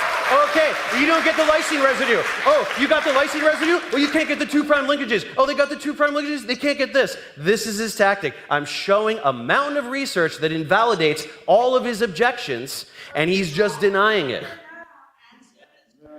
I don't care what any of you guys are saying. None of you have any capacity to read this literature, and you're just blindly believing James. You have no idea what he's talking about. Let's close this session. I have a couple of comments. One is we'll have the opportunity for the audience to ask questions at the end, so we'd appreciate it if the audience would not ask questions at this point. Yeah, that'd be good. Number one. Number two, I want to make sure everybody in the audience understands the term exergonic and endergonic. So that has to do with the free energy change, the standard free energy change in a chemical reaction. If the standard free energy change in a chemical reaction is negative or exergonic, it means the reaction goes in the direction as written. If it's positive, that's endergonic, and it goes in the other direction. Yep. So just to clarify that. And modifying the carboxyl moiety makes the reaction with the amino group work. So that's great. Okay, and then lastly, the argument that you guys are having, the debate, I should say, that you're having about the nucleosides, I don't hear anything about the stereochemistry. I've already given him the stereochemistry of all small molecules. I've conceded that. That's my third prompt, so I've conceded we'll get to homochirality. That's going to happen in a second. That is so important, of course. Yeah, it's very important, but I conceded it so I can just get to these other things. Right.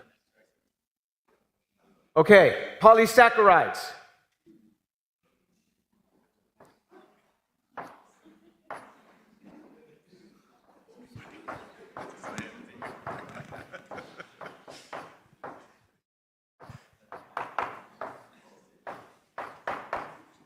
I want to take two of these and couple them together just to make a dimer. That's it, just to make a dimer here. Make a disaccharide of glucose.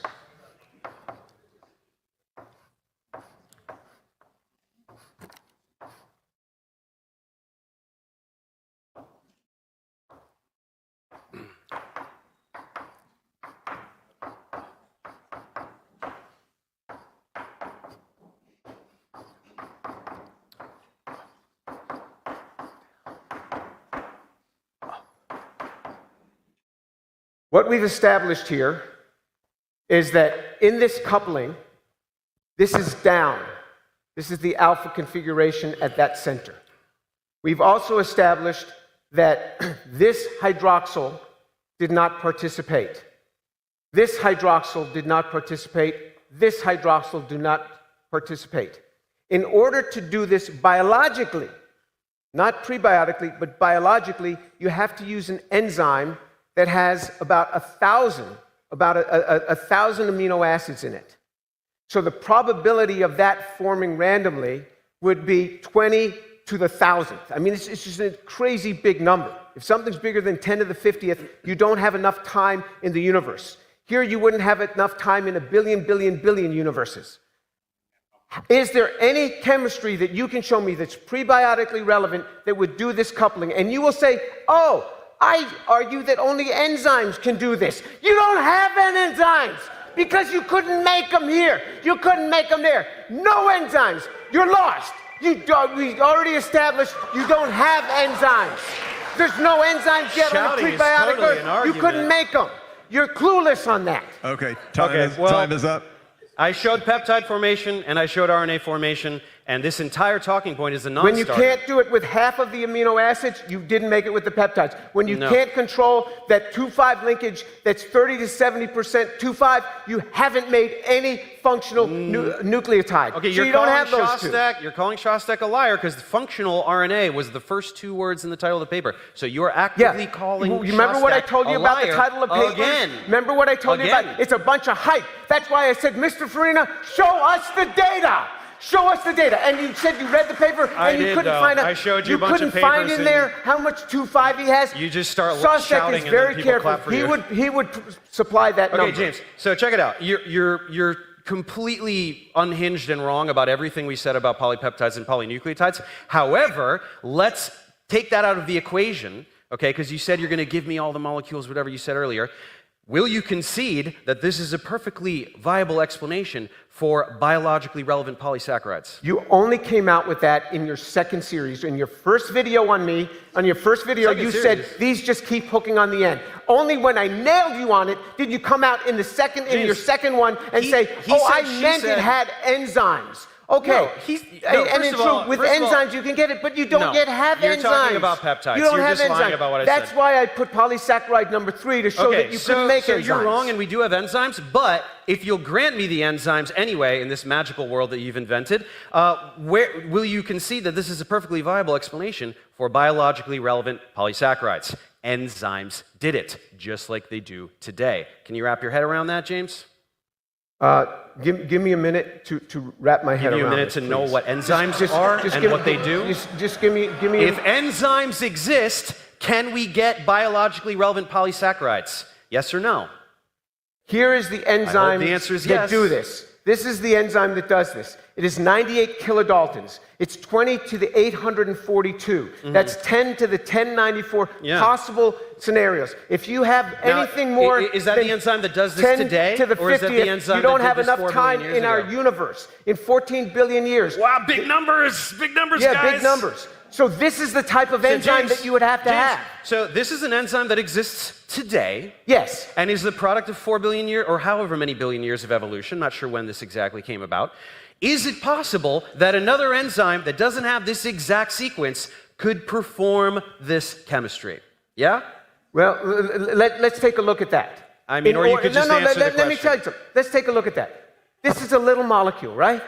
This is a little 6-carbon molecule. Sure. You know what it took to make this? It takes 11 enzymes, 4 of them unique, and 4 activators, and these 15 steps today to make it. You're telling me on an early Earth there was some enzyme that magically put this molecule together. This takes 14 You're talking enzymes. about a monosaccharide?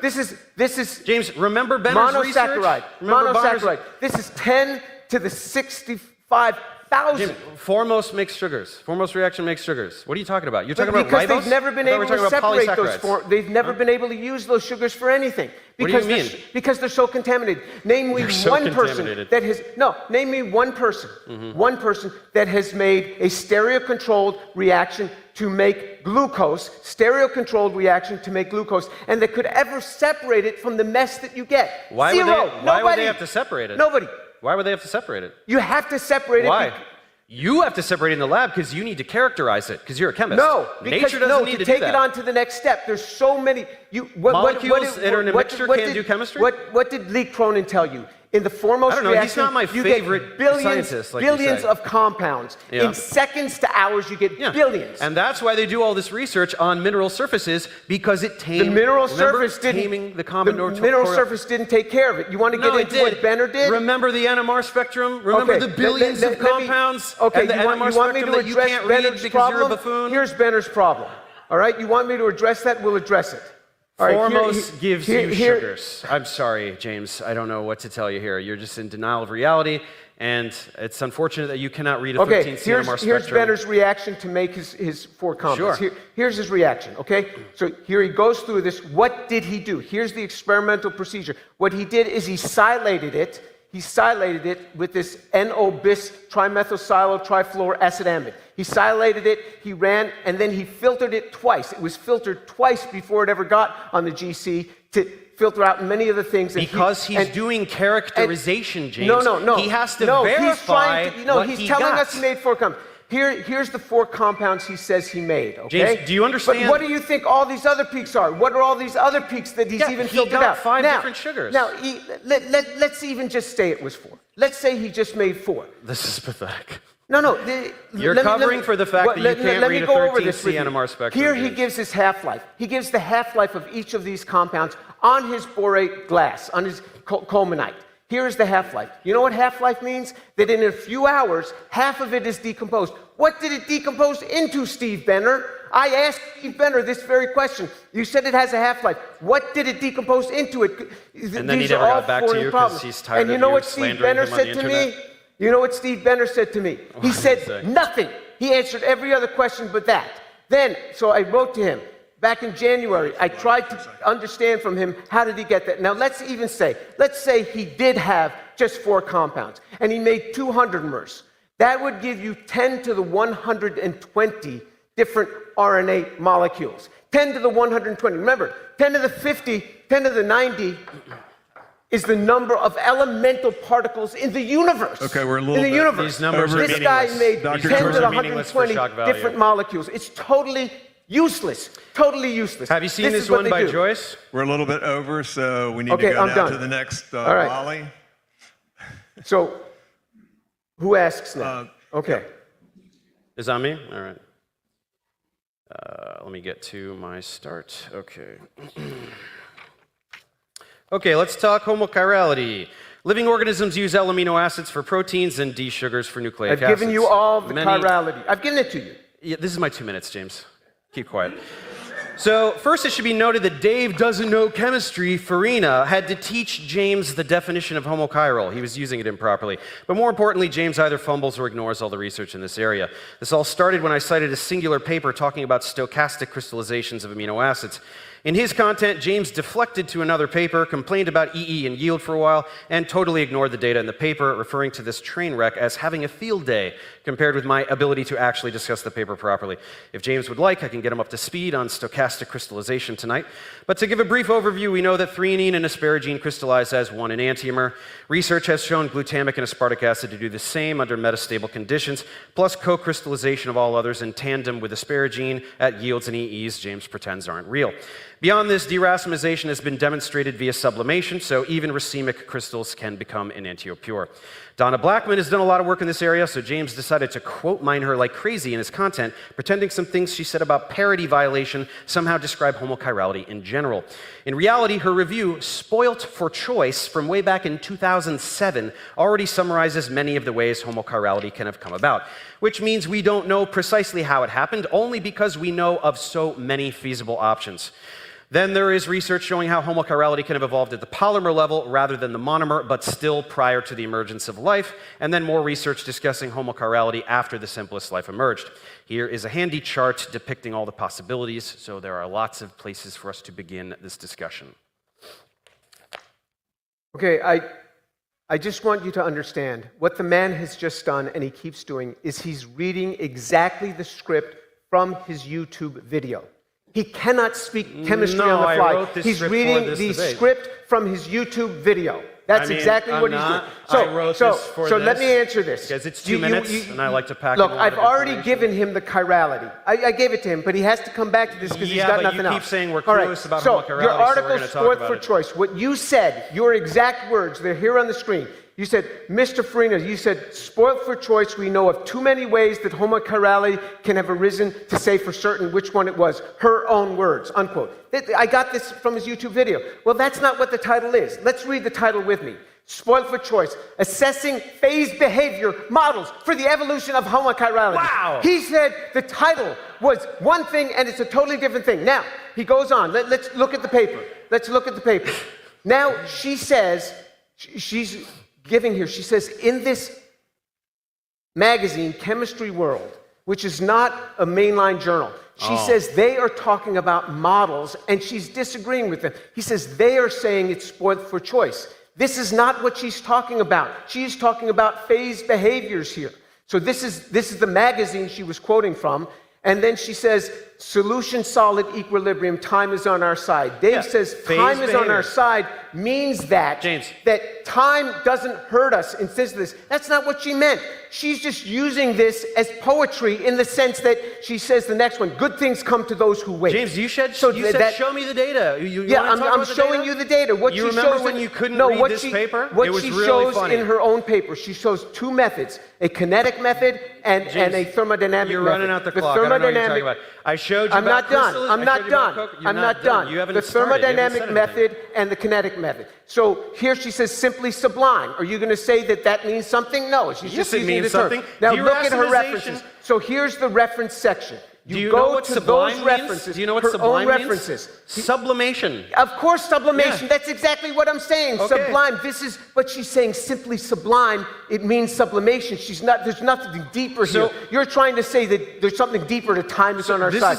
You even said in the video. Jane has to understand by which that. crystals become let's enantioenriched. look at her papers. You're Let's look at pretending the it doesn't papers that happen. she cites. This is a review article. So we go to the exact papers. Here's her exact paper. She's using chloroform. She's using DMSO. How relevant is dimethyl sulfoxide and chloroform in a prebiotic You're cherry sense? picking. A lot of people do this in What water. do you mean I'm cherry picking? You put it under non-prebiotic conditions, you can get synthetic chemistry to go. This is from Donna Blackman's own paper. This is the paper she cited in the review. The review doesn't give you detail. Then you look up You're the other. cherry picking one aspect of the This is her review article. Let's Remember look at when I another said paper. he combs the experimental section for a tiny detail he thinks invalidates Here the is the study? paper for sublimation. All right? Here's the paper she cites for sublimation. You look it up. This is a paper by Cooks. What you do is you take your material here, and you put it in this. What does it have to do with the origin of life? Because we're going to see if it's really prebiotically relevant. You put it in a hot tube that's at 175 degrees, and right next to it, you put a collection system that's at minus 78 degrees. Yeah, on an early Earth, that's really going to be possible. And so you have something 175 degrees, something at minus 78 degrees, trying to and it's demonstrate sublime. prebiotic relevance? No, wait a minute. You're I'm not trying to done. monopolize So she the says time, it's sublime. James. She She's says referencing a phenomenon that exists and then applying it to origin of life research. In order for this reaction to All work, right. she says this is her own paper. This is your paper, the one she cited.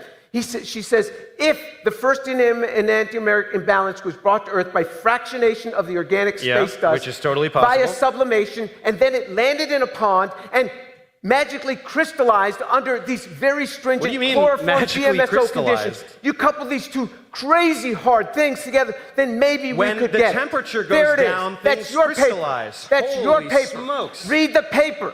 Look at the experimental. Look at the references. It can't be done. This is complete It's going to incredulity. be coming from one thing to the other. Can't be done. Do you understand that we can get enantioenrichment by co-crystallization? You're going all over the place just so that you don't have to talk about the papers I'm showing you. Do you see all 12 of these amino acids are resolving at once? It's stochastic, so it's random every time, and you can get very high EEs. I'm not. Remember when you I've pretended these conceded EEs it weren't all real? to you, but I'm telling you, these are under amazingly stringent conditions. But they aren't. That are very But they hard. aren't. But they aren't. But they are. But No, they are. I but they showed you aren't. the setup. I showed you the setup.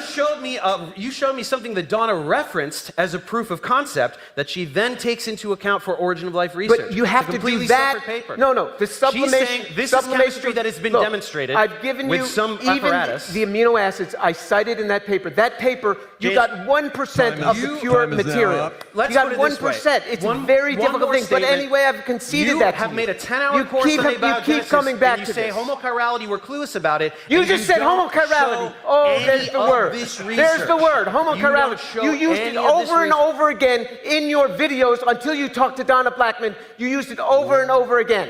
You have many references to homochirality referring to in small your content, molecules. you talk about how we're clueless about homochirality all the time. That's why I show this to show you that we're not. All right. Crystallization, Okay. sublimation. Okay, it's time- These are it's time to processes move to by the which next round. this happens. Thank you. You can't hide forever, James. Can't hide forever. Just a quick comment about homochirality and enantiomerically pure. They started as different terms, but chemical technology and not technology, but chemical nomenclature changes all the time, and there's been a blending now of people using homochirality when they mean enantiomerically pure, and vice versa. So I've never heard anyone say homochiral glucose and have that mean something. accurate. And we used to talk about stereospecific reactions and stereoselective reactions, and those have become blended now. They have very those also mean different things. Firm definitions, but they're unfortunately used interchangeably, and that happens with. That's already happened. That's just an error, though, because they do have very specific definitions. But organic chemistry is a language, and languages change. Nomenclature changes as well over time. So. Yeah, but specificity and selectivity mean different things. So I think we should push back on people. Stereoselectivity and stereospecificity. Yeah, or okay, regiospecificity. Can we get on, because we got to... Yeah, sure. All right. Specified information is the next piece. Specified information. We have to have some information for the coding in a cell. Here is Lee Cronin, your favorite counselor on Origin of Life. Here's what he says. He says, because there's some contingent information embodied outside the genome. He goes through and he says how people have claimed to have made cells. This is where he's explaining what he means by Origin of Life research is a scam. It is a scam. I say they're clueless. He says scam. Take whichever term you want. This is his favorite guy. He's come around. He's born again now. He says, but coming back to the scam is, if we just make this RNA, we've got this. You know this fluke event? We know how that's simple. Let's make the phosphodiester. Let's make ATP. We've got that part nailed. Let's now make another molecule and another. And how many molecules are going to be enough? And then he describes Craig Venter's work, which I talk about all the time. And he says, Venter says he made life. He says, not quite. He facsimiled a genome from this entity, and he made it in the lab. And then he put it into an existing cell. He said he had to take an existing cell that has a causal chain going back to Luca. Luca is the last universal common ancestor, not the first cell, but the cell from which all other cells on Earth are presumed to have come.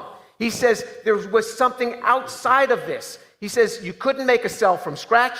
He says, but even today, all of synthetic biologists cannot make a cell from scratch because there's something contingent information embodied outside the genome of the cell. This isn't Jim Tour, the religious guy, saying this. This is Lee Cronin, the non-religious guy, saying this. He's seeing what I see. This is what I'm saying. Where does the specified information come from, Mr. Farina? Where does it come from? Tell us. Here, take the chalk. Write it for us. Anywhere you want. Take the chalk. Write it for us. Tell us. Don't show me research. Take the chalk. Please, take the chalk. Okay, so Venter is a synthetic biologist. He's not an Origin of Life researcher. So that is not actually terribly relevant. There's some overlap, but that's not how life began. So when you take extant life and strip things away, that is not directly addressing the origin of life. So you're taking a completely different field. Information is in nucleic acids and peptides. No, that is like that. Nucleic acids don't convey information? Are you joking? There is no information there to give you the prescription you need. What do you mean, no information? Because what I'm telling you is it has what is called Shannon information. It's information from randomness, which is not specified. The sequence of monomers you need is the specified information. This man is seeing it. Even Benner. The sequence you want to of quote monomers what Benner is the says about information. this? I have that quote too. Benner sees the same thing that I'm seeing. He says it's informationless. James, I find it hilarious that you continue to pretend that Origin of Life researchers are pretending that Origin of Life research is invalid. Don't you think that's a really dumb lie to be telling? You're definitely just pretending. You're taking, he's having a lighthearted podcast conversation, and you're pretending that Lee Cronin is going, Origin of Life research is stupid. All of my work is stupid. Why would you think anyone would believe that? Okay, here he is. He wrote it. Here he puts up this tweet. Origin of Life research is a scam. Somebody says, why? He says, because no one is really trying to actually answer the question or thinks it can be done. Okay, so...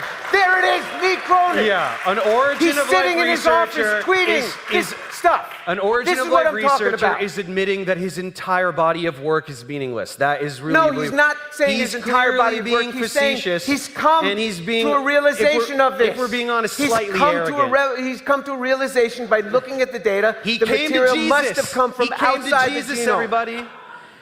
Yes, Lee Cronin is pretending all of his work and that of all of his colleagues is meaningless. He's your favorite advisor. James. He's your man. over and over again. You wrote it on the board. You gave him half of an entire video, me droning. If I write not clueless, does that win?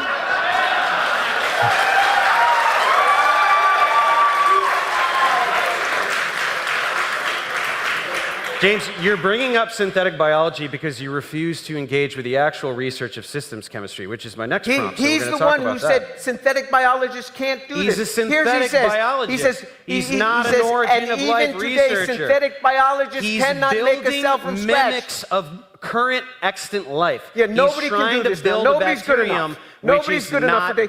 You ought to do it, Dave. Why don't you make it happen? What do you mean? The reason you don't do it, because the reason you think these guys have everything is because you're very shallow in your understanding. You believe this nonsense that they put in the title. It said it in the title, so it has to be. I told you the titles are hyped. They are hyped. Look at the data. I urged you in my opening statement. Look at the data. Thousands of researchers, nothing but hype, and only James is right. That sounds really realistic, huh? I'm done. I mean, yeah. You want to go on to the next one?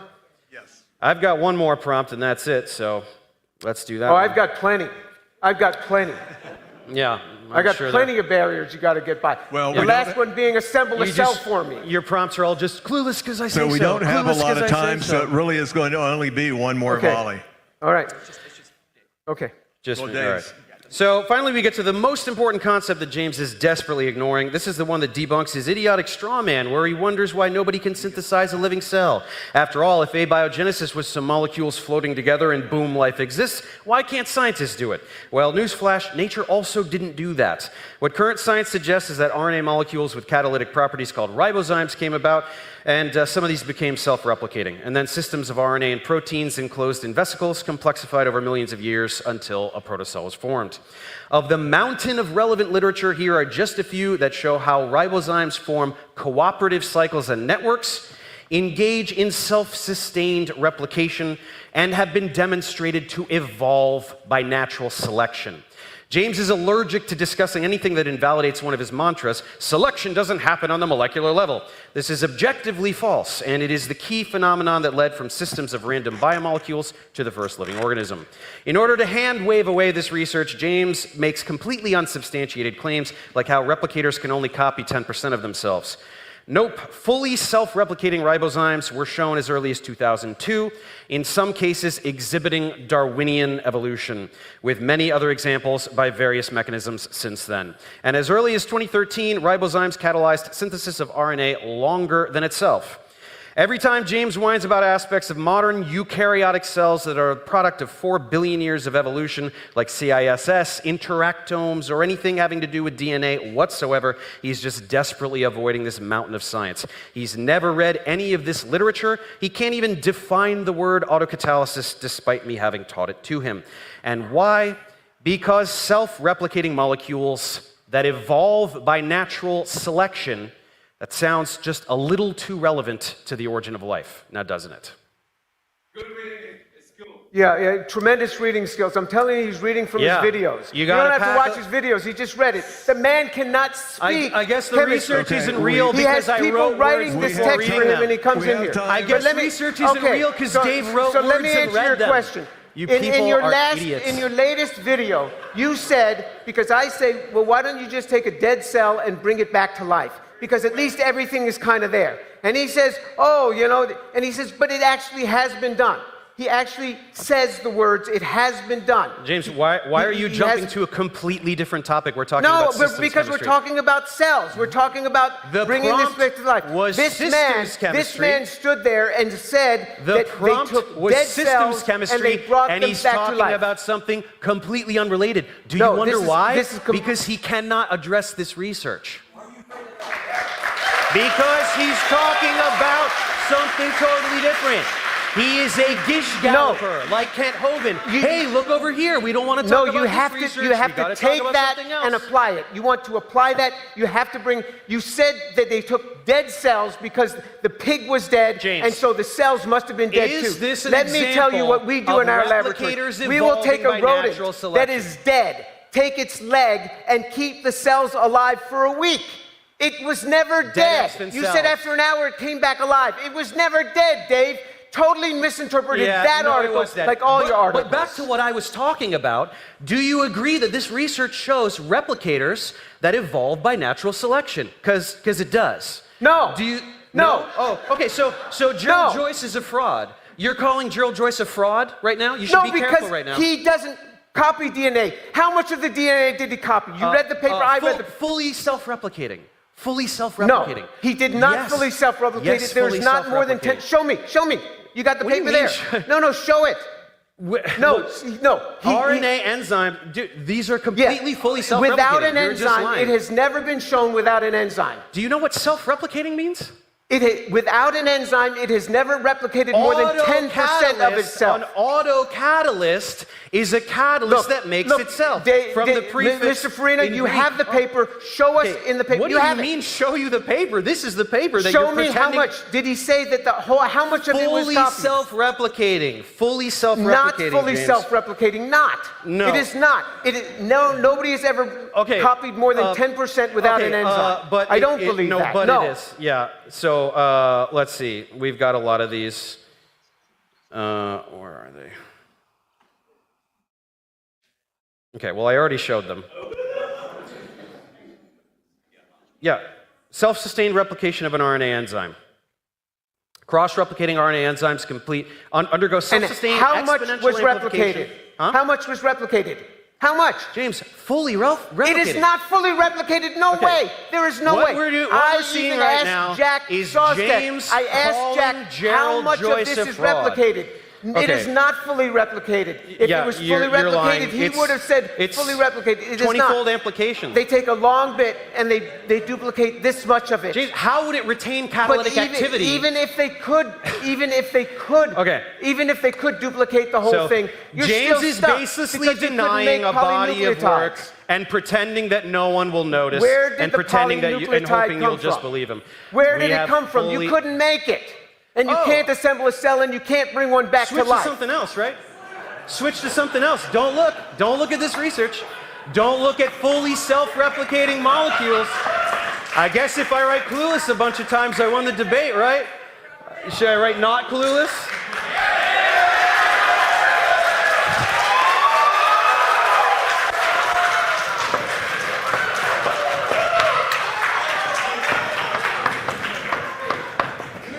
James, I've showed you prebiotically plausible routes to all of those All of molecules. these you did not and show. the I asked assembly you of a specific protocell. chemistry. All you can do is write one word. You showed us All no I can chemistry do is because write you one word. understand Every zero. time you go understand clueless, none of it.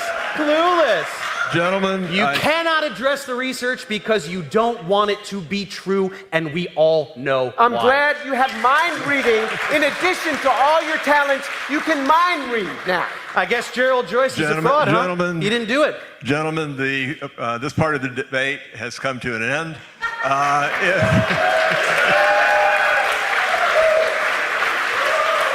If there is nothing else we can say, one thing we can say is that it has been a lively debate.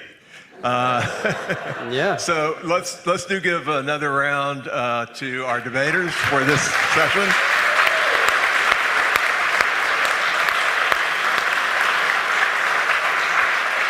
But wait, there is time for questions. So if you have a question, you're going to have to queue up either on that side or that side, whichever side is right back there. whichever side is closest to you. And please, we only have a half an hour. Please limit your question to a single question. Moreover, that single question should take no longer than 30 seconds. We want to get as many questions in as possible. Address your question to either Mr. Farina or Dr. Tor. Each of them will have 1 minute to answer the question. If it's addressed to both of them, it'll be 2 minutes total. If it's addressed to one of them, only 1 minute total. We don't have for dialogue in this part of the debate. We're going to start on this side, and then we're going to go back and forth. Mr. Farina, you showed the formation of polypeptides. For the record, did the literature that you cited include examples of using unprotected amino acids that are functional with amino or carboxylic groups? Yeah, I showed you the one by Powner. I didn't see anything functionalized with amino There or was no amino carboxylic acids groups there. that They were free. unprotected. They were No, unprotected. they were aminonitriles. No, you're Dr. talking Turner. about a completely different paper, James. You're talking about a different synthetic pathway to get peptides, where he didn't go through amino acid condensation. I'm talking about a completely different paper where he did indeed get coupling and there was no interference from side chains, even lysine. I didn't see you show that one. We The talked ones about that it you multiple showed them- times. You showed the ones without, you mentioned hydroxyl groups.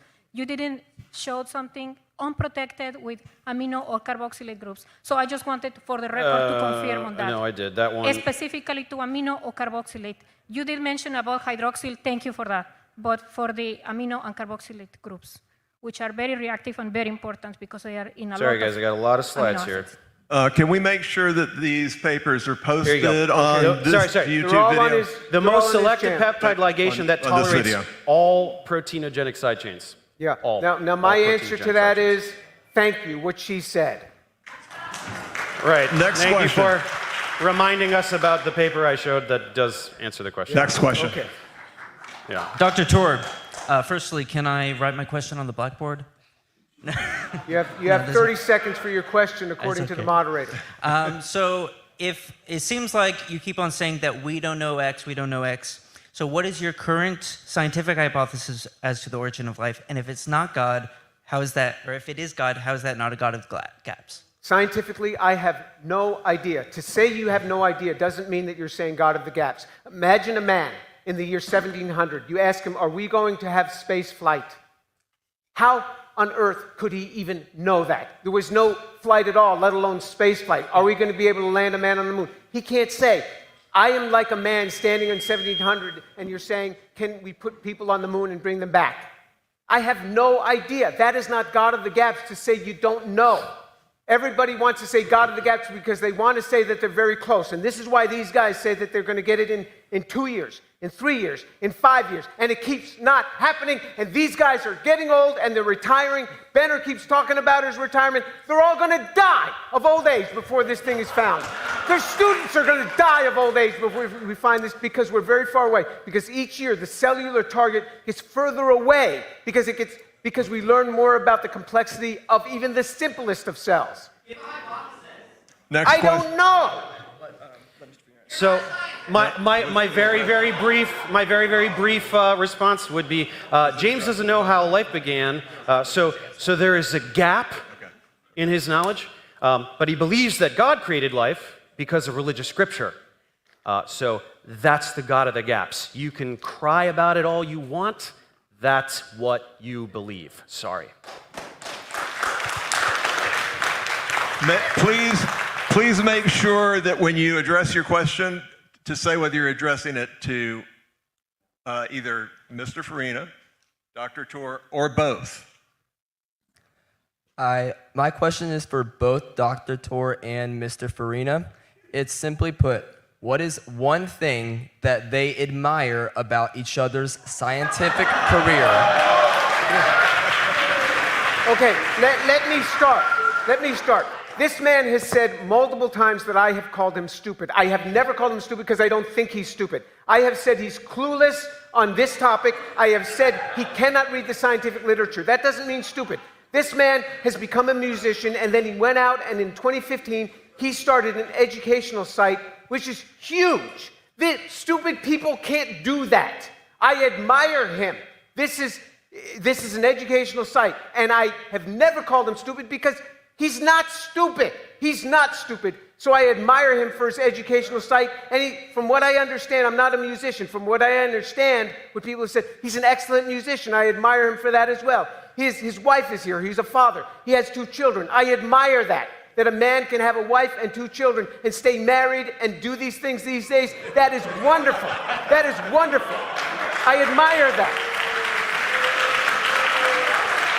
I admire the tenacity with which you stick to a script of lies. It's actually quite impressive.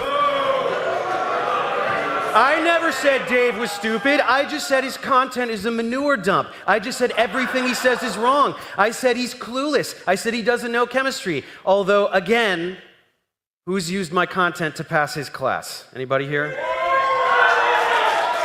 That's what I thought, James. He doesn't know chemistry, yet I'm helping your students. Isn't that interesting? Thank you. Yeah. Thank you. Would you like to retract any of these statements? That Or you're perhaps all of clueless them? on origin of life? No. Does Farina know chemistry? No. I don't know chemistry. You have I a don't know script. chemistry, Anybody yet I can have a read a very script. You saw it tonight. The man could not speak without a script. He has people write it. You could do it. You could do it. When you you could do have it if they 2 put a piece minutes of to paper in talk. front of you. You write and you speak. Okay. Efficiency. Next question. Next Efficiency question. means I don't know He chemistry. can't speak chemistry. Next Every question. time I ask him a question, he's going through his. Let me see what I can find. James, here. if you the man can't couldn't speak. if you can't admit that every statement on there is complete bullshit, you are admitting your fraudulence Gentlemen, for everyone. we No, want to make sure. I'm not withdrawing any of those. We want to make sure people have Doesn't a chance know to ask questions. Next question. Dr. Tour, it seems like most of your critiques rest on so far unjustified assumptions, so I would like to give you the opportunity here to justify at least one of those assumptions. The very first one, your very first question to Dave, seems like you admit that you can form peptide bonds for some of the amino acids in aqueous solutions without protecting groups. You point out specifically lysine and arginine, and I would like to ask, why are you assuming that lysine and arginine and all 20 amino acids were there from the very first, the origin of life? Could you just justify that assumption for us? Why couldn't you have life from like just some of the amino acids that later Spend on 30 incorporates all seconds. 20? Okay, So my contest on the amino acid claims was he kept saying amino acids are simple to make in water. That's what he said in his series. But then, when challenged on that, he came out later and he said, when activated. When you activate them, they go from being zwitterionic to being non-zwitterionic. This is what I was getting at. So somebody coached him on this. Tour must be right on activation. Now, to your next question. Could there have been life with half of the amino acids? We have no idea. Even if I gave you half of the amino acids, now what? Let me tell you, because if you have 100 amino acids, the chances of getting anything with prescribed information is say you have half of them, is 10 to the 100th. Yes, it is. Now, the chances of that folding, a 100 mer, the chances of it folding are what? 10 to the 90. All right. Okay. So Leventhal paradox. What So a gish gallop, one form. But Leventhal paradox. No way. Gish The vast Gallop majority everyone. do not fold. Time is up They for don't that fold. question. Next question on this side. So I was just wondering, what's your opinion on Tour just constantly yelling over you, not letting you speak, and just screaming the entire time? Okay, you could not say anything. Hey, look at everyone ruptured doing my that right eardrum. now to the question, right? Yeah, you guys are all Yeah, the and that's same. really all I want to say. I just want to know why. Why do you think he's doing it? Why is he just yelling over you the entire time? Well, the more he yells, the less I can say and the less I can prove him wrong, right? It's a pretty obvious tactic.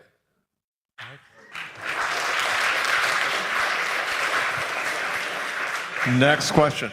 All right, my question is for Tor. So I was just wondering, when it comes to self-replicating ribosomes, which we talked about in step number 5, and there was a concept of if it was 100% or 10% or 20%. And so my question for you is, how could we set up an experiment to tell how much of a ribosome actually self-replicates, and so we can measure if it's 10 or 100, for example? It's all been measured. These experiments have all been done. They will say they will make 7%. It's always less than 10. That's not to say it will always be less than 10. I presume that we will come to a time when somebody replicates a ribozyme. So what? Now how did you get this ribozyme? The first ribozyme, you have this 2-5 problem. You can't make the ribozyme. You can't do a duplication until you make one. And so here we have it. We can't make the first one. I'm just asking you for the first one. That's all. quick response. Not done. Clueless. The first fully self-replicating ribozyme was done in 2002 by Gerald Joyce. This is not new chemistry. It's not true. Yeah, it is, Next though, question. so- Next question. This side. Let me know, I wrote my question out ahead of time so I could be intentional with my words and not waste everybody's time rambling. Dr. Tor, you spoke of making the charitable choice to treat your interlocutor as you would any Start grad student. over again. Sorry. I missed it. Dr. Say Tor. it more slowly. Dr. Tor, you spoke of making the charitable choice to treat your interlocutor as you would any grad student. Considering the nature of your disagreement and the form of it, in the broader context of the relationship between students and advisors at academic institutions, what is the nature of this graduate student advisor relationship? And does this mean that you treat all of your graduate student mentees in the same manner as Mr. Farina? Boom.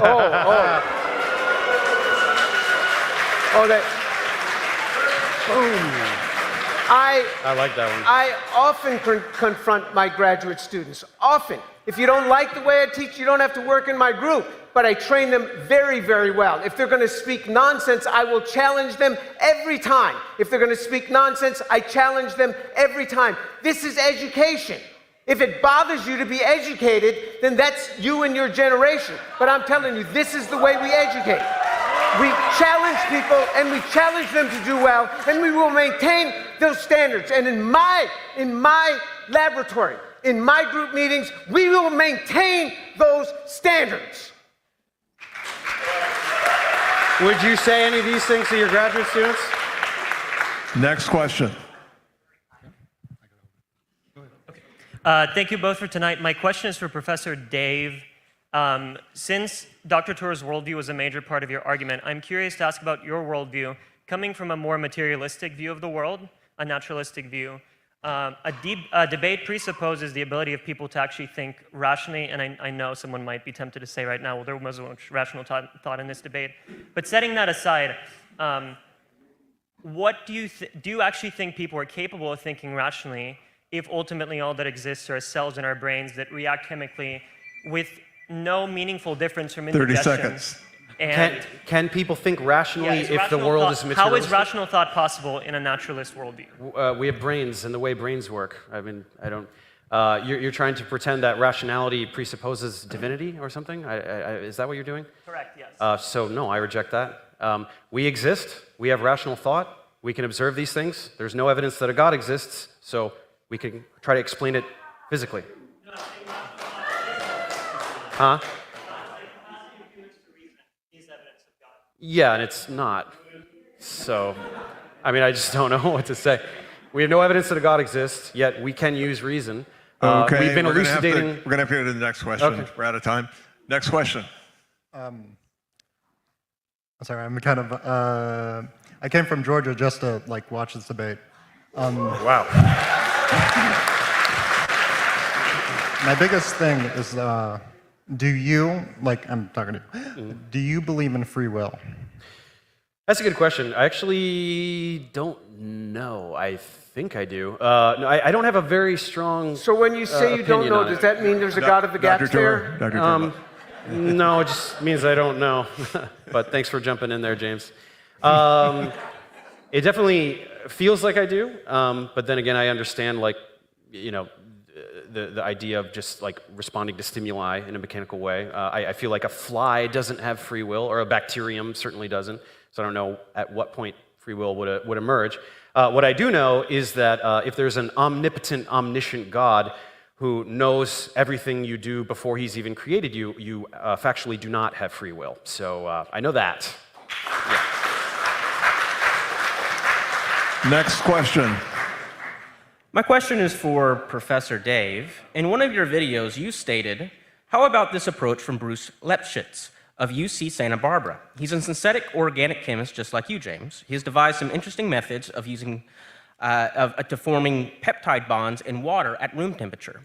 In response to this, Bruce himself, in an email to Dr. Tor, said, the video, and he's referring to the video you played of him, makes it very clear that he was referring to something done in a hydrophobic, which that means repellent to water, a hydrophobic pocket.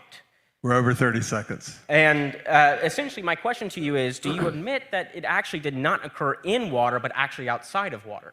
Yeah, and I also in that video said that his methodology is not prebiotically relevant. I was just getting a chemist to dunk on James. It's really funny. Next question.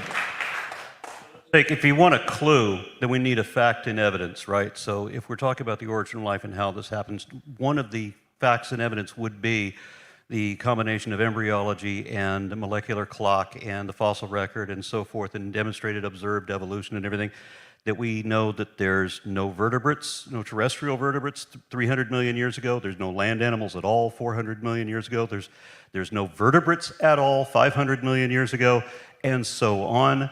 Protists at best are maybe 1 billion years ago, and prior to that, We're at 30 seconds. First microscopic anything's alive would be 3.8 billion years ago, and so there's nothing multicellular for that whole billion years. Wouldn't that be an indication that it happened, since prior to that there's nothing at all?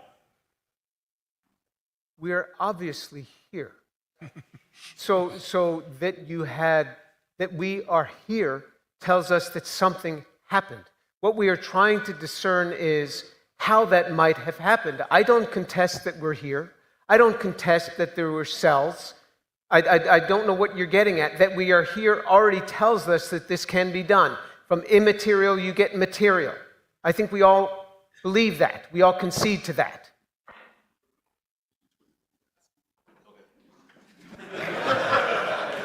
Next question. Hi, my question's for James Tour. So you made a very big deal earlier of the way that there are too many 2,5 linkages in non-enzymatically replicated RNA, but that is, of course, limited to the specific chemical non-enzymatic RNA replication mechanisms that we currently know about. So my question is, does it really seem so extremely unlikely to you that there is some currently unknown non-enzymatic process that yields fewer 2,5 linkages, or that early RNA were still able to form useful structures despite having more 2,5 linkages, or possibly both? Okay, so certainly there might be chemistry out there that takes oligonucleotides and makes pure 3,5 unbranched RNA. Of course, there might 3' 5' linked RNA. Of course, there might be that. What I am saying that as of today, we don't have it. That's all I'm saying. That's not to say that we won't identify that next year. But even if we have the RNA, it doesn't solve the problem. There's many other things that have to happen. You have to get a code to the RNA. The RNA is unstable. Now, most chemists, you're a chemist, most chemists have never worked with single molecules. I have, because we do something called molecular electronics. When you have a single molecule of something, it doesn't last very long. The half-life of RNA at room temperature, let's say, is 100 days. It's generous. Let's say it's 100 days.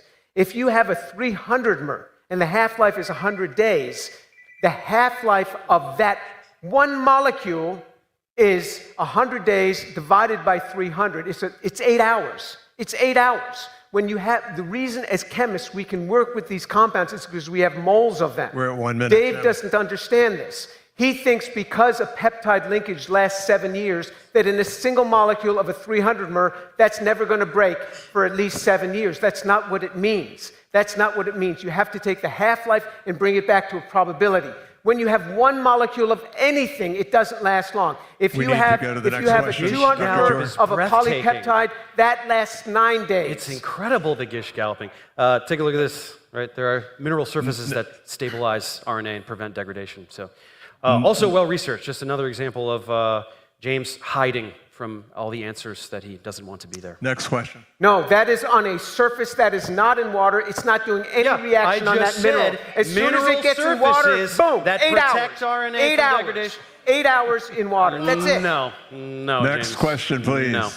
Dr. Tour, you've said in podcasts and YouTube videos that you do not claim God as an explanation for the origin of life, and say that one day science may be able to explain all of it. I said that in my introductory statement. However, many of your following believe that your criticisms of origin of life is evidence for God. Will you denounce this thinking? Criticism of origin of life is evidence for God? What did you say? What was the last part? However, many of your following believe that your criticisms of origin of life is evidence for God. Will you denounce this thinking? They can think whatever they stinking want to think. I'm not telling what people to think. If you think you should control what people want to think. I am telling you that just because we don't have an explanation for how life originated, I can't, as a scientist, say, therefore God made it magically happen and poofed it into existence. I can't say that as a scientist. That's all I say. I don't tell people what they can believe or not believe. That's up to them. But I that don't.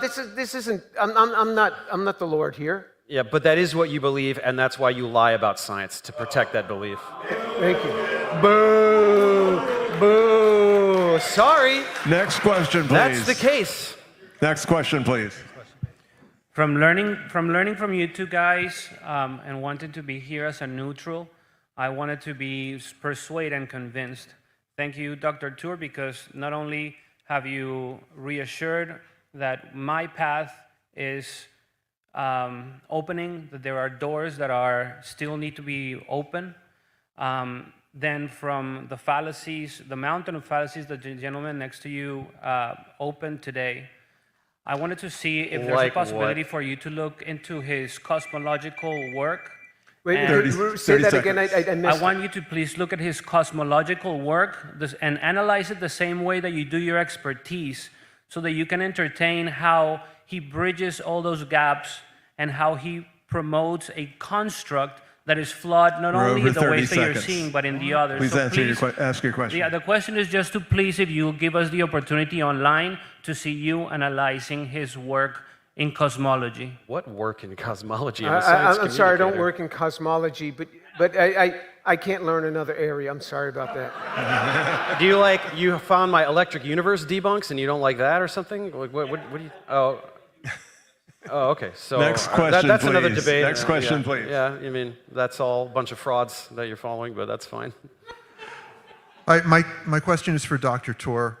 Dr. Tor, given the significance of criticisms that you have on current research in the origin of life field, and given your prolific history of publishing, my question is, why aren't you publishing your critiques in reputable journals? Why are you... All right. Why are you denying the scientific community the benefit of your expertise? Why are you limiting your critiques to Discovery Institute publications and YouTube that the researchers you're talking about don't look at? 30 seconds is over. Okay. First of all, it's very hard for me to publish a critique that is negative because it has to get through peer review.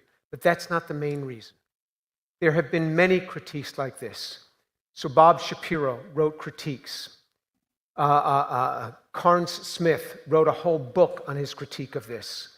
Clement Reichert has more recently written his critiques, all of them speaking the same types of things that I am saying. These guys continue on as if it was never written. I am not trying to reach the origin of life researchers. I am trying to reach the masses.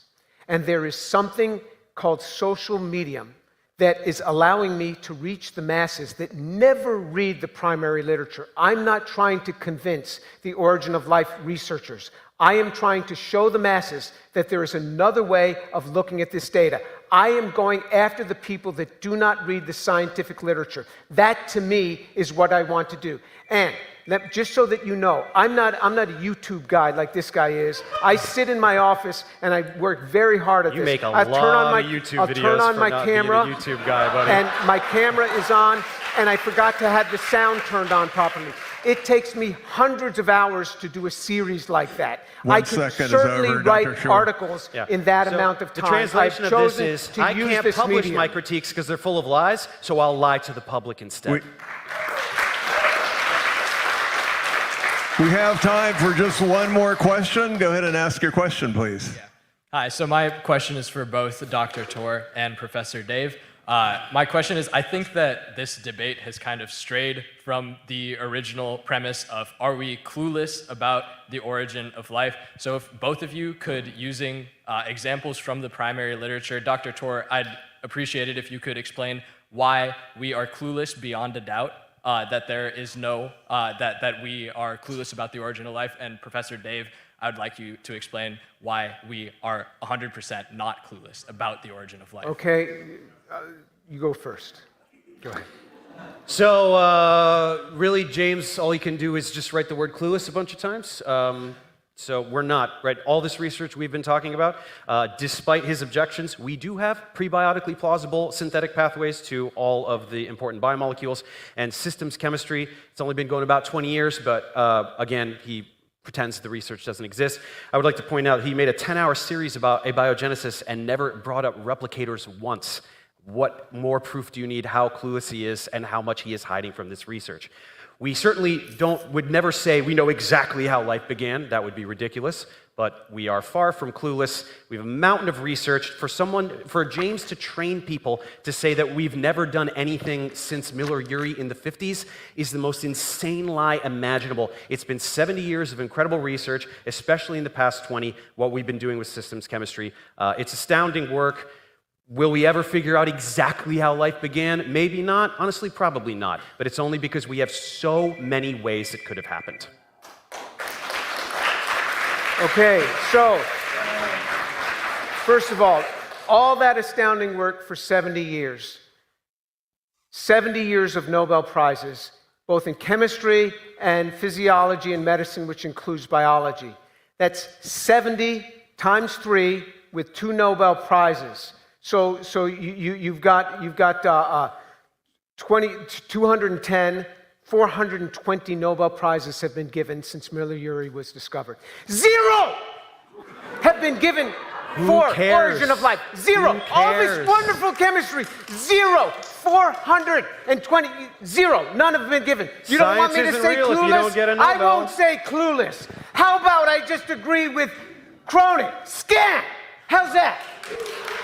Because you can't answer this, you can't answer that. So I say we're clueless on this. You are witnessing the unraveling of a lunatic. Okay. Okay. Well, this concludes the question and answer session. But you're in luck. Both individuals have agreed to stay on. If you want to come up and ask further questions, maybe engage in more debate if you haven't had enough. You're very welcome.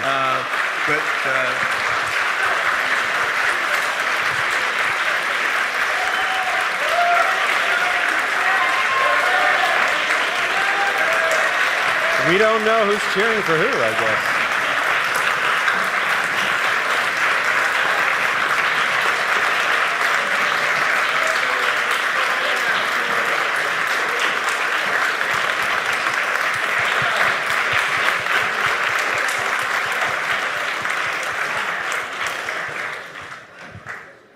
So travel safely back. If you want to come up, again, they'll stay for a while and answer any individual questions you may have. Thank you and good night. Hi. Nice to meet you.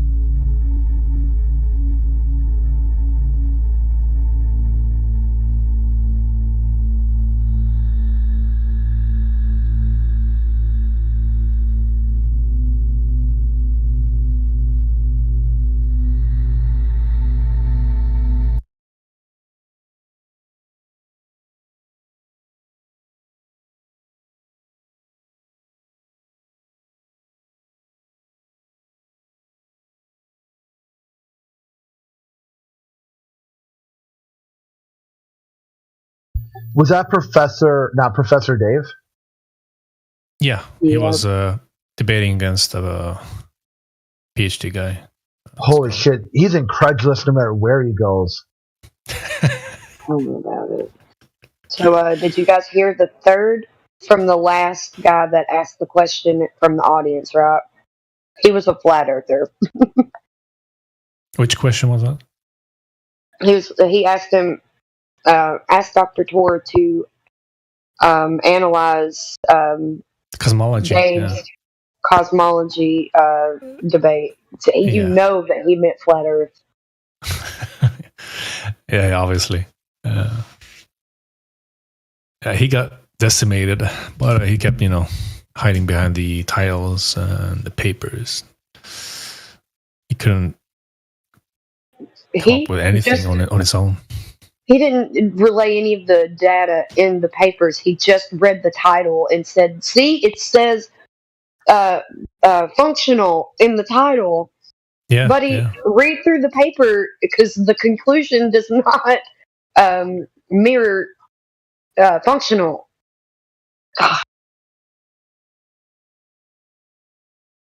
Yeah, it's insane.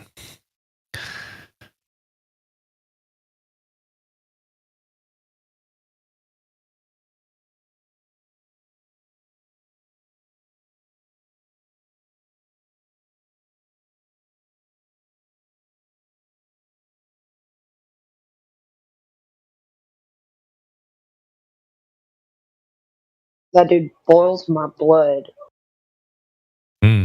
But I think the most profound thing of what he said when he went against the scientists of original life, or researchers, sorry, not one single of them had a at the end there when he said had a Nobel Prize in that field at all.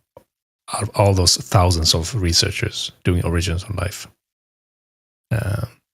So I mean that speaks for itself. For 70 years, not a single one received any prize. So yeah, it's all a scam in the end. Notice how he kept on asking, like, come up then, come up. And here's my He offered chemistry. him- Here's your chemistry. Yeah. Here's the chalk. He's like, I don't need the chalk. Why do I need to write it on the chalkboard? I got papers. Yeah, I just need my priests. That's all. I just need to just read the title of the paper to you to prove that it's being done. Man, goodness. Can you imagine how many people are actually fooled by that mess? Yeah, I mean, he had an audience as well. His own, That's crazy, right? Like, when they all what cheering is him. going on? Albert Pike, he was spot on with his plan to release the Nihilist. Because here we go. We're experiencing it right now. The audacity to go up against someone of that caliber in science of inorganic chemistry and only being who, Dave Farina is. The audacity and the followers. This is nuts. Because they have It's an truly agenda. crazy times. They're not actually talking about chemistry or science. What they're really talking about is how pissed they are that God will judge them.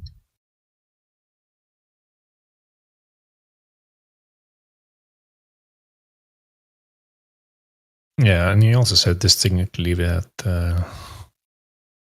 separating, science and the part with God, so he didn't mix it at all. So it's Well, it's kind of redundant, isn't it? Because if they actually can get it to the point in a lab where they've, got the right combination of cells and nucleic, amino acids and all that, and they've mixed it up, and it forms something. Well, then technically they're the creator. yeah, if you put it that way, I guess. And note, It hasn't happened by chance. Oh, sorry. Note that it's fine if there's no free will with just electrical synapses, impulses, but if there's no free will because there's a creator, which I don't want to get into whether there is or isn't, because that's whatever. Anyways, but you see the ridiculousness of it. They don't want meaning to anything. They don't want responsibility for anything.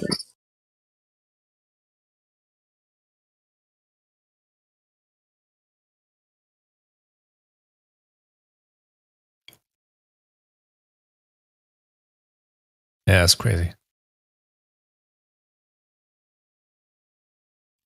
He even said that he wanted to go through the data in his opening statement as well, the very beginning, but he wouldn't have it. And the specific information is required as well, you know, to make the coding in the cell.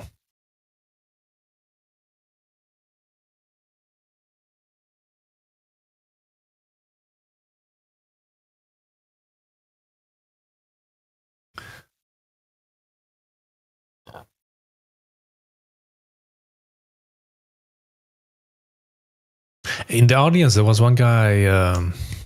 It's a Globus, or anti-flat earth, maybe. I don't know.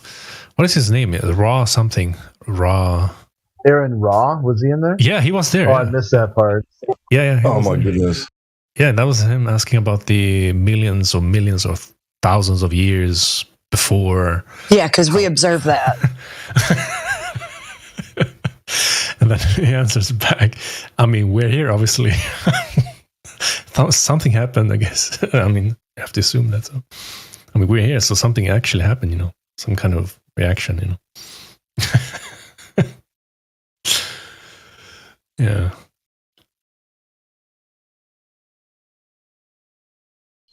It was really just, Dave just wants to generalize what James is talking about. He just wants to generalize it. He doesn't want to get to the specifics. No, not once. I don't think he even, when he asked him many times, like, give me the specific amount of data, like what was used in that testing or experiment, so to say. Yeah, I think that James Tour was too nice. So many times I was like, why can't it be QE right now instead of James Tour? QE, man. He would have destroyed him. He would have folded a long time ago. Because the thing with Dave is he starts off with humiliating the other person, and then starts his ad homs, calling people liars. That's how he starts off, to paint the picture already from there, without actually looking at, is that true or not? Yeah, it's complete poison the well fallacy. You know, I mean, you can't deny that every single thing that came out of Dave Farina's mouth wasn't fallacious in every aspect. Like, there wasn't like anything that he said that wouldn't be a fallacy, which is pretty alarming.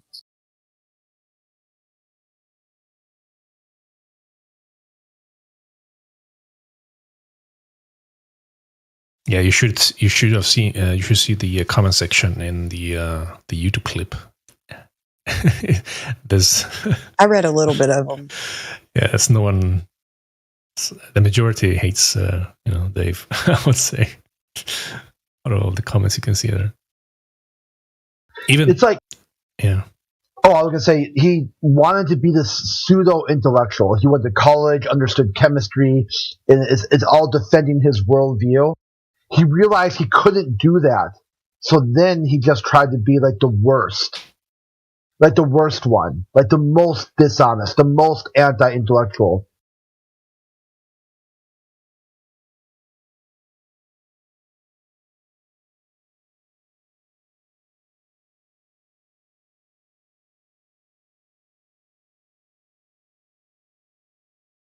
I mean, like, James actually, like, sits down and has, like, coffee or beers or whatever with the guys that Dave is referencing and quoting. It's just ridiculous. He talks to these guys. They have dinners together and shit. Right? Yeah, they're peers. That the peer review, he's a peer. Dave's just some idiot on the internet.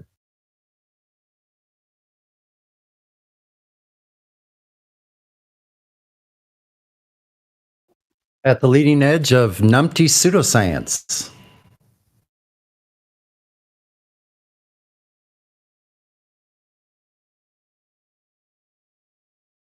Yeah, when you lie about the... Oh, sorry, go ahead. No, I didn't enjoy that at all. They actually now I heard more genuineness. Well, more genuineness. The other guy seemed very genuine, and I could also tell that he was genuinely afraid to put his balls on the table about information and where it comes from. He's not going to say God. Well, fuck you. You're a believer, but you're not going to spend time learning something new. Cosmology. What are you talking about? Cosmology, Oxford, the science of the origin and development of the universe. That includes everything that they were talking about, but they try to separate that from all of this bullshit evolution. Evolution comes from the rock or the gas or the whatever the fuck they say happened billions of years ago. How dare he be a believer and shy away from this? Right. This is why I was just wishing QE was the one debating Dave Farina. The whole time I was like, this guy is being a pushover on some things. He even conceded at the beginning to something. What? Sorry, go ahead. I don't think QE would waste his time, and rightly so. I got you, but still, when we're listening to that, that's all I can think about.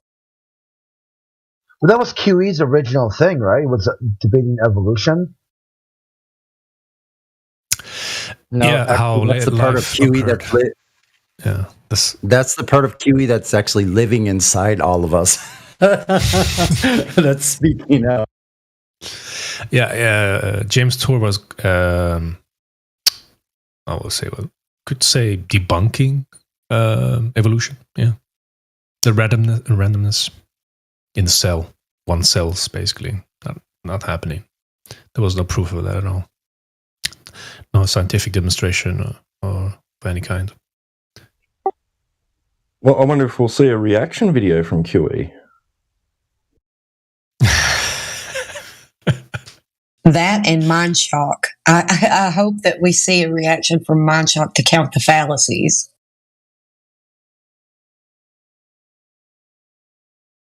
That'll be interesting. Meanwhile, evolution is still waiting for their very first instance of any transformational types. They're still waiting. They're a really faithful group, aren't they? Yeah, that's what it all is. It's faith. It happened 40 billion years ago, Sonny.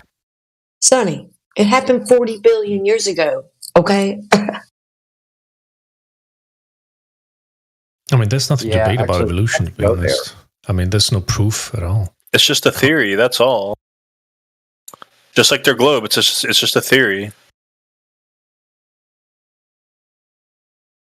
Yeah, it's not really even that. No, yeah, I was about to say define theory, please. I know. An abstract idea residing within the mind. Yeah, but it's not based in nothing. It's based in eugenicism. So it's based on you being inferior to some other race, and they're going to be the ones that demand that you be cleansed. Like that. That's really where all of this comes from. And that's what it still is, cloaked in this thing called evolution. A theory is not an abstract idea or whatever you said. By the way, that's like somebody's imagination. Colloquially instead of scientifically. Like a colloquial theory. Yeah, I don't know what the word colloquial means. That means just a parlance of people talking, just like that just means like casual social bantering back and forth is colloquial terms that are brought up during conversation in modern times. You know, it's just like people throw around these colloquial expressions all the time. They don't mean anything in that frame of reference because it's just hearsay. So like people can say something like gravity even. People use that term all the time. They don't even know what it is. So it's just colloquially used. Can't speak. Colloquially. Colloquially. Oh, sound like Homer Simpson. Nuclear. Colloquially. Yeah. It's like words have different meanings. You could have like a friend group. It could be what's that called again? If it's just between two people, like Plutonic. No, I mean, like if you've got words that people use like inside a peer group that don't really mean anything outside of that. Oh. Yeah, I'm drawing a blank with what word it is right now. But like there's jargon, and then there's like certain words have a meaning in the context of a certain industry. Then a word could have multiple different definitions based off how it's used, a verb or a noun, or in that sort of framework. And then colloquially, it just means, hey, here's an idea about something that someone said someplace at some time. My neighbor always mows the lawn on Sunday because my theory is he's just getting over from his hangover from Thursday or Friday and Saturday.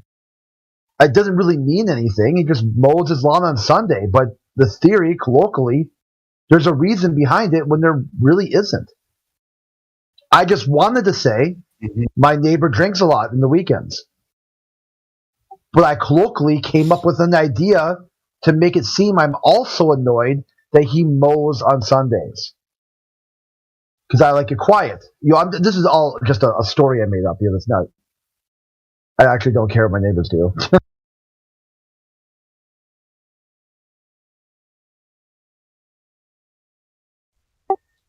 I live in lawnmower country. It's freaking awful.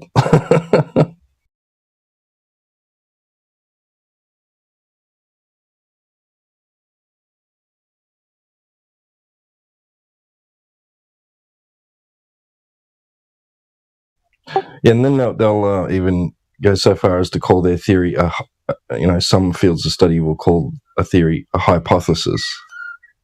That's why I want that. He was asking for valid hypothesis as well. Yeah. Right. Yeah, I want that ITAR to come back in because into the VC because he was talking the other day and he said the word hypothesis, right, to do with astronomy, and then India stepped in and said, "Well, how's it falsifiable? This hypothesis?" And, yeah, I want to bring that up with him more because they can't have a valid hypothesis, not scientific. Well, there is no other hypothesis. You can that's what I mean. They're using that term colloquially too, aren't they? To which field are we talking? The astronomy or? Yeah, ITAR is an astronomy. Yeah. When it doesn't have any basis in science, is what those terms are usually reserved for. But we know they're blurring the lines. Of course, we see this.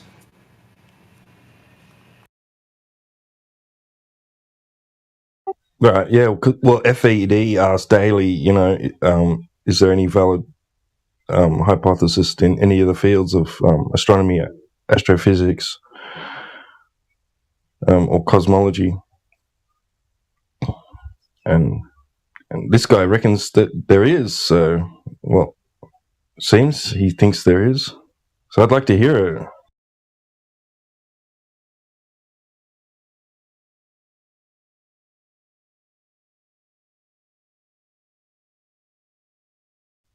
And I think he was specifically talking about exoplanets.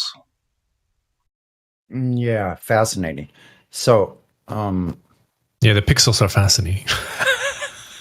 Single ones. How they could have a hypothesis for anything like that? That's hilarious. So, what is he? It's probably their independent is you're looking at something. And they make up this thing called observational science. Have you ever really? Can I get a citation for that term? I'd like that too when they've done that. I've talked to some people, they go, it's observational. I'm like, okay, and you verified it via what experiment? Okay, you got the observation part. Now you need the what part. It's observation and experiment. And Two yeah, things. Yeah, you got to test the hypothesis, and it's only about cause and effect. So, what's the cause and effect of stars? Please. It's just an observation. You just see them up in the sky. Yeah, that's it. We don't even know what they are or where they are. Exactly. or what we are, where we don't even know where we are. So how can Well, our scientists love to tell us where we are. It's amazing because, like, from these pixels, right, dimming and brightening and dimming and brightening in what seems to be a pattern, right, they can then infer that there must be a body that's going around that pixel, blocking the light. It's really right? It's laughable. From that somehow they think they can determine the size of the freaking thing that's supposed to be blocking the light and its distance from the light source. I mean, come on. And what it's made of? The composition, that's the funniest thing. We know what it is. So there's a huge story behind all of that. There has to be a story, because no one in their wildest dreams would ever think of something like that was real unless you had a story. So they got this magnificent story behind all of this. But if you just look at the reality, no, you don't know anything about it. Stop. What is it called? Stop stop posing. Yeah, that's the word. Posers. Right, posers, yeah.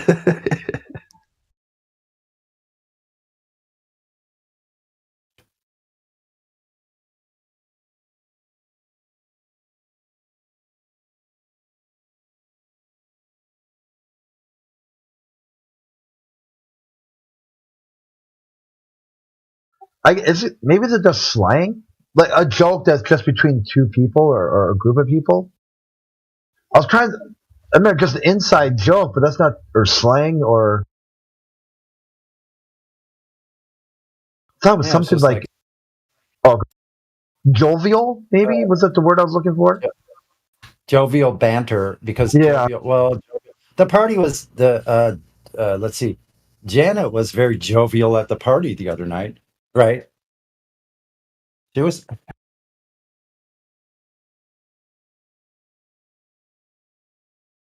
I don't know what you call it, but it's kind of like social banter.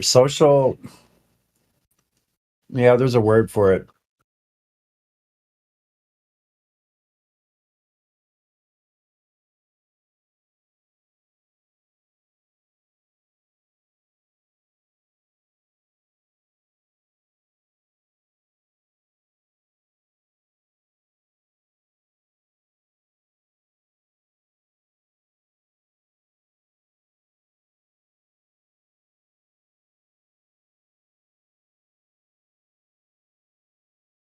Now we need some postmodernistic social justice warrior to come in and tell us what the word is.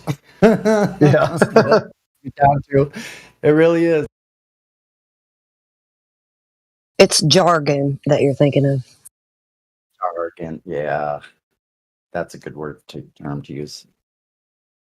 Now if you go to there's probably a lot of, now that you brought that up, probably a whole bunch of other words that fit right in there too, as far as what jargon is. Yeah.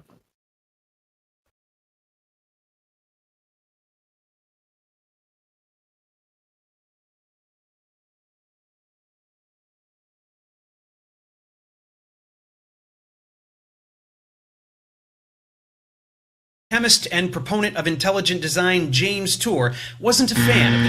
You know that I have not been a proponent of intelligent design. And proponent of intelligent design James Tour.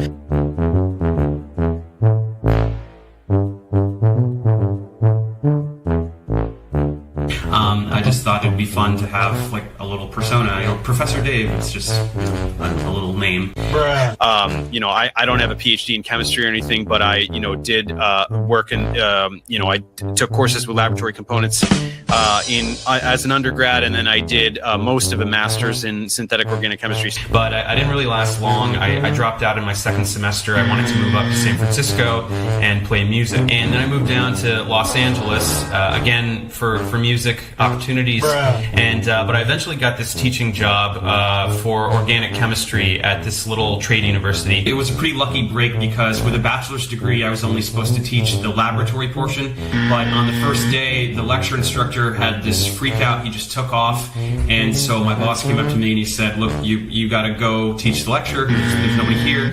They offered me the job permanently, but contingent on me getting a master's at the same time. So I went over to Cal State Northridge to give a second shot at a master's degree in chemistry, and found that I really, really hate it. I really didn't like it at all. Do not enjoy doing chemistry. But through a bunch of bureaucracy, quite frankly, I lost that job, so I had to withdraw yet again from the master's program. Or a lot of you ask very incredulously, are you a real professor? I sit literally in this room like 60 to 70 hours a week, and I chose the name really without much thought. It was kind of tongue-in-cheek, to be honest. I just thought it'd be fun to have like a little persona, you know, Professor Dave. It's just, you know, a little name. They offered me the job through a bunch of bureaucracy. I lost that job. I chose the name. It was kind of tongue-in-cheek, to be honest. So, and even at that time, I had no interest in being a chemist. Do not enjoy doing chemistry. I really, really hate it. Professor Dave. It's just,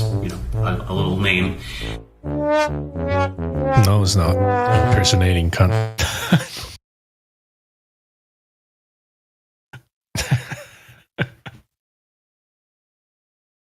Man, they should. Yeah, James should have played that in his opening of that debate. Show the whole audience. Yeah. That would be fun. Oh my god. Because there was one guy addressing him as a professor, one of his fans in the audience. I have a question for Professor Dave and James Tour and Dr. Tour. I'm like, what the fuck? Why are you saying professor? to Dave even. Like, well, yeah. Obviously one of his minions sitting there.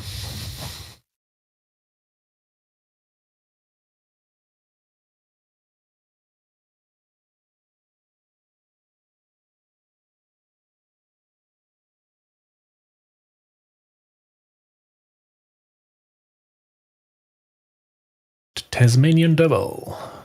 It's like show up to this debate and call me something I'm not. And just see how long they put up with it. Yeah. Like a point of moderation. Is this guy an actual professor? Can someone get a ruling here? No, he's just an idiot. He didn't even stay at the Holiday Inn Express. He's a big phony.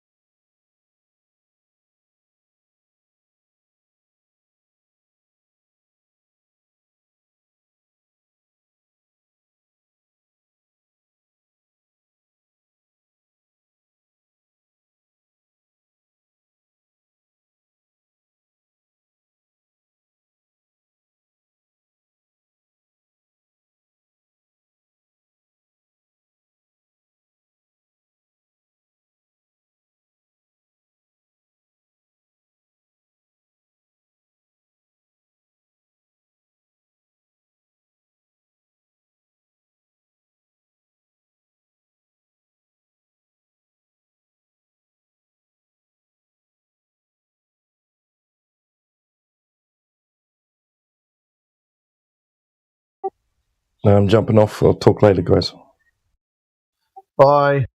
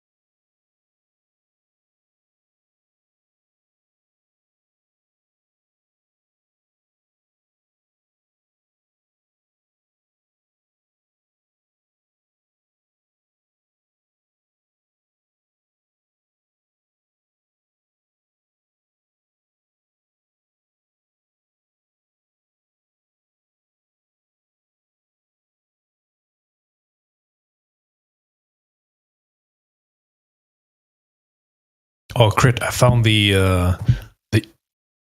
YouTube short video of Ra speaking, asking the question. If you want to listen to it. Yeah, fire it up.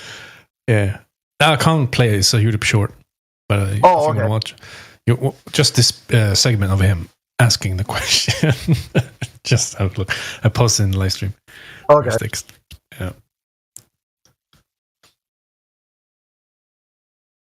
Such an idiot. You know, the question was, he sat back there rubbing his chin. How can I word a question Yeah. in such a way that I'm the one not even asking the question, you know, like, or whatever. You like, the answer's already in the question. Basically, yeah.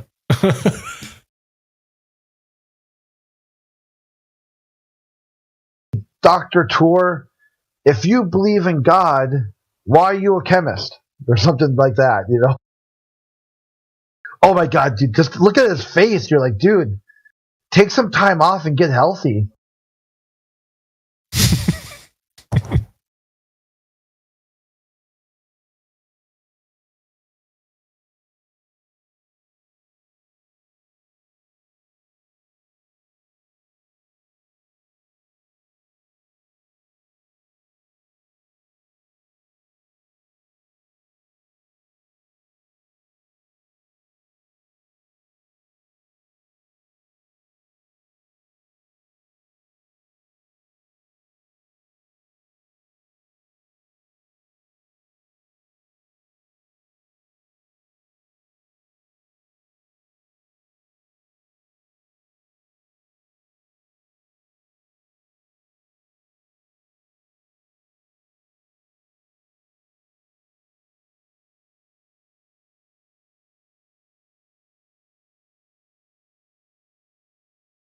Yeah, I'm kind of surprised. That wasn't that bad. I was expecting full numpty, but he basically said, like, if you go back in time, there was nothing at some point. And Dr. Tor's like, duh.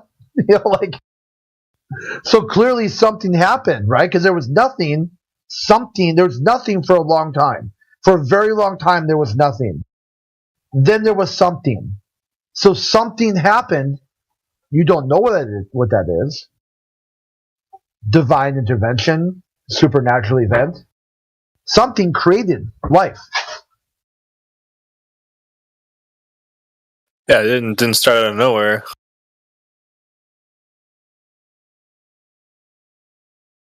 And if it did, they should prove the Big Bang Theory exists.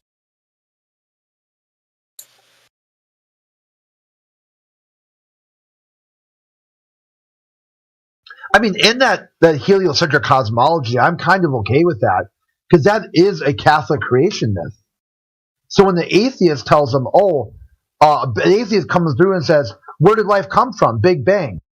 Okay, the guy who invented it said God did it. So which worldview do you want to let go of right now? Your non-God worldview or your heliocentric worldview? Because you can't juggle those any longer. One of those balls just hit the floor. Which one?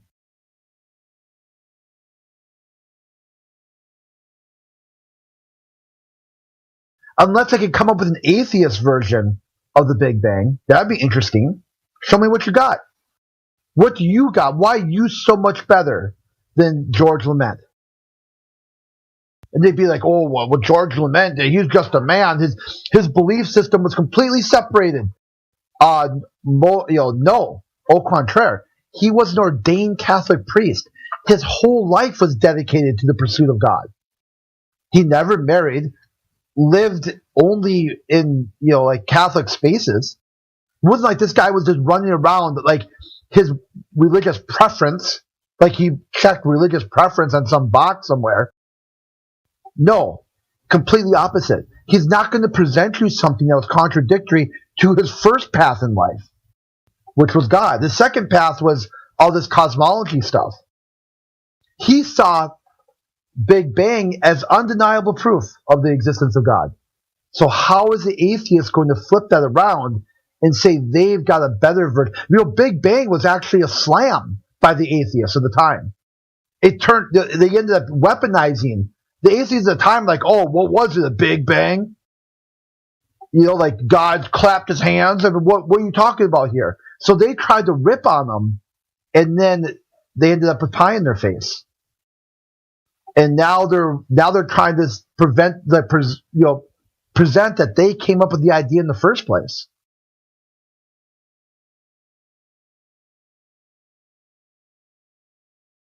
Bunch of weasels, really.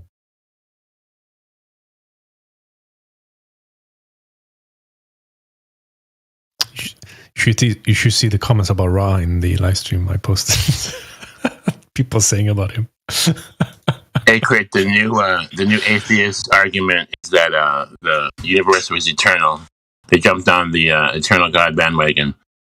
And if the universe is always here, matter, mass, whatever, then they don't have to break Einstein's laws and energy cannot be created or destroyed. Have you heard that? No, I try not to talk to atheists as little as possible.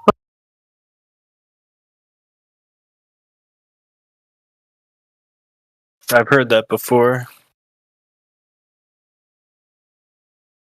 Atheists are jumping on the bandwagon of it was always here. Like, from my point of view, as like the atheists, like, just go over in that corner and just do your thing. Leave society alone. Leave people alone. Believe whatever you want to believe, and just have at it. Okay? Because even though I disagree with you, your God-given right to say God doesn't exist, that's all you. Okay? Why would they want to say that, though? Like, they're proud of it. Yeah, that's like the first sin. Pride. No, but the people who don't believe in God, they're typically like very proud of it because they think they're very intelligent in that sense. Well, they have this idea that they're evolved, like they're a higher form of life. That they've moved past any need for superstition then why can't they prove it and only talk about it? Because, yeah, really what they're worried about is being judged for all their degeneracies. They know they don't live a very healthy or clean life. And what really pisses them off about Christianity is that inside the Christian worldview, God challenges you, but only challenges you for things you can complete. The challenge will never be too great. So what they see then is they see that they live a life of absolute luxury. They're in this space of this upper white middle class suburbanite, and they've been never challenged. The biggest thing they ever got challenged is like they hit a red light on the way to something, and they're like, "Oh, I'm going to be a minute late." And even with that, they can barely handle it. They almost have a full meltdown. They get downgraded to coach or something like that, and now they don't have enough leg space, and they almost freak out over that.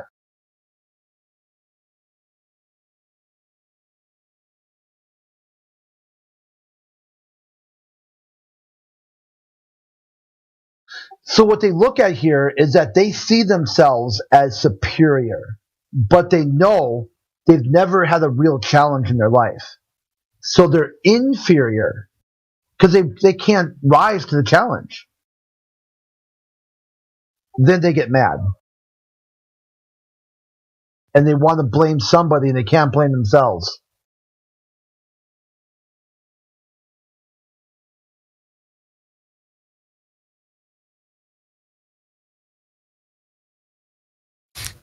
You gotta read the comments, man. It's just over the top.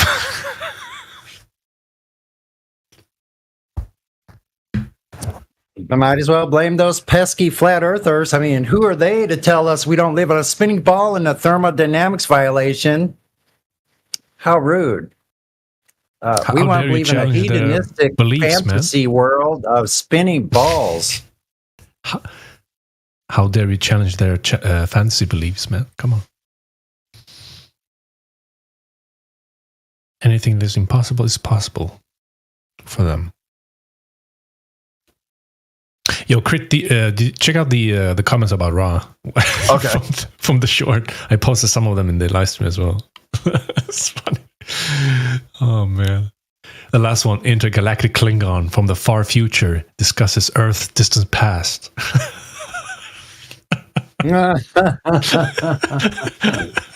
Oh, man. Oh, that's so glorious, yeah. I'm dying, man. Oh, this And there's an episode of that of Star Trek where there was some sort of like biomechanical gel that they found on some rock, but only some rocks had part of a sequence. So like all the Alpha Quadrant species had to like work together to find out where this gel came from, and then it turned out like, I don't know, it's a pretty goofy episode, but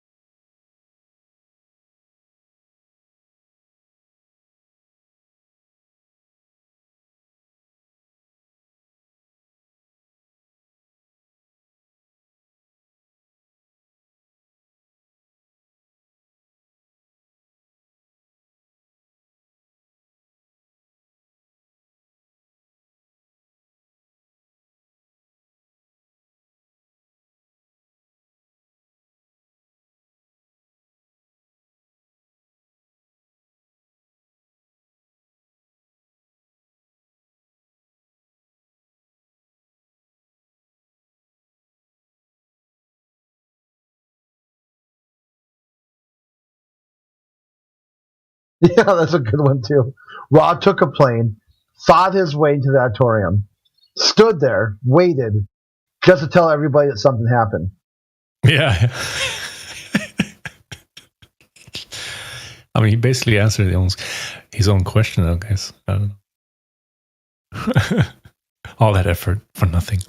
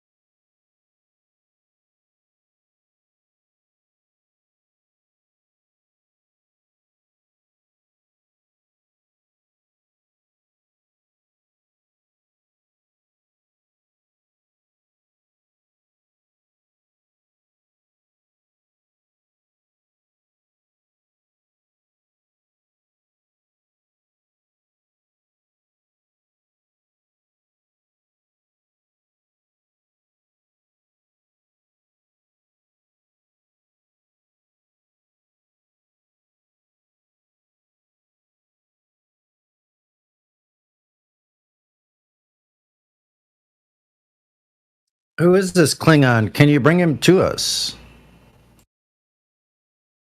Yeah, that's what Aaron Rod looks like, a Klingon. Yeah, I don't know that we're talking about him. Comment section. What a weirdo. And then another one says he looks like a character in the Lord of the Rings. Oh my god, the fuck. Oh. Can anybody here speak Klingon? No, I don't know. Don't think anyone can. Can you? No, but on another topic, people have called me William Shatner before. I think I could do a better job at being William Shatner than William Shatner. After all, I've been to space.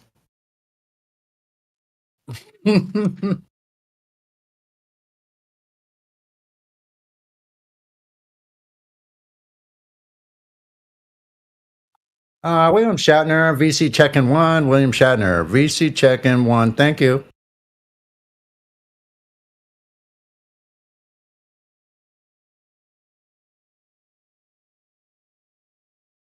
Oh, Yeah, bring Indio that Klingon actually. with you.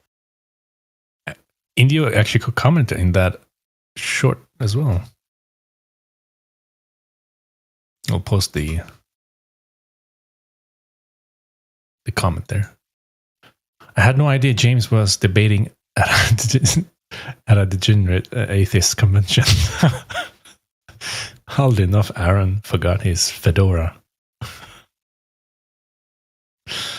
by Indio.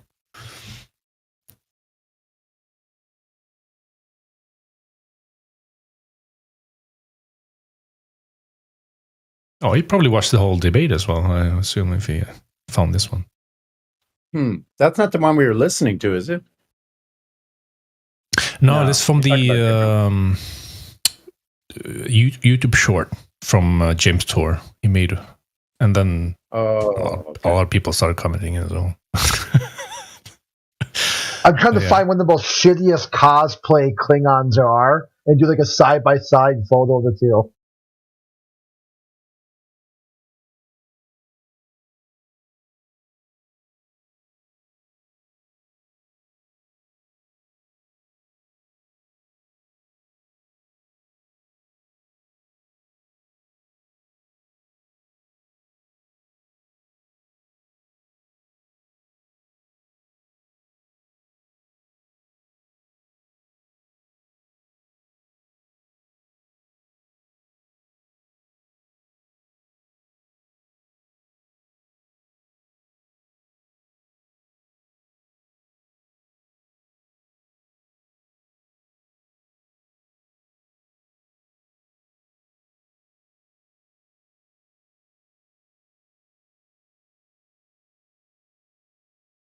I was going to ask this earlier. Tell me, anybody listening, maybe the people in the YouTube live chat, where in nature have you seen anywhere spinning balls other than manufactured? We're not talking about those. So no man-made. How about nature-made balls, spinning balls? Like, wouldn't they have to be everywhere? You go out to your local tree somewhere, and you'd see some dust or something like turning into balls and rotating around each other. Wouldn't you think so? You'd find it somewhere, right?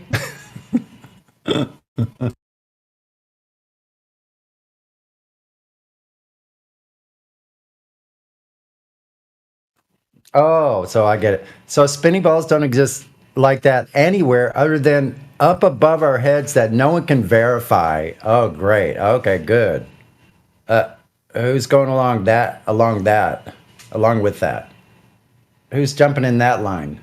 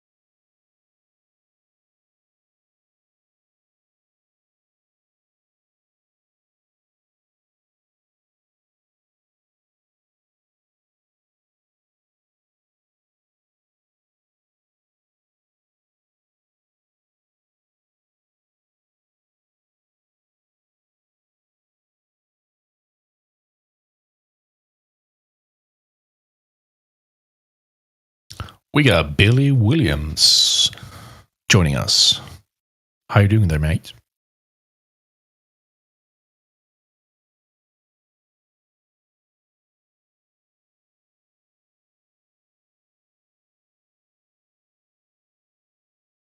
No? All right, Billy. Here's kind of a quick one. What do you think this looks like? Oh, Lord.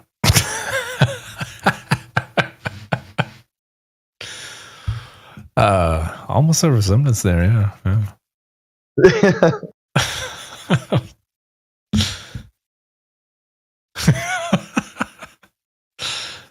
Almighty.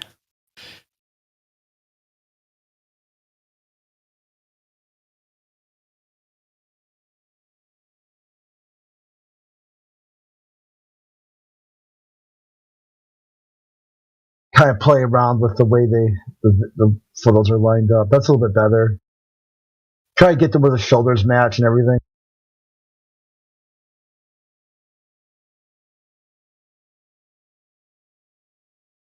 That is you in there, really? No. Which one's you? Which one's Crit? No, one's like a Klingon cosplayer and the other one's a Klingon cosplayer. Like, who wore it better? I was just joking. Oh, man. These people are crazy. They come down here for the convention, for that convention every year for like the last decade or something.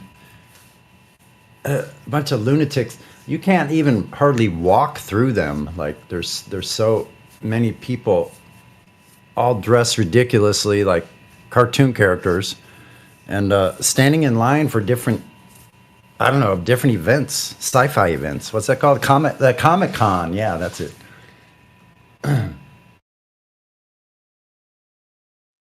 Cartoonorama. Ra is the missing link.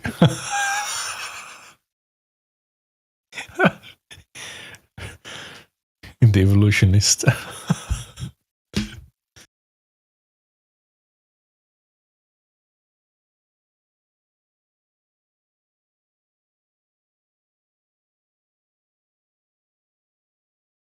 For your viewing pleasure, look at these sunset pics I took a couple of weeks ago. This one's awesome.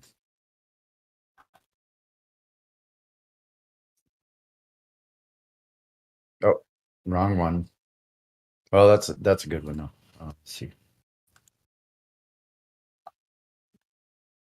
That's 660 mile, but here's a. I got a sequence. Damn, it keeps putting it.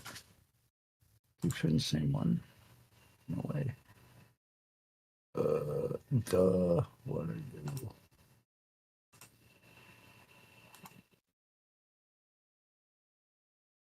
Oh. Copy image. So a guy was talking to Ra 10 years ago-ish, asking him how many chemical and genetic changes are required to go from mud to man in 3.7 billion years. Last time we conversed, all I got was abuse from either you or one of your cult followers. What in that 3.7 billion years enable non-life chemistry and a random chance enable all the necessary changes?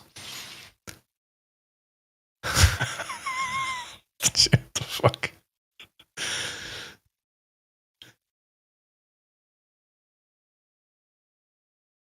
Oh man, the craziness. Just one thing about Aaron Ra. I mean, if there's just to say, I mean something nice, because he's on the scale of atheists, he's like low tier, because the Me Too movement didn't get him. He's just kind of shooting his mouth off in his little safe space. He's not really out there doing all kinds of cringe activism and stuff. He's kind of like a peripheral sort of, like weird uncle of atheism. Like a bystander? Yeah, he's kind of like a fanboy. Like a fanboy atheist. Like a cheerleader, like. Yeah. I mean, if more atheists were like him, they'd probably have a better case. He's just some guy who crafts beer in his garage and signs online every once in a while. More of you guys should be like that. But maybe some of the comments said, drop the fedora,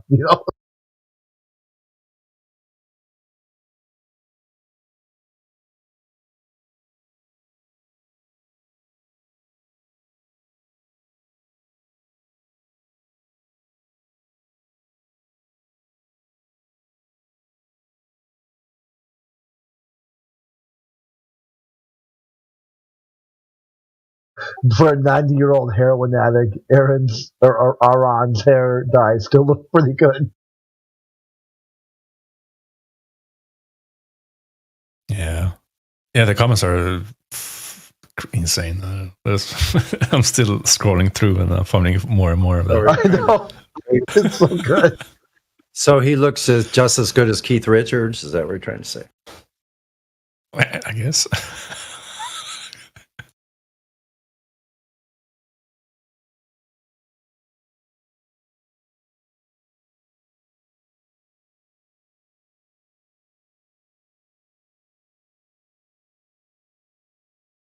That's a pretty good one. The help me logical fallacy are my only hope.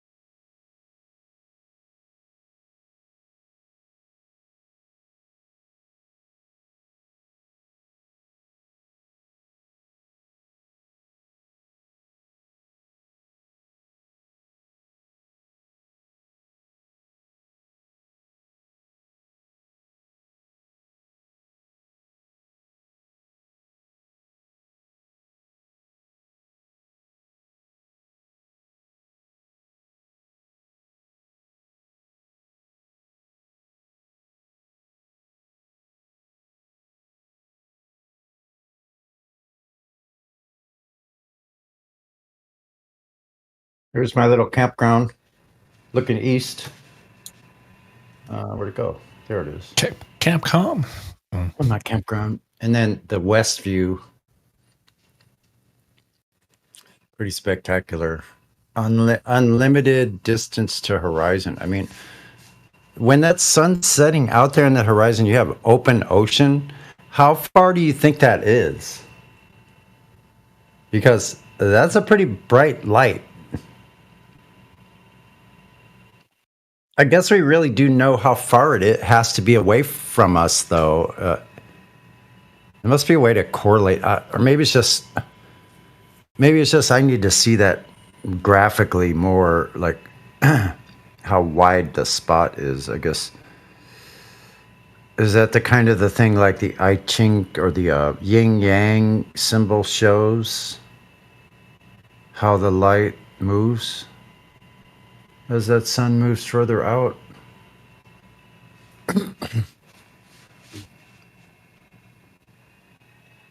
I mean, for all we know, because how would you measure that, right? Because it's a light that's moving beyond the distance we can see, so it blends into the horizon where the vanishing point is. It could be 1,000 miles or more. I mean, how would we gauge that or reference that?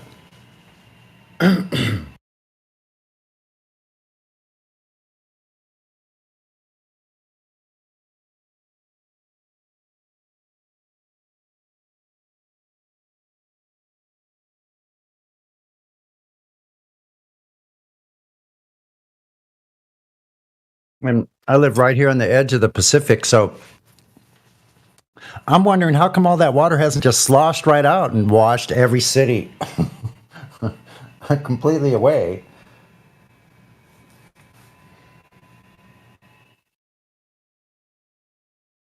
That would make more sense. If it was a globe, no one could live near the coast. There'd probably be 1,000-foot, 1,200-foot tall tidal surges. Not just every day, like 2 tides a day, 2 high tides, 2 low tides every 24 hours. So debunks their lunar cycle of tides completely, the tides themselves. I got to get outside.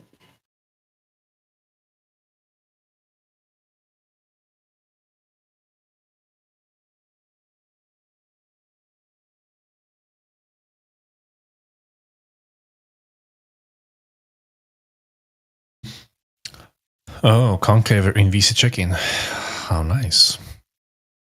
I guess. Is he oh, that guy. He has a voice changer in his bio or something. I don't know. Maybe he wants to play some. Who knows?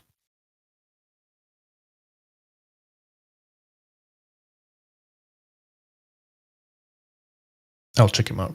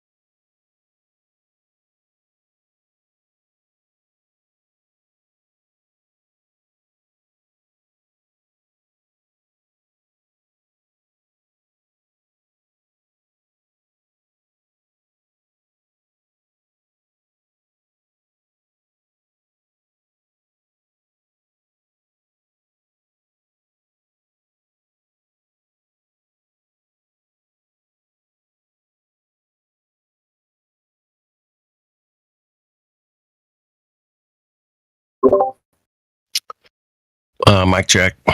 Never mind. Check, Mike, check. I'm just kidding. Yes, we hear you. All right. Hey, SpaceX is launching a cuck shit show here in a minute. Welcome to Clown World, where everybody thinks they live on a spinning space ball. Yeah, well, thanks to SpaceX. Here, I'll give you a play-by-play here. Hang on, man. Let me see what I can come up with here. It might not go. It looks pretty good. I wish we could do like a watch party, man. Damn it. 5 minutes to go, man. 5 minutes. Time RP1 is now completely loaded. All right. Stages. 5 minutes. Is it on YouTube? Yeah, it's on YouTube. I think we can bring up a window up the top that everyone can jump into. Let me have a look. All right, see what you can do. That'd be great. I'll just watch it on my own. You guys watch it on your own for now. If you can, that's cool. You got 5 minutes, man. Grab a beer. You know, grab some snacks. Looks kind of cloudy out there from this view. About 4.5 minutes to go. Looks like big giant penis out there. Oh no, it's blue skies straight up on that view. Are we going to take bets on whether this one makes it anywhere without blowing up? Well, I think it's going to make it, but what happens is they never show, like, it'll just cut to CGI after like 2 minutes, and then it just shows the astronaut sitting there. Anyway, I'll give you a play-by-play, man. I'll do the best I can. Right now, there's a bunch of smoke coming out of the capsule. Very like it's like the side of the penis head. There, it's like smoke. Will you send a link? Oh, here. I'll put the link in the chat. Yeah, here we go. There we go. Dropping the link. Got a nice SpaceX launch going here. It's going to cut to CGI after like 2 minutes, and then it'll cut to the astronauts all having like little puppy dog teddy bears floating around in the inside of the capsule. You know, yeah, that kind of cucky shit going on. Anyway, I always love to make fun. Oh, dude, they got 100% curvature, and it's the camera's just above the rocket, man. I mean, it's like maybe 100 feet off the ground, 200 maybe, I don't know. But that's some fisheye lensy shit there, man. Woo! 1 million pounds propellant on board Falcon 9, ready to fly. We can see the vehicle continuing to vent some of that gaseous, or the liquid oxygen that has now vaporized. In its terminal account, and it's on internal power. I'm super excited. We pumped up. We got 2.5 minutes to go. We're going to launch 4 people into outer space, man. Going to take them up to the space station. Apparently, they're all civilians. They're not even astronauts. You hear it? The gaseous liquid oxygen.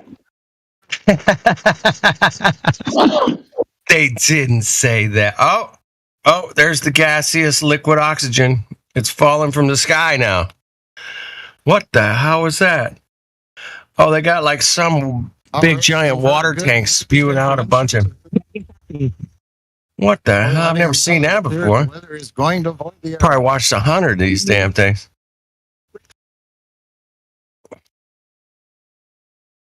All right, we got about a minute 50. Just waiting now for the call out. Liquid oxygen load complete on the second stage. Liquid oxygen load complete. Stage 2, LOX load is complete. Dragon is in auto. Oh, that camera doesn't have any curvature. Pick one, man. Was it curved or is it not curved? Damn. All right. Oh, there's lots of liquid oxygen all over the place. It's gaseous liquid. The most gaseous liquid oxygen. Most gaseous liquid oxygen ever. All right, 1 minute, 15 seconds.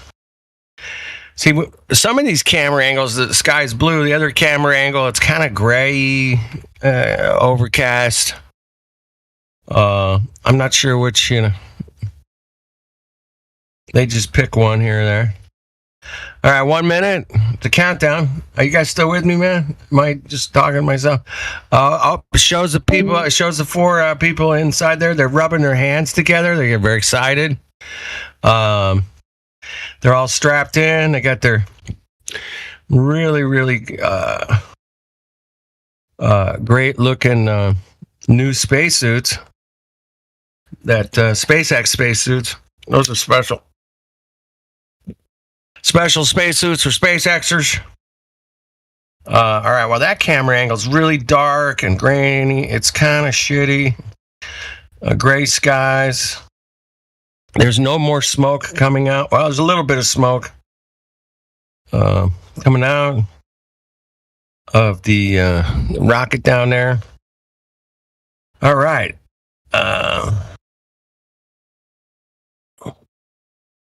There is... I don't know. Doesn't say how many people are watching this shit. Oh, 170,004. Oh, there it goes. We have liftoff. Oh, yeah, here we go. All right, I'm going to give you guys some telemetry data here.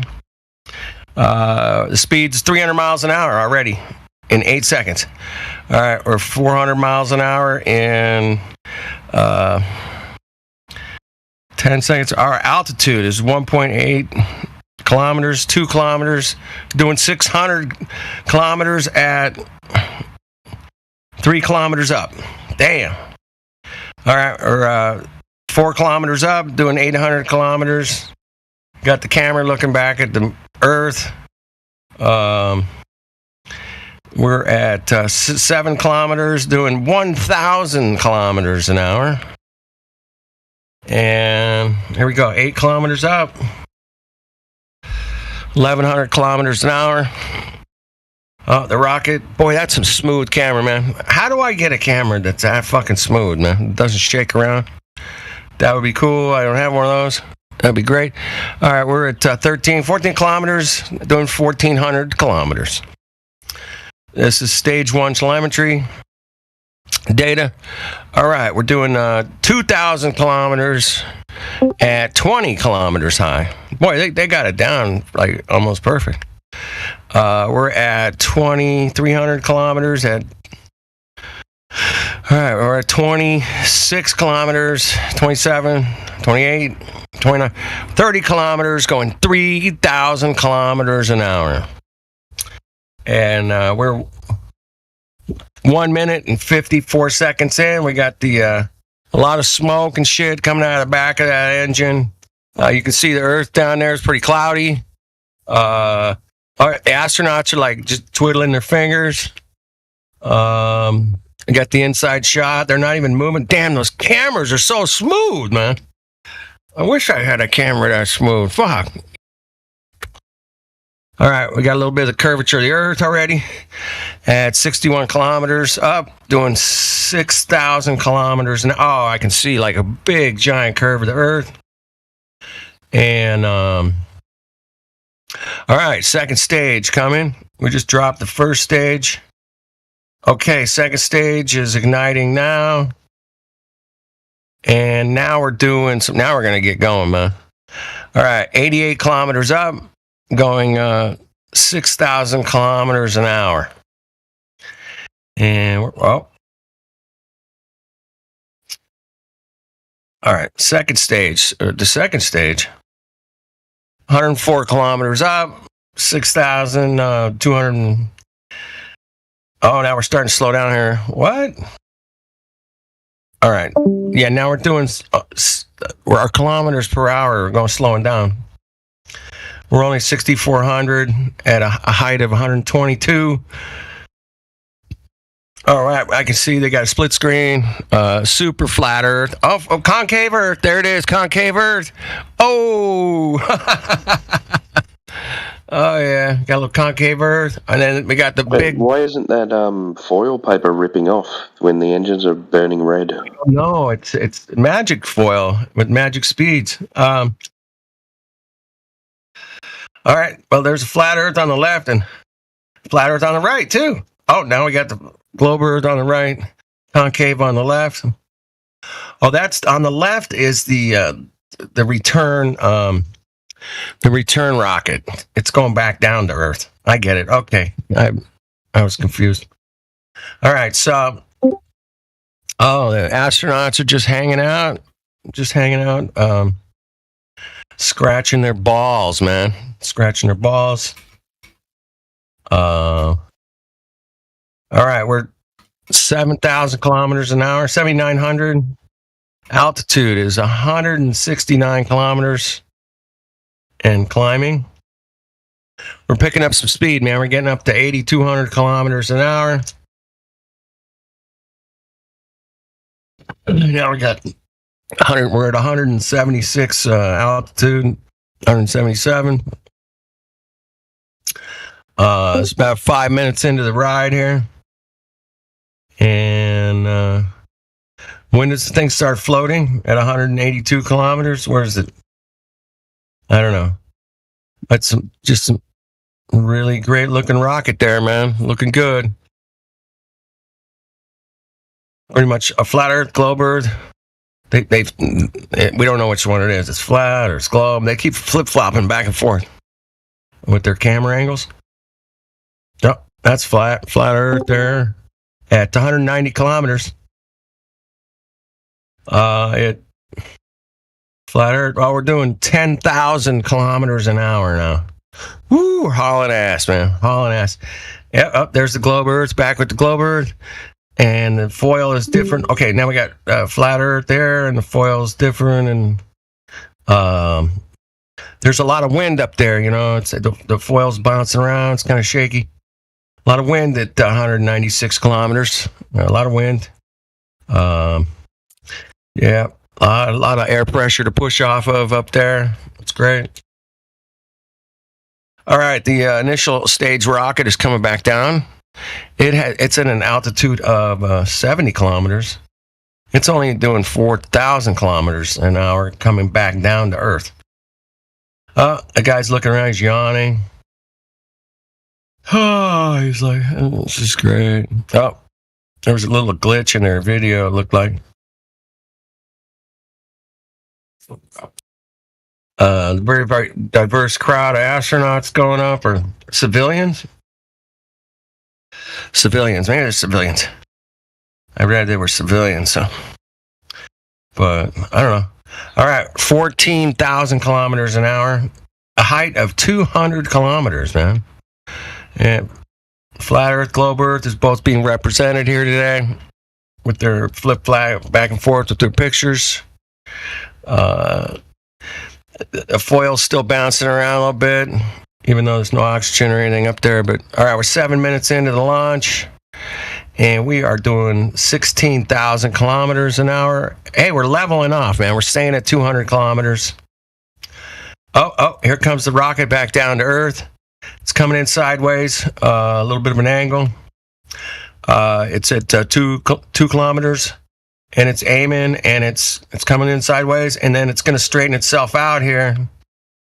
And, oh, it cut, and there's the camera from above, and it's perfect, and we have no side shot of it anymore. Oh, there it is. It landed perfect. Oh, right. Dead bullseye, man. The rocket came back, dead bullseye. And we're losing altitude. We're down to 199 kilometers on the astronauts there up there. But we are going 20,000 kilometers an hour, man, right now. In the rocket, it's hauling ass. And we're about done. We're in space. That's it, man. 8 minutes. 8-minute ride. They got the one shot now. It's just the flat Earth and concave Earth now, or globe Earth. That's concave Earth there on that picture. Wow, that's cool. And then this one's globe Earth, and we're losing altitude. We're down to 197. Oh, but we're picking up speed. We're losing altitude, but picking up speed, man. We're at 25,000 kilometers an hour at 197 kilometers up. All right, the rocket looks like it's starting to peter out a little bit. 27,000 kilometers an hour now. Oh, that's it. It stopped. We're at 27,000 kilometers. We're really, really far away from our launch site, man. We're like halfway around the world already, man, or 1/4 of it anyway. 9 minutes, 12 seconds into the flight. Astronauts, they pull off their gloves. And they're floating no, they're not pulling off their gloves. They're floating things around. They're floating stuff. Stuff is floating. They're clapping their hands. They got a little teddy bear they're playing with, spinning it around. Little teddy bear astronaut. And it's floating around, and now they're waving their hands up and down, and they're so excited. And they're tapping their feet, and they're playing with their teddy bears.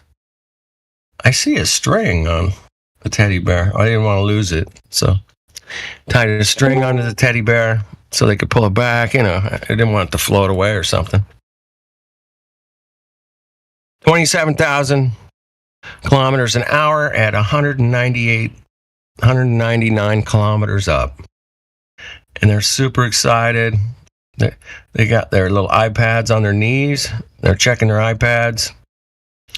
Although she's looking to the left. Not sure.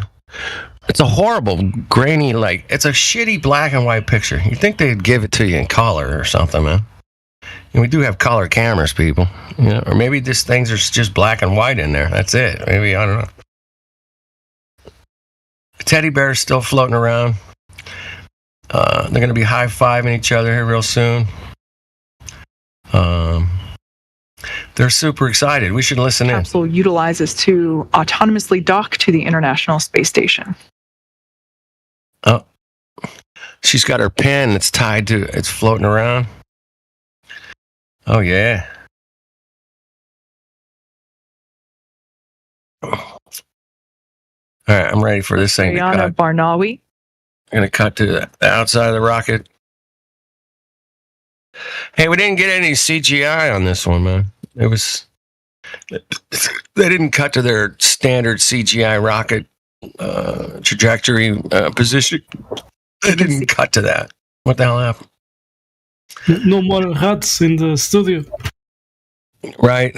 They didn't cut. They usually cut to that. The Chinese are really good at cutting to that. Chinese, Japanese. All right. Somebody's playing with their iPad. The girl's, she's got the iPad for her phone. She's just smiling. Hey, I want to clarify that they did cut to. There's the CGI. But they did cut to like a cartoon of the globe with the trajectories on there. They but did to that. it was easily, whatever. They used to cut to like a. CGI. We're detaching the. Yeah, this is. We're detaching something on the concave Earth, man. We're gonna send that back down to concave Earth because that's not flat or round. It has to be concave on that particular. Yeah. All right. 12 minutes and 30 seconds into this whole thing. And they're 202 kilometers up, traveling at 26,991 kilometers an hour. And there's bubbles in space, I see. And there's some cosmic rays you could see there coming off the detachment of the whatever the hell they just detached. I don't know what it was. All right. Oh, more bubbles in space. I saw UFO. That's the concave Earth. And boy, that looks cool. Pretty much washed out as far as the the camera itself is pretty washed out. Oh, now we're really getting busy inside the capsule. Now we're back to our zero G plane. Oh, they got like screens and touch screens, and they're like looking at the globe, and they're watching YouTube videos on their screens, and they got all their data up there. Man, I wish I could read some of that. I'm gonna blow it up. I blow it up, and yep. There's no. Was there any windows in that capsule? I don't think there is.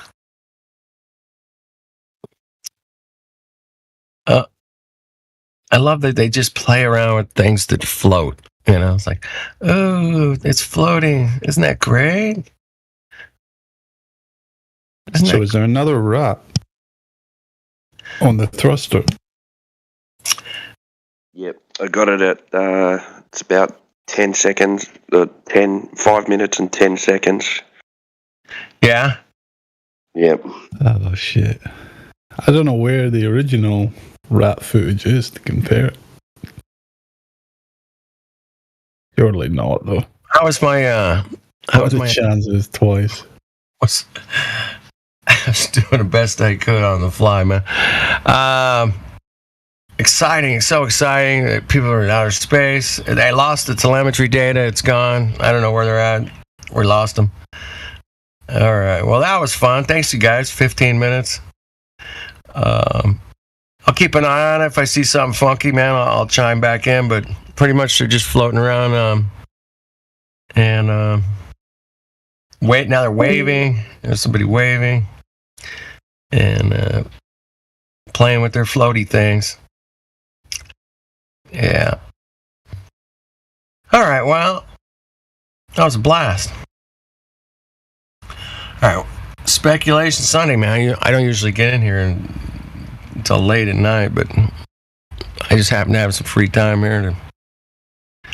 I saw they were launching. I thought maybe we could do like a little watch party. That'd be cool. Why do they still have this one shitty fucking rear angle? How much do they spend on these rockets and they can't get a few more cameras? But I want to know how much. They must be spending all the money on the camera mounts because there's not even like one little bump or shaky nothing, man. I mean, those cameras are so smooth, man. I mean, Hollywood would be impressed if you had something even that smooth. I mean, yeah. The You'd think people would be crying out for them to put them, you know how you put cameras in a 360, pattern and you can get a 3D like view? Yeah, you exactly. Can pan around and stuff. Yes. That would be easy to do, My buddy used to make all kinds of videos like that. Or you could just walk around his whole room, and check out and zoom in on like his couch or his table or whatever. Yeah. No. I know. That's beyond SpaceX. Can't do it. SpaceX. Can't figure out. You can't do 3D camera, so we can, in real time, we can like spin around and look at this angle or that angle. No. That's breaking the fourth wall. Yeah, they don't want us to spin around at the assholes sitting at the back drinking coffee and eating donuts, You can't break the fourth wall, man. You can't do it. Ain't gonna do it. Yeah. Yeah, they won't do that. That's it. One camera angle. Keep the illusion of curvature. What they kept switching back and forth between curvature and no curve. Curve, no curve. I was like, mine's up. Man, which one is it? They love But yeah, Taz, the rear angle is the most important, of course, because they got to show that fake curve. Right. They never have one pointing forward. But, when you're spending that amount of money, a few more cameras. Not a big ask. The stars, man. Where's the stars, bro? Holy crap. You guys wonder why I drink. I have to watch this shit and people go, yeah, that's real. You'd think people would want to see like an uncut forward angle. I even asked through the atmosphere and then the fucking blackness or stars or whatever coming into view. I even asked Matthew Learns that question. Wouldn't you want to see that? And he's like, yeah, that'd be cool. Or of course, ditching into the Bermuda Triangle. Whatever they're doing. It's going. It ain't going around some spinny ball at 27,000 kilometers an hour. Shit. Hey, Timbo, I think it's over your house right now. It's pretty close. It's getting real close. Maybe you could look up and see it. Under my house? Under your house. Yeah. Under your house. That's it.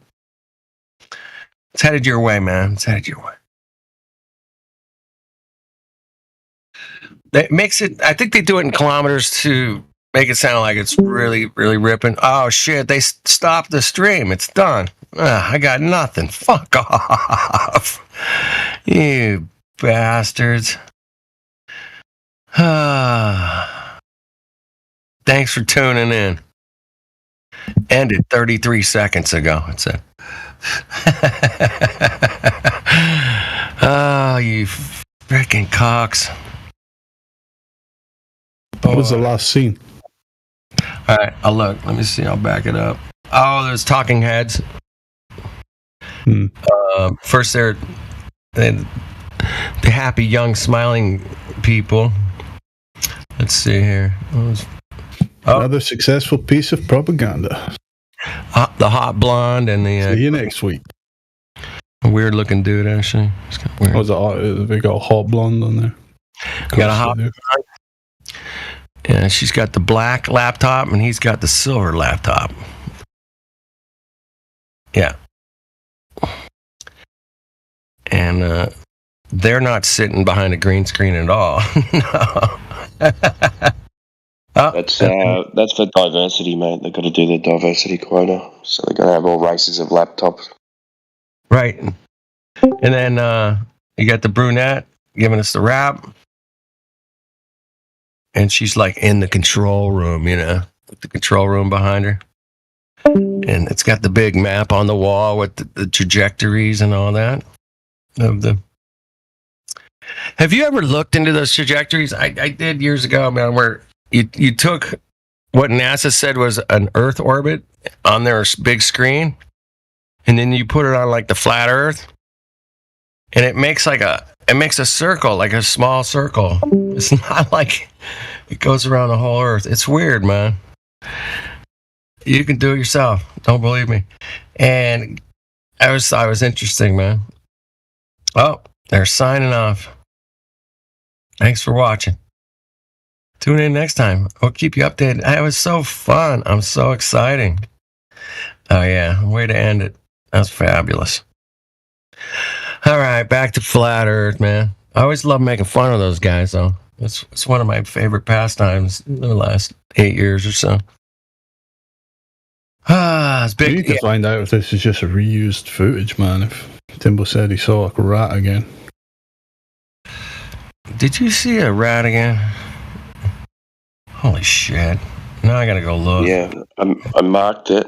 If you go up, it's 5 minutes and 12 seconds. But if you go back 10 seconds before that and just keep your eye on the engine, there's something goes around the engine again. Yeah, I give up, man. Not sure what it is, but it did the same kind of thing. So maybe they did it on purpose so they can claim that it's some type of mechanism. Right, it's some kind of valve release thing or something, right? Yeah. Then they'll come out with an article saying, flat earthers say that it's a rat, but it's really a release chamber for pressure. It just shaped like a rat because that's the most perfect shape, along with its Thea. They had a couple 100,000 people watching. We got 22. Yeah, baby.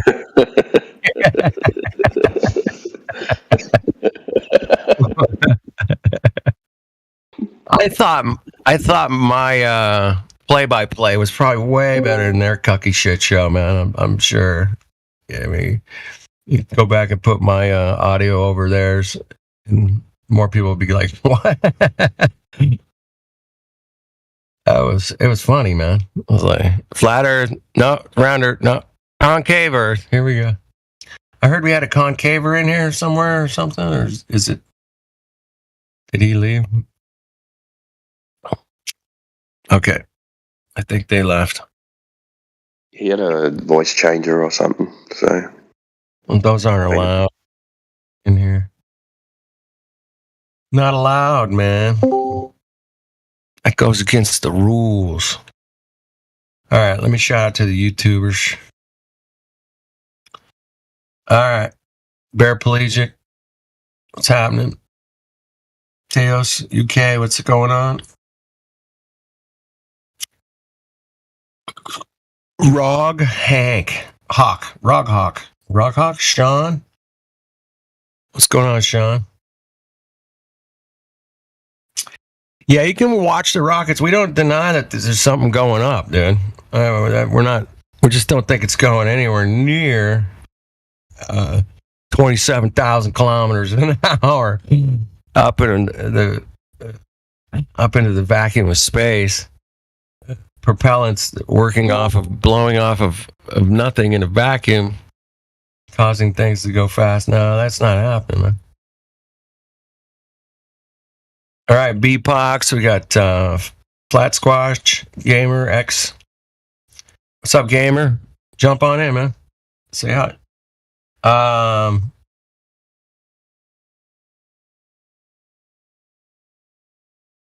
Yeah, I've heard, man. You can go watch the booster come back down, man. I know some people went and checked it out, man. No doubt, man. They do some trickery, man. I saw a guy take an elephant and make it fucking disappear right in front of my eyes, dude. I saw it. Is it real? Absolutely. It's a trick.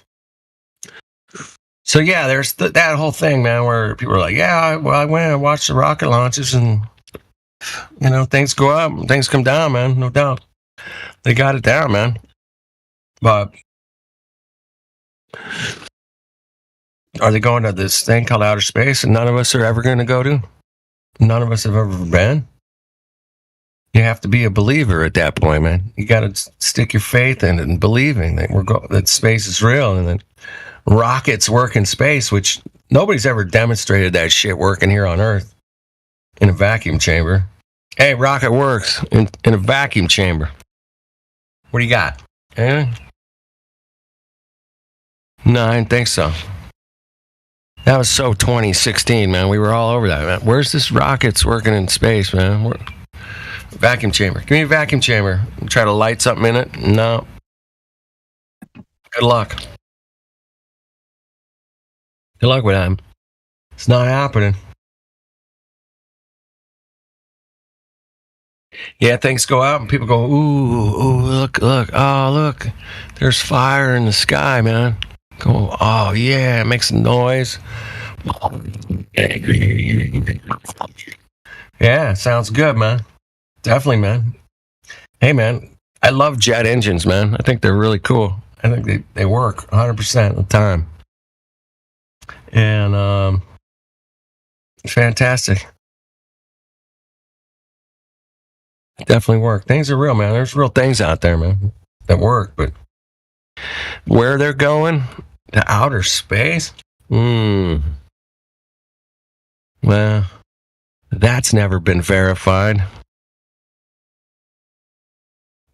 Especially rockets working in outer space, man. They haven't even attempted. Like, you would think they would just go into like, let's make sure this rocket works in the vacuum chamber, Joey. Oh, okay, sounds good, man. Let me suck all the air out of this bitch, and you guys fire up your rocket, okay? All right, that sounds good. Let's put a few cameras on this, man. We can get some data, go back and look at it, and that'd be cool. Because, it could fail. It could have a blown gasket or something. With the pressure of the vacuum and everything, could be a problem. Make sure that we've got to, first of all, we got to pressurize the capsule, the thing, and then put it in the vacuum chamber. Let's see how that works out. Okay, that sounds good. Gamer, there's nothing to push off of. First of all, there's zero. The way rockets work is that there's air that it pushes off of in order to get the push. Right? It's nothing to push off of. It's never been demonstrated here on Earth that a rocket would work in a vacuum chamber. Check it out. Don't believe me, man. They've tried. I've seen some Globers try to say they could do it, but I never seen the video, man. If you got something, that'd be great, man. Debunk my ass. That would be great. I'd be into that. So yeah, that's just, we're looking for proof, things we can prove, things we can do ourselves, man. Back in 2016, there was this guy had a really cool vacuum chamber, and he was trying to light just like a firecracker in a thing, and it wouldn't even light. So no air, no lighty. He tried some different things.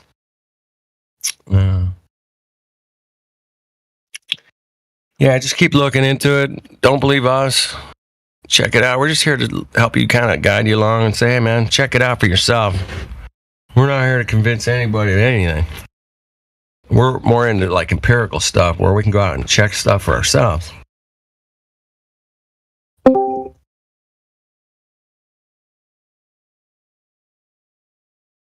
Yeah, you'd be surprised. We'd love to see it, man. First of all, we would love to see it too, Mr. Hawk. We would love that. We want to see an explosion inside of a vacuum chamber. Yeah, that would be cool.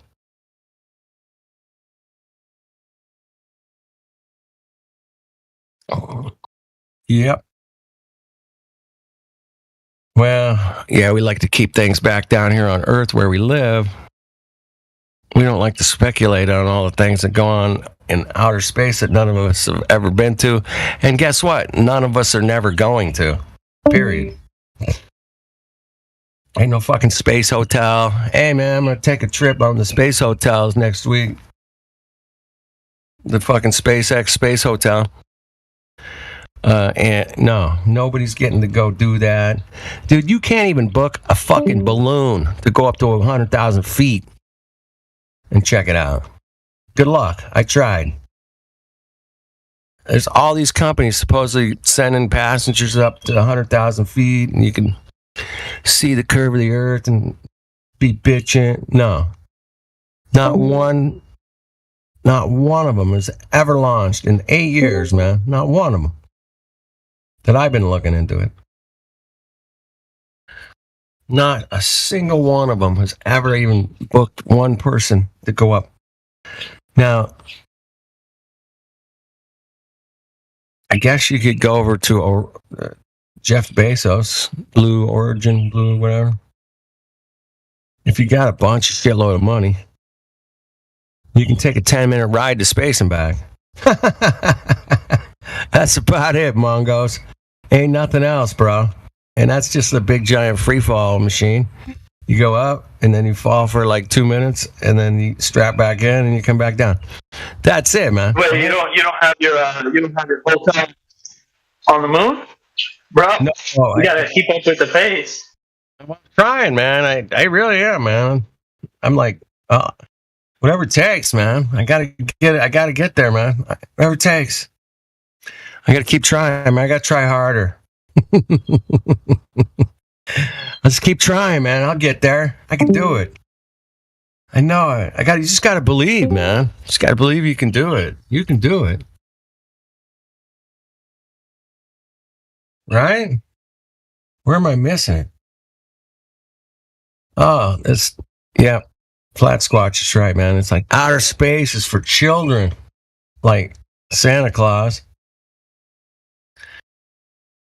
You got to believe in Santa Claus. Okay. That sounds good. I'll be getting all over that real soon, man. I got to get my belief systems back. Damn. I've really let them slack over the last 3/4 of a decade. I got to work on my beliefs. I got to work. I got to get back to space. I got to get back to believing in space, man. I can't go there, so that makes it hard. I can't go to the North Pole and visit Santa either. And so Yeah, I don't even think Antarctica is even cold. I bet that's even a lie too. I mean, I know it's cold, not like as cold as they say. Yeah, man. I knew some people that went there. They took a little boat. They got off the boat. There's some little island. There's a bunch of penguins. That was it, man. It wasn't like it was cold, but it wasn't like miserably cold. It was cold though. And Flat Earth, Professor Duke. Yeah, I'm here. Your name caught my interest. Did you hear that debate today? No, I did not hear a debate today. I did watch a video about a 619-mile observation of flat. Did you catch that one? No, sir. No, this one was Professor Dave against Dr. Tor, I think his name was. Yeah. It was running on this channel earlier, I think. Oh. Yeah, it was played earlier. Now, the reason about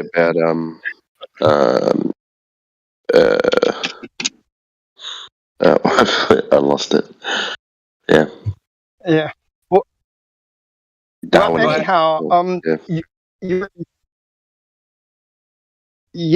origin of life, science. But I was just wondering, here was poor Professor Dave in an academic setting and couldn't use his professorship. That was kind of sad. It was good. They were calling him Mr. Farina. Yeah, they just and so sorry. Go ahead. Sounded like some of his lackeys were there, and they wouldn't mention that. I guess they were getting back at Dr. Tor because they didn't even want to use the word Dr. Tor when they were asking questions or anything. I guess that was their get back. Yeah, but he's a real doctor. He has a real doctorate, right? Versus, we know that Dave. Oh yeah, for sure. Yeah. Yeah. But it was so today is Speculation Sunday, right? Yes, sir. Okay, so this is where I try to get into the whys about this whole thing that's going on. I'll give you an example, even just from today, right? They tried to tag Tor with his beliefs in God influencing his science. Oh, wow. I don't know if anybody detected that. Yeah, I heard that. He said that this has got nothing to do with the argument. And then they said, well, it does, because you believe that God created everything, so therefore you have God gaps. Right. Wow. But then Tor, I think, played... Sorry, go ahead. Go ahead. Go ahead. Yeah, I think Tor played it really well, because right from his introduction, he established the fact that he was a super God, Jesus guy, but he said it doesn't come into my science and none of my arguments today. But yet, that's the next thing I really came to appreciate today, the value of what happens on FED when you just is bringing in these fallacies, because I mean it was just an endless bunch of ad homs coming out of Dave. It was embarrassing. Yep. Yeah, that's what he does. I mean, I watched a couple of his debates. I offered him $1,000 to come in here for 3 hours. He didn't show up, and hey, throw that up my way. I'll come in and debate you guys. I have a model that I think would work for gas pressure without a container. Great, man. I have a full fucking metal shop and wood shop. I can build whatever you need. What do you need? Yeah. Well, I have to really work it out first before I sort of expose you guys. Man. But, I live in Southern California, man. Where do you live? Me, I'm up in Toronto. All right. Canada. Give me You the said spec. you got a model, but it doesn't work. Well, right now it just exists in my it's a thought experiment right now. In your And, numpty. Call that. It's just here in my numpty. yeah, but I mean $1,000. It's worth coming in just to argue it for that. Well, I wanted everybody. Everybody put a wig on. I mean, see, Professor Dave has, I don't know, 1 million subscribers or some shit. Oh yeah. Yeah, that's kind of where I was headed, man. I was like, $1,000, 1 million people make that guy look like a fucking complete idiot in this place, dude. It would be worth it, and I'm sure other people would kick in too. We could probably get it up to a couple grand just to watch that. I was just hoping to watch, just get everybody get a shot at this guy.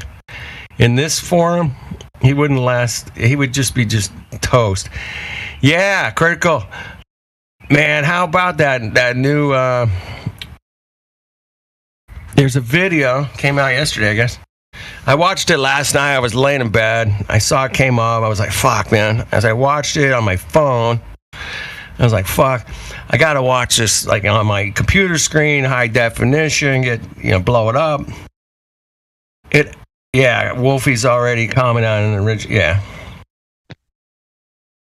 He's saying clouds. Of course he's saying clouds. So, anyway, 616 miles, man. Yeah, baby. This guy has a degree from San Diego State University, the guy that took this video. He's not an idiot, man. He's been working it out for years. He's been wanting to get this shot. And he got it. And that just fucks your globe up, man. Beyond all hell, man. It's done. There is no curvature, man. 616 miles? Get out of here. That's incredible. But, Jay Tolan got 1,200 miles. And so, whatever, We've been dealing with this shit for years. It's not like it just... we didn't already know it was flat, but it's just a nice little interesting piece. It's a bitchin' looking camera setup too, man. I really like that. And it's only $600, which is pretty cool. And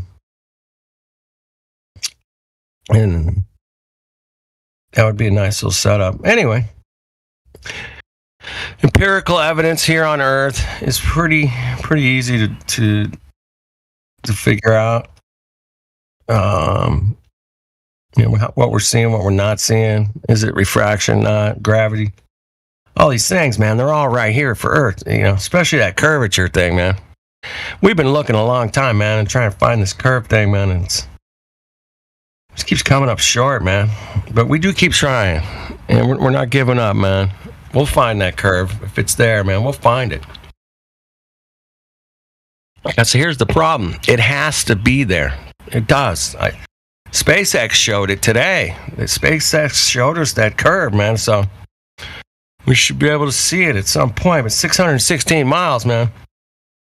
Pretty sweet, man. Pretty sweet. Just another one of our... just another one. Oh, you found it? Taz, you got it? You got your curve? Fill a glass with water. Yeah, you got the curve. Yeah, it curves around the sides. But what if the glass is square? I get it then.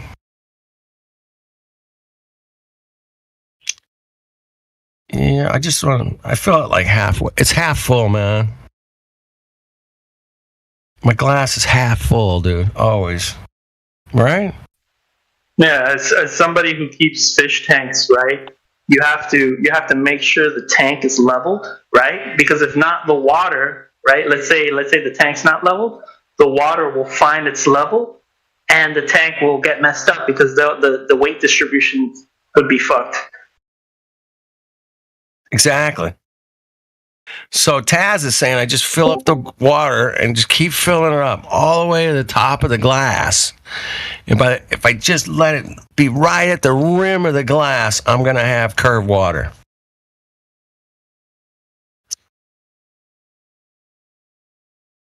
Bam. And he put the word bam in there. Bam. Got curvy water, man. Woo. Well, if it's that easy to see there, Taz, why don't we see it down at the lake or in the ocean? That just defies logic because we can't see it there. I don't see no curvature there, man. There's none. And according to your 3959 globe, it should be all over the place, man. It should be easy to see. So that's right. When Timbo drinks water or beer, it goes different down his esophagus than it does ours. That proves the globe. Fuck. Timbo, you crushed it. Finally. I knew it. I knew there was an easy one for that. I'm so relieved. I think I'll grab another beer. What do you guys say? No more? Yeah. We got it, man. Counterclockwise down your esophagus. It couldn't work. That wouldn't work on a flat Earth, of course. Exactly. So good to know finally for sure. Wait, that's not real proof of anything. Damn.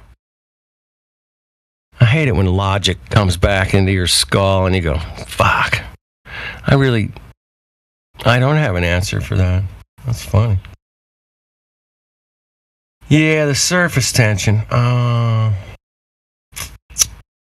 it's so easy to see the curvature on the glass of water. It should be so easy to see it here on my lake over here. You know, and the 100-mile long lake. I should see like 7,000 feet of curve, man. There's none. That's a problem. Yeah, Taz, jump in, man. Hit the link. Love to hear your voice. Hope everybody's having a good Sunday. It's kind of getting summerish where I'm at, man. I'm hot and a little bit sweaty. So, love to know where you guys are at. It's hot, cold. Is it flat or level or curved? Where you at? Concaver? Yeah. What do you got? That'd be great to hear from you. Anyway, Speculation Sunday. Come on in and talk about Bigfoot or, electricity, whatever, man. Talk about whatever you want, man. Just don't talk about any kind of medical shit. We'll be good, man. I'm pretty sure. Politics, not so fond of. I hate politics. Yeah, man, I dropped you a link there. So there's a funny one there for the surface tension water. I don't do Facebook, man. I'm sorry, bro. We know about surface tension water, though. Don't worry. Yeah, it was one of them funny ones off the Action Lab guy. Yeah, exactly. They love using that one, or in a test tube, the meniscus. Oh, they love that one. I thought you were going to be Australian. No. He's hanging off the side of the globe, man, like I am over here. He's on the opposite side of where I'm at, 6,000 miles away. I was thinking, for sure this guy's from Tasmania. I knew a guy from Transylvania. That count? Yeah. Tell us your story, man. How'd you find? I don't know if you've done this with anyone yet, but I think he has been in here before, yeah. On voice? Well, he's been on the server since 21, man. October. Yeah. Yeah, I joined it a couple years ago, but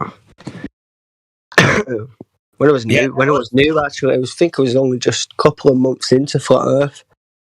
It was one of the members, one of the mods invited me. It was it was a great place to get information from. Yeah, it is. Yeah. We'll have to. But you're a flat earther, yeah? Oh yeah, 100%, man. We'll have to get you hooked up with a roll so not everyone keeps on calling you out. Going, Yeah, I know. Yeah. who's this Tassie Devil guy? Let's get him in. See if he's a glober. He was globing us over there, man, in the chat though. Yeah, I write a lot of sarcastic ones. Meniscus proves the globe.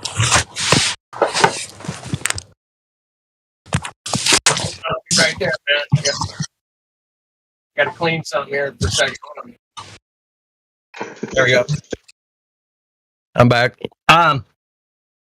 So you're in England, Taz? Where you at? Yeah, I'm in England, man. I'm in Manchester. Rochester? Manchester. Manchester. Oh, excellent. Yeah. What's that like? How's that feel, man? How's the summer looking? Looking better, right? Yeah, this weekend's been great, man. Oh, you gotta love that shit right now. Yeah, it's been brilliant, man. Couple of barbecues. Peeps from England, man, they're always bitching, man. Fuck, there's no sun. Where's the sun? I want the fire. Yeah. And I live like 320 days a year with sun. It's crazy. We're lucky to get some. Literally. Most of the days are just like grey outs.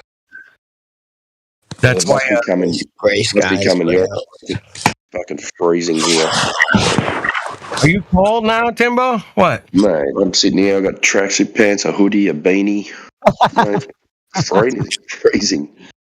Yeah, well, it's almost winter, bitch. It's almost winter. Yeah. It's gone. The sun's gone your way. It's over here, man. It's hot over here. Come visit. So my theory about, like, if you have a fire and you get closer to it and it gets hotter, and if you get farther away from it, it gets colder. Isn't that weird? How does the heat of the sun work? Well, that's our question, man. They say right now it's 3 million miles farther away than it was 6 months ago. Well, how come when you wear white, you don't get as hot if you was wearing black? Yeah, you got to wear black and get real hot.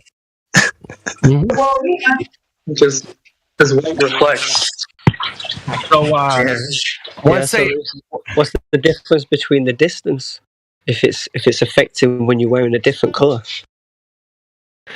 I think that has to do with radiation and reflection. White isn't it because the light's being absorbed into the black? Yes, it goes into the black, but it bounces off of the white. That's what I've been told. I never really did.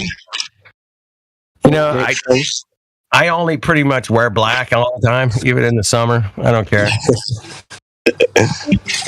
Yeah, I'm not a dark. Yeah, they paint the houses white in Spain and that, don't they? But I'm not like a dark person or anything. But I do a lot of work. I'm always like spilling shit on my. I wear a lot of dark clothing to hide the stains and from working and the dust and everything. It's a mess. Yeah, me too, man. That's why I'm always wearing navy blue. Yeah, it's like, I just spilled my coffee or super glue or something. Rub it in. Just smooth it around. Rub it in. Yeah, just rub it in. Keep moving. If you're wearing white, man, you're screwed. It's like shit. Got a big stain there, man. It's ugly. Anyway, so the Earth. Has anybody detected any motion for the Earth anywhere? I was kind of. I'm trying to figure that one out, but Foucault's pendulum. Really? Did you say fuck all's pendulum? Yeah. Mm-hmm. I thought. Because it discovered fuck all motion. We were talking about this earlier. This is our jargon. Our specified terms that are only understood by a certain group of people. That's us. That's it. No doubt about it. What about I think there was a flat earther that recorded axial rotation too. Yes, it was in a movie. I saw it in a movie on Netflix. Yeah. But that was the first time that they discovered it. So it was is when a flat earther did it. Somebody before that, it was just a speculation, and then Bob Nodell proved it. So now it's true. I wish people would realize how stupid that sounds. Peace. Bob Nodell, rest in peace. Legacy. We'll carry on. Bob, miss you, bro. But this stuff has never been proven before. But flat earthers are the ones that are going to prove it. That should say something about flat earthers to these Globbers. They think that we're stupid, but we're the ones supposedly figuring the shit out that's never been figured out. That's just such a throwback in their face, man. When they bring that shit up. Yeah. Oh, where's his Nobel Peace Prize, man? And where's our $1.3 million prize? Come on, people. Hey, Flatsy. Hola, ¿cómo estás? Bien. Muy bien. Oh, not really. Whether you got any remedies for a really bad cold? I've got heaps of shit in the house, so. Yes, I would do. Okay, I don't know what kind of whiskey you prefer, but don't do a lot. I've got maybe 1 or 10 different ones. Okay, all right. So you take one of your favorite teas, preferably something that for real is healthy, that has like chamomile or something like that. Yeah. And maybe some lemon and whatever local honey that you can find. I know I've got some from my sister's house. Boom. Okay. So some your favorite tea, local honey, lemon squeeze, and Johnny Walker. I've got shot of whiskey. Take 2 of those, and you'll start feeling at least a little better. Especially if you're taking it before bed, so you can sleep well. You probably wake up still 8 o'clock in the morning. So shall I start now? Maybe 1. Maybe leave you need to really get by. It's the first day off I reckon I've had in about 12 months. Well, I would if you're off today and you feel bad this early, I would do it and maybe try to get some more rest. Yeah. All right. Thanks. I'm doing it. So honey, lemon, tea, and a shot of whiskey. Not a full shot, just a couple of tablespoons, or what? Okay. I would do a full shot, to be honest with you. You can maybe do half a shot if you think. Make sure that you keep the liquid hot, though, so that while you're drinking it, kind of drink it sort of fast. Okay. All right. No worries. I'll sort that out. Thanks for that. Yeah, man. Good luck with that, bro. Get some rest. Call it a day, man. I hate it when I feel like that. You just you can't lick it. You know what I mean? It's like that stuff's crazy. Heck, sometimes coffee is a good remedy. Even if you feel bad, it'll open up all of your airways, and it's a natural bronchodilator. That's the first thing I did. I've got some brewing now. Black. Yeah, no cream or anything. Yeah, just drink it black.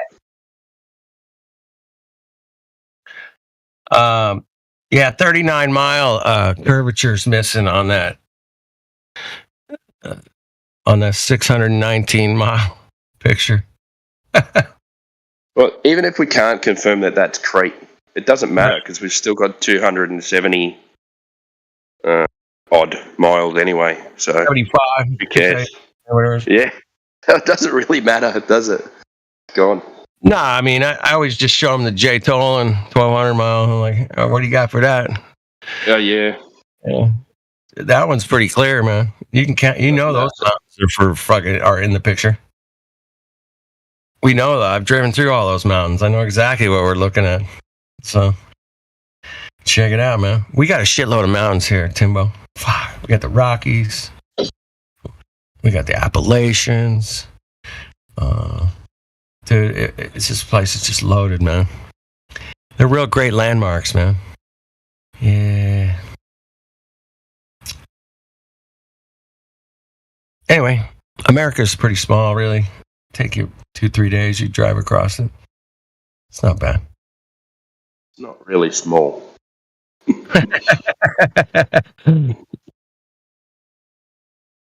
Not in all reality, no. But compared to maybe Russia, it looks pretty small, man. Hang on. I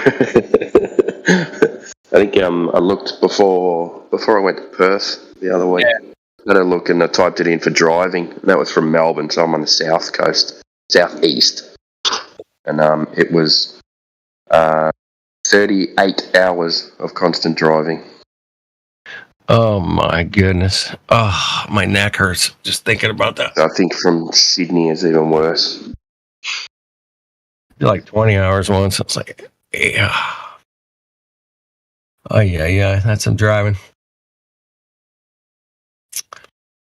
I was going to ask you something, but I can't remember. It's like you get a couple of different scenery changes, and then for like a whole day, it would just be red dirt with some shrubs. Yep.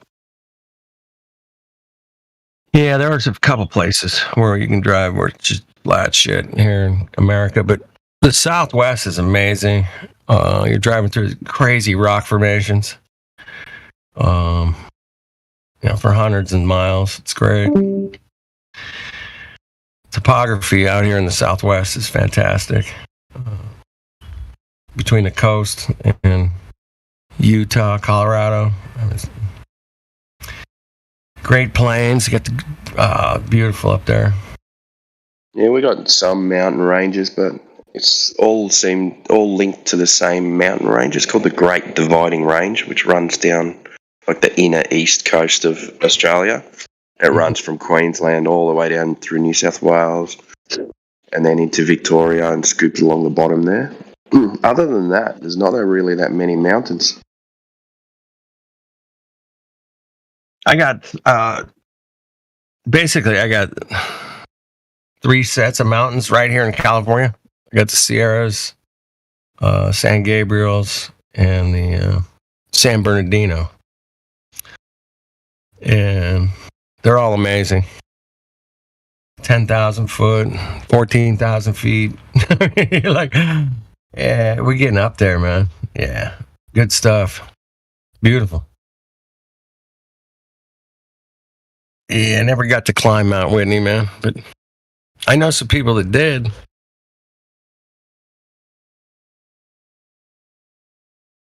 That's a bit of a trek, not quite like Everest or anything, but it's like a couple day thing, man, to do that.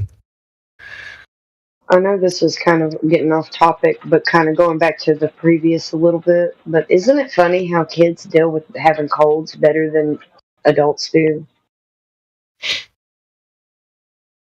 Yeah, we get weak and they don't. They're still wanting to go outside and play, and actually, that's not so bad for them to do if they can do it. Yeah, as long as they drink plenty of fluids and get like moving around and get that stuff out of their chest, they don't even have to deal with being congested. But I know when my son is really, really sick, like he's only ever been really sick one time ever. But he fasted for a couple of days and drank plenty of fluids. I had to make him drink fluids. I tried to make him drink like warm tea because he would not touch it if it's hot. He drank a little bit of it, but I had to just keep giving him like water with a touch of juice so that he would drink it at all, but just a little like splash of juice. But he got over his fever like pretty quickly since he fasted. So fasting is good too when you're sick, if you're really sick. That's not bad. Sweating, fasting, yeah, just anything to get whatever's in your system wants to get out. Let it get it out there wherever it takes. Yeah, the sweating part is alright. It's good, but you got to be careful not to. Our body's already heating up to extract and kill off any kind of extra bacteria or whatever it's killing off. So you don't have to help it do that, or you might overheat. You know what I mean? Your body's wonderful. It does a beautiful job at taking care of itself, as long as you're taking care of yourself. Exactly. Sweating is a cool down mechanic. So you wouldn't really overheat if you're sweating. Well, you know what we mean. Or you mean dehydrate? You mean dehydrate? Yeah, like bundling up and making yourself hotter so that you sweat more. It could work against you in that case, is what I mean. Does that make sense? Good. Hey, Speculation Sunday, man. We're in. Absolutely makes sense. If you sweat and then you get wet, then you get cold. Yeah, but if you're already bundled up to keep yourself sweating, yeah, it could work against you. You could overheat. Does that make? Okay, maybe not. I've been told that before, but I know what the sweating mechanism in your body is to make you cool down. That's true. So I'm not gonna contend. Yeah, I'll at least concede that. Yeah, that's true. Whatever.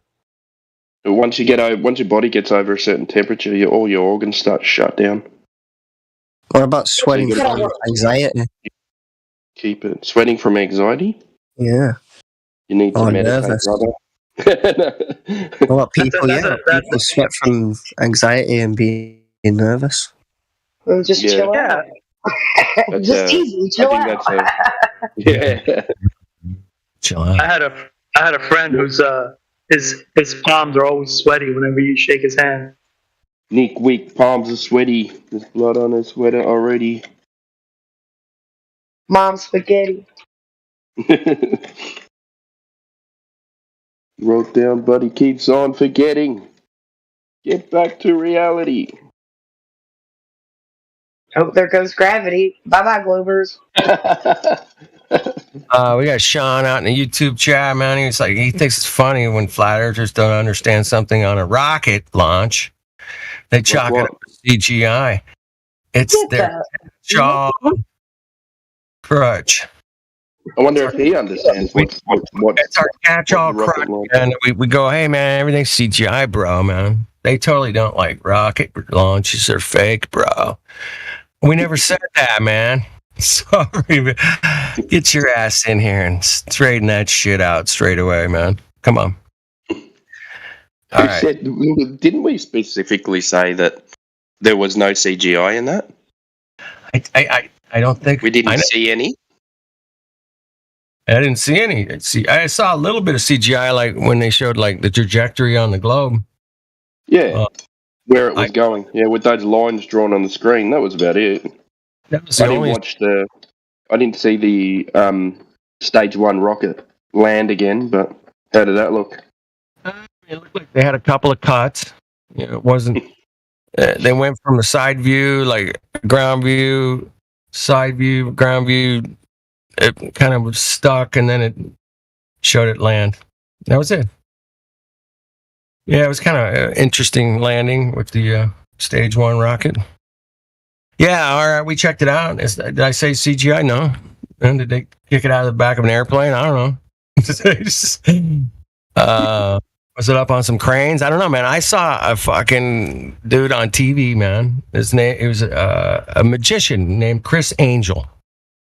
Maybe I remember him. Yeah, he was flying all over Vegas, dude. It's like just floating off buildings and shit and flying everywhere, and none of it was CGI, bro. It was 100%. It was real.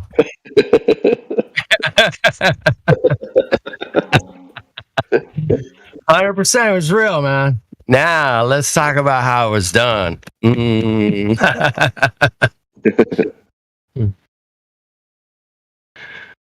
So yeah, he was pulling off that whole Matrix shit, right? He's flying all over the buildings, and people are like, "Whoa, man, what the hell?"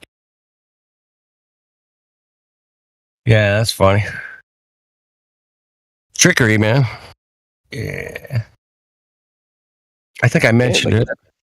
They could do it 100 years ago. Or whenever they invented cameras, they could use trickery. Yeah, it's a tricky thing. True. I've never seen Yeah, it's a tricky thing. Oh, sorry. I've been wondering. No, you're all right. Go ahead. No, I didn't know if you heard me, but I was like, yeah, it's a tricky thing. It's a trickery. Yeah. I could have Ever gone. since cameras were invented. Sean said I could have gone to Florida and watched it with my own eyes. But then that would bust my flat earth bubble. Dude, no way, man. There's Well, you're not denying that a rocket went. We never deny rockets go up and come back down, man. But where they're going, man, that's where we draw some kind of like horizon line right there. Horizon line. That's where we draw the line, man. Where's the horizon, bitch? Come on. Come on, give me some horizon. Where is it?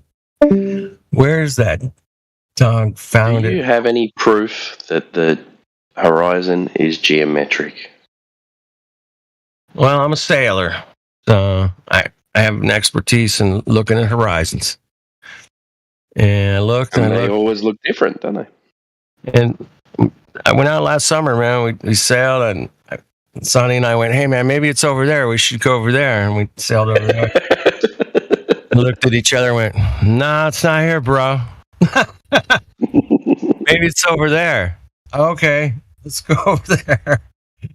That's all we kept doing, man. The horizon just kept moving away from us. It's so weird. It's so weird. I don't get it. I'm a flat earther. I don't get it. Flat earthers are dumb. It's ridiculous. Shit. So, yeah, I mean, would love to go to a rocket launch. I saw part of a rocket launch. It was like really, really, I was hundreds of miles away, right? I could see like this little, what looked like basically on the horizon, like maybe 10 degrees off the horizon. I could see where line across the sky, I could see the trail from the smoke going up into the clouds. It looked like, and that's all I could see was just the trail of the smoke. And I was probably like 300 miles away from this launch, but it was clear enough day. I could see. I was on the coast, and I could see where the rocket smoke was. The rocket smoke. But it just looked like some smoke in the clouds from my vantage point. But yeah, I would love to go see one in person, man. I went to Cape Canaveral where they launched all those Apollo missions, man. I went there, checked it out, man. It looks legit, man. They had the biggest building in the world there by cubic square feet. It was huge. It's a big building, man. Fuck yeah. It must be real. It must be a globe. Got big buildings. I don't know, man. Why, when they take off like it was daylight, and then they get up into the sky and it goes dark? What's going on there? Well, yeah, I saw that too. Well, even was it Dude Perfect? He was talking about that when he went on his little bumper ride with Jeff Bezos, Blue Origin, where he launched him up, and he did mention when he came back, he's like, dude, that was great. You could see the roundness of the earth and the beautiful black sky above us. And this black sky, well, I don't know. He had to throw that in. Plus, he had to throw in the fact that he was asked, is the earth flat? And he's like, no, I can confirm it's round. Hey, Miguel. Yeah. Did you get that one you posted? Was that the old one? The rat on the motor. Oh, that is. I'm gonna post the original video. Yeah, I clipped one, but I don't know how to make YouTube videos. At the video, it was at 12 minutes past.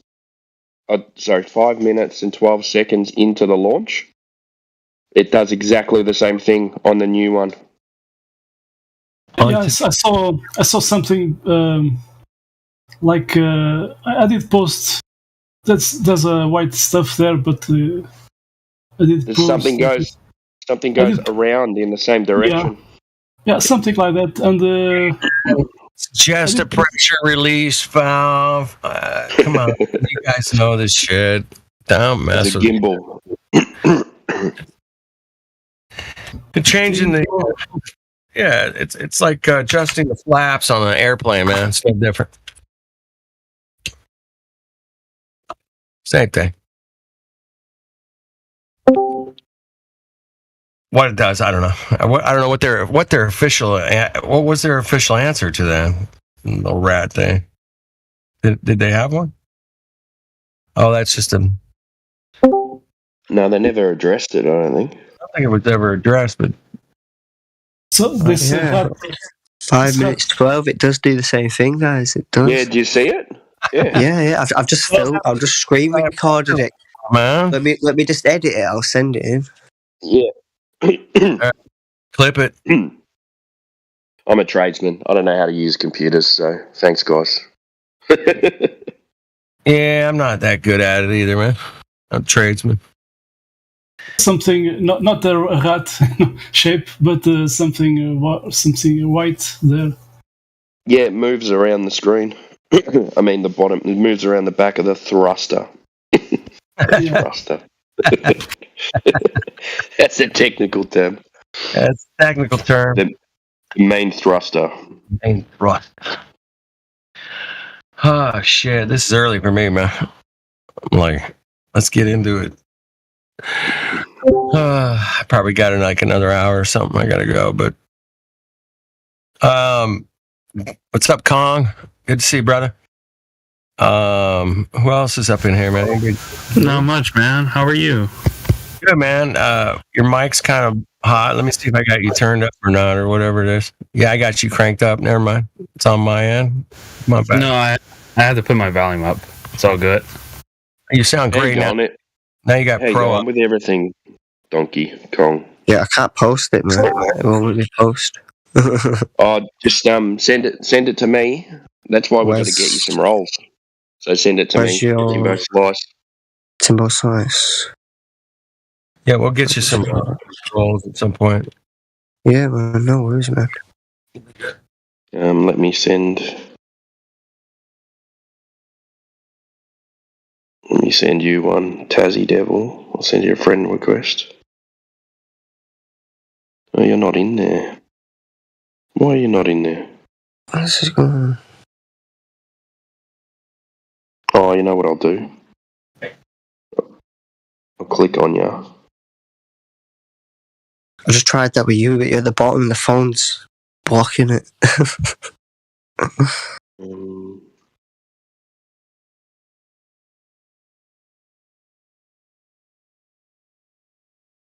There.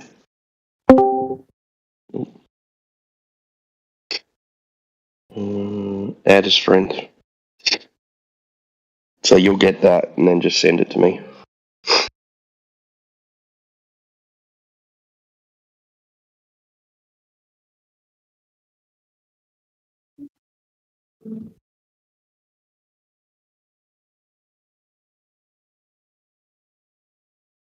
Let's find you over here now. What the bleeding hell? We were having a right rip snort here, and then this piker shows up, and just like that, it's good night, Irene. We get it, you're from Space Australia. It can only be CB. What's going on, guys? What's happening, mate? We found another rat on the motor. Oh, yeah, I got it, man. Sent it now. Oh my god.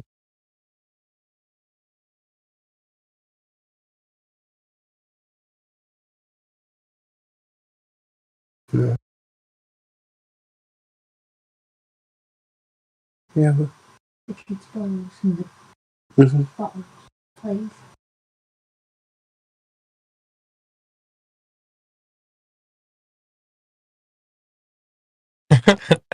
I literally mentioned this in like 2 of my songs. So like, shout out to space rats. Need some space cats. Have a look at that. It's exactly the same. There's a rat. Wow. Did they use the same footage or what? Good question.